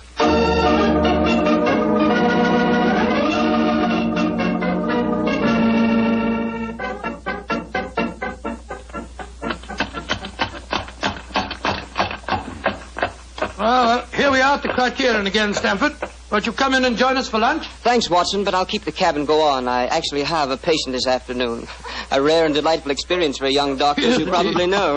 As rare and delightful as a client is for a young detective, eh, Stanford? I quite understand, and I'm correspondingly grateful to you for your profitable hopes. I'm glad it was profitable for you. Personally, I feel pretty stupid about the whole thing. Well, goodbye. Goodbye, fella. Goodbye. 39 Onslow Square, cabby.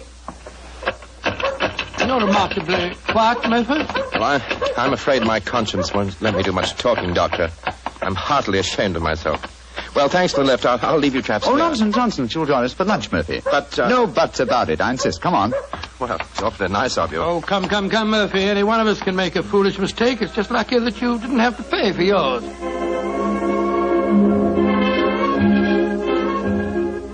Monsieur wishes a table? Yes, for 3, please. This way, monsieur.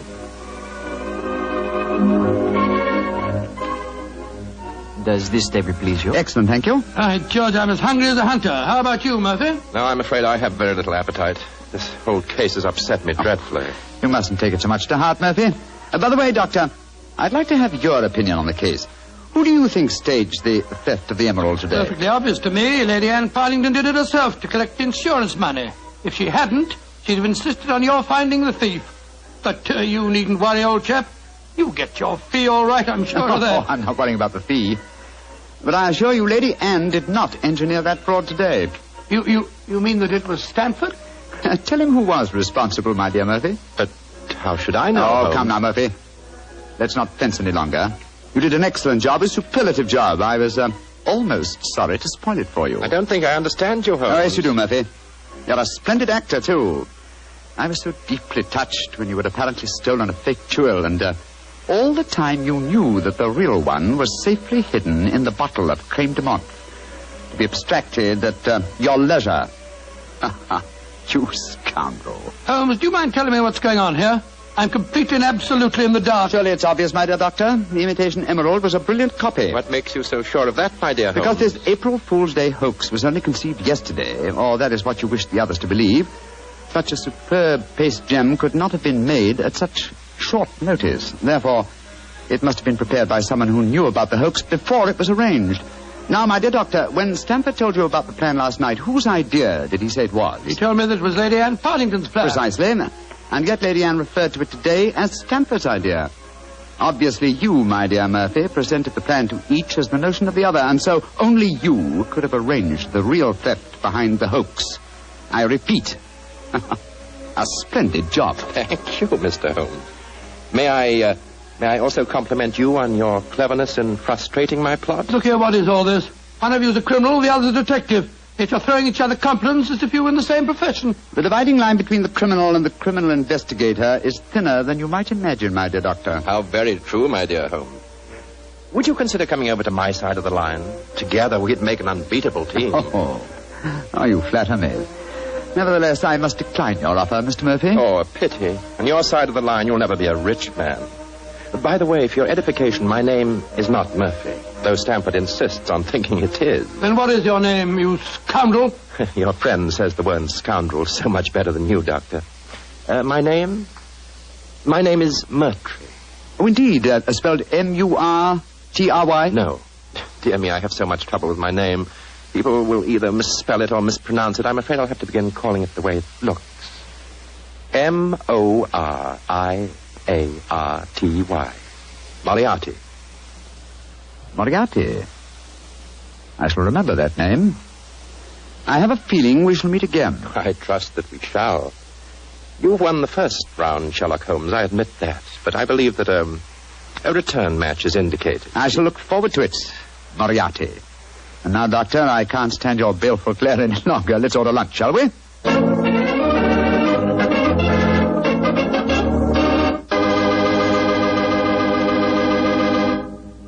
Doctor, that was a pretty hectic April Fool's Day. Yes, it was. I never want to see another one exactly like it. I don't blame you. You know, I'd sure hate to have someone come to my house and pull a trick like that on me. Why, Mr. Bartell, do you have a precious emerald you fear may be stolen? Are you kidding? I wouldn't know the difference between a precious emerald and a piece of green glass.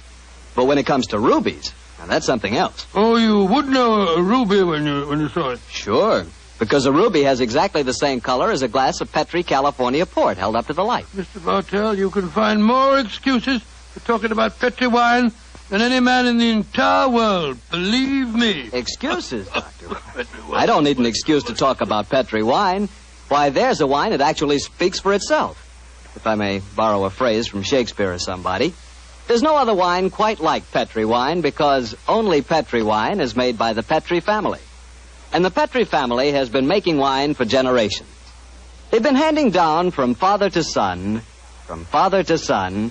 years and years of knowledge and experience of the fine art of turning luscious grapes into clear, fragrant, delicious wine. Yes, and because the making of Petri wine is a family affair, those letters P-E-T-R-I on a bottle of wine are the personal assurance of the Petri family that every drop of wine in that bottle is good wine. You never miss with a Petri wine because Petri took time to bring you good wine. Well, Dr. Watson, what's the prescription for next week's story? Well, next week, Mr. Bartell, I'm going to tell you a rather unusual story. It concerns a series of strange disappearances and a murder without apparent reason, and yet it was a case that Sherlock Holmes solved without ever meeting any of the suspects. I call it the singular affair of the disappearing scientist. Well, I'm sure we'll all want to hear that one, Doctor. Oh, I'm sure. Well, before you go, Mr. Bartell, I want to urge our friends to do all they can to save on the use of all wheat and rice products, and also fats and oils. There are millions of families literally starving to death in Europe and Asia. We're not being asked to give them our food. They're just being asked to take it easy on certain foods so that there will be some left for them to buy. I know there isn't one person listening to me tonight who would knowingly let anyone starve. And remember, unless you do help, thousands of little children will starve. So please, let's share a meal and save a life. Tonight's Sherlock Holmes adventure was written by Dennis Green and Anthony Boucher and was suggested by an incident in Sir Arthur Conan Doyle's story, A Study in Scarlet. Music is by Dean Fossler. Mr. Rathbone appears through the courtesy of Metro-Goldwyn-Mayer and Mr. Bruce through the courtesy of Universal Pictures, where they are now starring in the Sherlock Holmes series. The Petri Wine Company of San Francisco, California, invites you to tune in again next week, same time, same station. Sherlock Holmes comes to you from our Hollywood studios.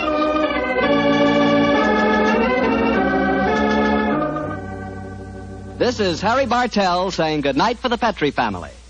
For a solid hour of exciting mystery dramas, listen every Monday on most of these same stations at 8 o'clock to Michael Shayne, followed immediately by Sherlock Holmes. This is the Mutual Broadcasting.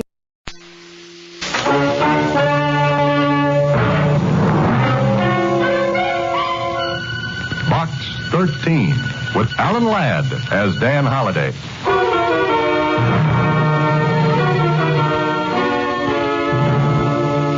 My dear Mr. Holliday, I do not address you as Box 13 because, having seen your advertisement, I was intrigued and found out who you are.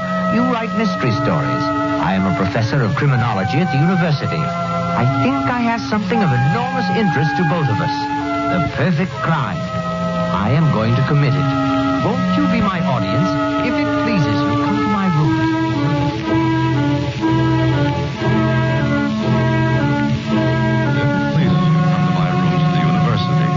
Sincerely, Dr. John Dobbs. At first, I wasn't sure whether the letter was on the level or not. Then, when I saw Dr. Dobbs, I was sure it was. And he did commit the perfect crime. Almost.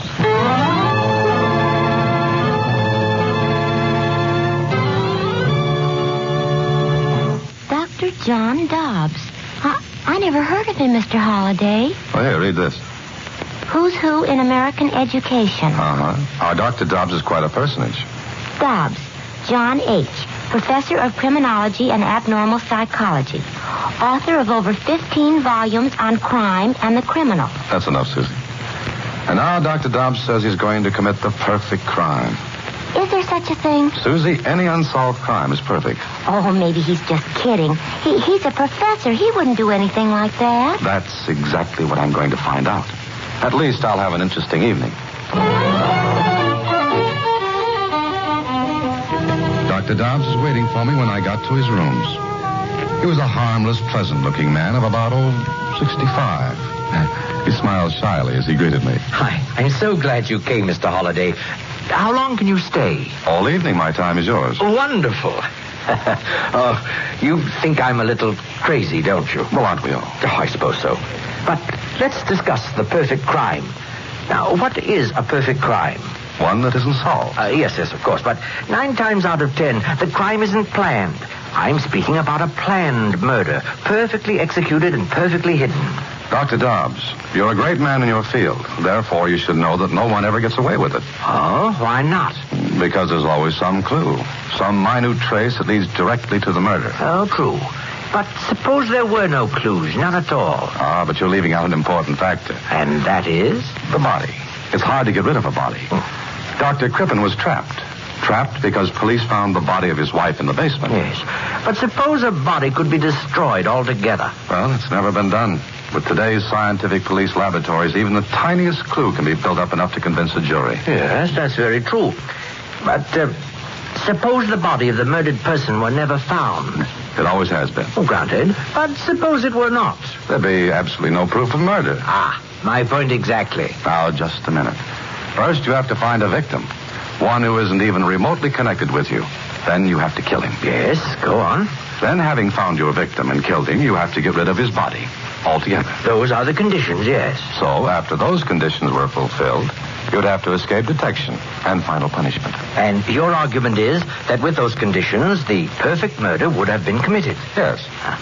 Suppose I told you I can do it. You're asking me to believe the impossible.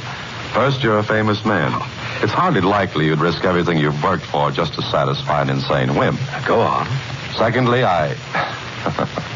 I don't believe you're serious. But I am. Mr. Holliday, I'm a very sick man. My doctor gives me 3 months to live. Oh, I'm very sorry. Oh, it's no matter. Perhaps he's wrong. No, I know he's right. Then what does it have to do with what we're talking about? Perhaps nothing, except that I'm very tired. I spent a lifetime with books and study and students. I'm a crusty old bachelor. I suppose now I want some excitement. Even my name is prosaic. John Dobbs. Dr. Dobbs, I still don't think you're serious. Maybe you're kidding me for some reason I haven't been able to see or even guess at. No, I think I refuse to believe you. Oh, what are you laughing at? At what you said. I don't understand. You refuse to believe me. That's right. Is that funny? Yes, because you see, Mr. Holliday, the fact that you refuse to believe me is part of my plan. It makes me even more certain that I can commit the perfect murder and win. Well, I stayed with Dr. Dobbs until after 3 in the morning. We talked. He had a marvelous knowledge of crime, and I left him with a great admiration of his intellect. Then 3 days went by. I heard nothing from him until one day at the office. Hello? Mr. Holliday, please. Dr. Dobbs calling. Oh, just a minute. Mr. Holliday, Dr. Dobbs calling. Oh, okay, thanks. Hello. Mr. Holliday, how are you? I'm fine, and you? Oh, pretty well. You remember our conversation the other night? I certainly do.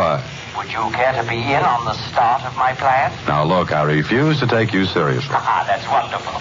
But are you free this afternoon and evening? Oh, yes, why? I want you to fly to Chicago with me. What? Will you? I have the tickets on the plane. You're my guest.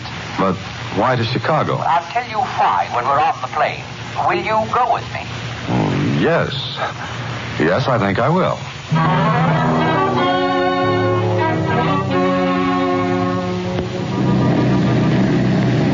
Do you like to fly, Mr. Holliday? Oh, I love it, do you? Oh, yes. It gives me a great sense of exhilaration. I'm untouchable up here. Why are we going to Chicago, Dr. Dobbs? Here, read this newspaper account of a murder.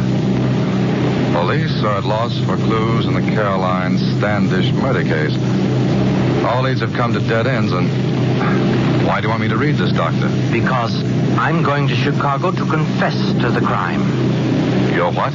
I'm going to confess that I killed Caroline Standish. I don't believe that. We'll be in Chicago in exactly 1 hour and 20 minutes. Half an hour after we step off this plane, you and I will be at police headquarters, and then you will see. But you couldn't have killed this woman. Oh, yes, I could have. She was killed the day before yesterday. That was Sunday. Sunday's a holiday. It's not too long a plane trip from our city to Chicago, and Caroline Standish is a complete stranger to me. And being a complete stranger, she satisfies the first condition of the victim, that he should not even remotely be connected with her. Exactly. Now, settle back, Mr. Holliday. We'll be in Chicago very soon. All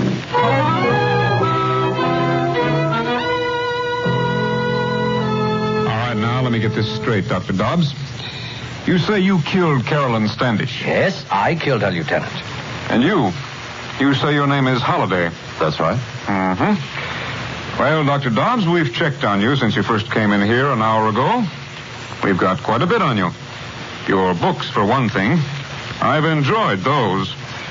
Now, suppose you tell us how you killed Caroline Standish. It's very simple. I shot her. Oh? What kind of a gun? A .38 caliber. Well, that was in the newspaper. I know. Mr. Holliday, what do you know about this? Oh, nothing, except that Dr. Dobbs asked me to come here with him. I see. Well, you can both go home. Thank you, Lieutenant. It's not very often that a murderer is sent home scot-free. Why are you letting him go, Lieutenant? Look, Caroline Standish was killed with a .38, yes. But 2 hours ago, we found the killer. He had the gun in his possession. Oh. Then I am free to go. As fast as you can get out the door. Oh, thank you. Come along, Mr. Holliday. I'm afraid the lieutenant has his killer, and it doesn't seem to be me. So we'll go back home. And then? I'll get in touch with you again.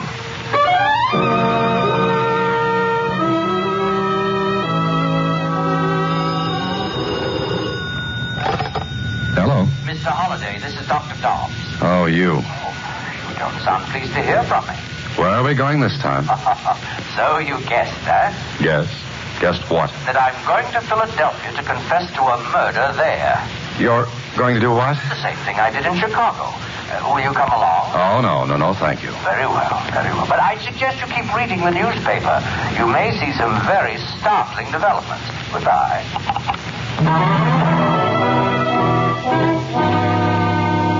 Mr. Holliday, I'm leaving for Boston this evening to confess another crime. Holliday, I don't suppose you'd care to go to Hartford with me?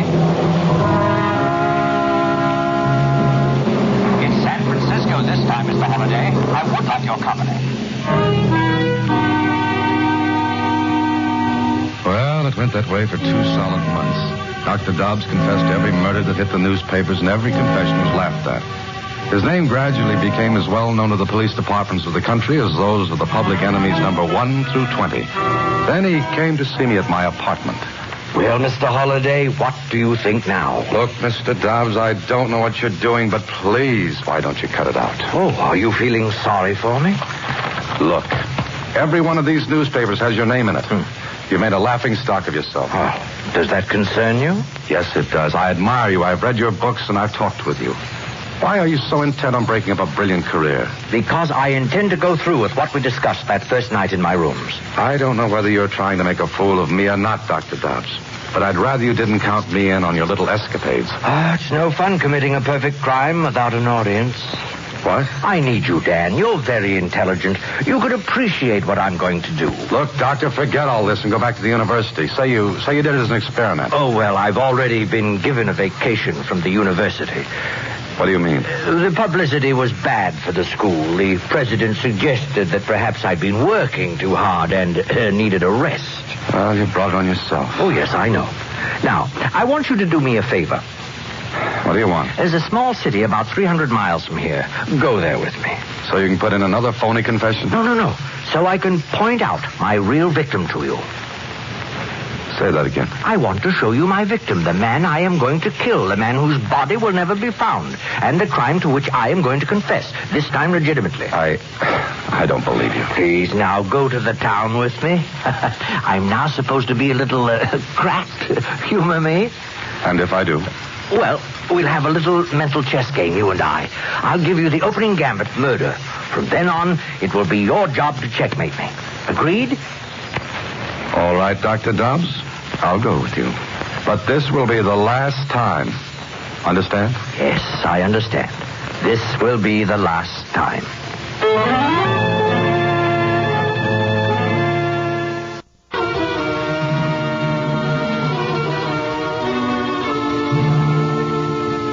Well, I went with Dr. Dobbs to the small city. And he took me to a restaurant. He seemed to be looking for someone when suddenly... Look, Dan. There he is. Who? The man I'm going to kill. The one who just came in? Yes. Look at him. Describe him to me. I want you to be able to recognize him any place, under any conditions. What for? Please. Just do as I ask. Well, I see a man about your build. Yes. A little younger, perhaps. Yes. Nondescript. His name is Alexander Ferris, and he's a buyer for one of the department stores here. How do you know all this? I looked all over for a victim, and then one day I saw him in our city. I followed him, found out he lives here. Oh, he doesn't even know he's going to die. Dobbs, let's cut out this nonsense. But it's not. Ferris is a bachelor. He lives in a boarding house. Once a month he takes a trip to our city to buy for the store here.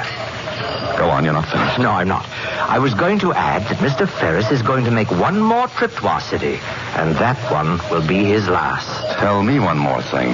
Why did you pick him? Because he seems the logical one. He does things by routine. He stays at the same hotel in our city. He takes the same train there and back home here. Oh, I hate monotony. Uh-huh.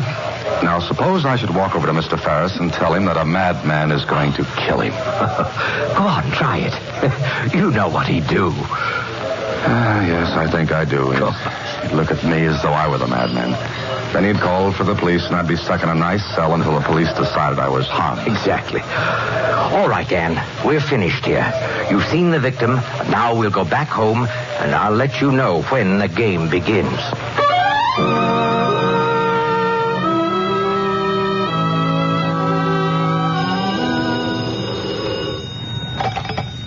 Hello? Mr. Holliday, please. Oh, just a second.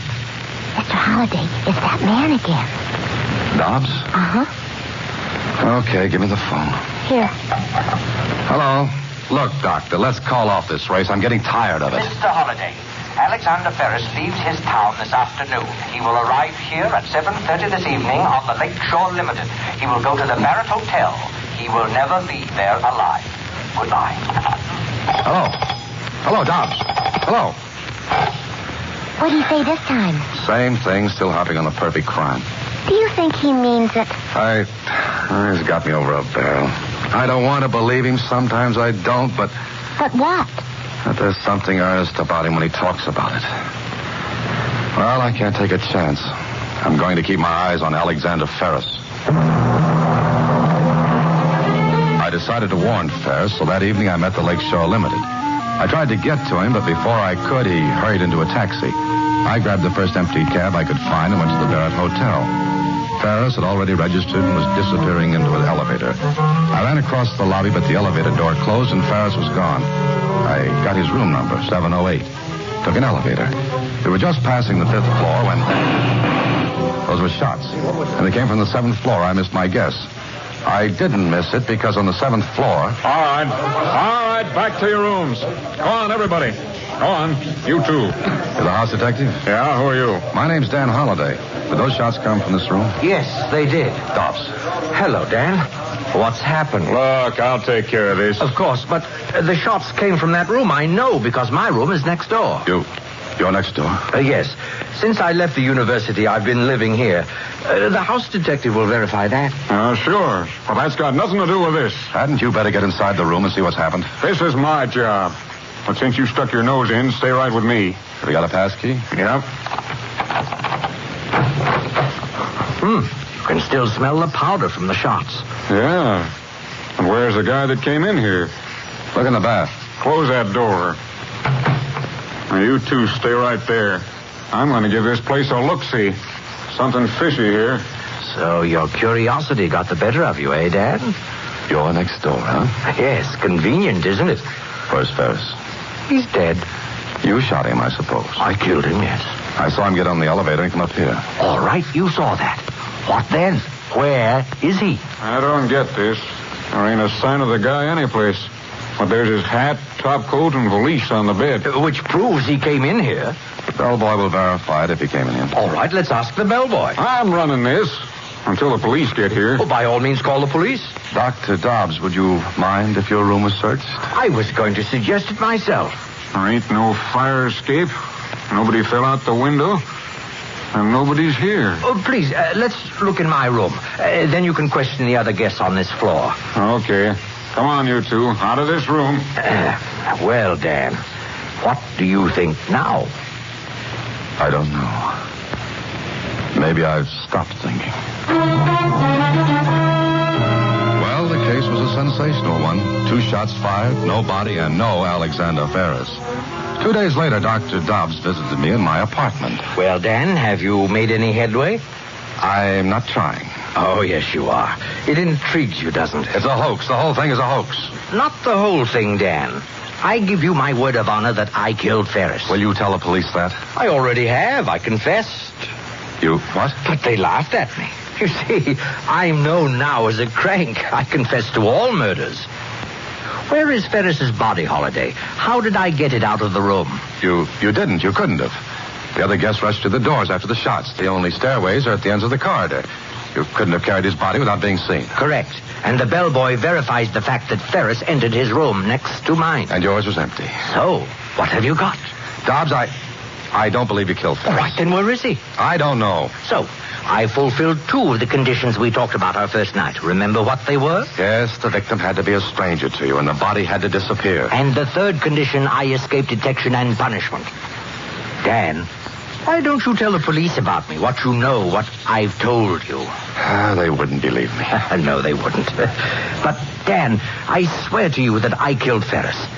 If you figure out how I did it, I'll admit it and take my punishment. I am not the police. No, you're not. But you know more about this than they do. I swear to you again, Dan, you have the whole solution in your head. All you have to do is put together the pieces of the puzzle. It's really very simple. Well, goodbye, Dan.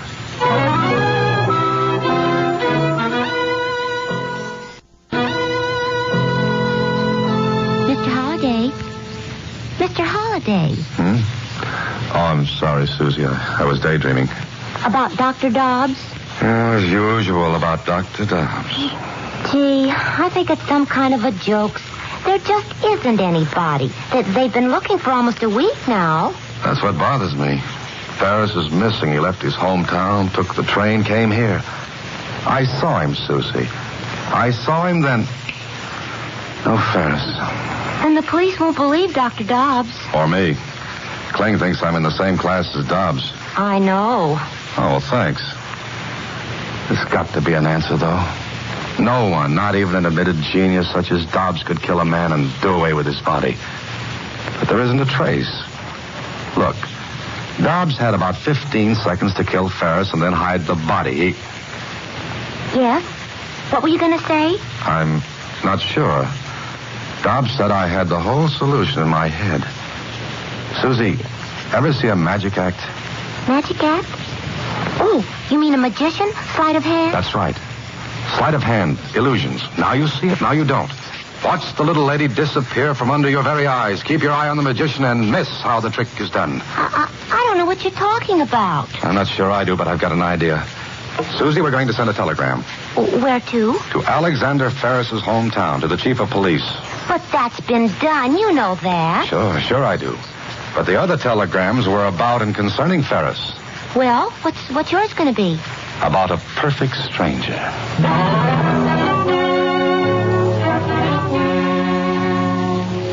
Well, I was shooting in the dark, but I hit. The answer I received to my telegram made me sure I had the solution to Dr. Dobbs' illusion. Smart police work in Ferris's hometown proved it. So that night, I went to see Dobbs. It's nice of you to come to see me, Dan. I was wondering if you'd forgotten me. Everyone else seems to have done so. No, you're not forgotten, Dr. Dobbs. Quite the contrary. Oh? How do you mean that? Just the way I said it. May I sit down? Certainly, please do. Thanks. May I offer you a drink? Oh, no, thank you. Mind if I have one? Please do. You've come to see me for a very special reason, haven't you? Yes, I have. Read this telegram. It's from the police in Ferris's hometown. Huh? Did you guess or did they? I did. I'm glad. Glad you were my audience. It was fun playing to you. Yes, you were the magician. I was the kid in the audience with his mouth open and his mind closed. Magician? Not quite. Oh, yes. Like the trick where the magician shows the audience a nice big red ball. He gets them used to seeing it. He conditions them to its size, its shape. Then he covers the ball with a handkerchief. Makes a mystic pass and the ball is gone. Go on. What then? But the ball never disappears. It never goes under the handkerchief. All the audience sees is a similar shape outlined under the silk.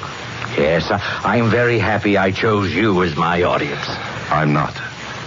I don't like to be the one to catch you. Well, why not? I took the risk. Ferris never came to the city. You got off the Lakeshore Limited that night. And what else, Dan? You called me and told me Ferris would come here. That day in his hometown, you pointed him out. You made me take a good look at him. About your height and build. I even mentioned that, I think. Yes, you did. Go on. Before he left, you came here. You intercepted him, killed him, in his own hometown. You took his top coat, hat, and valise. Then you dressed him in entirely different clothes. Took his body to the freight yards. That telegram from the police there verifies that an unidentified man was found dead. Yes, unidentified because the police weren't anxious to identify that body. But they did this afternoon. Dental work proves the man to be Ferris. You see, Dobbs, there's always a clue. Always. There is no perfect crime. But just a moment. There were 3 conditions to the action of committing a perfect murder. Now, I fulfilled 2. Now the 3rd. I must escape detection and punishment. How is anyone going to prove what you've just said? By your admissions, Dobbs. The police are in the next room and outside in the hall. They've heard every word. There are still a few things to clean up, but there isn't time, is there? I still have to escape punishment. I'm sorry, but you can't. Okay, boys, come on in. Well. The police. But Dan, I still say I fulfilled the last condition to escape punishment. Well, it's a good thing you didn't take the drink I offered you. I knew as soon as you came in that you had me. Dan, explain how I did it. It's no fun doing something clever if no one appreciates it. Dobbs. Dr. Dobbs. So long, Dan. Don't forget to explain the rest. It's been a wonderful chess game. Now, checkmate.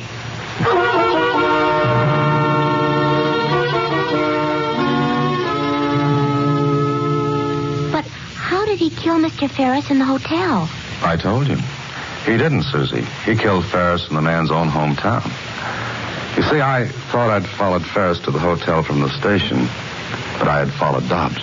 And then? Very simple. Dobbs had reserved a room next to Ferris's. Then, disguised as Ferris, he went into the room Ferris had reserved. Dobbs took off the top coat, hat, put the valise on the bed, fired 2 shots, blanks, then slipped quickly into his own room. Do you see? Oh, sure. Leaving the other room empty. Right. So everyone was looking in the wrong place for Ferris. Everyone assumed he had really come to this city. Like the old trick with the ball, Susie. You think you see it, but you don't. So you look in the wrong place. Gee, he was really smart, wasn't he? Susie, just remember this. No matter how smart you are, there's always somebody who'll trip you up. Everyone makes mistakes. But Dr. Dobbs didn't. Oh, yes, he did. He made the same mistake I did. He looked in the wrong place. Well, what do you mean? You see, I had to trap him into a confession. He assumed that dental work would identify Ferris's body. But the man found in the freight yards had perfect teeth and no dental work. Good night, Susie. Listen in again next week when Alan Ladd stars as Dan Holliday in Box 13.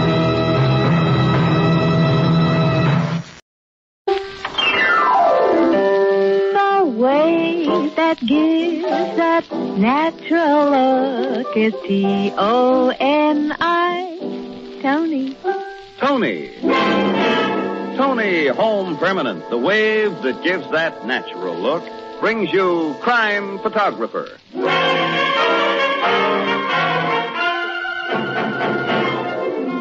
Good evening, everyone. This is Bill Cullen, greeting you for Tony Home Permanent, and inviting you to listen to another adventure of Casey, Crime Photographer, ace cameraman who covers the crime news of a great city.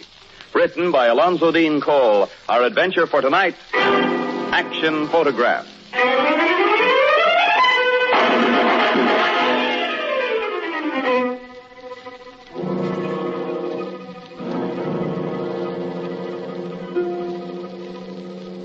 A late winter afternoon, just before dark.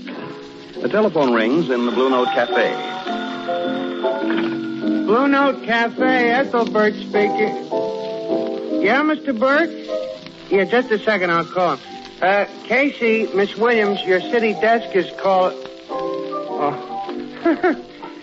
I just remembered, Mr. Burt, they ain't here.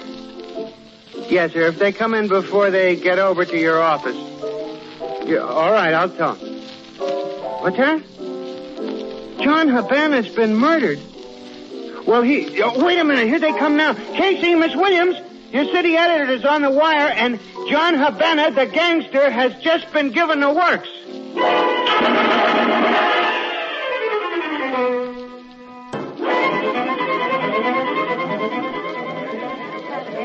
All right. Get back, you people. Get back. There ain't no circus going on here. Exactly what is going on, Sergeant. Oh, it's you, Miss Williams. Uh-huh. Oh, hello there, Casey. Hello, Flanagan. We understand there's been a little shooting here. And the victim's John Habana. Uh-huh.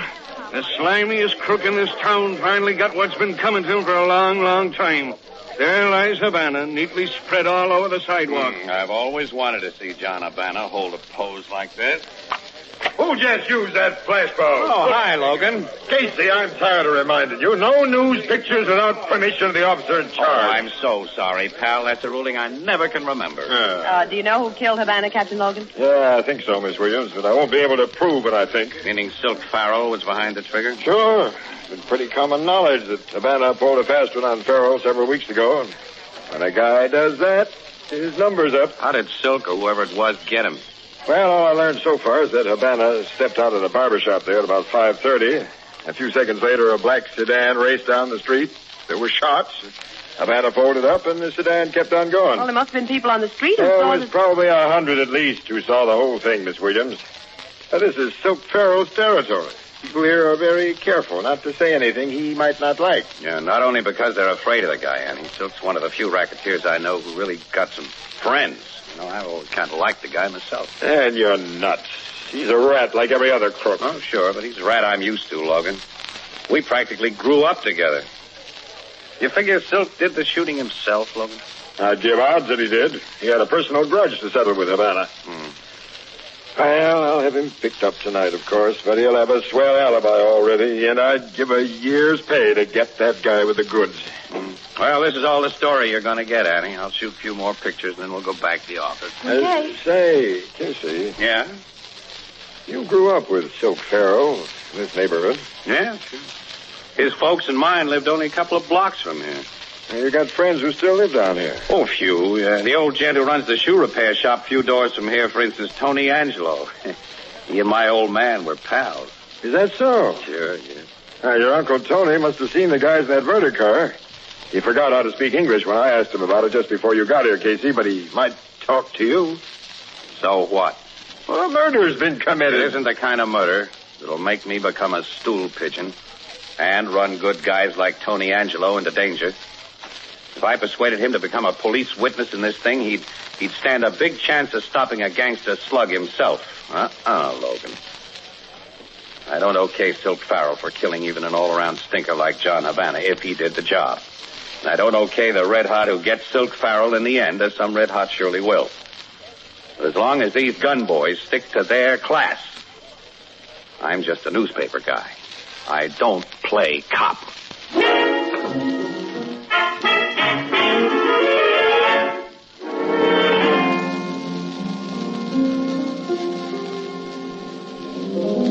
What happened after the cops picked up Silk Farrell last night for that Havana killing, Casey? Well, just what Logan expected had happened, Ethelbert. Yeah? Silk had a beautiful alibi, and his lawyer was on hand to get him away from headquarters within a few hours after he was brought in. Now, Silk Farrell is one of the few racketeers who really interests me. Yeah, why, Annie? Well, for one thing, he's very good looking.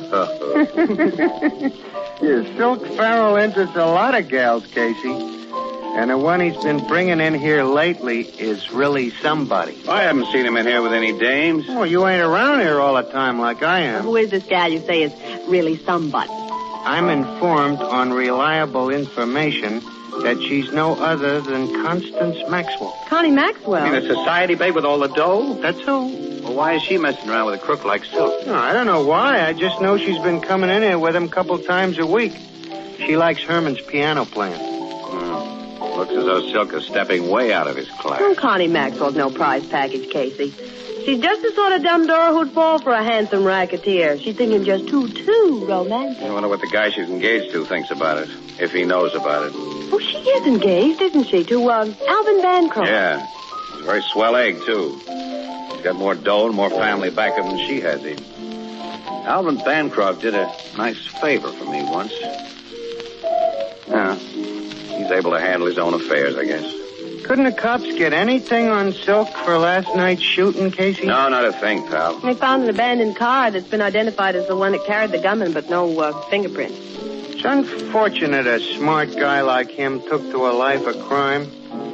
You and him were once pretty good friends, Casey. Yeah, once. I remember how you and Silk and little Frankie Pizarro and Gus Hoffman used to get together in this place late at night and sing quartet. Yeah. That was before Silk got into the big rackets, Miss Williams. Little Frankie and Gus went crooked with him, too. They do most of his strong-arm work now. Yeah, that was a good quartet, though. It was good and loud. Casey was tenor, Miss Williams. Yeah. Oh, I'm glad I wasn't around during his singing days. Well, I wasn't so bad, I'll Annie. bet. Come on. Let's get out of this joint. Yeah, if we don't, City Desk will be paging. Hey, wait a second. What? Look who just sat down at the corner table. Casey, it's Silk Farrell. The gal with him is Connie Maxwell. Didn't I tell you, him and her? He spotted us, Casey. Well, how are you, pal? You, Miss Williams? Hello, Mr. Farrell. Hi, Silk. Gee, I haven't seen you two for, well, it's been months. We meant to drop in and see you at police headquarters last night, Silk. We had another assignment, though. I was at headquarters last night, come to think of it, renewing my acquaintance with Captain Logan and his lads. Nice fellow, Logan, but not too bright. He's plenty bright. Sometimes the brakes are against him. Okay, if that's the way you see it. Well, it's swell running into you, Casey. Oh, say, I've got a lady with me. Come over to our table. No, we're going back to the office, Silk. We don't have to go immediately, Casey. I'd like to join Mr. We haven't Farrell the and- time, man. Oh, sorry. So am I. Too bad about John Havana, wasn't it, Silk? Wasn't it? John was an old pal of mine. Like you, Casey. I've just ordered a swell blanket of lilies for his coffin. Well, it's been nice to see you, Miss Williams. Thank you. So long, pal. So long, Silk. Gee, Casey, did you hand him the ice? I'm not going to pretend chumminess with any wire-haired wolf who's got a gal with him who's engaged to marry a guy I like. Well, maybe the Maxwell girl isn't engaged to Bancroft anymore. For his sake, I hope she is. Ann. Oh, look at that. That's Al Bancroft who just came in the door. That skinny guy? Yeah. He's going to Farrell's table. Yeah, and he looks sore. Look, honey. They seem to be having an argument. Me right now. I'm not leaving here with you, Alvin. I've already told you. And I've told you, Connie, that you're... Now, we've heard enough from you, mister. You're hearing more from me, Farrell. Why, Al swung a punch at Silk. Silk will knock him through the floor for that. I'm getting over there quick. Oh, no, don't hit him again, Mr. That's Farrell. enough, Silk. The guy's down. Here, let me go, Casey. The punk sucked me. I'll kick his teeth out. You've done enough. Go on. Bancroft, Go, I'll kill him. I'll cut him. I tell you how to...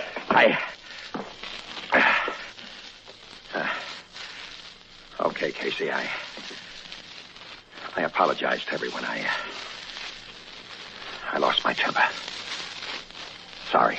This wasn't Mr. Farrell's fault at all. Mr. Bancroft came to our table and became insulting, and he struck Mr. Farrell first. Maybe you had good reason to strike him, Miss Maxwell. I don't know what you mean. Neither do I. Skip it, then. How's Bancroft, Ann? He's coming, too. And you go back to the office. I'm driving Bancroft home, and I think I'd better do it alone without female company. Got an idea he's going to feel just a little sore at the female sex.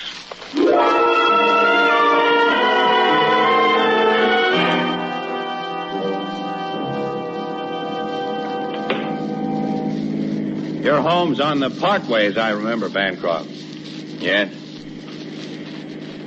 Suppose you want to know why I made such a fool of myself tonight. Well, you want to talk about that? I guess I do. I've known Miss Maxwell for a long time. We were going to get married. Were? Past tense? She broke our engagement this morning. I guess I'm not much of a fella, Casey. Connie admires the dashing, adventurous type. Oh, and she considers Silk Farrell dashing and adventurous. Well, don't you see, she's pretty young. You know, a lot of kid ideas. To her, Farrell is something out of a book, out of the movies, a Humphrey Bogart character.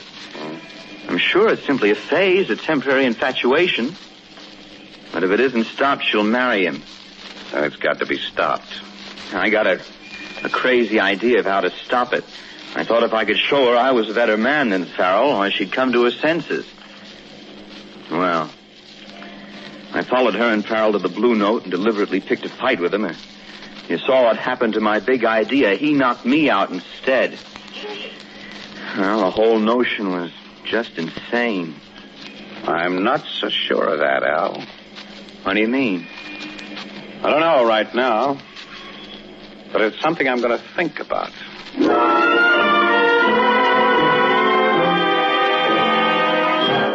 I think the notion's utterly fantastic. Annie, didn't you pay any attention to that dumb little rich girl last night after Bancroft socked Farrell and got mowed down for doing it? She was having the time of her life. Oh, she did seem to get a kick out of it. Well, sure she Well, did. if she insists on having no one but the top caveman as her number one boyfriend, your pal Bancroft will never make the grade over Silk Farrell. He, Casey, is a considerable hunk of masculinity. Well, I'm gonna see that Al Bancroft knocks the shine off Farrell's glamour. You'll give him boxing lessons, I suppose. Maybe before I'm through. Right now, I'm going down to the street where John Havana was murdered. What for? I feel like having a talk with an old friend, Tony Angelo, the shoemaker. The guy who may have seen Havana killed.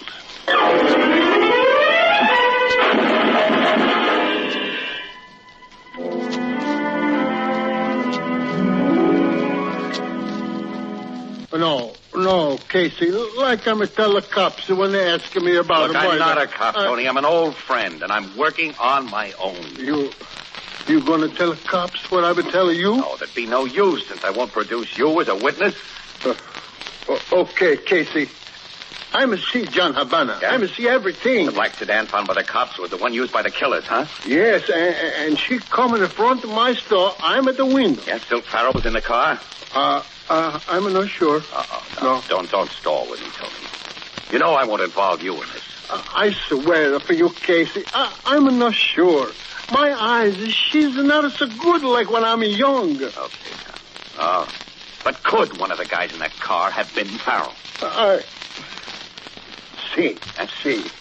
Was a man in the back seat holding two big guns. And he might have been the Silk Farrell. Who drove the car? Might it have been little Frankie Pizarro? Oh, no. The driver, he looked like Gus Hoffman. And next to him is sitting Frankie Pizarro. No. All right, stop worrying, Tony. You say you can't identify those guys, and that's that. But tell me this. Did the three of them wear hats? Hats? Yeah, hats. See, all wear hats. All right, now think of some more things, Tony, and be sure of them. I want to know exactly how each man looked and what he did. Why do you want to take more pictures of that Havana murder car, Casey? They'll have no news value now. I want them for my personal collection, Logan. I gather shots of murder cars like some guys gather pinups. Jake, look, we've got to have shots of Silk Farrell in our files, I know, and some of Gus Hoffman and little Frankie Pizarro. Dig them out for me, will you? Okay. And, Jake, I especially want pictures of them wearing hats. Casey, I feel like a chump sitting in this car pointing two big automatics at nothing while you take pictures. Well, let me get a couple of more shots of your gloved hands holding those 45s, Bill. Why? I've told you. I try to sell these shots to a detective story magazine.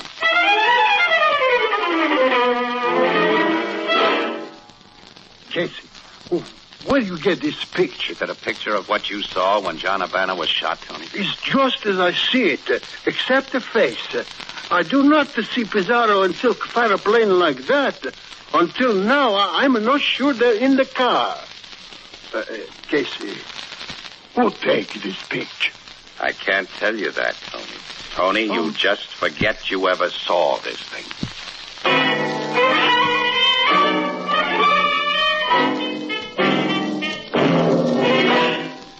Where'd you get this picture, Casey? The point is, Silk, that I have it. Look at it closely, Silk. At your face and at Pizarro's.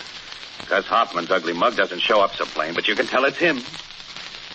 There's a 45 in each of your gloved mitts, Silk. The cops haven't seen this. Are you crazy? If they had, they'd be here now instead of me. You and I were once pretty good friends, fella. That was a long time ago. Where's the negative of this? In a nice, safe place. But, I'm willing to sell it. Blackmail, eh? From a friend. Well, you just reminded me that we were friends a long time ago. I never figured you then as a blood money guy. All right. I know I didn't shoot Havana. But I also know when I'm in a spot. How much for the negative and every print you made from it? What's it worth? I don't stall. You know it's worth every dime I've got. That's about $100,000. I'll give it to you for the negative and prints. But if you double-cross me, I'll give you what Havana got. Oh, so help me. I don't want your 100 G's. I'll give you the negative of this picture and every print I made of it. If you'll do a single decent thing. What do you mean? In the fight game, they call it taking a dive. You've been cheating your way to too many decisions, Silk. Now you're going to lose one because you've stepped way out of your class. Come on. Talk straight. Okay, this decision you're going to lose in one of the private dining rooms at Jackson's Roadhouse. There'll be only 3 of us in that private dining room at first, Silk. You, me, and Miss Constance Maxwell. Miss Maxwell? Uh-huh. And then we'll have a visitor. Mr. Alvin Bancroft, who's going to give you a shellacking and become the new champ.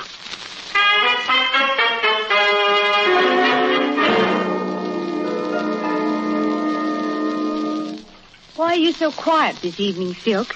He's hardly said a word, Mr. Casey. Yeah, Silk has seemed in rather a thoughtful mood, Miss Maxwell. I'm not feeling well. No alibis, though. What's troubling you, Silk? Well, a man in Silk's position naturally worries a lot, Miss Maxwell, you know. Yes. How can he ever have any peace of mind? You know the old saying, conscience doth make cowards of us all. That's enough. I'm going to. Be nice, chum. I need another drink. Oh, that. A ring for the waiter. Oh, that must be him opening the door. Why, Bancroft. Alvin! Hello, Connie. Well, what are you doing here? Come to take you away from your present company. You tried that once before, sap. Well, I'm trying it again, Farrell. Get on your feet. Why, You're crazy, Alvin. Farrell will kill you. You got him in the stomach then, Al. Follow him up. Oh, he's hurting still. Oh, don't hit me again, Bancroft. Stop. I've had enough. I'm giving you just one more, Farrell. Good boy, Al. Right on the button. He's knocked Mr. Farrell down. He did better than that, Miss Maxwell. He's knocked Silk out. I can't believe Here's your coat, Connie. You're leaving here now and with me. Alvin. Mr. Casey's so pleased with Alvin not to hit him These out. professional bad men cave in quick when they're hurt, Miss. I'm holding your coat, Connie. Put it on. Yes, Alvin. And here's the engagement ring you returned to me. You can put that on, too. Yes, Alvin. Now, come on. Yes, Alvin. So long, Casey. Thanks for those boxing pointers you gave me. You were a good pupil, fella. So long, Miss Maxwell. Oh, Mr. Casey, when that stuffed shirt on the floor comes to, please tell him that I think he's a mess. A mess. Yeah, I'll tell him. I'll do that, little ring. You can get up now, Silk. Did a very convincing job. Out of that guy Bancroft. You might at least have told him to pull his punches. Oh, I forgot to tell you, Silk. Bancroft doesn't know anything about our deal. He thinks this fight was on the level. You forgot to tell me that, eh? Mm-hmm. You made a sap of me all around, haven't you, Casey? Well, that negative and the prints you'll get from me tomorrow is good pay for the little punishment you've taken. But you haven't made a sap out of me. That picture never fooled me. It's simply a piece of fake photography. That picture's on the level. It's nothing but a swell job of double exposure and superimposing. If it was anything but a phony, you'd have given it to the cops. Well, if you've been convinced of that, why did you go through with this gag? Because I was fed up with that dumb Maxwell frill. This was a good way to get her off my neck. And confidentially, because I got a kick out of letting you think I was really falling for your corny play. Casey, now I'm going to make you pay for it. Put away that gun, Silk. You're not fool enough to shoot me in a joint like this. There's a restaurant full of people just out there. I forgot to tell you something, Casey. I hired this whole place for tonight. Even the cooks and waiters here are guys who work for me. What? Come on in here, guys. Sure, boss. We've been waiting just outside. With the rest of the mob here. Casey, you remember Gus Hoffman here and little Frankie Pizarro? Yeah. Hiya, pal.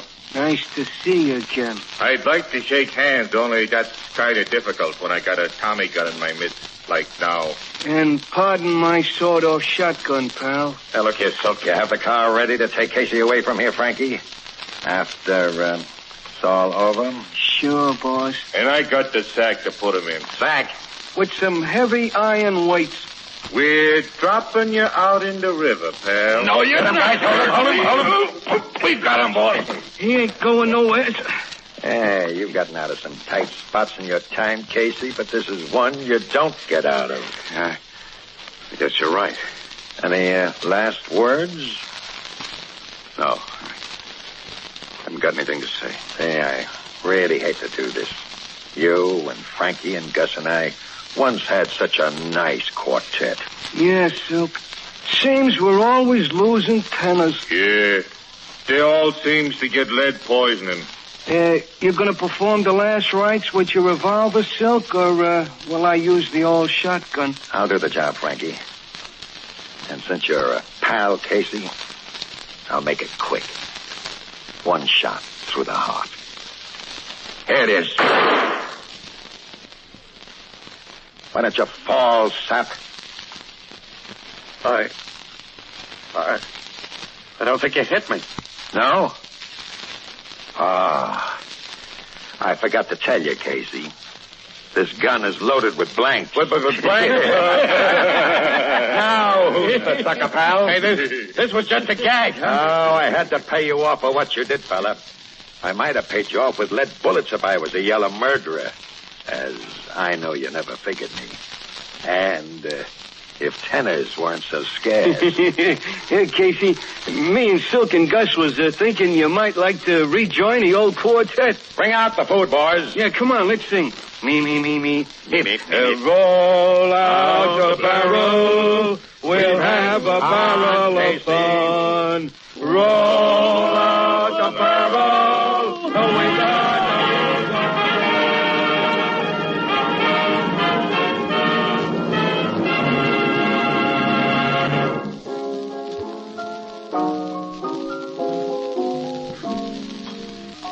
Where's Casey, Miss Williams? He usually comes in with you at this time. Oh, Casey's gone home to rest his throat, Ethelbert. Oh, rest his throat? The doctor says he strained his vocal cords. He can hardly speak above a whisper today. What in the world caused that to happen? Oh, I don't know. All I could get out of him was that he did some singing last night. I'm glad the doctor made him stay home. If he stayed on duty, he might have gotten an assignment he wouldn't have liked. What's that? Silk Farrell was killed a few hours ago. Silk Farrell? He and his bodyguards, Gus Hoffman and Frankie Pizarro, were shot from an automobile. Just as the police think they shot John Habana. Only this time the police got the killers red-handed. What do you know? I have an idea, Ethelbert, that Casey and Silk Farrell really thought a lot of each other. I guess they did, Miss Williams. They'd have had to in order to sing quartets together. Confidentially, the singing voices of them two guys is about the worst I've ever heard.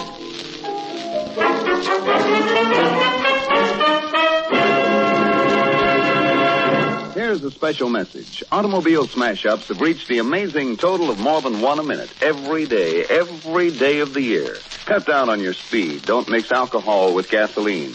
Be sure your car is in safe driving condition and watch out for pedestrians. Remember, the life you save may be your own. Crime Photographer, starring Stotts Cotsworth as Casey, is directed by John Deep. Written by Alonzo Dean Cole, based on the fictional character of Flash Gun Casey, created by George Harmon Cox. Original music by Archie Blyer. The program features Miss Jan Miner as Anne and John Gibson as Ethelbert. Herman Chittison is the Blue Note pianist. This is Bill Cullen asking you to listen again next week at this same time to another exciting adventure of Crime Photographer, and also inviting you to listen to This Is Nora Drake, radio's thrilling serial romance, heard every Monday through Friday, 2:30 p.m. New York time, over most of these stations. And beginning next Monday, January 24th, This Is Nora Drake will be heard over CBS only.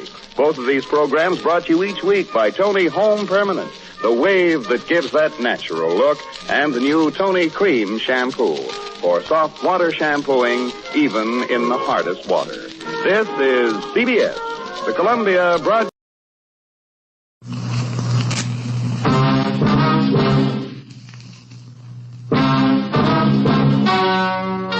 Ladies and gentlemen, the story you are about to hear is true. Only the names have been changed to protect the innocent. NBC brings you Dragnet.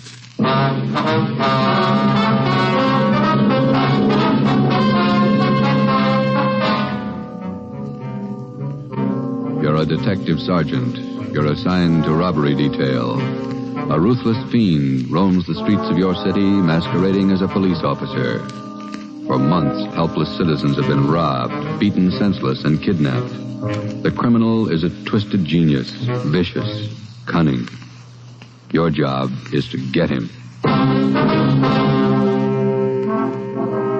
Dragnet, the documented drama of an actual crime, investigated and solved by the men who unrelentingly stand watch on the security of your home, your family, and your life. For the next 30 minutes, in cooperation with the Los Angeles Police Department, you will travel step by step on the side of the law through an actual case from official police files, from beginning to end, from crime to punishment.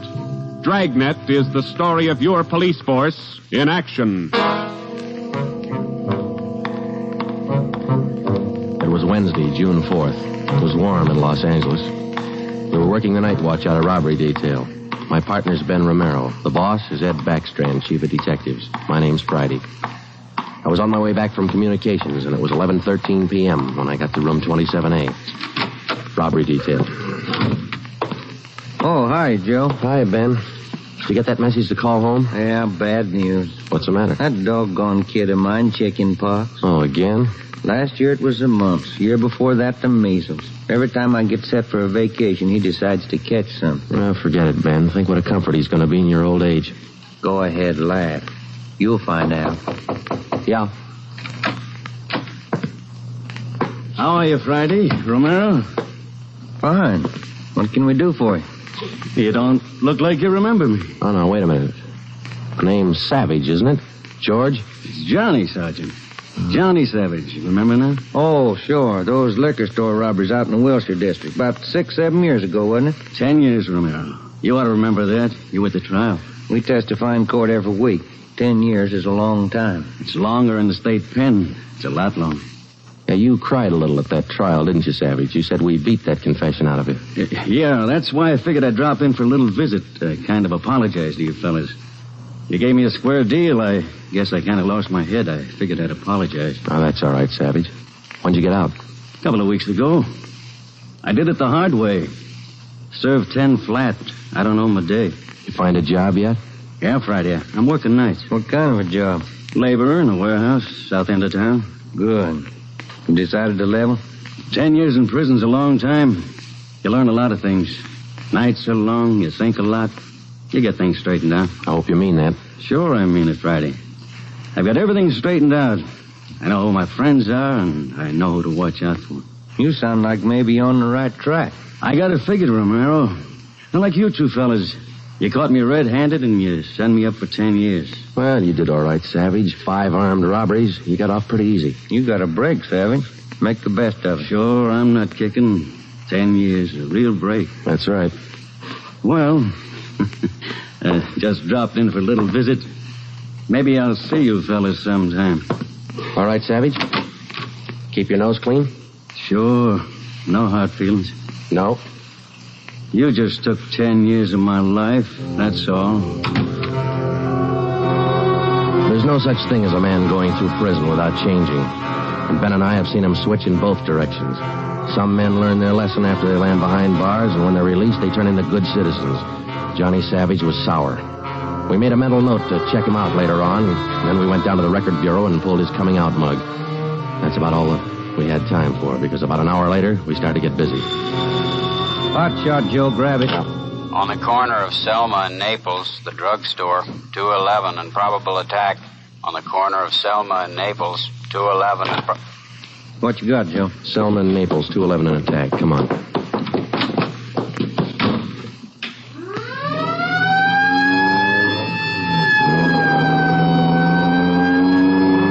Here we are, Joe. Over there on the far corner. Yeah. All right. Come on. We got the story from the victim, the store owner, Mr. Thomas. For the most part, it was the usual rundown of an early morning holdup. There was only one exception. Oh, I've had young hoodlums try to hold me up before, but there was nothing like this one. How you mean, Mr. Thomas? Well, he came in here just before closing, and ordinarily I'd have kept an eye out because that's the time to look for him. But this fella came to the door and said he was a policeman, so I let him in. He looked like a cop. Barged right up to me and the wife behind the counter and pointed a gun. And she screamed, and he hit her in the face with the butt of the gun. Sergeant, it was horrible. That's the way it started, and that's the way it kept going. Because most of the victims and most people don't realize that as a citizen, they have the right to check on police officers' identification when in doubt. After we got the story from Mr. Thomas and checked the store in the neighborhood, Ben and I headed back for the office. Attention, all units. At the end of North Baxter Road near Hillcrest, victim of 211 and slugging.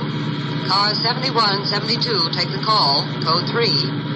Attention, all That's units. 4 blocks away from the last one. Let's roll on it, huh, Ben? Right, I'll hit the siren. You get the light. By the time Ben and I got up to the end of North Baxter, the men from car 71 were already there. The victim was telling his story. His face looked like it had been through a meat grinder. We're just shifting the car into second to make the hill when I hear this siren behind me, and I see this red light flashing in the side view mirror. Well, naturally, I pulled over to the curb, and I was just reaching for my driver's license when the cop runs up, yanks me out of the car, and starts clubbing me in the face with the butt of his gun. Did you get a look at him? Think you can describe him? No, I'm afraid not. He swung me around and kept me staring into that red light on his car all the time he was beating me. After a while, everything just went black. When I woke up, my wallet was gone, all my money. 45 minutes later, Ben and I were interviewing the third victim. A young housewife out in the Wilshire district. Same trademark. I tried to tell him, Sergeant. I tried to tell him I didn't have any money, but he wouldn't listen. He kept holding me by the throat, beating me with his fist like he enjoyed it. Beating me. Yeah, all right, Mrs. Jameson. Could you tell us how he got in the house? He came in the front door and rang the bell. I opened the door, but I left the burglar chain on. He said he was a policeman. So when he demanded I open the door all the way, I did. Then he grabbed me. And you can't describe the man for us, Miss Jameson? He was tall, and he had dark hair and big hands. Oh, it was like a nightmare. A horrible nightmare.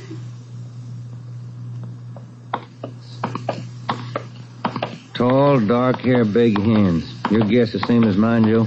Maybe. Let's wait and see. Come on, let's check with the boss. Hi, Mike. Hi. He's waiting for you. In there. Come on, Ben. Chief of Detective's office. Hannon. Sit down. Yeah, Skipper. All right, you two, let's have it. The guy with the red light? Yes, the guy with the red light posing as a policeman. Why hasn't he been picked up? You know as much about it as we do, Ed. We got our first call around midnight. He knocked over a drugstore out on Selma. He hasn't stopped working since. Didn't you get any definite lead on him? No description, no license number? Nothing. He's tall, big hands, dark hair, that's all. Fine. Either of you got any ideas? Could be anybody, Skipper, with that description. You're sure it wasn't anybody on the force? We sent all the victims down to personnel. Lowry showed him the mug book of all police officers. Wasn't one of our men. Works fast. Drugstore, motorist, a pedestrian, a housewife out in the Wilshire district. Went right in the house after her. 4 of them, right in a row. 5. Huh? There's a 20-year-old kid in the next room. Came in just before you got here. A couple of hours ago, he was sitting in a car with his girl up in Mulholland Drive. This red light bandit comes along, slugs him, and kidnaps the girl. Kidnapped? She still missing? Not a trace. When did this happen? A couple of hours ago. They brought the kid over from Georgia Street Hospital.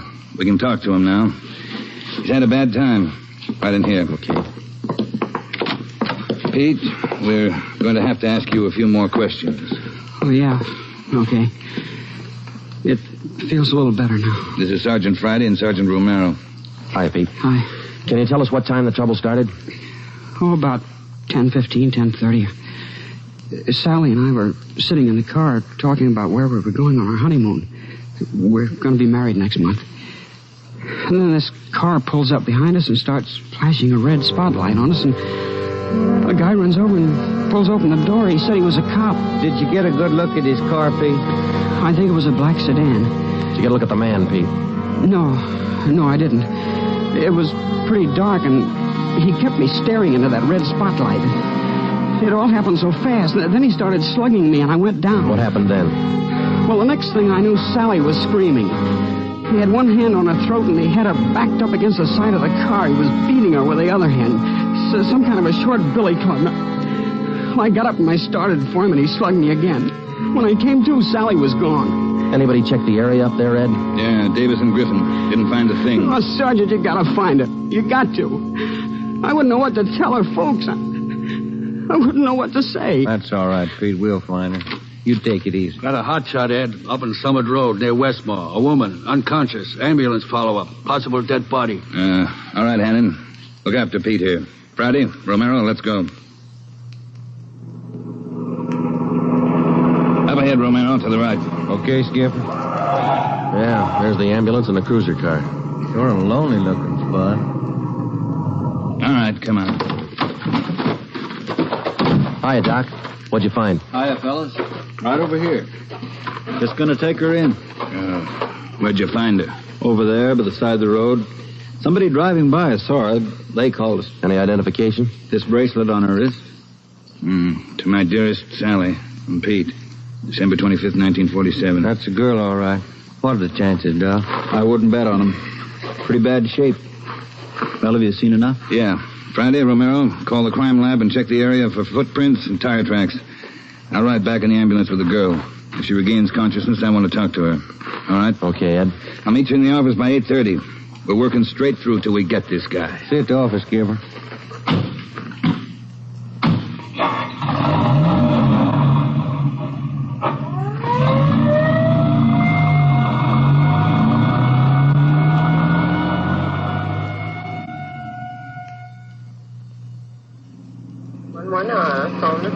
time you got, Ben? 7 minutes to 4. Long night. Hey, that car up there ahead. Let's take a look at it, huh? Black sedan. Hey, look, he's flashing a red spot on that convertible. Come on.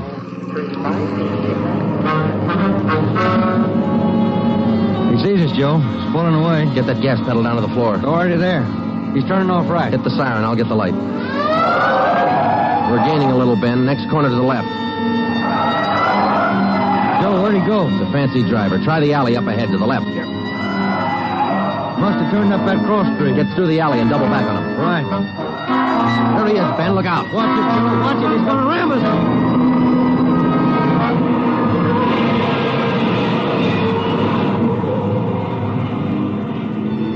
We got hit just in front of the rear bumper. Our car was forced into the curbing and it turned over. He was real lucky. He kept right on going. But this time, Ben and I were sharing the luck. All we got out of it was a couple of nasty cracks in the head and a few bruises, but it was enough to keep us in a hospital under observation for a day. By this time, Ed Backstrand was fuming. So were the newspapers. During the day we spent in the hospital, the Red Light Bandit went on a real blitz. He pulled 6 more jobs, 1 liquor store, 2 residential holdups, and 3 car robberies. 5 of the 6 victims were slugged and beaten. Davis and Griffin had taken over for Ben and me, and by the time we got back on the job, they'd built up a lead for us. We've been working with Wilkerson up in auto theft, Joe. He's used 4 stolen cars already. We got the makes and numbers on each one of them. How about the dark sedan he was driving when he rammed us? The boys picked it up this morning out on Sepulveda. We're checking it for prints now. Oh, that's fine, Dave. You got any description on the guy yet? No luck there, Joe. He works too fast. Nothing at all? The same as you had. Tall, black hair, big hands. Loves to use them. Friday, Romero, got a minute? Okay, Skipper. Check you later, Hyundai. Sure thing, boys. Sit down. How do you feel? Pretty fair, Ed. A little stiff here and there. All right, did Davis fill you in? Up to date. Okay, I just called the doctor who's handling Sally Wilder, Pete's girlfriend, you remember? Oh, yeah. She's been in pretty bad shape since we found her up there on Summit Road. This morning she took a turn for the better. She's conscious, and her doctor thinks she might be able to talk to us a little bit. Good. When? About an hour. I cleared it with the doctor and with her family. You'll only be able to stay a couple of minutes, so make the most of them. That's all. All right, Ed. We'll check with you later. Say, Joe, Ben, here's some mail came for you fellas while you were gone. Oh, thank you, Mike. We're going over to the county hospital. We ought to be back in a couple hours. Okay. Say, there's been a couple of phone calls, too. Yeah, anything important? I don't think so. The guy just called to say hello. Said his name was Johnny Savage. He just called to say hello. I presume you men are aware of the girl's critical condition. Yeah, that's right, Dr. Froman. We saw her before she was taken here at the hospital. Yes. You understand, of course, that you'll be able to see her for only a few minutes, and please try your best not to excite her, huh? Right, Doctor.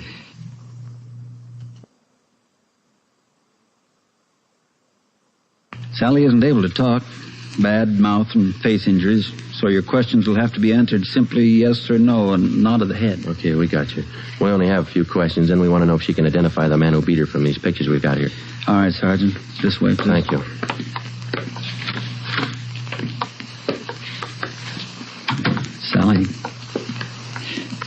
Sally, these gentlemen are from the police department. They'd like to ask you a few questions. Now, there's no need to be nervous or afraid. Just simply nod your head yes or no.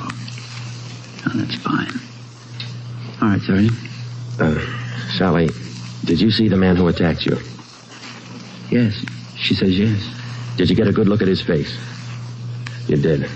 All right, Sally, now you can answer these 3 together. Just yes or no. Was he tall? Did he have dark hair? Did he have large hands? He did. Ben. All right, yeah, Jim. Hand me the folder. Yeah. Here you are. Thanks. Now, there's just one more thing, Sally. I'm going to show you some pictures now. Take all the time you want before you make up your mind about each one. If you recognize any one of these men as the person who attacked you, just nod your head, all right? All right, it's fine.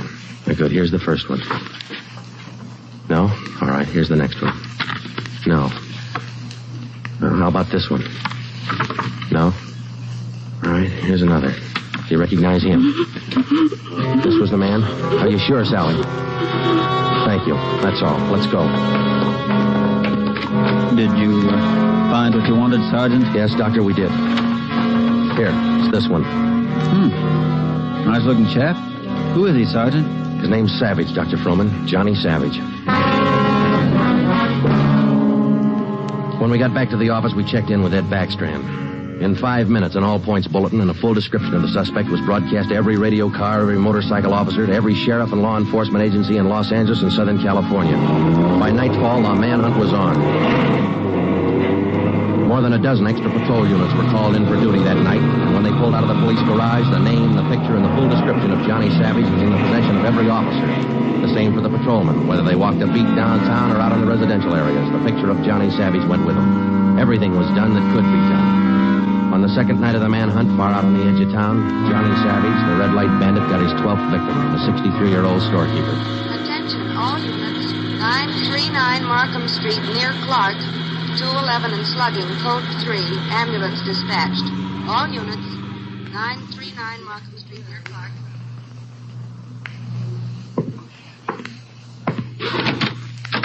Here it is, Skipper. Time. What'd you get? Wilkerson lifted the prints off that black sedan that rammed Joe and me. Yeah? They belong to Johnny Savage. Yeah, good. That storekeeper last night. It is Savage, all right. Victim identified him from his mug. All right. We got enough in this Savage guy to put him on ice for life. All we have to do now is to get him. Now, look, the way we figure it, Ed, this red light bandit is using stolen cars with cold plates, so there's no way of tracking down the cars at regular commercial garages. He's got to be renting private garages someplace around town. All right, let's get the neighborhood patrolman on the job. Advertise it. All over town. It's a city ordinance, isn't it? People who rent private garages are bound by law to register the car and license number with the police.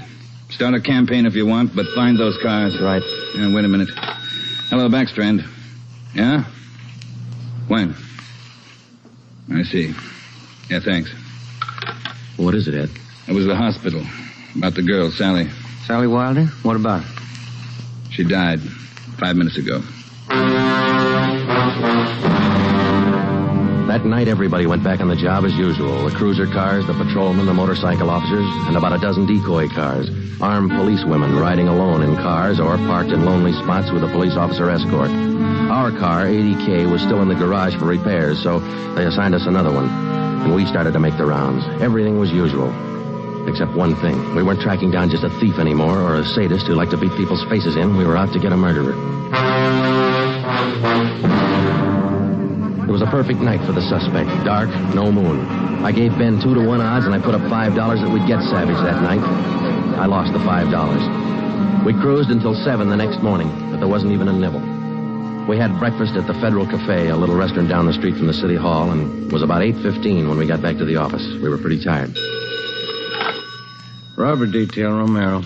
I would like to speak to Sergeant Friday. Just a minute. It's for you, Joe. Okay, thanks. Friday talking. Sergeant Friday, I want to talk to you. Well, I'm listening. Go ahead. I mean, I want to talk to you in person as soon as possible. Can't you tell me over the phone? What is it? I cannot tell you over the phone. It is very important. Can you come now? Well, now, look, mister, I'm awful sorry, but we're very busy down 554 Ramona Avenue. Can you come now? Well, what's this all about? Who is this speaking? My name is Carl Savage. My son's name is John.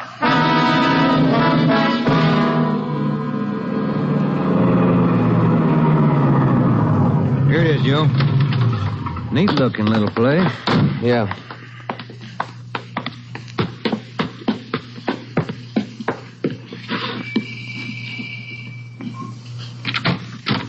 Yeah? I'm Sergeant Friday. You Mr. Savage? Yeah, come in. Okay.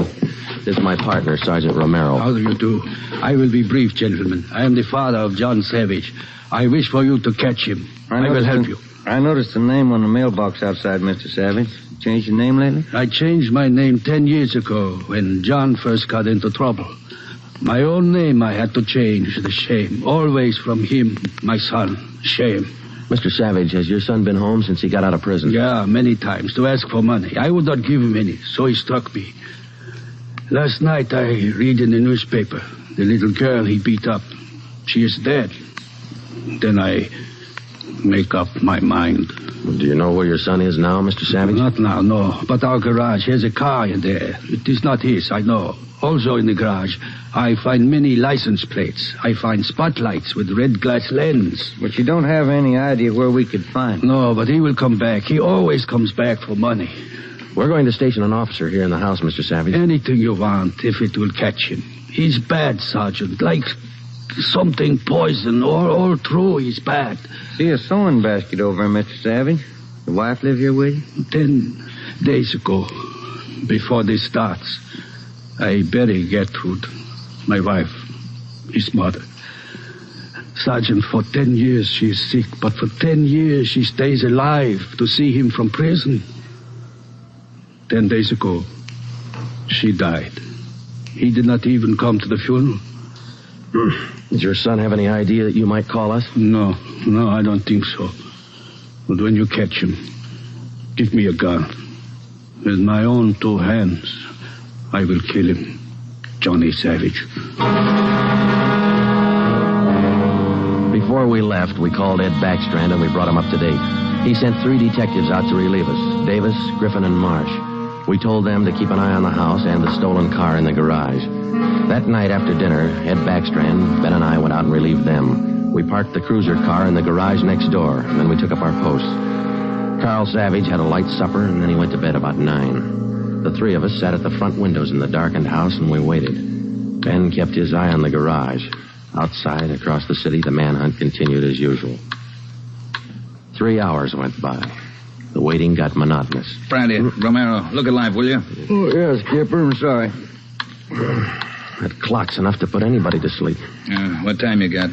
12:23 a.m. Thanks. The clock kept ticking. We were tired. We took turns keeping each other awake. At 10 minutes past 2, I looked at my watch, and then I settled back and tried to find some kind of a comfortable position. They started so faintly it was just like the ticking of the clock. Same rhythm. And then they came closer, and the sounds got out of rhythm. Backstrand's head came up with a snap. Brandy, Romero, you hear that? Yeah, Ed. Get up to the window, watch the curtains. You see anything? Yeah, somebody's coming. Savage? Can't tell. Wait a minute, he's slowing down. He's going up the driveway to the garage. He's going inside. That's him. Come on. Watch it, he spotted us. He went over that fence into the yard. There he is, Friday. You hit him, Joe? Maybe. Yeah, he's going for the street. He's headed for that car, Ed, that sedan up on the corner there. Yeah, Romero, go back and get the car. Right, Skipper.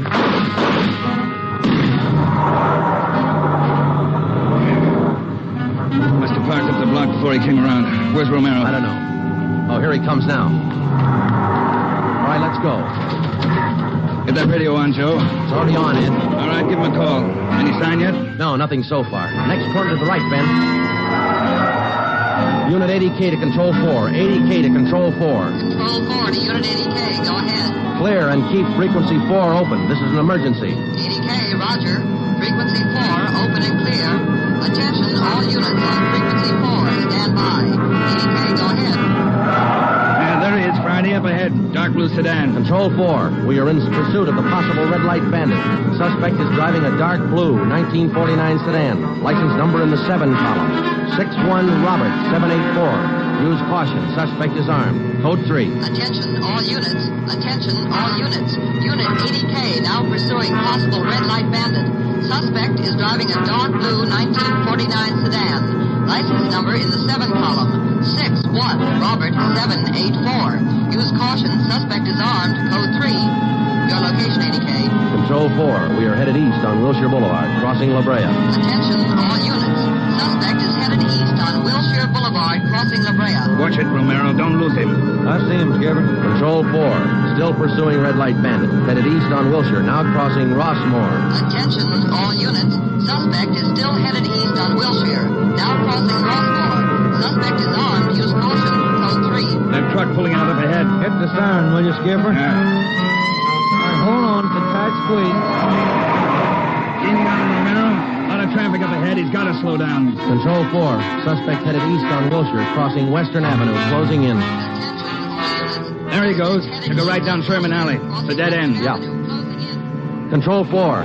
Suspect turns south into Sherman Alley, closing in on suspect. Attention, all units. Suspect has turned south into Sherman Alley. Suspect is trapped. Converge on Sherman Alley. There he is, Skipper. Pulling up ahead. He's jumping out. All right, take the mic, will you, Ed? Here. Come on, Ben. I'll direct the other cars in. If you need help, holler. Right, Skipper. All right, which way to go, Ben? Down between those buildings. Come on. Starting up the back fire escape. All right, keep him busy. All right, Savage, come on down.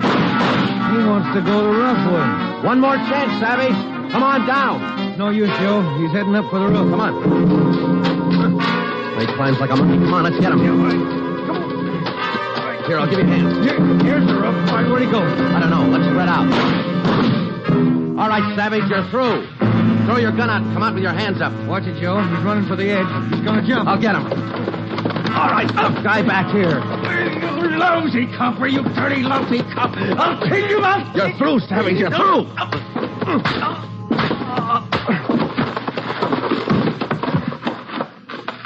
Good, Joe. Yeah. Throw the cuffs off, will you? Yeah, you just betcha.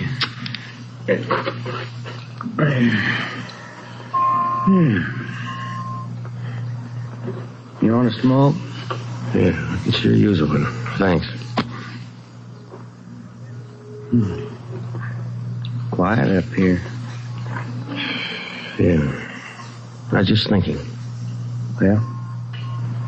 Carl Savage, this guy's father. Mm-hmm. What about him? Nothing. What would you do, Ben, if your son was a murderer?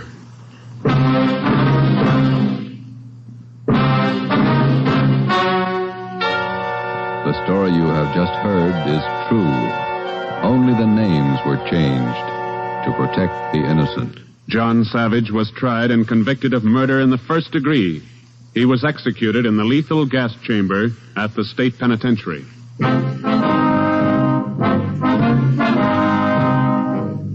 You have just heard the sixth in a new series of authentic cases from official files. Technical advice for Dragnet is furnished by the Los Angeles Police Department. Tonight's program is dedicated to Patrol Officer Robert Steele of the Montana State Highway Patrol, who on the morning of November 2nd, 1947, gave his life so that yours might be more secure.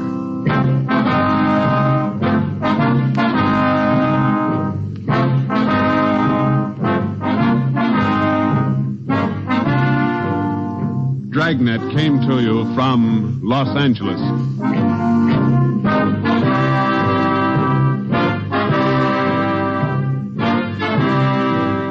This is NBC, the national broadcasting company.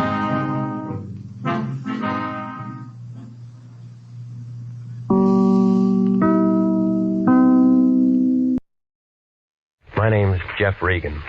I get 10 a day and expenses from a detective bureau run by a guy named Lyon. Anthony J. Lyon. They call me the Lion's Eye.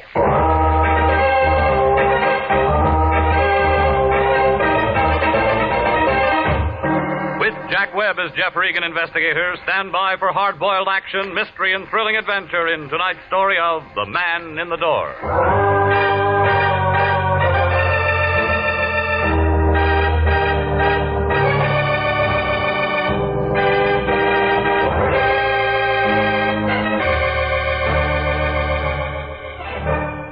Well, this is the way it started. The Lion called about 4 o'clock that afternoon. Said he wanted to see me down at the office. I argued a while and finally told him I'd be there. Melody was sitting in front of her typewriter when I came in, putting a new coat of paint on her nails. She handed me a blank contract with no dates filled in, jerked a thumb toward the Lion's Den. I went in. Regan, I'm glad you got here. What do you know about architects? They draw things. I know that much, but what about bids and all that stuff? Well, they figure out what a building's going to cost, don't they? Go on. If whoever's paying for the building likes what they write down, then they're hired. A couple of architects, maybe 3 or 4, make bids. Well, I suppose so. Low man gets the job. Why? Our client's an architect named Dudley Hayes, an office in the Park Central building. He thinks maybe the bank that's handling his bid might try to put something over on him. Banks don't do things like that. He thinks maybe a guy who works at the bank might be taking dough to shove his bid under the counter. Why didn't you say that in the first place? Because I'm saying it now. Haynes wants us to look into it. All right, who do I see? Haynes first. I only talked to him on the phone. I told him we'd have to have a contract and retainer before we did anything. That figures. So hop over there and find out what's what and make him sign that contract and get a check. Anything else? Make sure it's certified and call me if you run into any trouble.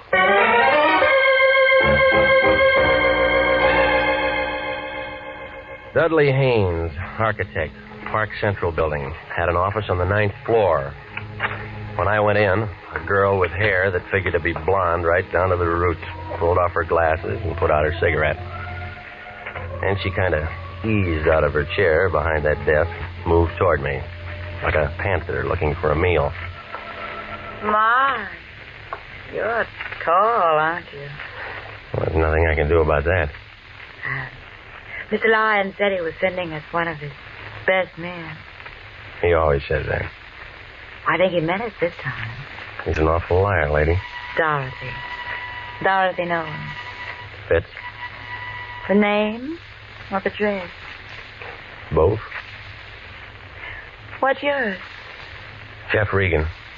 Well, now we know each other. That's nice.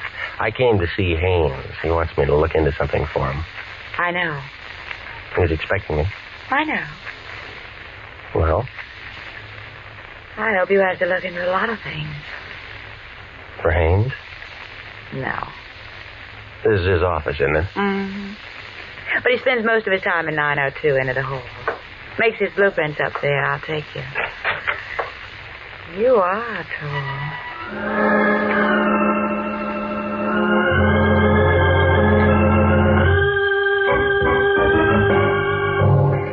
Well, we started down the hall. We got about 10 feet from the frosted glass door at the end. We both stopped. We were looking at the outline of a big man behind the door. Both of us expected him to open it and walk out. Oh, he came out all right, but he walked right through it. Oh, he's been shot. Oh. You know him? It's my boss, Mr. Haynes. No, it was your boss, lady. He's dead.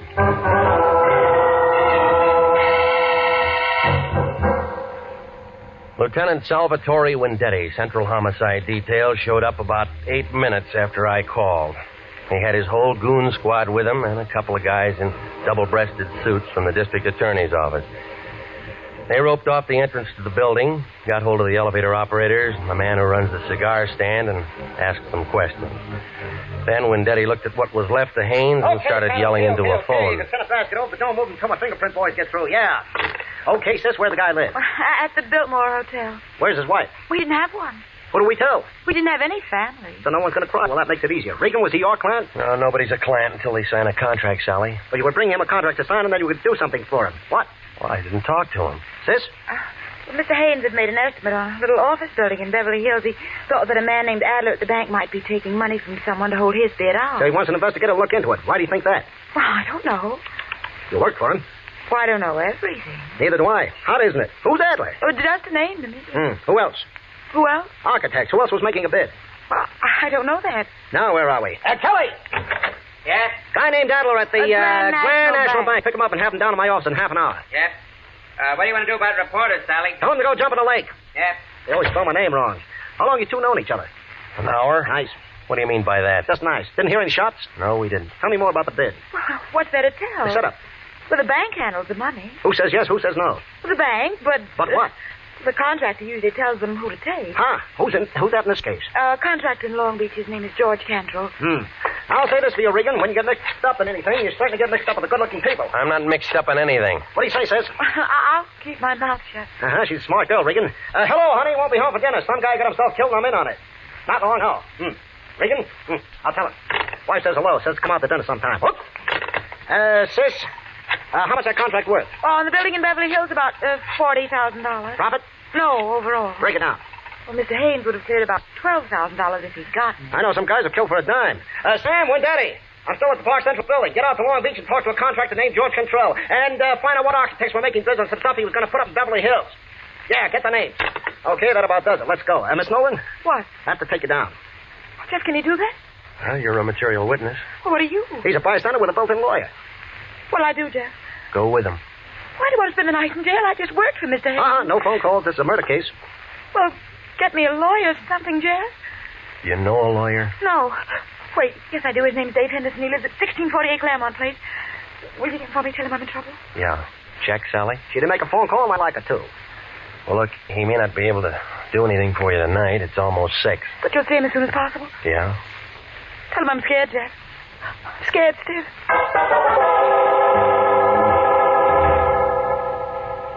Well, I stayed there and phoned the Lion, told him what had happened. Well, he got mad and yelled something about me being a jinx on all our clients, and then he hung up.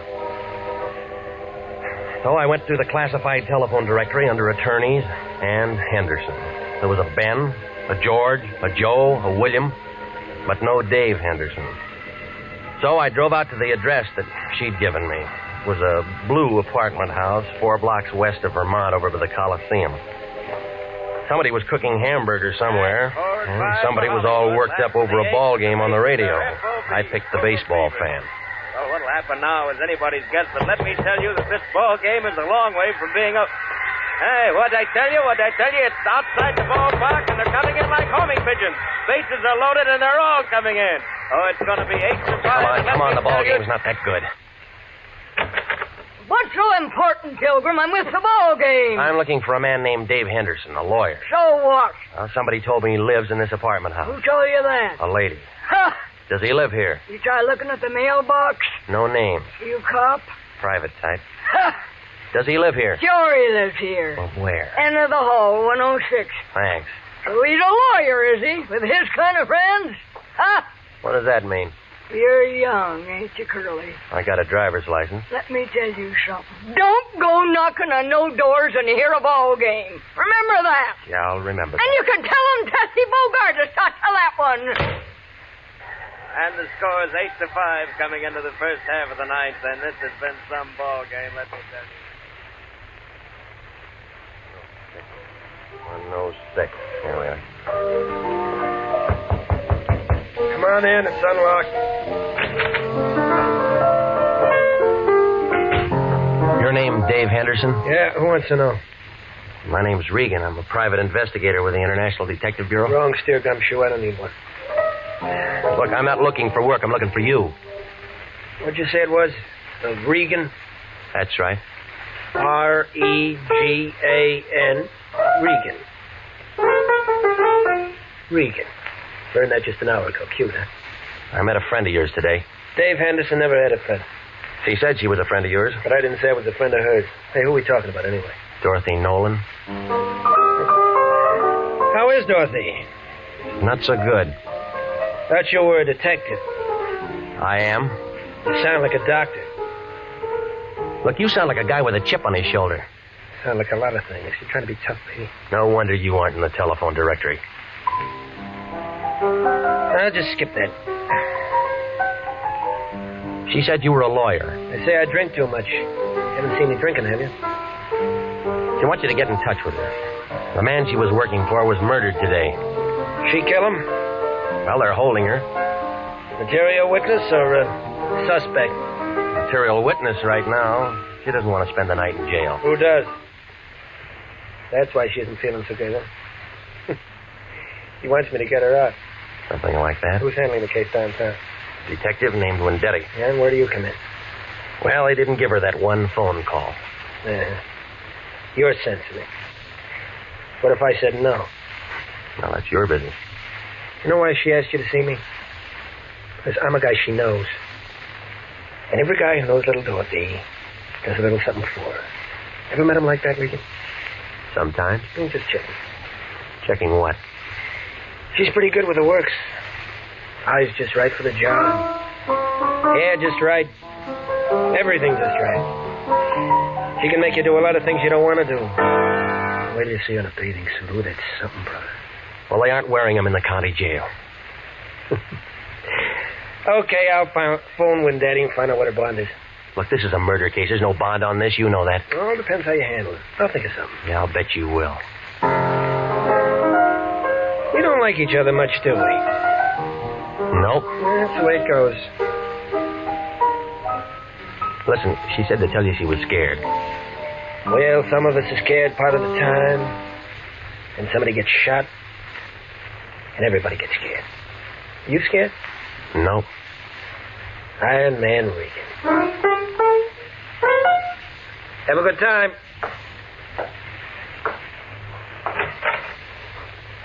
Did I say Haynes was shot? No. You didn't say a thing. See you somewhere, Peter.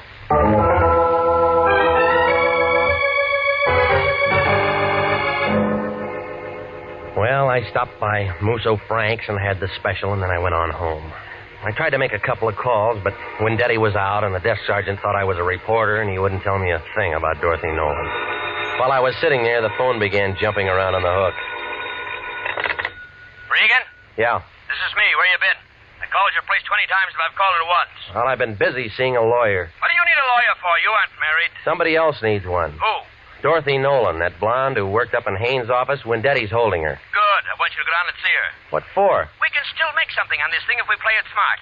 And when I talked to Haynes on the phone this afternoon, I told him I wanted a certified check.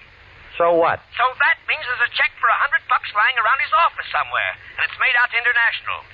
Look, he's dead, remember? Everybody dies. Don't worry about it. We weren't even hired. We had a verbal contract. We had nothing. That check's no good to anybody but us. We didn't do anything for him. Well, buy him some flowers.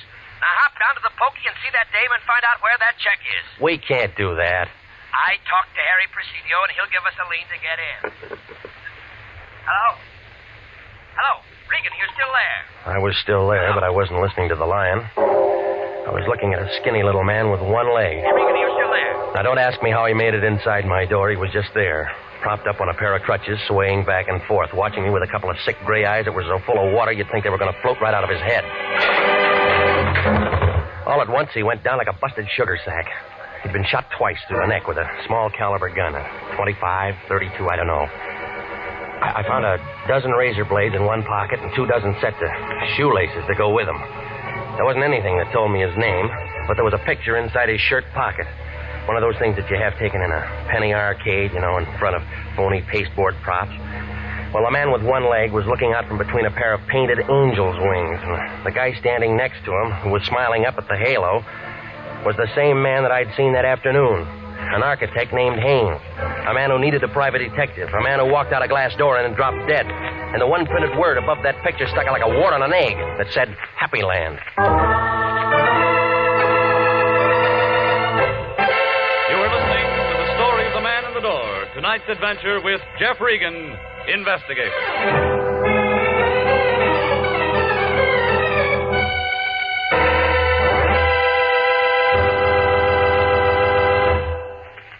Here is a special and important message to every businessman listening. To every businessman, regardless of the size or the type of his business. Gentlemen, do you realize that the schools of this community help you every day that you're in business? That's right. For one thing, our schools teach the boys and girls of this community to cherish the human rights, the free enterprise on which our country and your business are founded. With each new generation graduated from our schools, the Army defending our way of life, and your business grows stronger. What's more, good teachers and well-equipped schools do a better job of developing our children's talents. The result? School graduates who become more skilled and more efficient employees. So remember, any time and taxes that you contribute to improving local schools are an investment in your own business future. Education is good business. Education can maintain our freedom. And freedom is everybody's job. And now, back to the story of the man in the door and Jeff Regan, Investigator.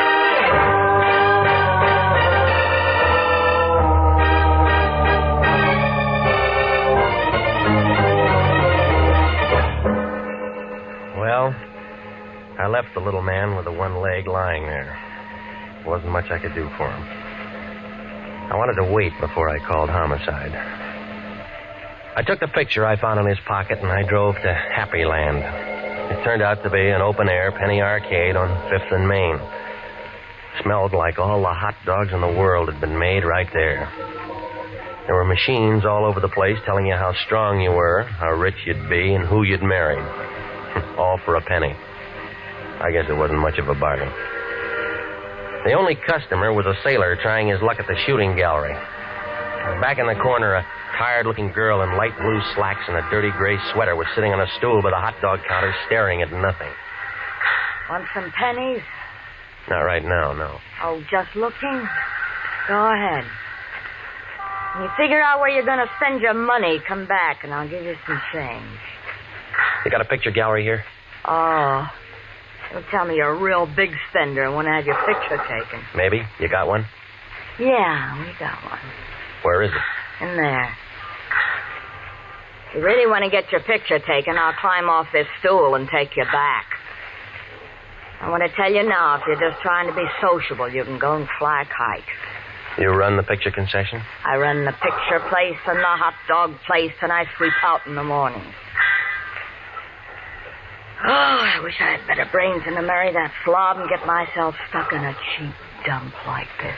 All right. Do you remember taking this picture? How would I know? I take a lot of pictures. Well, come on, look at it.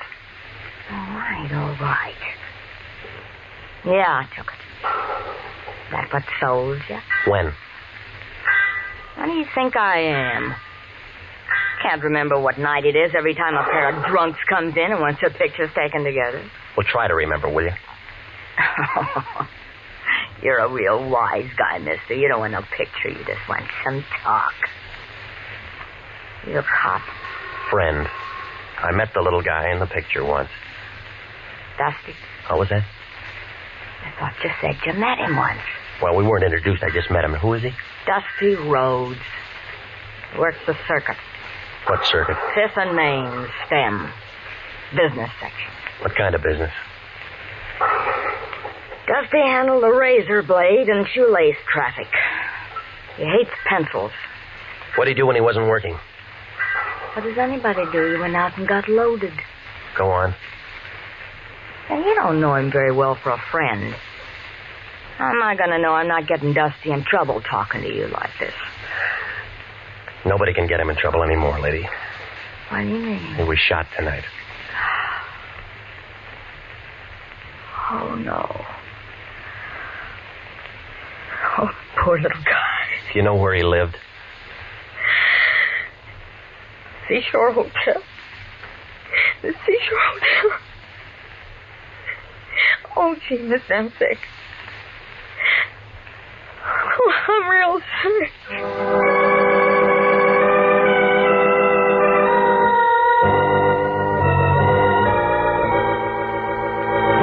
Brother, the seashore caters to many types of people. Good and bad, just out of the pokey. 2 bits a night for transients, $1.50 a week for solid citizens.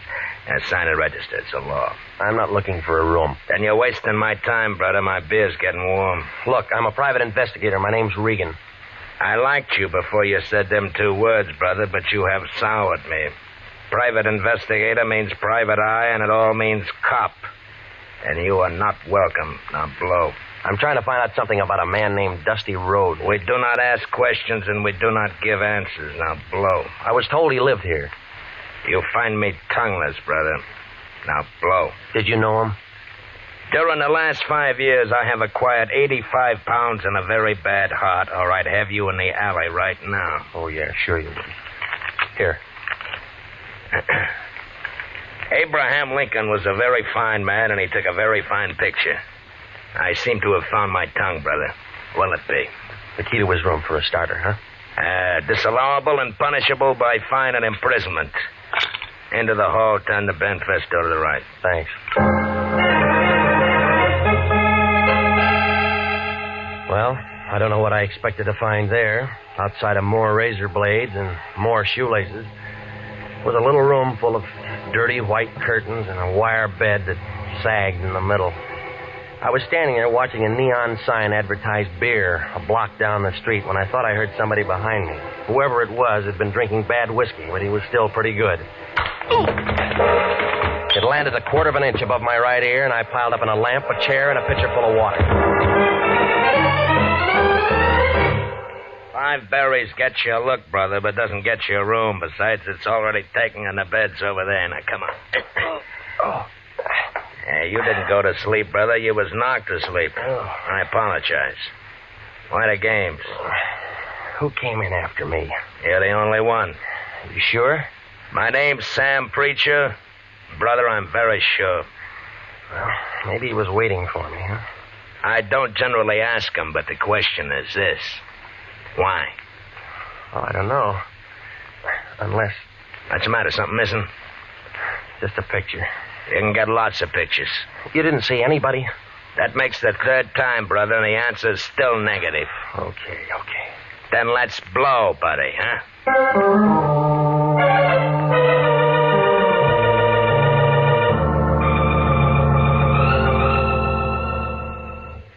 Karen is coroner's office? Luke, this is Regan. The lion's eye. What's with you, baby? When Daddy tells me you walked into one today. Yeah, I did.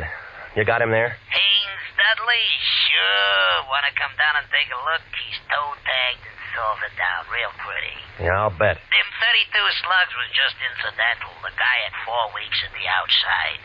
All right, give it to me. Haynes Dudley was dying from malnutrition, alcoholism, and a couple other things with long names. Give me one long name. Diabetes. He didn't take good care of himself. Funny, huh? A misspent life. Somebody's gonna take the gas chamber for nothing. When Daddy know this? Sure. And he was wearing a brand new suit, too. We'll sew up the holes. We'll bury him in it. Well, you aren't finished yet, Luke. Baby! A guy with one leg dropped dead in my place a couple hours ago. It's after 11. Well, I'm sorry, Luke. They connected? Yeah? Murder? Yeah. Well, come down and see us anytime, Regan. We're open 24 hours a day.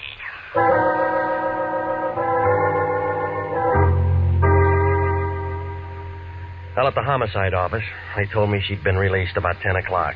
They said a lawyer named Henderson had put up the bail and handled the whole thing. They gave me an address on her when I went out there. It was a bungalow court on Normandy, and it took her a long time to answer the door. Oh, you. Yeah, tell me how tall I am. I'd love to, but not right now. They told me you'd been out since 10 o'clock. Maybe I should have come sooner. Dale gives me the willies. I'm about to take a shower. I was kind of hoping we could have a drink. I did better than I thought with you. I got a hold of a lawyer for you, didn't I? Yes? Well, doesn't that rate me an invitation to have a drink? I said later, I'm really tired. I said no. Wait a minute. Well, if you're that thirsty, all right. That's better. Isn't every day my boss gets killed and I meet a private detective? I need a drink. I was slugged tonight.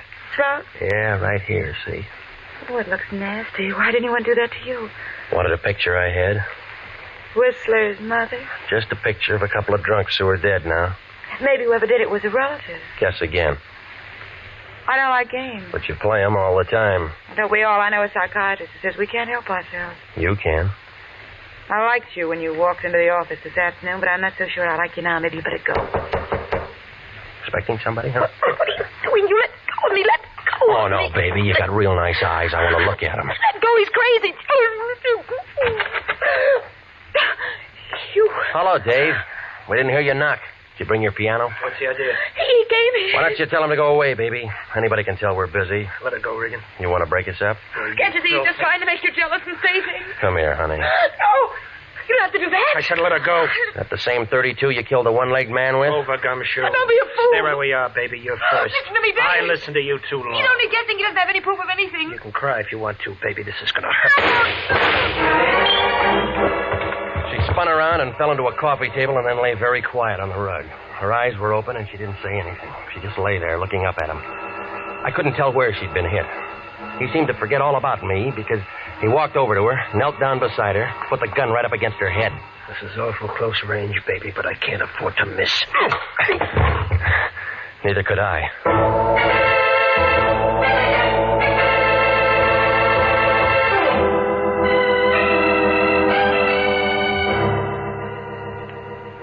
Well, when Daddy and I stuck our heads together, and it all came out when we looked into a couple of things. You see, Dave Henderson was Dudley Haynes, and he was wanted for attempted murder and embezzling and one thing or another back in Ohio. So he figured it'd be a good idea to bump himself off. Dorothy helped him with the idea. They both went down on Main Street, and they picked up an old bum, dressed him up in a new suit, and shot him. I was supposed to walk in with Dorothy, and she'd identify the body, and as far as anybody knew, Dudley Haynes would be dead. Dave didn't figure that she'd be taken down. She didn't figure that she'd get scared, and neither of them figured the man with one leg was a pal of the man that they'd shot. Well, it seems that they'd looked through a lot of files, and they'd figured that a lot of murders go unsolved. Maybe they do. I don't know. Well, anyway, he sat down on that little bench up there in San Quentin last week. The one with that bucket of acid in the room. Well, he held his breath as long as he could, but everybody has to breathe. He's buried up there with a lot of other guys that figured they could get away with murder. Dorothy? She wasn't hurt too bad. They had her in a wheelchair for the trial. She got 15 years as an accomplice. Some kind of a deal. State's evidence and all that. I don't think I'll wait for her. She wasn't that good.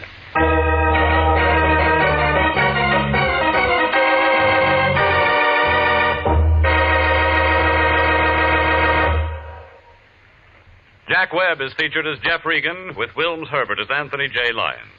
It's CBS at 9:30 next week for more hard-boiled action and mystery with Jeff Regan, Investigator.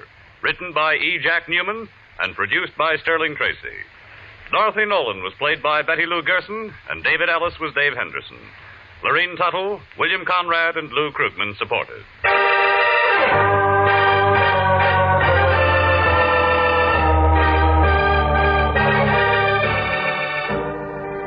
It's perfectly natural and wholesome for some men who want to leave great wealth behind. There's a druggist in a small town in Pennsylvania who'll do that. The wealth he'll leave behind will make many lives easier and happier and finer down through the years. For he was the principal donor of an outdoor meeting place for religious services in a Boy Scout camp in the Poconos. Working with his neighbors in community activities, he saw the need of this improvement, helped to install it. That's the kind of wealth that you can bequeath to generations coming on as you enjoy the freedom of working with your neighbors for the betterment of your community. Freedom that can be anybody's pleasure is everybody's job. Music for this program is arranged by Dick Arant. Next week at 9:30, Jeff Regan, Investigator, brings you another thrill-packed half hour with his story of the House by the Sea. Bob Stevenson speaking. This is CBS, the Columbia Broadcasting System.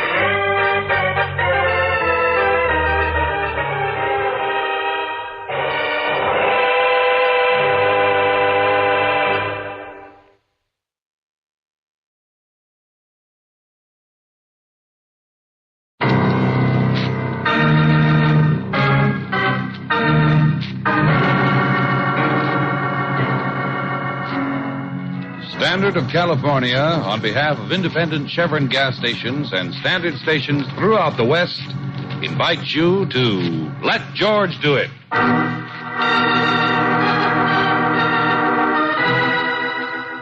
The Four-Sided Triangle, another adventure of George Valentine. Personal notice, danger's my stock and trade.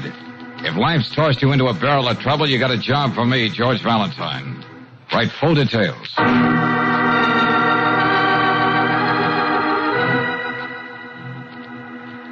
Dear Mr. Valentine, I'm here briefly on a visit from Canada just to make certain of one thing. Was Dr. Kenneth Sterrett, my best friend, murdered, or was it really an automobile accident? As a novelist, I admit the situation is trite. The older, successful man, the restless, beautiful wife. And if my suspicions are right, even the inevitable other man. If you care to interest yourself in something you may dismiss as an obsession on my part, I'll be at my hotel all day. Sincerely, Owen Marby.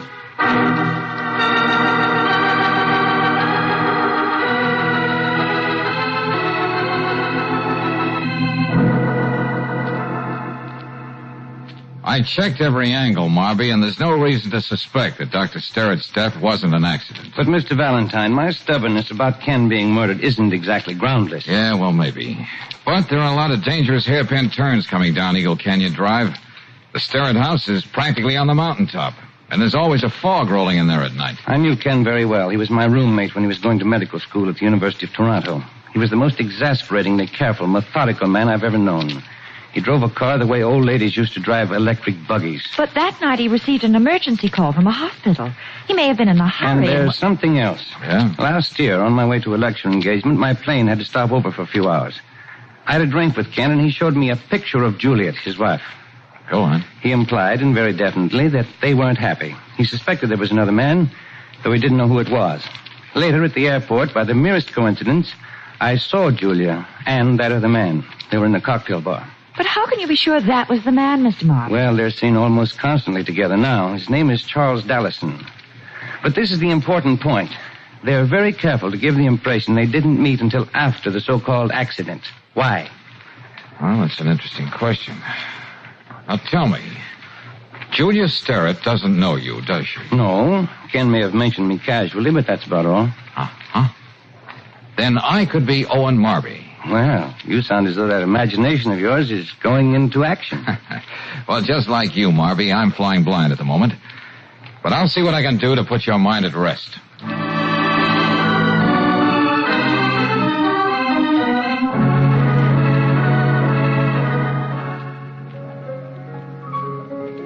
Okay, now, Brooksy, you're on your own. Don't let the head waiter steer you anywhere but the booth next to Julia and Dallison. It's all reserved for you. But how do you know they're going to show up for dinner tonight? Well, I checked that, too. Just try to overhear as much as you can. I gotta get going.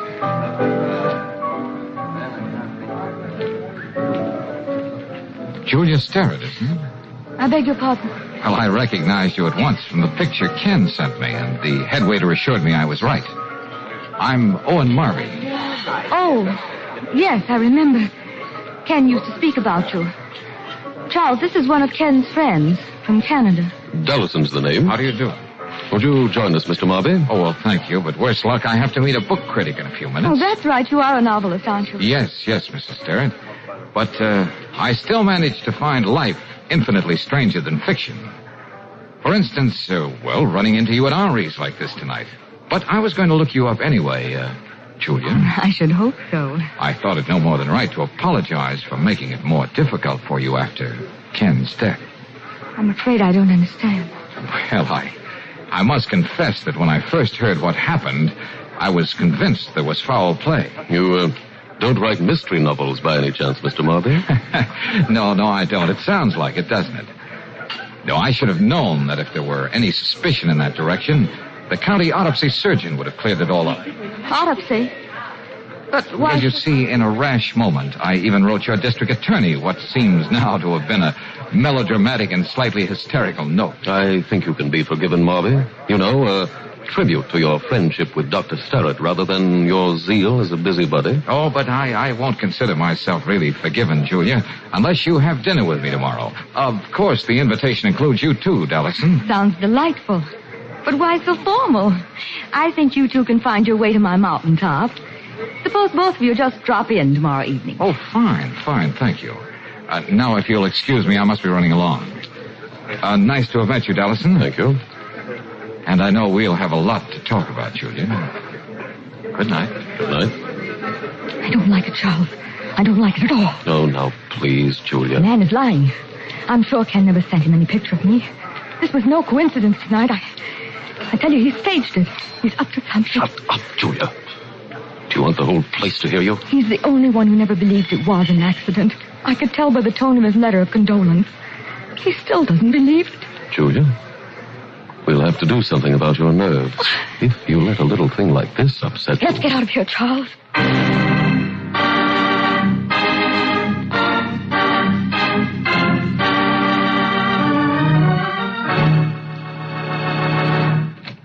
Brooksy, for the love of heaven, where you been? What happened to you? Do you know what time it is? Well, if you'll stop lathering me with questions, Johnny, I'll give you all the horrendous details. Okay, come on.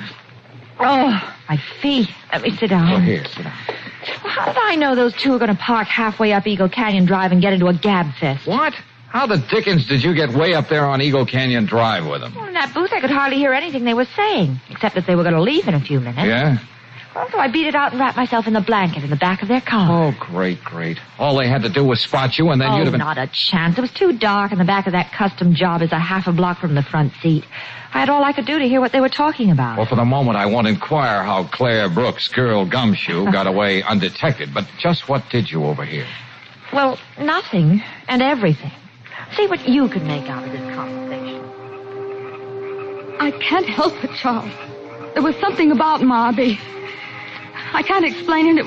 It was as though he were laughing at us all the time. You're going to make life very difficult for yourself, Julia. If you go to pieces every time you bump into a visiting fireman who once knew your husband. Oh, darling, let's not wait any longer. It's been 8 months now since Ken. There's no reason why we can't be married. It's simply not the way I planned it. We were to wait 1 year. That morally approved period for widow's weeds to blossom forth again into passion flowers. You and your plan. I want to be able to laugh again. And I want you to, Julia. We'll laugh together. And wherever we go, we'll have the orchestra play something fitting. Say the Merry Widow Waltz. Isn't there anything you can't joke about? Didn't you feel any qualms at all when Marby went babbling on about writing a district attorney? That nonsense about an autopsy? Didn't you... Wait a minute, Julia. Yes, autopsy. The term so blankly used by policemen when they suspect poison in the case. Charles. Come to think of it, Julia, maybe you're right. We ought to know more about our guest from Canada. It'll help us decide the best way to entertain him tomorrow night. Well, what do you say, George? Well, give me a minute, will you, Angel? See, incidentally, how did you get back without being seen? It's 4 miles from that eagle's nest to the boulevard, and not a house or a gas station in between. Oh, when I took off my high heels, it was a snap. Got an extra pair of arch supports on you, mister? Oh, brother. A mere man salutes you, Brooksy. At ease, Buster. I still say, what do you make of it? Oh, not a thing you could stick a pen in. Or which they couldn't deny having said. But it wouldn't be going out on a limb to assume that the suspicions of Owen Marby are far more fact than fiction.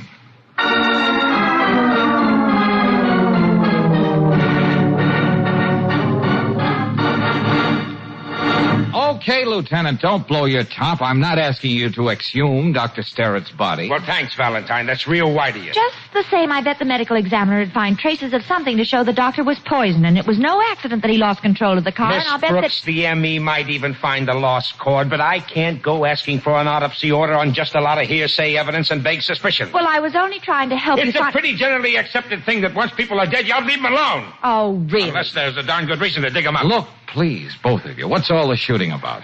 I didn't even suggest anything like that. Well, you might have.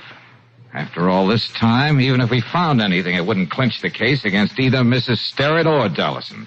It'd be too circumstantial. Oh, now look, don't get me wrong, Valentine. If you came up with something tangible, I'd be glad to play ball. As it is, what do you want from me? Okay. Tomorrow I'd like you to put a man on Charles Dallison's tail and report on everything he does. All right. I guess I can do that. Brooksy can keep an eye on Mrs. Sterrett. Within reason. I'm not at my best climbing up and down mountains. Just as they want to be prepared to receive me, I'd like to hold a few top cards myself.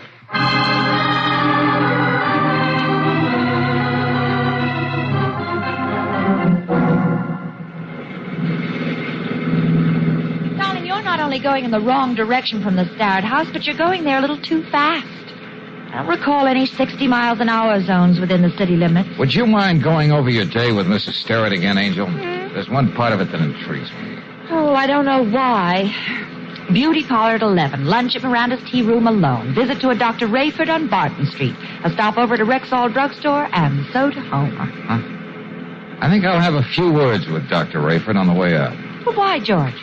Old operations always make stimulating conversation. But right now, I'd better take care of this little matter. George. Sorry, Brooksy. Well, of all the dopey things, what are you trying to do? You'll see, Angel.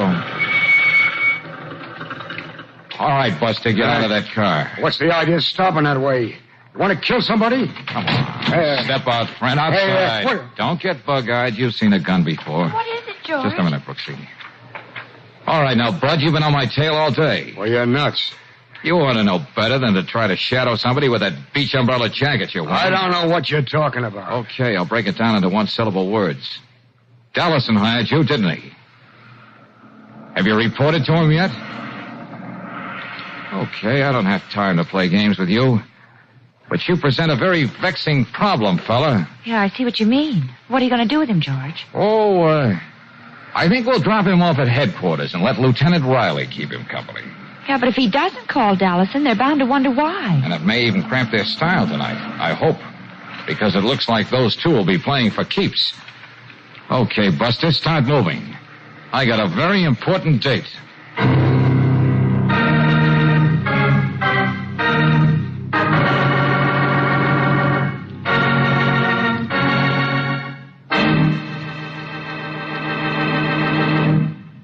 We'll return to tonight's adventure of George Valentine in just a moment. Whether you're driving a brand new car or one of the older models, there's one way, and a sure way, of getting the very best performance out of it. And that's to depend on Chevron Supreme gasoline. For this carefully blended high-octane gasoline puts command performance in your car. It commands fast starts, smooth, steady acceleration, all the extra power your car needs on steep hills. No matter where you motor in the West, you can be sure of command performance from your car when you have Chevron Supreme in the tank. That's because this premium quality fuel is climate-tailored to each different altitude and temperature zone. Makes no difference if you're driving in the Northwest, in the desert, the Rocky Mountain country, or in the coastal cities. Chevron Supreme is climate tailored to your region. And that's why you can count on it. So to get the best out of your car, get Chevron Supreme tomorrow. Get it at standard stations and at independent Chevron gas stations where they say and mean, we take better care of your car.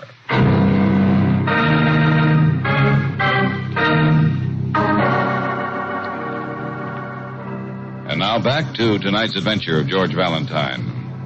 Every 45 minutes, a murder takes place. Every 2 hours, said murder is a perfect crime. So, if you're in George Valentine's business, you can just take it in stride when you have to impersonate a Canadian novelist to prove an 8-month-old accident was a homicide. But then you find yourself being shadowed, so that as you set out to meet the suspected couple, you're really quite grim. Meantime, a minor crisis is taking place between Brooksy and Lieutenant Riley in the latter's office. A fine thing, Miss Brooks. I agreed to cooperate with you and Valentine, and what happens? What happens? Well, you did manage to keep this Eddie Thorpe under wraps for the night. Well, sure, on a vagrancy charge. But one of these days, I'm going to get caught up the creek without a paddle messing around with you two. Well, I wish I knew what George expected to find stopping off at Dr. Rayford's office. Mrs. Starrett only dropped in there for a few minutes today. Don't you know by now that when he gets a brainstorm, it's like an act of nature? You don't know what he'll do next or why. I tell you, one of these days I'll... Hello, Riley. Oh, Valentine, where the devil are you? I thought you'd be with them by now. Oh. What? Shh, quiet. Okay, I'm listening. Go on. Where is... Huh? Now, look, you. I'm not going to be a party to anything like that. Now, don't be a fool. What's he going to do? Quiet, will you?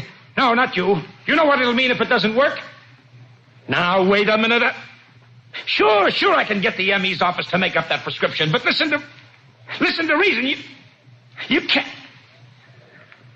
Yes, I understand, but... Okay. What does he want you to do? You can at least tell me that. He wants you to park on Eagle Canyon Drive, just around the first turn, coming down from the Starrett home. You're going to have a little package to give him. Package? Yeah. I'll be waiting down on the boulevard for the both of you. But George never keeps me in the dark like this. Why now? Why? Hello. Let me have the medical examiner's office. Well, find him wherever he is. It's an emergency.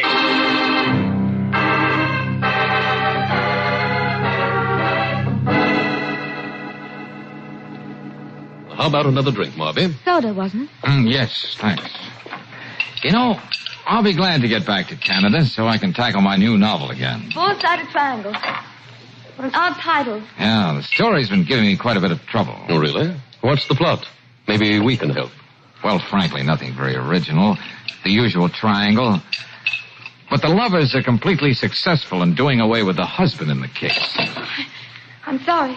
You've already begun to intrigue Julia, but go on, Marby. Well, they do it so neatly, in fact, there's no suspicion of crime. Not a shred. Then what seems to be the trouble? I can't decide whether to let my hero and heroine, if you can call them that, live happily forever after, or let them face retribution. Here you are. Oh, yes, thank you very much. I was playing around with the notion of introducing a character who won't believe the husband's death was an accident. The fourth side of the triangle, I presume? Yes, that's it exactly. He's one of those virtuous, pig-headed men. He doesn't rest until he ferrets out the truth. And, well, so on and so forth. How does it sound to you, Julia? He sounds like such an exemplary character. Would you say he was quite true to life? Oh, well, just take me, for example. My first impulse when I heard about Ken. I kept seeing in the accident more than there was. And I imagine I'm fairly typical. Was that your only problem with the book, Marby? No, but I was thinking of introducing something more subtle. You know, try to find some little, almost meaningless thing my two scoundrels might have overlooked in their planning. Say a matter of coincidence. I thought novelists always tried to avoid coincidence. Well, now, why should they? It happens all the time. Now, you and Dallison here, Julia. What about us? Well, I doubt if anyone's aware that you knew each other before Ken's accident. Well, as a matter of fact, we didn't. Let him go on, Julia. This is very interesting. But you see, by the merest of chance I was talking about, I happened to see you together in the cocktail bar at the airport. What? Yes, it was last year, and I only stopped over in town for a few hours. Goodness, we're out of ice. I better go in the kitchen and get some. Excuse me, Marby. There's always a running feud between Julia and the ice trays. Oh, I understand. I have the same trouble. Julia, you realize what you have to do. Charles, another... He knows. The three of us know now. The business of us being together at the airport can lead to a lot of other things. Why is he toying? Because, fortunately for us, he's a ham. At the right moment, see that stuff gets in his drink. Couldn't we wait till that man you hired calls? Whatever he found out following Marby isn't important now. Now listen carefully, Julia. He has to have enough liquor in him so that when he's found, it'll be obvious why he went over the side into the canyon. There'll be no questions. But I can't. Oh, Charles, I can't. The timing has to be just right. We'll have to get him out of here so it'll happen when he's halfway down the mountain, where the curves are the worst. So you wait till I give the signal. I wish I could be the one to give the signal. Just for once. When I think he's had enough, I'll raise my finger like this. I'll say, "This has been great fun, Marby. Let's do this more often." All right, Charles. And for heaven's sake, try to control yourself. The rest of our lives depends on how we act in the next hour.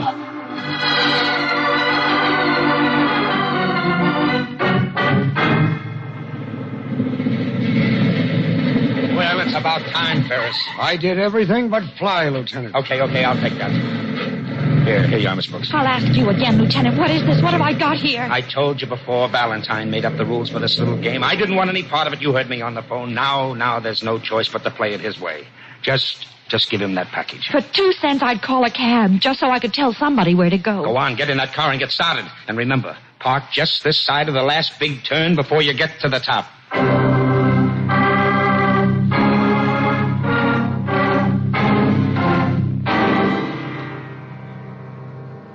And you know why none of my novels made any of the book clubs? Why, no, Marby, why? They've never been long enough.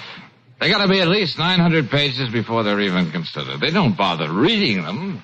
They just weigh them. You sound bitter, Owen. Oh, thank you very much. Gin and bitters. Don't mind if I do. It's a very fine drink. Oh, say, look at the time. You know, this has been great fun, Marby.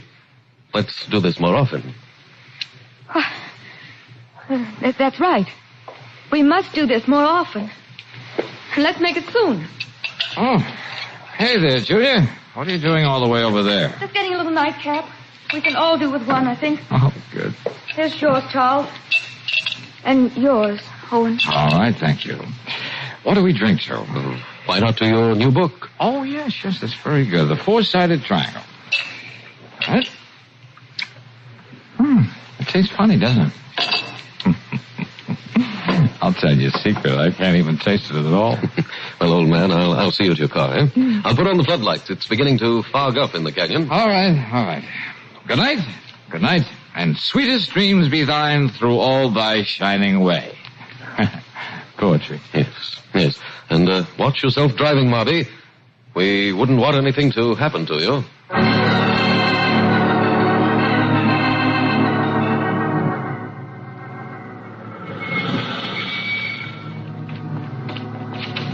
George. Have you got it, Brooks? Let me have it. Oh, darling, I saw your headlights Quick, weaving down the... quick. Over here, but... Now, get inside and take the wheel. Okay, George. Here's to you, Brooksy. Happy days. Oh, darling, you know you're scaring me to death, don't you? That makes a couple of scared people. Step on it, Angel.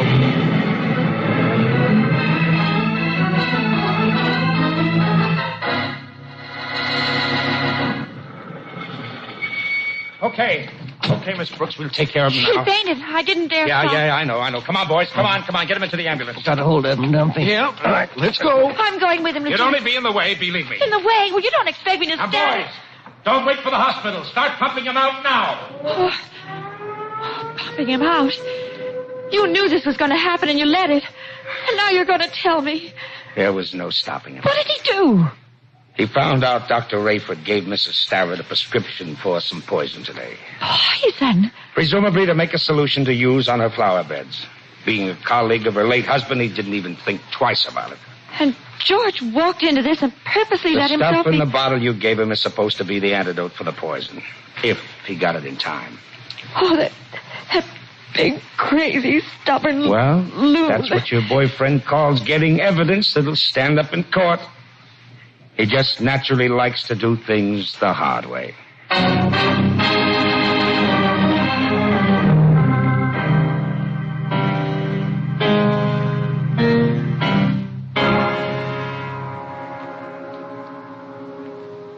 must forgive me, Lieutenant Riley.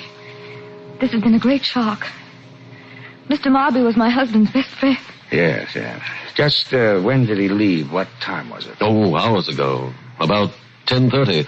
You see, he was feeling rather, gay. We felt that if he was going to drive, he oughtn't overdo it. Even so, I suggested that he stay over. Oh, this is terrible. Yeah. Well, like they say, liquor and gasoline don't mix. I guess it'll be the same routine report. Do you mind if I sit down? No. Go ahead, Lieutenant. Sometimes I wish we could make some of these fool drivers take a look at what we saw when we found Marby down in the canyon. Oh, believe me, it would make them think he wasn't a pretty sight. Lieutenant, please stop it. Now, Julia, we know you're upset, but this isn't going to help any. Nothing's going to help now. Marby! Hello. No! Julia. No! Don't come near me! We killed you, didn't we, Charles? We killed him! Shut up! Just like we did Ken. We're only imagining this. Everything's going to turn out all right. Tomorrow we're going to laugh and be happy. That's the way it's supposed to be. That's the way. That's it, Lieutenant.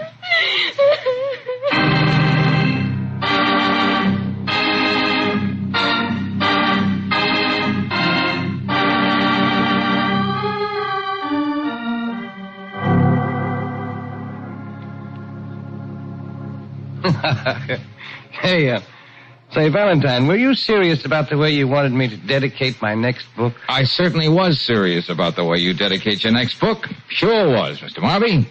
To Mr. and Mrs. George Valentine. Mr. Darling! So you just let us know, Marby, and we'll make a special trip down to City Hall the very day your book comes off the press. Oh, golly, I just don't believe it. I like your other suggestion, too. I should be more commercial. Aim for the book clubs. Write something 800-900 pages. Of course, it'll take years before I get it to my publisher, but it may be worth it. Oh, years, huh? Why doesn't one of these build-ups ever pay off for me? Oh, maybe I just don't live right.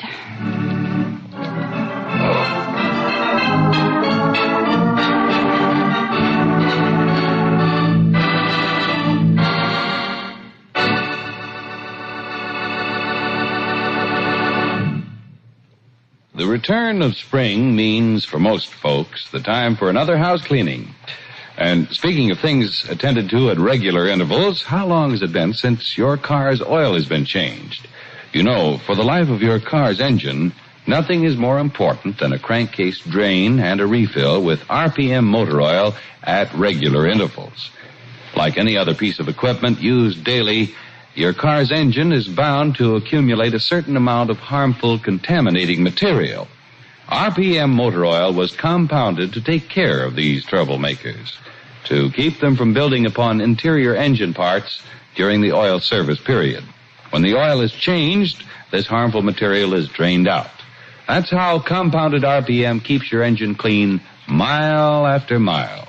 And that's not all. For RPM also protects hot spots left bare and exposed to wear by ordinary motor oils. It stops corrosion and rust-proofs as it lubricates. Why not see about that oil drain and refill tomorrow? And for protection you trust, be sure you refill with RPM motor oil, first choice in the West. Get RPM at independent Chevron gas stations and at standard stations where they say and mean, we take better care of your car.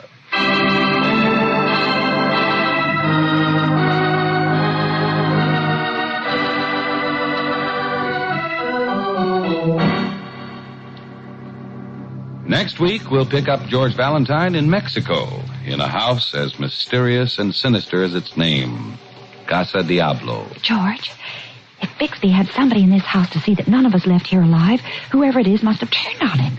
You know, like Frankenstein turning on his... George, you're not even listening to me. Angel, if there's a grammar school around here, I think I'm going to enroll in the kindergarten. Huh? We're right down to the oldest outdoor sport in the world, Brooksy. The hunter and the hunted.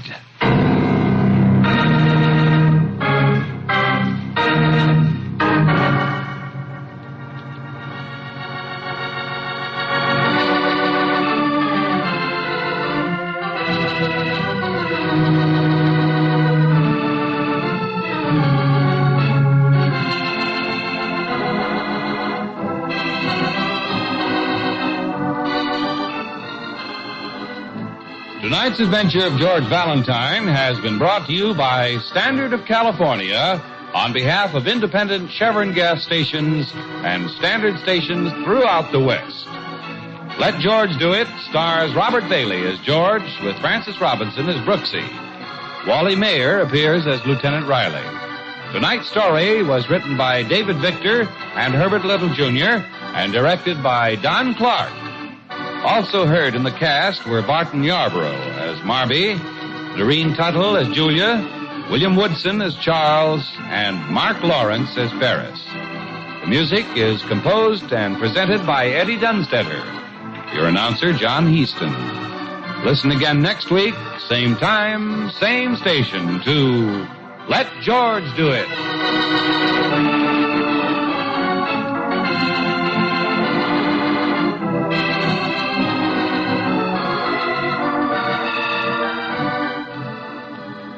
This is the Mutual Don Lee Broadcasting System.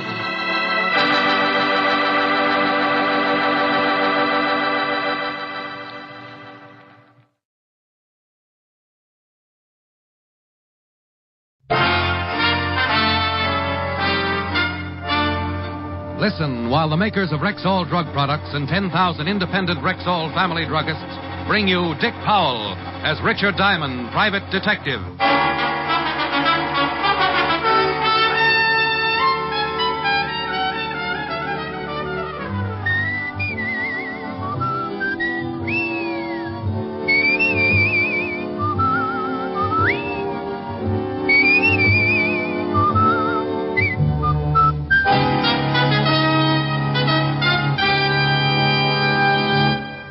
Good evening.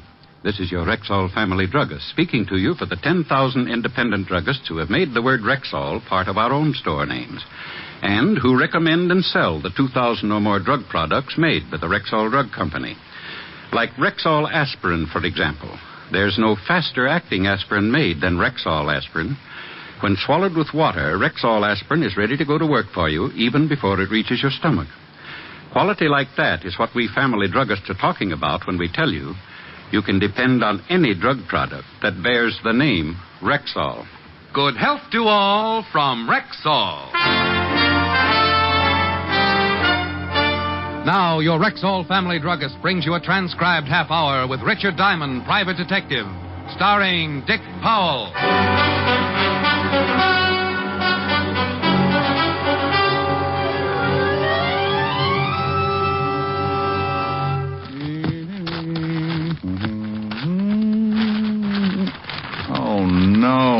No. Oh. Yeah? Well, what's the matter with you? Oh, hello, Helen. Nothing has gone right all day. I called your office, but you left an hour ago. What took you so long getting home? Well, I had to stop by the laundry. Didn't have any clean shirts. Are you forgetting we're supposed to be at my mother's at 7? No, honey, I'm not forgetting. What time is it now? A little after 6. No, nuts. What in the world's wrong? Well, first of all, I haven't seen anything that looks like a client for 2 weeks. That's unusual. I only got 2 hours sleep last night. You're complaining? Oh, no, honey. Then what is it? Well, that stupid laundry gave me the wrong bundle. I can't go over to your mother's with my bare chest hanging out. Well, can't you go back and get the right bundle? Well, it closes at 6. Oh, be practical. It was the laundry's fault, so use one of the shirts out of the wrong bundle. They'll have it clean. No, what if it doesn't fit? Make it fit. No, I won't have you being late again. No, well, all right. I'll see you at 7. I still love you. Then tell your mother not to suggest Monopoly again. I have to get some sleep tonight. The shirt wasn't bad. A little short in the arms, but with my charm bracelet, no one would notice. I shaved, cussed a little, showered, cussed some more. Really let loose with some choice ones while I got dressed and kept it up all the way over to Helen's. She walked out in a green number that plunged so far it could have been arrested for attempted suicide. Sure cure for cussing. Like it? The guy who went off the Golden Gate didn't have half the drop. Oh, stop perspiring and come on. Helen's mother lived in a 40-room vault on Long Island. We had a wonderful dinner. Soup, salad, pheasant under glass. The only thing missing was cracked crab. Until Helen's mother suggested Monopoly, then I nearly shelled her and ducked her in the mustard. About 1 o'clock, my eyes felt like 2 3-minute eggs lost in a sand pile, so I gave up and went to sleep right in the middle of a tricky trade for my railroad. Helen apologized, looked at me hatefully, when I suggested a piggyback ride to the car, and by 2 o'clock she dropped me in front of my flat on 53rd. You were horrible. Oh, well, how did I know your mother had the electric company, too? No. I'll talk to you tomorrow. All right. Kiss? You can't even keep your eyes open. This is going to stop me. I do my best work with my eyes closed. No. All right. Honey, are you growing a beard? That's my mink coat. Oh. Night. Good night.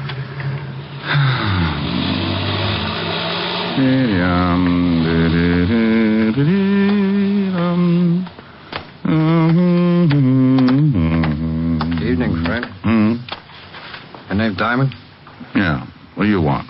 I got some laundry that belongs to you. That's nice. Nothing like getting your laundry at 2 o'clock in the morning. You got mine. We'll stop around about noon tomorrow and we'll swap. I'd like it now, friend.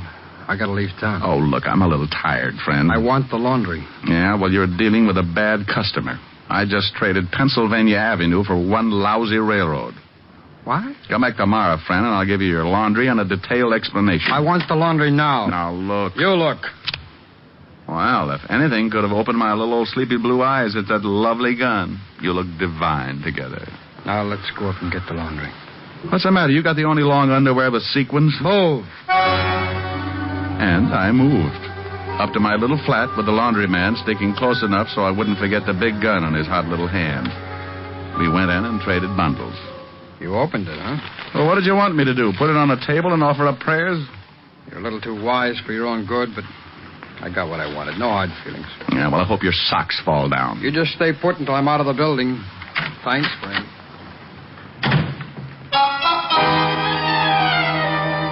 Well, any other time, I might have done something ridiculous, like chasing the guy or calling Walt up and complaining about the inadequacy of ye old police department. But this wasn't any other time. It was after 2 in the morning, and I was tired. Sure, it was unusual to trade laundry at that hour, but I was in no condition to try and figure it out. So I brushed my teeth, left my clothes in a neat pile in the corner, and stumbled into bed.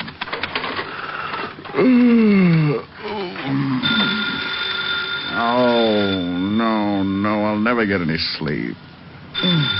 I'm coming. Yeah? Mr. Diamond? Yeah, who is it? This is Mr. Green, Mr. Diamond. Swell, thanks for calling, Mr. Green. Good night. Oh, wait, please wait, Mr. Diamond.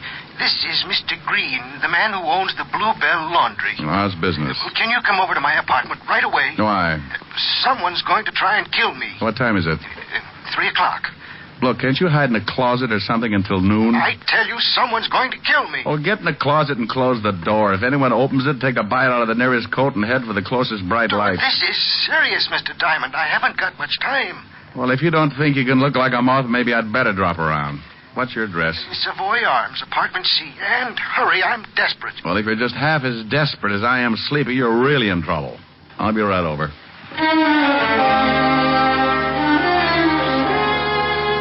I stumbled back into my clothes and downstairs and a quick walk down to the park where I could grab a cab. Then 10 minutes later, I was knocking at the door of apartment C. No answer. I was about to try the door when it opened. Mr. Green?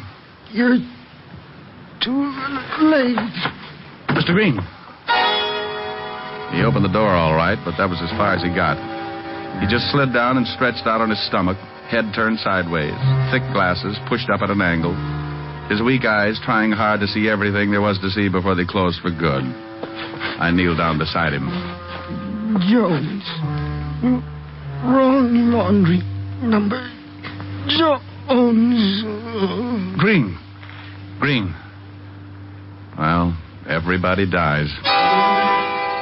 He'd been shot just under the heart from the back. A warm breeze made me turn and look out the open window on the far side of the room leading out to a fire escape. I went over and looked out. Nothing. But it was a good bet that the killer had shot Green from there. I put in a call to Walt, and in 10 minutes he was standing over Green. And this is the guy who owns the laundry and gave you the wrong bundle. That's right. How do you always get mixed up in things like this? Well, it's a talent. Did he say who he thought was after him? Oh, he just told me that he was in fear of his life. Now, what about the guy who shoved the gun in your face and took away the bundle of laundry? Oh, about my size. Had a hat on, light gray suit, brown eyes, heavy eyebrows, high cheekbones, very sharp features. Well, let's go down and run through the gallery, see if we can get an identification. Okay. But first, let's take a run down to the Bluebell Laundry. Might be a good idea to find out what this is all about.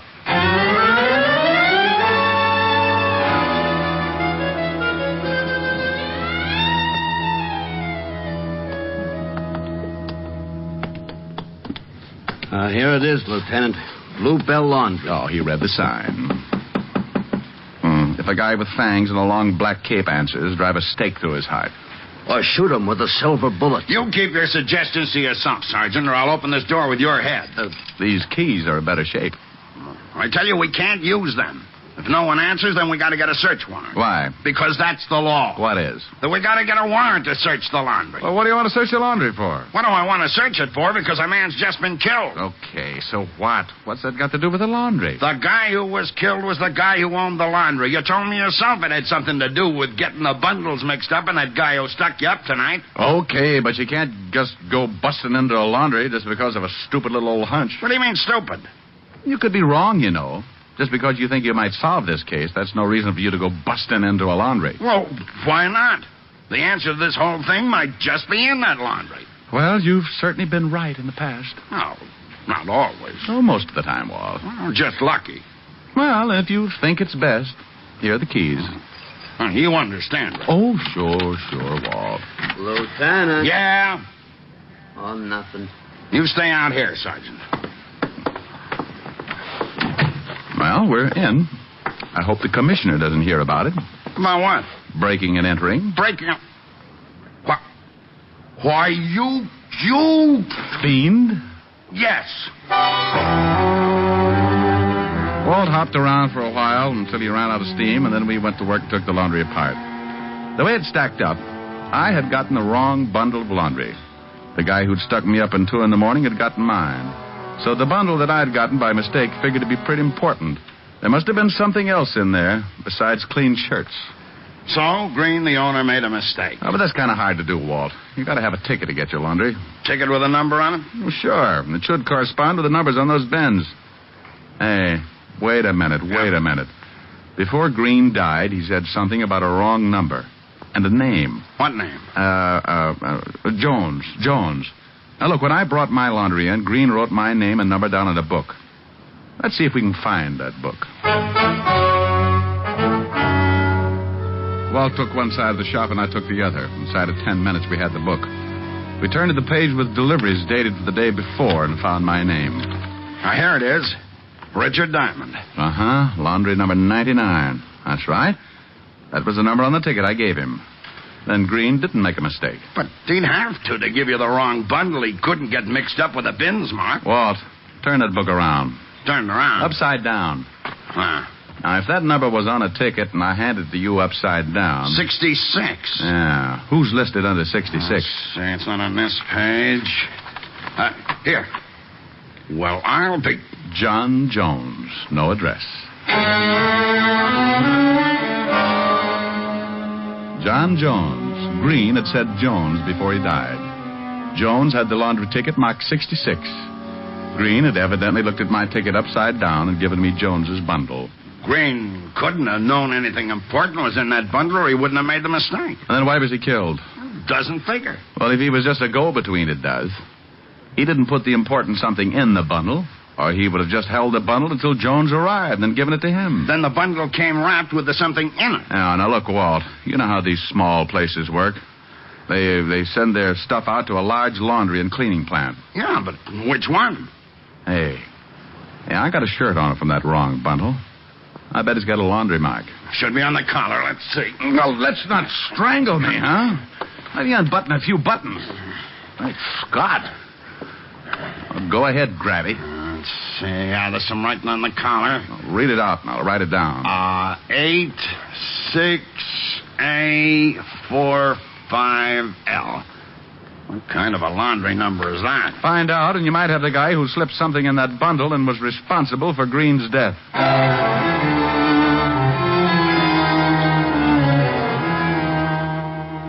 We went through the rest of the place, but found no evidence to show us what big plant Green sent his laundry to.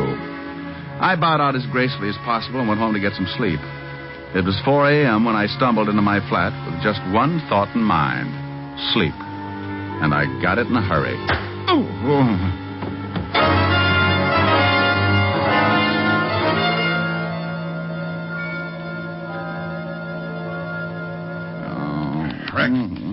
Rick, come on now. Snap out of it. No. Come on, sit up. No, leave me alone. Somebody sapped you. I don't care if you split my head in sections. I went to sleep, didn't I? What happened to your shirt? My shirt? Oh, so that's it. What's it? The shirt. That's what the guy was really after. Suppose it was Jones? Well, sure it was. Walt, when he traded bundles with me, he didn't have any way of knowing that I'd taken a shirt out of it. That shirt was what made that bundle important. Those numbers on the collar. I checked. They weren't a laundry mark. You still got them? Yeah. Well, they sure mean something. Let's see if we can figure out just what.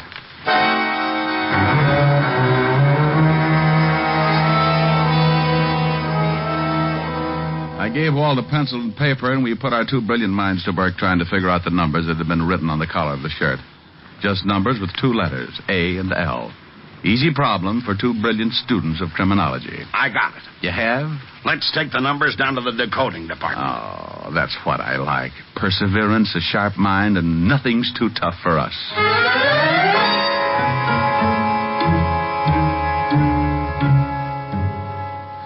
Well, come on, Art. You've been working on those numbers for nearly 5 minutes. Well, I've been sick. Could this be a code for some kind of a pickup? Guess it could be. Well, let's use times and dates. First number is 8. Well, today's the 8th day. Well, the letter A could stand for A.M. 6A, 6 a.m. Could 88, 6 a.m. And 46L could be the where. 46th in any street beginning with L. Out of the way corner.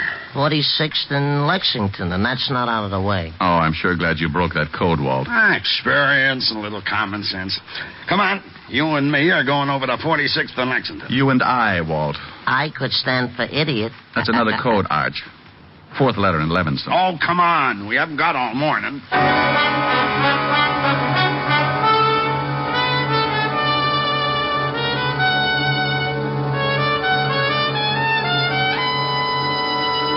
You're listening to Richard Diamond, Private Detective, brought to you by the makers of Rexall Drug Products and your Rexall family druggist. And here he is. Every woman will tell you that the ideal home antiseptic is one that will serve as a mouthwash, gargle, and breath deodorant, all with equal effectiveness. And that's exactly what Rexall MI31 does. Well, now how did you know that? Because I read all about it in your big ad in this week's issue of Life. Say, isn't that a good ad? A whole page crammed full of top-quality Rexall products. Some of them at special bargain prices, good all this month. And every one of them just as reliable as Rexall MI31, America's popular all-round mouthwash. What's more, Rexall gives you a full pint of MI31 at the same price as other leading brands of smaller quantity. That's why I've learned to watch for your ads. I learn all about these wonderful money-saving values. And they always remind me of so many things I need, too. Then maybe I'd better tell our listeners that this same full-page ad is appearing in current issues of Collier's, Look, Saturday Evening Post, and Country Gentleman. Check it carefully. And remember, you can depend on any drug product that bears the name Rexall. And now back to tonight's adventure with Richard Diamond, Private Detective, starring Dick Powell.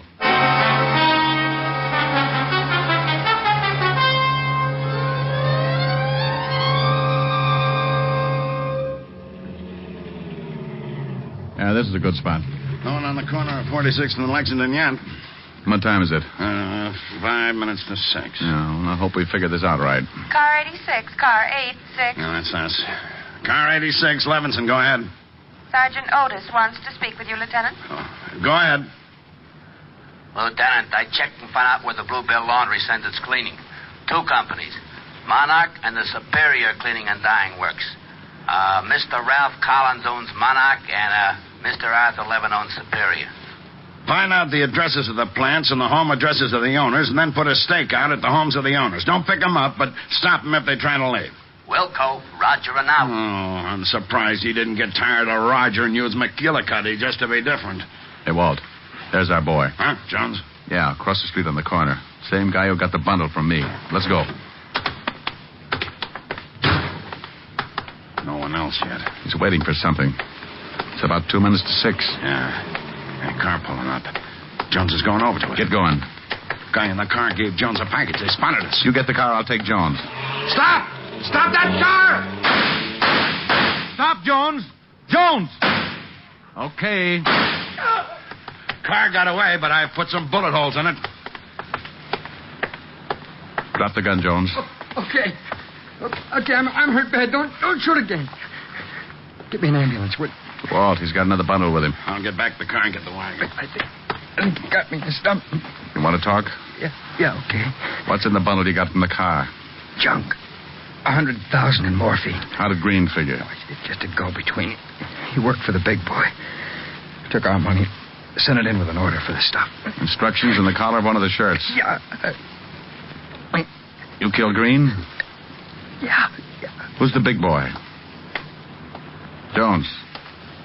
Jones. The wagon's on its way. He's dead. What was he picking up? Narcotics. Well, Walt, we know the code was put in the laundry bundles at one of the cleaning works. Well, go to both of them and check. Yeah, and you can never tell what else might turn up. We waited until the wagon pulled up and carted Jones off, then we headed across town toward the first of 2 stops, the Superior Cleaning and Dyeing Works.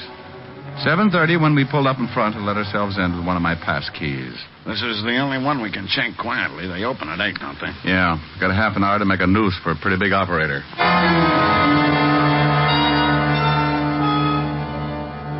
So we went to work on the Superior Laundry.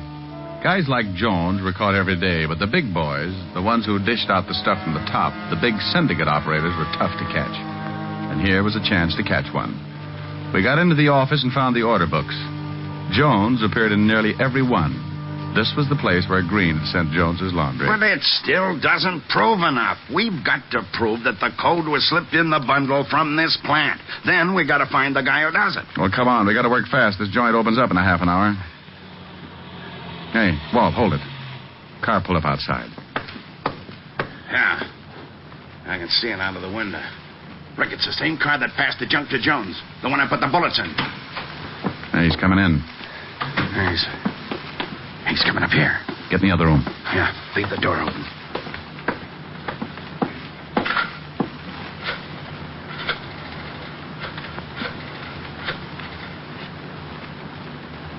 Hello, Mr. Levin? Yeah, Charlie. There was some trouble. Cops were waiting. Yeah. I'm down at the place. I got away clean. Jones had the bundle, and I'm sorry. Okay. Yeah, I'll blow. Let's take him. Hey! Hold it. He's making a break. Stop! He's got a gun. Blow him up. Well, he's had it. Yeah. Know him? Charlie Asher. Narcotics record. This sure turned into a mess. Yeah. Let's go see Mr. Arthur Levin of Superior Cleaning and find out what kind of cleaning works he's been running.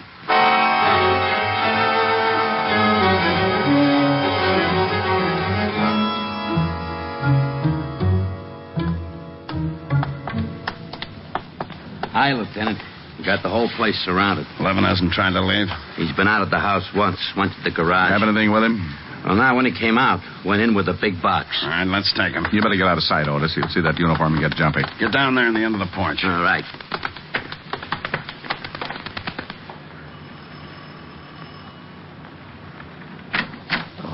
Yes? Police, Mr. Levin, we'd like to talk to you. Oh, well, come in. Thank you.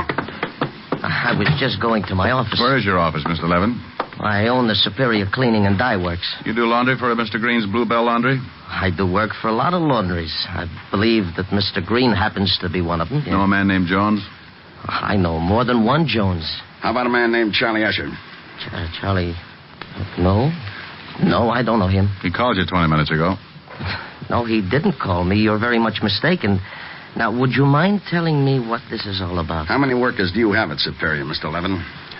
About 40. Any of them have police records? No, not to my knowledge. And you don't know Charlie Usher? No, I told you I do not know him. Well, he had a key to the front door of your laundry. He used your office phone. I can't help that. He called to Mr. Levin. But I have never talked with a man named Charlie Usher. I what was swear in that box you brought in from the garage? Box? Books. I brought some books in. Where are the books, Mr. Levin? Well, I put them in the shelves in the library. What did you do with the box? I burned it. I don't like dirty boxes lying around the house. You went outside and burned it? Yes, in the incinerator. My men said you only came out of the house once, Mr. Levin. Then your men are mistaken. I went out twice, once to get the books, and the second time to burn the box. Look, what right have you got to hide outside my house and watch it like a bunch of burglars? I know my rights. I want to call my lawyer. Oh, sure, Mr. Levin. You go right ahead and call your lawyer. In the meantime, we'll see if anything was burned in the incinerator. It would be burned out by now. That was 20 minutes ago. About the time Charlie Usher called you. He did not call me. I don't even know him. Well, even if you did burn the box 20 minutes ago, Mr. Levin, there'd still be some smoking ashes. And if it wasn't burned in the incinerator, Mr. Levin, we'll take this house apart piece by piece until we find it. I'll go take a look. Wait a minute. Yes, Mr. Levin? Look, I'm not sure. I burned the box. Then you didn't go outside the second time? I don't know. I don't remember. I'm all mixed up. Look, you got to give me time to think. Well, if you didn't go out the second time, the box is still in the house. Look, please do this. Give me time. What's in the box, Mr. Levin? Books, I told you, books. Where is it? I don't know. Leave me alone now. Now, will you leave me alone? I know my rights. Start taking the house apart. No, please. Where's the box? Please. The box, Mr. Levin, the box. Yeah, where's the box? Under the sink. Where under the sink? There's a sliding panel under the kitchen sink. Narcotics, Mr. Levin? Yes. Oh, I'm ruined. You marked the shirt collars and sent Charlie Usher to deliver the stuff. That's right. I had 10 laundries working for me. Green was one of them. I'm ruined. Oh, relax, Mr. Levin. You can be happy about one thing. Jones and Usher didn't cooperate like you did. And they're both dead.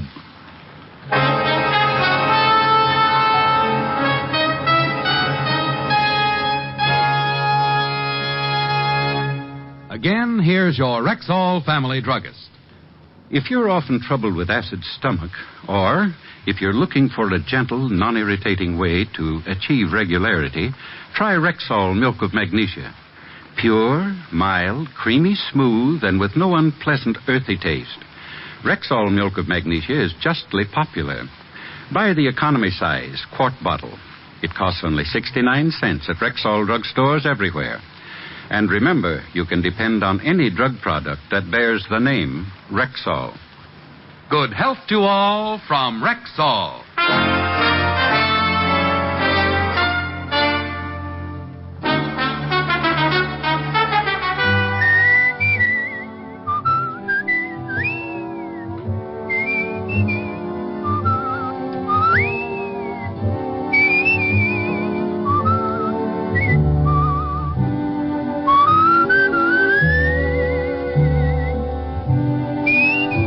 Richard Diamond, Private Detective, stars Dick Powell in the title role and is written by Blake Edwards, with music composed and conducted by Frank Worth. Featured in tonight's cast were Ted DeCorsia, Wilms Herbert, Clayton Post, Sidney Miller, Virginia Gregg, and Stacey Harris. Richard Diamond, Private Detective, was transcribed in Hollywood by Jaime Del Valle.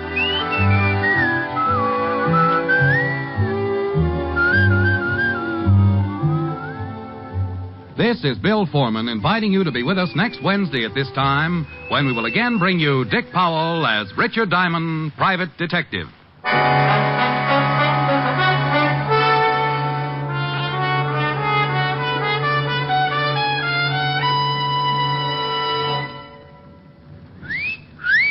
Hiya, beautiful. Get lost, Bristlepuss. You need a shave. But I have shaved. What else do you want me to do? Silly boy, she wants you to go Stag. Go Stag? But why? Because Stag is Rexall's exclusive line of men's good grooming aids, like Stag Brushless Shave Cream. No fuss, no massage, just smooth it on and presto, you get a clean, close shave. Your face stays smooth and whiskerless all day long. I'll do it. I'll go Stag. That's it. Join the Stag line now at Rexall drugstores everywhere. Yes. To make girls care. Go Stag.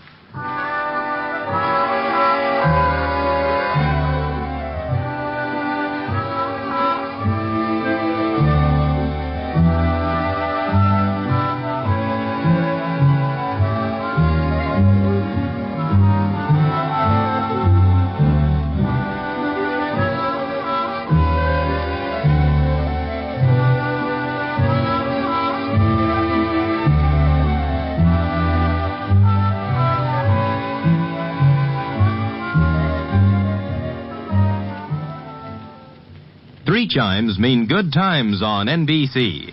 There's entertainment in store for you every Wednesday night on NBC.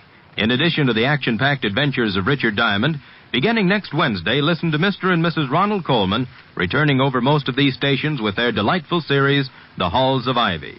In 4 weeks, laugh with Groucho Marx and You Bet Your Life on NBC.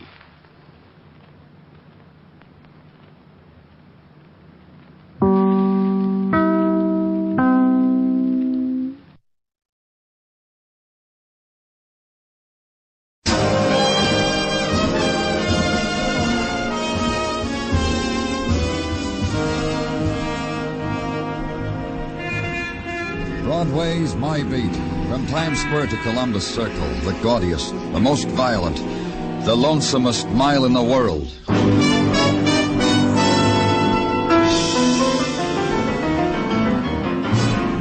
Broadway's My Beat, with Larry Thor as Detective Danny Clover. The November night has a good hold on Broadway now, and Broadway purrs in its embrace, rubs its cheek against the cool touch, then stops fighting it. And the glitter explodes, the neon rockets its scarlet into darkness, bursts into wishing stars, cascades down on the happy event. The laughter, hoarded during the week, is spent freely now. And the budget of dreams, have one, kid, it's on me. It's the long night before Monday. Give into it.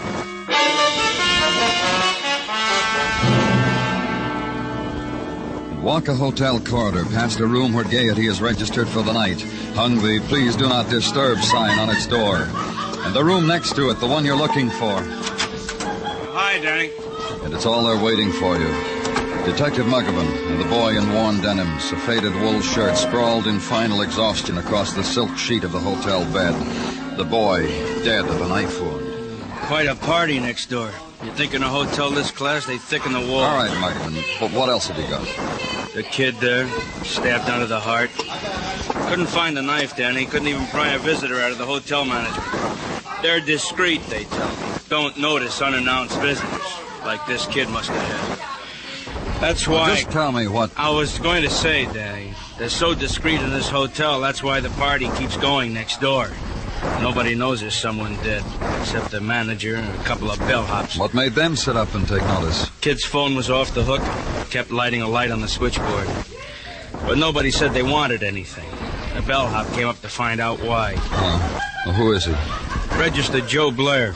Identification card in his wallet says Joe Blair. That's about all there was in it. The card, some loose change, and these dime a dance tickets. That's his luggage on the chair.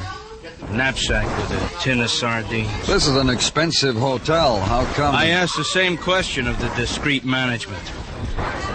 They say the kid came in, told him he hitched here from St. Louis, laid a $10 bill on the desk, says, give me what that buys.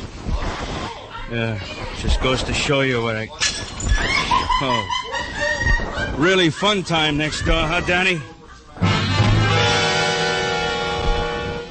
The moment gathered together and held, an instant composed of drifting laughter that seeped through a wall and added itself to the nice things furnished by the management. Then silence. The moment of requiem for a dead boy. And later, when the room has been emptied, consider the few things neatly stacked on a chair. The paraphernalia for living of a hitchhiker named Joe Blair. Knapsack, wallet, dime a dance tickets. 7th Avenue Paradise, the tickets read. Dance hall, no refunds. So walk down 2 blocks, turn left, go up a flight of steps into a place that sells its paradise for $10 a minute. And heaven is 20 Girls 20, the 4-piece band and pink lights. Walk over to the very large guardian angel in a dinner jacket. Talk to him. Watch him as he moves away from you and whispers to the lesser angels in evening gowns. Finally, as he walks back with one of them in tow, leaves her with you. Hi. Hello, I'm Danny Clover. Well, the boss told me it was something special. He wasn't kidding. Mostly I tell everybody I don't get off till 3. Police. Hey, you snapping... No, you're not, are you? Look, the boss just said you were a friend of Joe Blair. You got to understand, when I said I was off at 3 to most parties, what I meant All was... I want you to do is tell me about Joe Blair. Oh, he's in trouble, huh? Well, if his bail goes over $50, I'm not going to be any help at all. Joe Blair's dead. Stabbed to death. Dead? Joe? Oh. He was here tonight, wasn't he? Yeah, he was early, almost opening time. Bought 5 tickets. Well, he was standing where you were, and I was standing over there. We looked at each other and both started running till we met. Did you know him before? No, just Dango, like in Strange Romances magazines. I didn't take a ticket from him either. As a matter of fact, I threw $10 in the pot so he could have a downy place to put his curly head to sleep tonight. That's how hard the boy struck me. Did he tell you anything about himself? Just that he hitchhiked across the country, he was broke, and he had a guy to see in the morning. A guy named John Logan, a rich Park Avenue type Logan. Other than that, we just looked flame and fire at each other. And that's all you can tell me, huh? Except my name's Vicky, and he didn't ask. Joe's dead. What do you know? My name's Vicky, mister. Hi.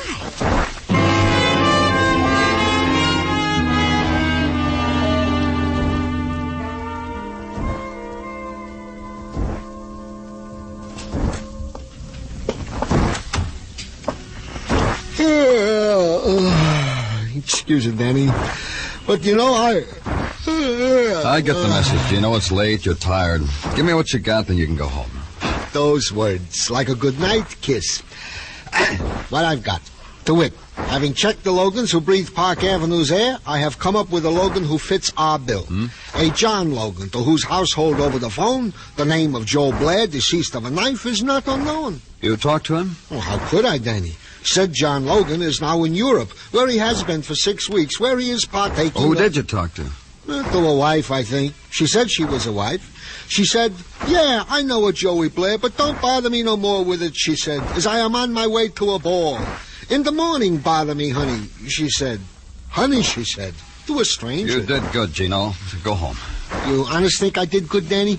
So's I can relay to Mrs. T. Did you honestly... Hey, kid, you Danny Clover. Look, you. Danny Clover's closed for the night. Sorry to keep you, Danny boy, but tonight you loaded me with a big sorrow. This big, maybe bigger. Who are you? You walk by me maybe 8, 12 times a day, and I don't register with you, huh, kid? No, you don't. Warm your hand in Tommy Cap's, Danny boy. Tommy Cap. Address, Broadway. Profession, Broadway. You said I made you sad. Why? You come to my girl, and you don't dance with her. Vicky Harper? You don't dance with her, and all it costs is dimes. You talk to her about a hitchhiker what stabbed in a class hotel. This kind of schmooze upsets an innocent thing like Vicky. Gives her migraines. Up here. I come to protect her from... Can't she take care of herself, Tommy? Take care of herself? She's so stupid she gives a vag $10 to sleep on silk. That's my Vicky. Innocent, good-hearted, generous with her cuts from dimes. For this, she has to suffer from policemen who come bearing only murdered hitchhikers. Why? Stick around, Tommy. We can make you suffer, too. Because maybe you reached Joe Blair. Because maybe... Sarge, your man's a comic. He's a comic because I got an alibi 10 blocks long. I'll give you addresses, kid. I'll treat you like a baby while you check. I'll check. Good night, Gino. Hey, Danny, kid, how's about I give you a lift home? My car's outside. We can go any... No, thanks. How about you, Sarge? I'll ride you home to wherever you live. Brooklyn, the Bronx, Canarsie, wherever you want to go. Well, if you're sure it's not out of your way. What's out of my way? It's late and I ain't had man talk for days. Come on, let's go, Sarge. Danny? Yeah, Gino? Just so you won't forget, I left a memo on your calendar to go see the Park Avenue Logan next AM. Now, is it okay if I... Go ahead, Gino. It's all right. Your man said it was all right, Gino. Throw him a kiss goodnight. Where do you live, Gino? Where do you want...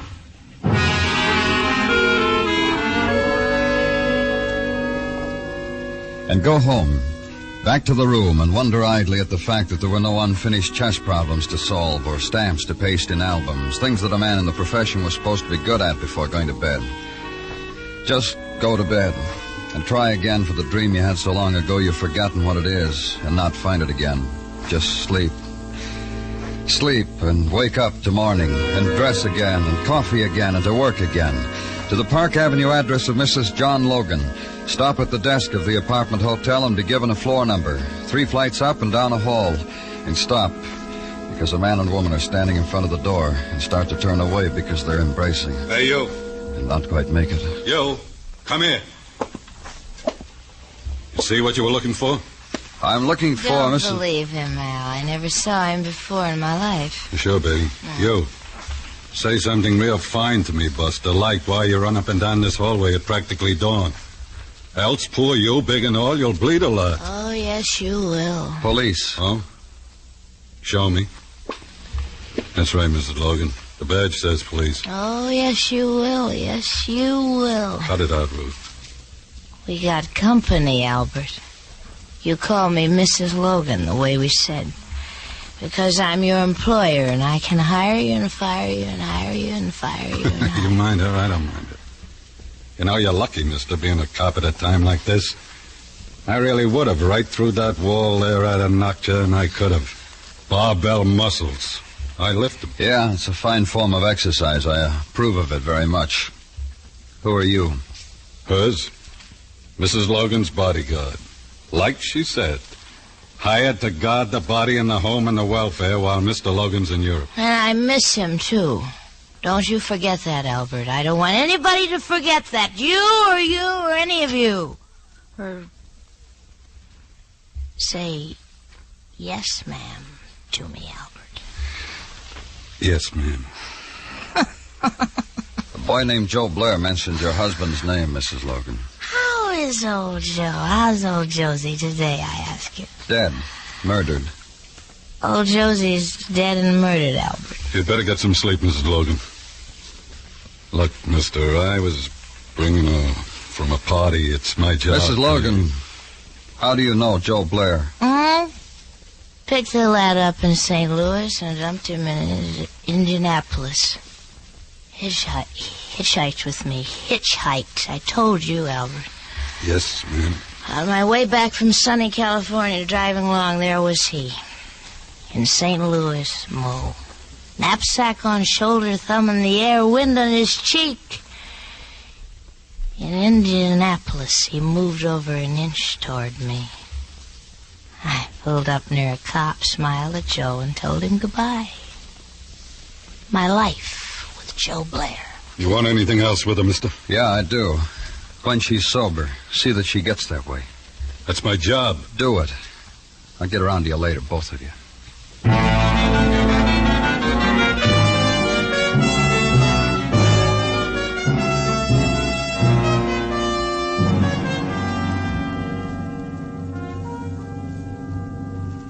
What do you think, Danny? Oh, what do you mean, Muggavan? I mean, what do you think? Well, I only asked because I gave you the reports. Watch you spend 15 minutes looking at them, now all I want is a reaction. You want me to stand on my head? Okay. I just thought all this data I gave you might... You know what's in it as well as I do. Joe Blair has a record of vagrancy in a half dozen towns. That just doesn't happen to solve a murder for me. I'm sorry, but it doesn't. Okay. I just thought there was something you might know that I don't know, and whatever was in these reports... You gonna bite my head off if I answer? Answer it. Lieutenant Clover's office, Detective Muggavan speaking. Who? Oh, yeah. Wait till I write it down. West 68th, huh? Okay, I got it. Thanks. Danny? Yeah? Kid named Tommy Cap, the boy that took Tartaglia home. The call was about him. What about him? He's in an alley. We better go get him.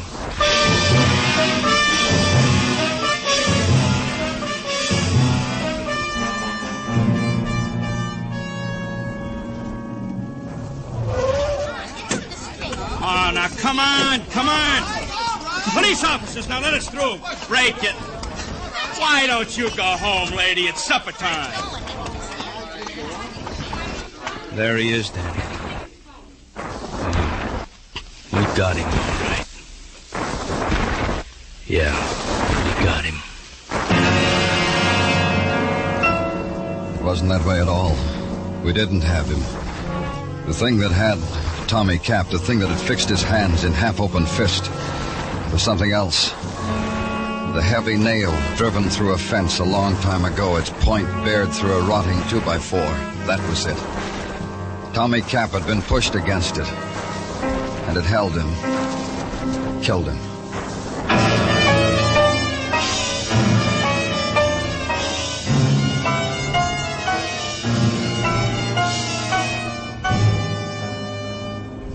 You are listening to Broadway's My Beat, written by Morton Fine and David Friedkin, and starring Larry Thor as Detective Danny Clover.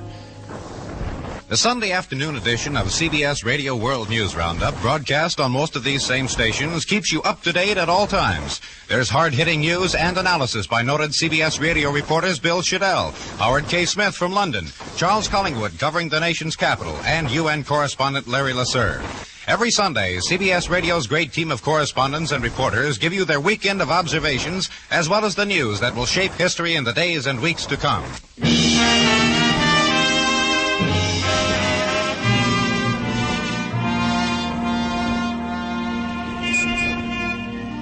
The sounds you hear on Broadway are fragments, words broken off and wind-blown that drift your way, the swift dart of subway noises, and a horn, and a whistle, and footsteps.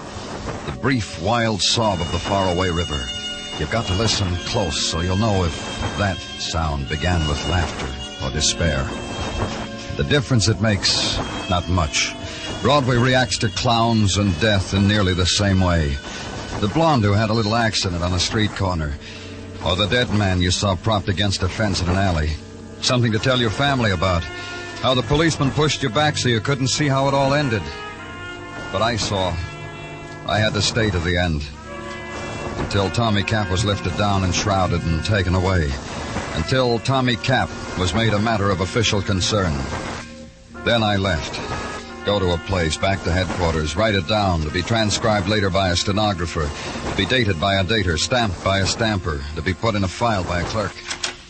I just came from records, Danny. I just about through running Tommy Cap's card through the IBM. Anything? Just about what we figured. Petty stuff. Yeah. He was a steerer, Danny. You know, a kid latched on to convention people, showed them bars, took them to the village, Harlem. How come he had a record? Little trouble conning the ladies a couple of times. Oh? How? He'd promote them for neckties, maybe a sport jacket, meals. The couple times we know about, he tried to put the bite on them for dough. $200-300. Twice the lady squawked. Uh-huh. Well, did you get his address? Sure. Rooming house off of West 49th. Might be something interesting there, I don't know. You mean it's an interesting rooming house, Muggavan? A landmark or something? Why don't you ever let me finish anything, Danny? I'm sorry. What about it? Not the rooming house, the roommate. A musician, a piano player named Norm Persack. What's interesting is he plays piano at the 7th Avenue Paradise, that dime dance joint. You think that's interesting, Danny? Yeah, I think that's interesting. Thanks, Muggavan. Thanks a lot.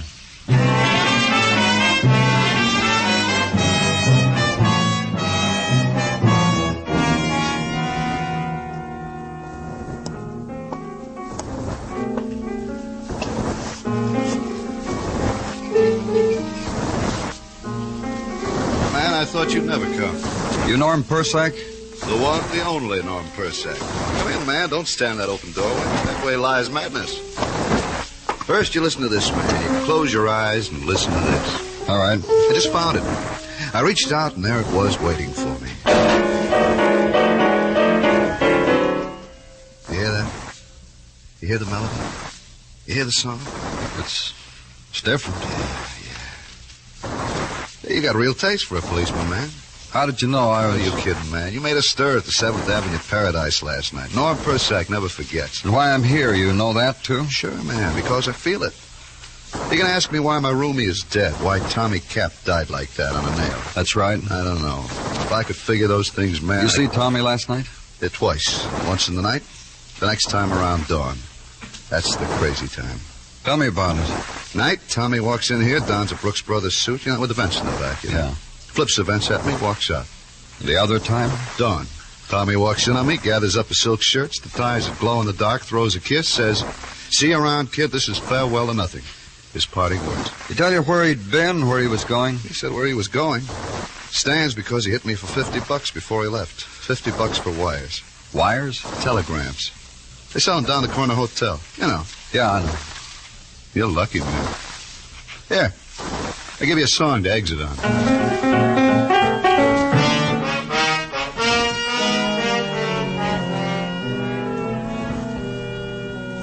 And go to the corner hotel, show a badge, ask a question. Let the whispers make the rounds of the palm-decked lobby. And finally let them come back to you in the shape of a man who pokes his pince-nez at your lapel. Now, look here, you. Well, anything you say. You could have come in the back door. This is a family hotel. Some of our people even have children. I'll try to set a good example, Mr. Rocket, Francis Rocket. Now, just what is it you want of us? Man came here last night, Mr. Rocket, late, to send some telegrams. Sometimes wanderers come in off the street and do that in here. This man was different. He sent them, walked out of here, then was found in an alley, murdered. Well, that'd be Tommy Cap. The Times mentioned it today. I often told that boy it'd end that way. In an alley if he persisted in Could you tell me, Mr. Rocket, who he sent them to? You could keep a record or something that would... To hotels. To every major hotel between here and... He sent them to...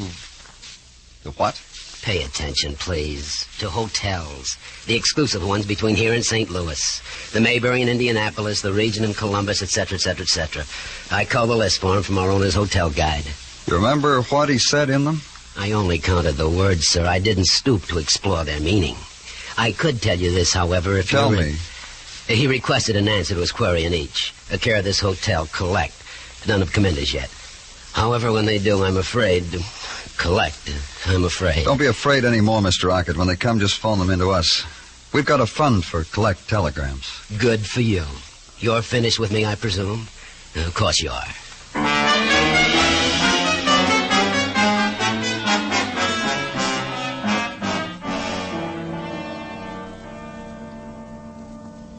Yes, Mr. Rocket. Yeah, I have that, Yeah, Indianapolis. Columbus. Yeah. Springfield, too. Thanks for calling again, Mr. Rocket. You heard, Danny? Nothing from any of those places either, huh? Same answers as from Wheeling and Pittsburgh and Harrisburg. No one registered by the name of Ruth Logan in any of the big cities on the route. It's not positive, Danny, but... Oh, hi, Gino. Detective. You summoned me to your presence, Danny? Yeah, I did, Gino. Last night, Tommy Cap drove you home, didn't he? Oh, no, he did not, Danny. He remembered after we drove for a little while a most pressing engagement, to phrase him. So he dropped me at a subway station and waved me a cheery farewell. While you were driving, Gino, did you talk about anything? A most refreshing conversation, Danny. About his work, about my work, man to man, straight from the shoulder. You didn't mention anything about the Logans, did you, Gino? You know I know better than that, Muggerman. I've been in this business 20 years. You should behave outside of the shop as good as me. Gino, did he try to talk to you about the Logans? Indeed, he made mention of same, but I deftly sidestepped the issue. That's when he dropped me. What else is on your gentleman's mind? Nothing, Gino. Nothing at all.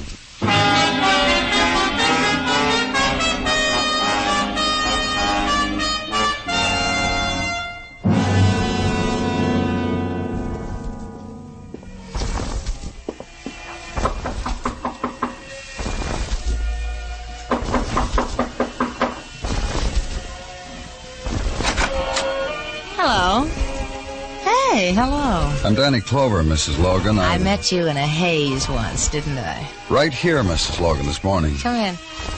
There's nobody here but Albert. Hey, Albert. We know him, don't we? You back again, Buster? I'm interrupting something. I'm teaching the ape a waltz. Watch us. Come on, Albert. Now, look, baby. Say yes, ma'am, Albert. Yes, ma'am, but I ain't waltzing. We didn't before anyhow, did we? Did we? Turn off the record, Albert. Yes, ma'am. We ran it down this morning, mister. Did I have fun, mister? Hi, mister. This morning we talked about Joe Blair. You remember that? Every word of it. I'm glad you do, Mrs. Logan, because now it's got another murder in it. Look, mister, I'm paid... I know you're employed. You get hired and fired. Then hired again. You waltz? Come on, waltz. Don't stand there, mister. Waltz with me. Leave him alone. Stop making a jerk out of yourself. Say please, Albert. A man walks in here and talks about 2 murders, and I'm going to say, please. You're a jerk, Ruth. J-E-R-K, jerk. The ape spells. Give him a penny, mister. You people want to perform, go right ahead. I'm still going to talk about murder. All right. We'll listen. Won't we listen, Albert? A question, Mrs. Logan. All right. You left Joe Blair off in Indianapolis, and you kept right on going, that right? Right. From Indianapolis, where did you go? Columbus. I stayed there overnight. Where'd you stay? What hotel? The Regent, where I always stay.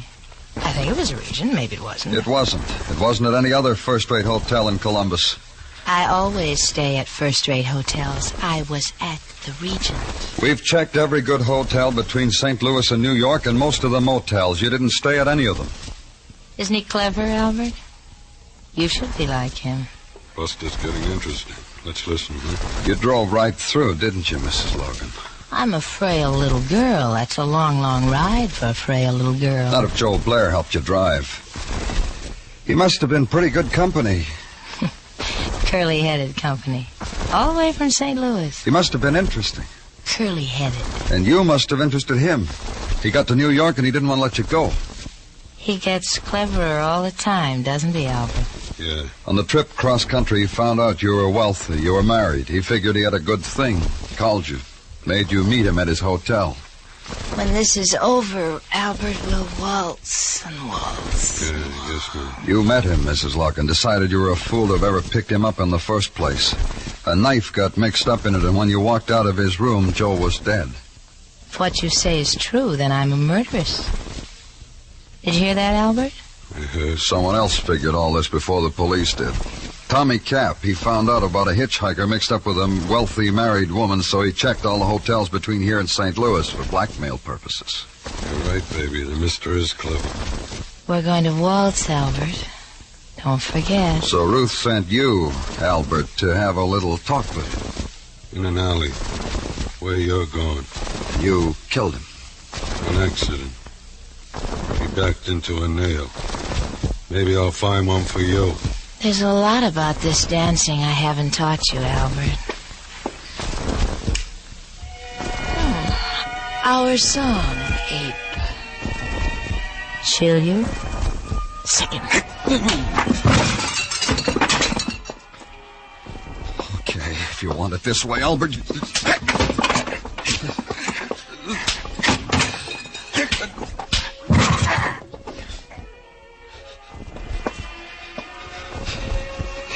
You ready, Mrs. Logan? Or you'll make me go? Or I'll make you go. I wouldn't give you the pleasure. Anytime you say, mister.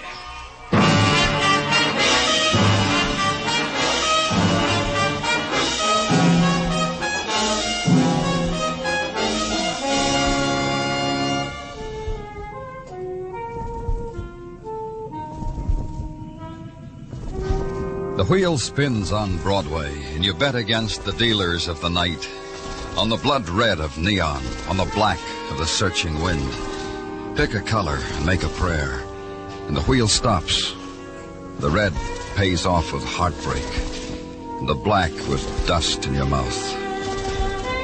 It's Broadway, the gaudiest, the most violent, the lonesomest mile in the world. Broadway, my beat.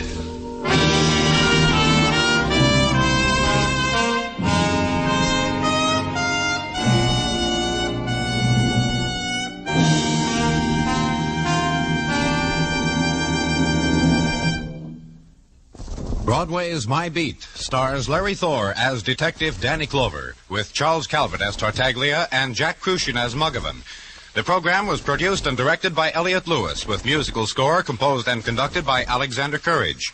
In tonight's story, Kathy Lewis was heard as Ruth Logan, Ed Max as Al Mundo, Hy Everback as Norm Persack, Paula Victor as Vicky, and Billy Happett as Tommy Cap.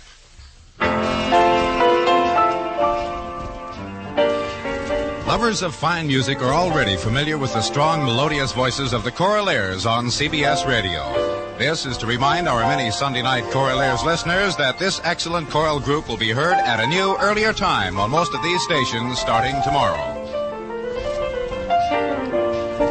Bill Andrews speaking. This is the CBS Radio Network.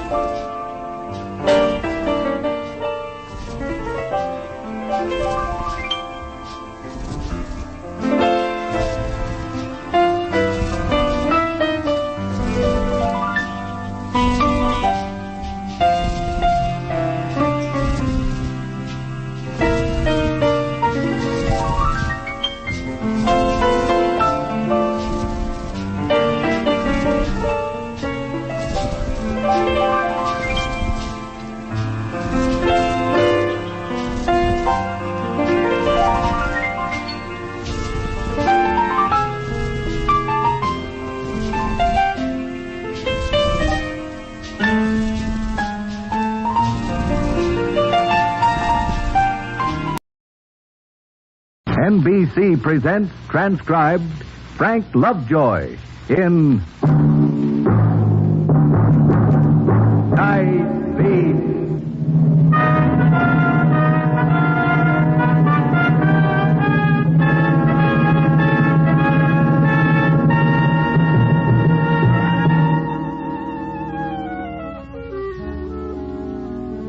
Hi, this is Randy Stone. I cover the night beat for the Chicago Star.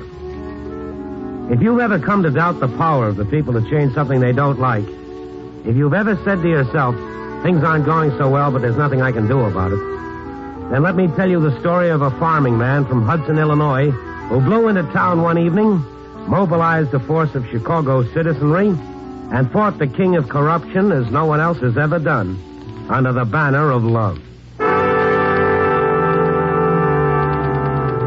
I was people browsing in the Illinois Central Depot at the tip of Roosevelt Road one evening. I checked the Traveler's Aid Bureau for a possible story lead, but nothing had presented itself.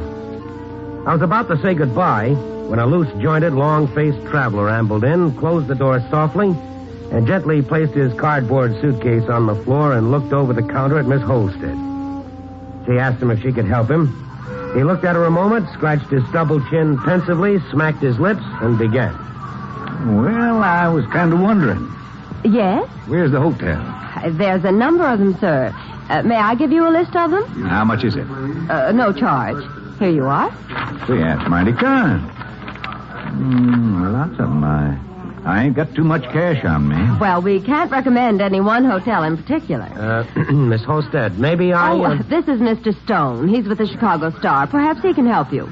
Just call if you want me, sir. No, it ain't too important, Mr. Stone. I can stay any place. I stay a lot of places I wouldn't bed down a hog. Would you prefer someplace in the Loop? What's the Loop? Downtown, the Civic Center. My name's Benjamin Joseph Tusher. I'm from Hudson, Illinois. I'm not very versified in how this here place is laid out. I come here only for a couple of days. My wife didn't come with me. Business? Yeah, kinda, you might say. Hey, you mind if I ask what sort of business? I'm a newspaper reporter. I sometimes ask personal questions. I hope you don't resent Reformer. I beg your pardon? Reformer. Oh. I heard about the crime you people got up here. I'm a reformer by trade. I thought I'd try to clean things up. Crime? Crime, yeah. Counterfeit, larceny. I'm a specialist in all of them. Single-handed? My uncle was Ned Kensing. Uh-huh. You heard of him? Well, the name's familiar. Cleaned up the West. Sheriff of 10 counties. Taught me everything I know. Loop? Yeah. Well, that ought to be all right. Let's get a room in the Loop.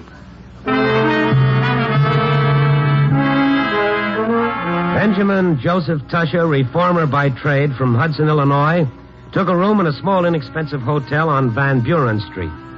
He tested the bed, he opened the window, and the dirt blew in. He didn't say anything for a few minutes. I didn't know it at the time, but he was listening for the elevator to go by again. What do they call it? Elevated. Goes on all night like that?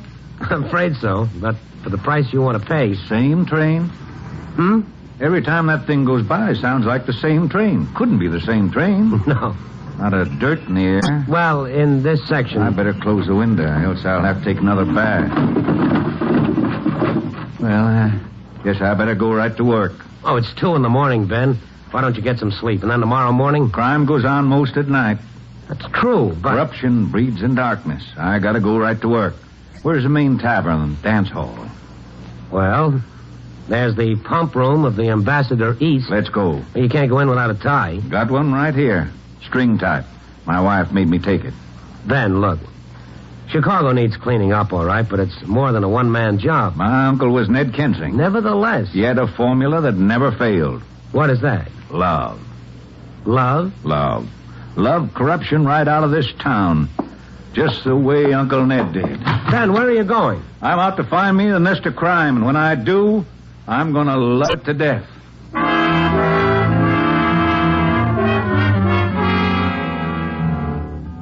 I finally convinced Ben to go to sleep and begin his campaign the next day. I finished my appointed rounds, wrote my story, went home and slept.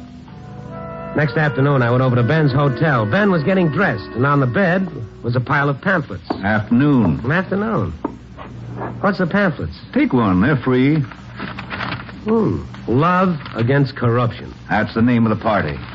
Join with us in our crusade to cleanse this metropolis of crime and vagrancy. That's our platform. Copied word for word from Uncle Ned's pamphlet, 1897. No dues, no button, no name, no pin. Just say I'm with you, we take you in. I'm going out to Union Square. Somebody told me that'd be a good place to start. When's these pamphlets printed? Recruited up a printer in the organization, among others. It's been a lively morning. Come in. Here are some more pamphlets, Mr. Tusher. Right off the press. Thanks, Miss Jewell. This Randy Stone, Chicago Star. How do you do? Welcome to the party, Mr. Stone. Oh, thank you. I also called John Lahr, just as you said to do. He's a difficult man to reach. John Lahr? You've heard of him, of course. Ben, what's the matter with you? You're trying to commit suicide? Fun is fun, but John Lahr... Don't you worry, Mr. Stone. Mr. Stone's a worrier, Miss Jewell. Oh, Lahr is the #1 boy, Ben. I know it. He runs organized crime in Chicago. I know it. Oh, Ben, don't be crazy. You'll get yourself killed. Lahr doesn't fuss around. Mr. Stone, I learned a lot of things today. One of them is the law ain't been able to tag Mr. Lahr with a thing. That's how clever he's been. The other is that everybody's scared to death of John Lahr, and nobody's gone after him. Our political party means to attack him with love. Right, Miss Jewell? Attack with love. That's right, Mr. Tusher. Sing, Miss Jewell. Well, I'm not a very good singer. Go on. I want Mr. Stone to hear it. Mr. Stone, this is our campaign song. Love corruption out of town with Tusher, Tusher. Love corruption out of town the Benny Tusher way. I wrote it myself. Gone to work all night, gone to work all day. We'll love corruption out of town the Benny Tusher way. That's very nice. Well, have we got an appointment to see John Lahr, Miss Jewell? I just couldn't, Mr. Tusher. I see. Well, I guess we got to go without an appointment. Oh, now, Ben, come on. Now, listen to me. Sing your song, give out your pamphlets, but please, don't kid around with John Lahr, please. I'm the natural leader of a great and growing political party, Mr. Stone. Our battle is with Mr. Lahr. He's the boss of the other side. You with us or against us? With us or against us, Mr. Stone? Ben. You for corruption? Well, no, but... Then you're with us. Love corruption out of town with Tusher, Tusher. Love corruption out of town the Benny Tusher way.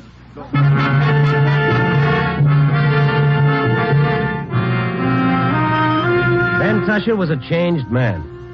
He'd been suddenly transformed from a humble farmer to the leader of his own political party, and his big guns of love were aimed at the emperor of Chicago crime. The three of us started for John Lahr's Gold Coast penthouse. I did my best to talk Ben out of his visit, but my voice was lost under the words of his fight song. We made it to the right floor without mishap, but at the entrance to the Lahr apartment, we were met by 6.5 feet of muscle in gray double-breasted. What can I do for you? I'm Benjamin Joseph Tusher, Hudson, Illinois. Uh-huh. This is Miss Ernestine Jewell. Uh-huh. And Mr. Randy Stone. Uh-huh. We'd like to see Mr. Lahr, please. On business. On your way. We represent the Love Against Corruption Party. I'm campaign chairman. Go elsewhere. Come on, Ben, you heard the man. Please, Mr. Stone. Here, my friend, a pamphlet. Keep it. Now scram. No solicitors. Can't you read the signs? Ben, I think he means it. Discretion is the better part of valor. I think we ought to sing our way in. Oh, no. Wonderful idea. Love corruption out of town, the Tusher, Tusher. Love corruption out of town, the Benny Tusher way. Gone to work all night, gone to work all day. Love corruption out of town, the Benny Tusher way. What is this? Ed, what's the idea? Nuts, boss. Absolutely crazy. A bunch of idiots. Here's Well, Mr. Lyle. give them $1 and send them away. Here's $1. Now get out of here or I'll call the police. Ben, come on, Ben. Mr. Stone, please. Let go. Mr. Lahr? Yes? I'm Ben Tusher. This Miss Ernestine Jewell. This Mr. Randy Stone. Fine. This is your first warning, Mr. Lahr. What did you say? I am the leader of a great and growing party fighting against corruption. That means you, Mr. Lahr. I'll put it this way. Either leave town voluntarily or we'll drive you out of town with love. Love. Now, boss. I must have escaped from somewhere. Now? No, gently, Eddie. They may mean votes. Right. Ben, let's go. Come on. Out. Oh, keep your hands off me, you big... Out! Great and growing party, Mr. Lahr. Ben, come on. Out! Let go! Hands off, big stuff. He's not that young anymore. Okay. See? No hands. Now, before I beat all your heads in, blow.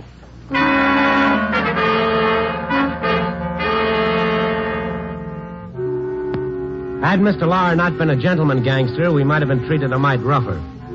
As it was, Ben Tusher's collar was only slightly mangled and Miss Jewell wasn't touched at all. Ben was undaunted. From Mr. Lahr's apartment, we followed our leader to Union Square. Ben climbed aboard a bench, put his pamphlets beside him, and started to assail the park habitués with samples of old-fashioned oratory. He began with the best of gimmicks, the giveaway. It's free, everything is free, it's free. Free. Come on and get it, it's free. Miss Jewell, get out of the way. You'll get crushed in the rush. Isn't he wonderful? I didn't know he had it in him. Get them before they're all gone. Limited supply, they're free. They don't even know what he's giving away. They don't care. It's free. Get them now, here they are. Time. Now, in exchange for the gift, just a second of your time. Turn the page to the inside. Describes our political party. We're against corruption. So are you. Naturally, we see eye to eye. Guess what? Corruption. We're going to drive it out of town. You and who else? Me and you. What way? Pamphlets? Pamphlets and love. Love it out of town? Love corruption out of town. That's right. Yeah. We're going to get banners, and we're going to sing songs, and we're going to march on old John Lahr, who's been running things here too long as it is. Hey, yes, sir. I'm with you, Betty. How many others? Go on, Mr. Stone. Give him support. I'm strictly an observer, Miss Jewell. I thought you worked for us. Well, I am. I will then. I'm with you, mister. I'm with you. That's fine. What we need is to sing our song and get everybody in the against corruption mood. Page 13, everybody. Yes, page 13. Love corruption out of town, Tusher, Tusher. Love corruption out of town, Benny Tusher way. Gone to work all night, gone to work all day. With love corruption out of town, Benny Tusher way.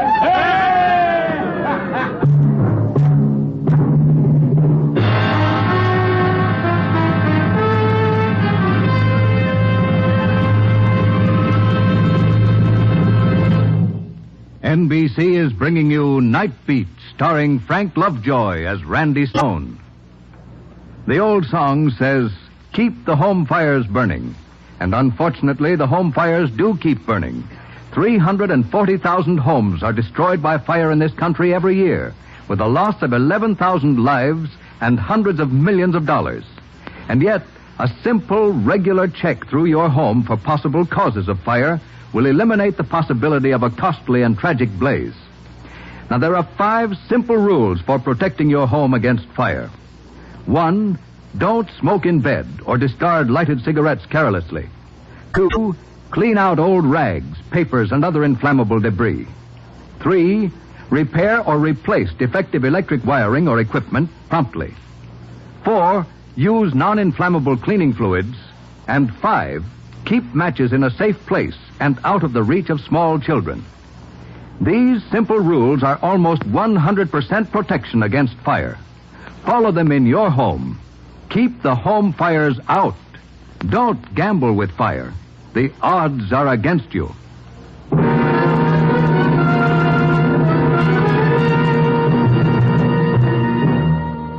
And now, back to Night Beat and Randy Stone. It's difficult to explain the rapid growth of Ben Tusher's Love Against Corruption campaign.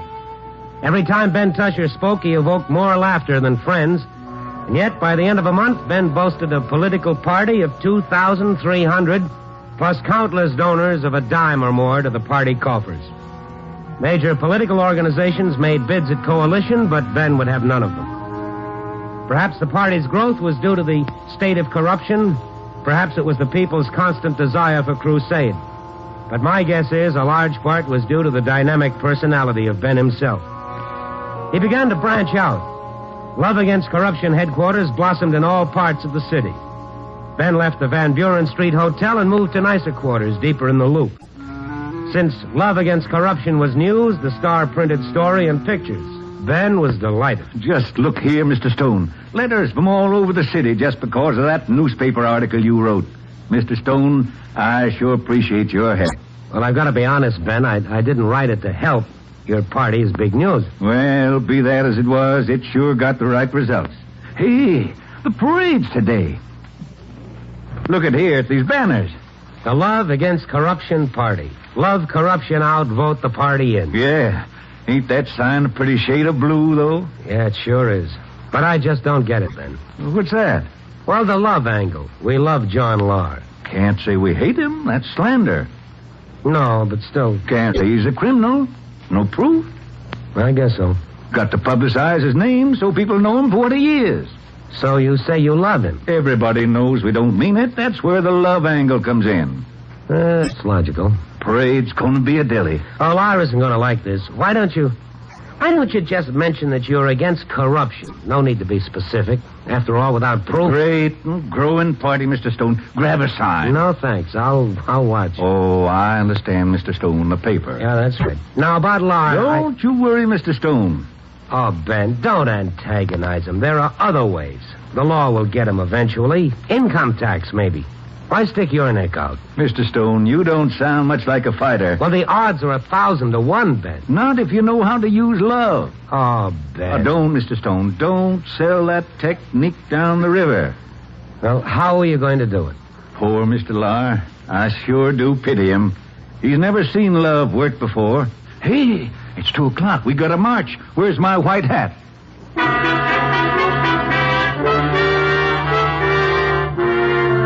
Was broken up by the police before they got a block. And the reason was simple. No permit. Ben admitted he'd overlooked one small detail, but that disappointment didn't bother him long. His party workers with their blue ribbons and white hats took their banners and spread themselves over the city until there was hardly a block that didn't have a Love Against Corruption or marching down the walk. That night, Ben, Miss Jewel, and I had dinner in Ben's room. Miss Jewel had added a verse to the old gray mare. My pitch pipe, I put it somewhere. Now where... Oh, here we are right around my neck. Isn't that silly? Oh, John Lahr, he ain't what he used to be. Ain't what he used to be. Ain't what he used to be. Oh, John Lahr, he ain't what he used to be in good old Chicago. Yeah, that's wonderful, Miss Jewel. Just great. Got the common touch. What do you think, Mr. Stone? Expressive. Probably the waiter. Always rush in to take away the tray. I ain't finished yet. Come on in. Listen, we ain't finished yet. Mr. Lahr. I hope we're not disturbing your meal, Mr. Tusher. Not at all. Come on in. Come on in, boys. Afraid we don't have too many chairs in here. Some of you'll have to sit on the bed. You can sit on the bed, boys. Kind of late for you to be out, isn't it, Lahr? I keep funny hours, Mr. Stone. Mr. Tusher, I came here to talk a little sense. At parade today, those people with banners blacking my name up around town. You know the penalty for inciting to riot? You know what slander means? It wasn't a riot and it wasn't slander. All we said was, we love you. That's very funny. Come on, Lahr, what's your pitch? You ought to know better than to get mixed up in this kind of phony routine, Stone. I don't think the Chicago Star would like it. I'm a traveling correspondent with the outfit. I'm glad you came, Mr. Lahr. It's time for the second warning. It is, huh? Yes, sir. Out of town in 10 days. 10 days? Well, that's very generous of you. Because unless you are, you're going to be loved out of town. Loved out of town? That's right, sir. Loved out of town. You're asking for plenty, Tusher. Plenty of what? They're liable to find a couple of bodies around that weren't around before.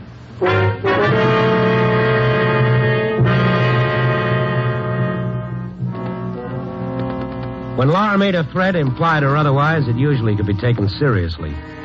I begged Ben to take it easy, but Laura's visit only made him angrier. The next night, Ben gathered his forces before him in a rented auditorium and gave them the pitch. Quiet, please. Last night, John Law threatened me with my life. Now, I would like to remind you of a law. That law states that every citizen can make an arrest. This is going to be our answer to his threats. We're going to watch Mr. Law night and day. We're going to become students of every law, city, state, or federal, that applies to Chicago. We're going to arrest Mr. Law every time he breaks one of them. And with our phone calls and telegrams and love letters, we're going to tie up his lines of communications just like they do to the enemies in wartime. For your specific duties, see your precinct captains. They'll tell you your hours and what your work is going to be. Now, just remember... Ladies and gentlemen,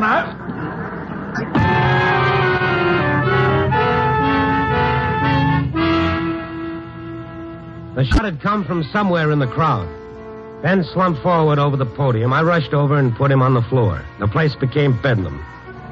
Police rushed in and herded the audience out into the street. When the ambulance came, the doctor said the bullet was lodged in Ben's right shoulder. That was a lucky break for Ben. In a couple of days, I went to see him at the hospital. He was pale, but the old spirit was still there. Just missed the lung, the doctor said. Ben, you're going to get yourself killed. You can't kill 10,000 people. The campaign's been going great ever since that meeting. We've already arrested Lahr 3 times. You what? Sure. Once for throwing away a gum wrapper. Once for speeding. He was going 26 in a 25-mile zone. The police have been wonderful. They're just waiting for us to really get something on him. But the thing that's killing Lahr is love. Love, We do everything with love. When we send letters, it's with love. We send telegrams, it's with love. We call on the phone, it's with love. When we arrest him and take him down the station, we keep telling him how much we love him. What time is it? It's about 3:30. See, you're in luck. Yeah? He leaves his office at 4. Gives you a half hour to get down there and watch the way the campaign's working. That's a good idea. I want to see John Lahr anyhow. I'll see you later, Ben. Okay, Mr. Stone. Maybe you'll be in time for a citizen's arrest.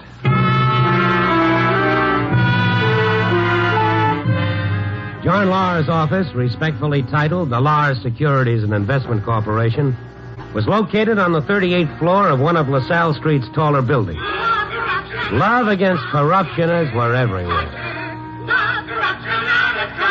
Riding the elevators, standing outside with banners, across the street opposite Lahr's office windows in a rented suite of rooms with loudspeakers blaring out their love. I went inside the office. Ed, the top strong arm, met me as I came in. Hold it, Stone. Oh, hi, Eddie. How are things? Go back to your friends. That's no way to talk, Eddie. I came in for an interview.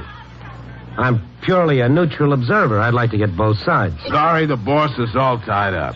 Okay, can't say I didn't try. Eddie, where are those aspirin I told you to... Stone, is that you? Yeah, it's me. Well, come on in here. I want to talk to you. Sure. Excuse me, Eddie. Neutral observer, my eye. Come on in, Stone. I'm glad you got here. And sit down. Thanks. I've been trying to reach you for days.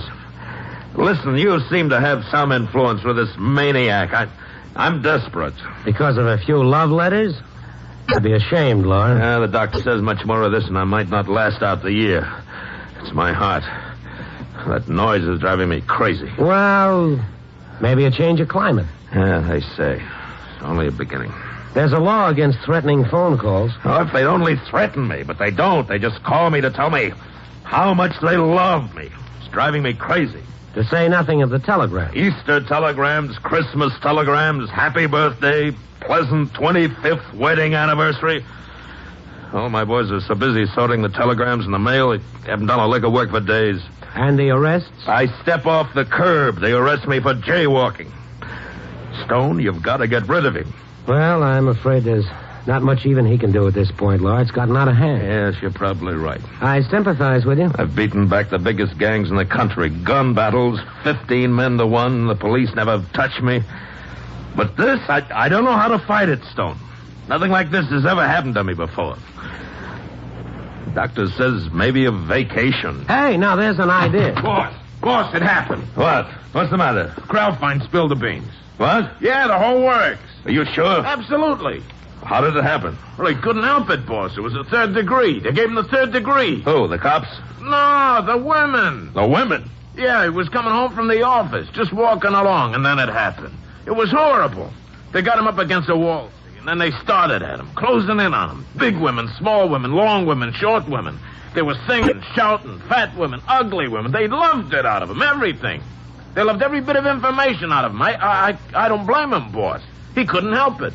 It could have happened to any one of us. Oh, no. Boss, we got to clear out. Now. Lock, stock... And barrel? Right. Come on, boss. Well, don't just sit there, Stone. Tell you what I'll do, Lar. What? I'll help you pack.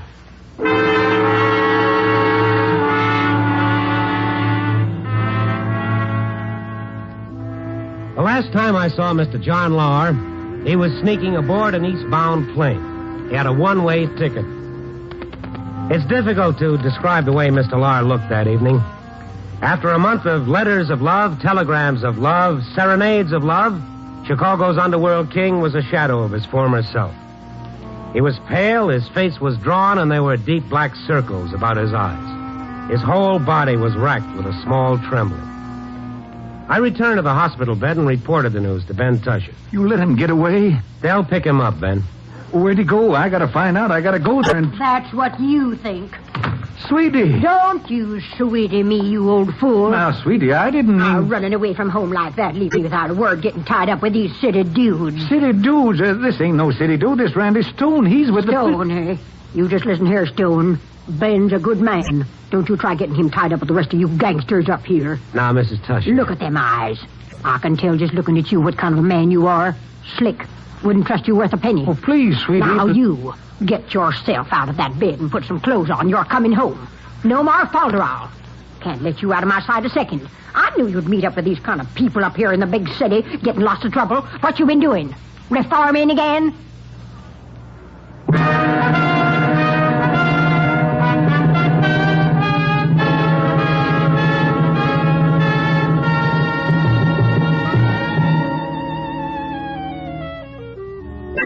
So Ben Tusher's left town, hauled home by the ear.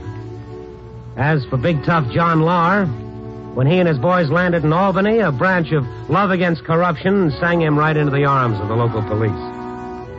So here's to the reformer. Maybe he doesn't wear a white hat and sport a blue banner. Maybe he's just the guy down the block who's found something he doesn't like and he wants to do something about it. Let's put it this way. The strength of a democracy might well be measured by the number of people working to keep it alive. Copy, boy.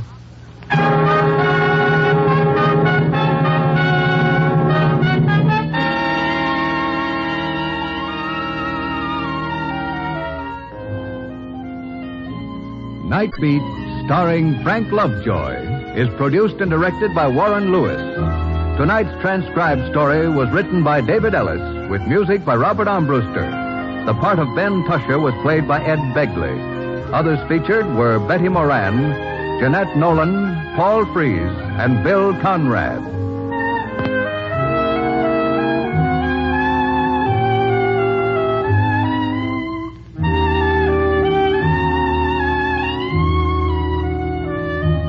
Listen next week at this time and every week as Randy Stone searches through the city for the strange stories waiting for him in the darkness.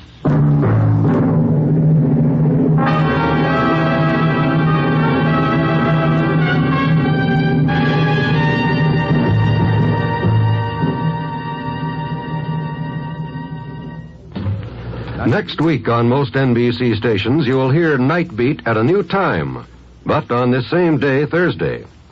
So make a note to join Randy Stone and Night Beat next Thursday at the new time. Consult your local newspaper for broadcast time and be sure to join us on the same day, but at the new time, next week for Night Beat. 3 chimes mean good times on NBC. In this election year, this station is making it possible for you to follow the campaign of the next president on NBC. Tuesday, July 1st. Be sure to hear another of NBC's pre-convention special broadcasts. This program is called Convention City, and it will offer you a complete description of the arrangements being made in Chicago, the host city of both the Republican and Democratic political conventions this year.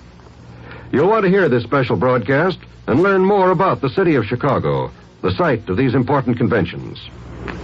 Be sure to hear Convention City next Tuesday. Another special program brought to you so you may follow the campaign of the next president on NBC. This is NBC, the National Broadcasting Company.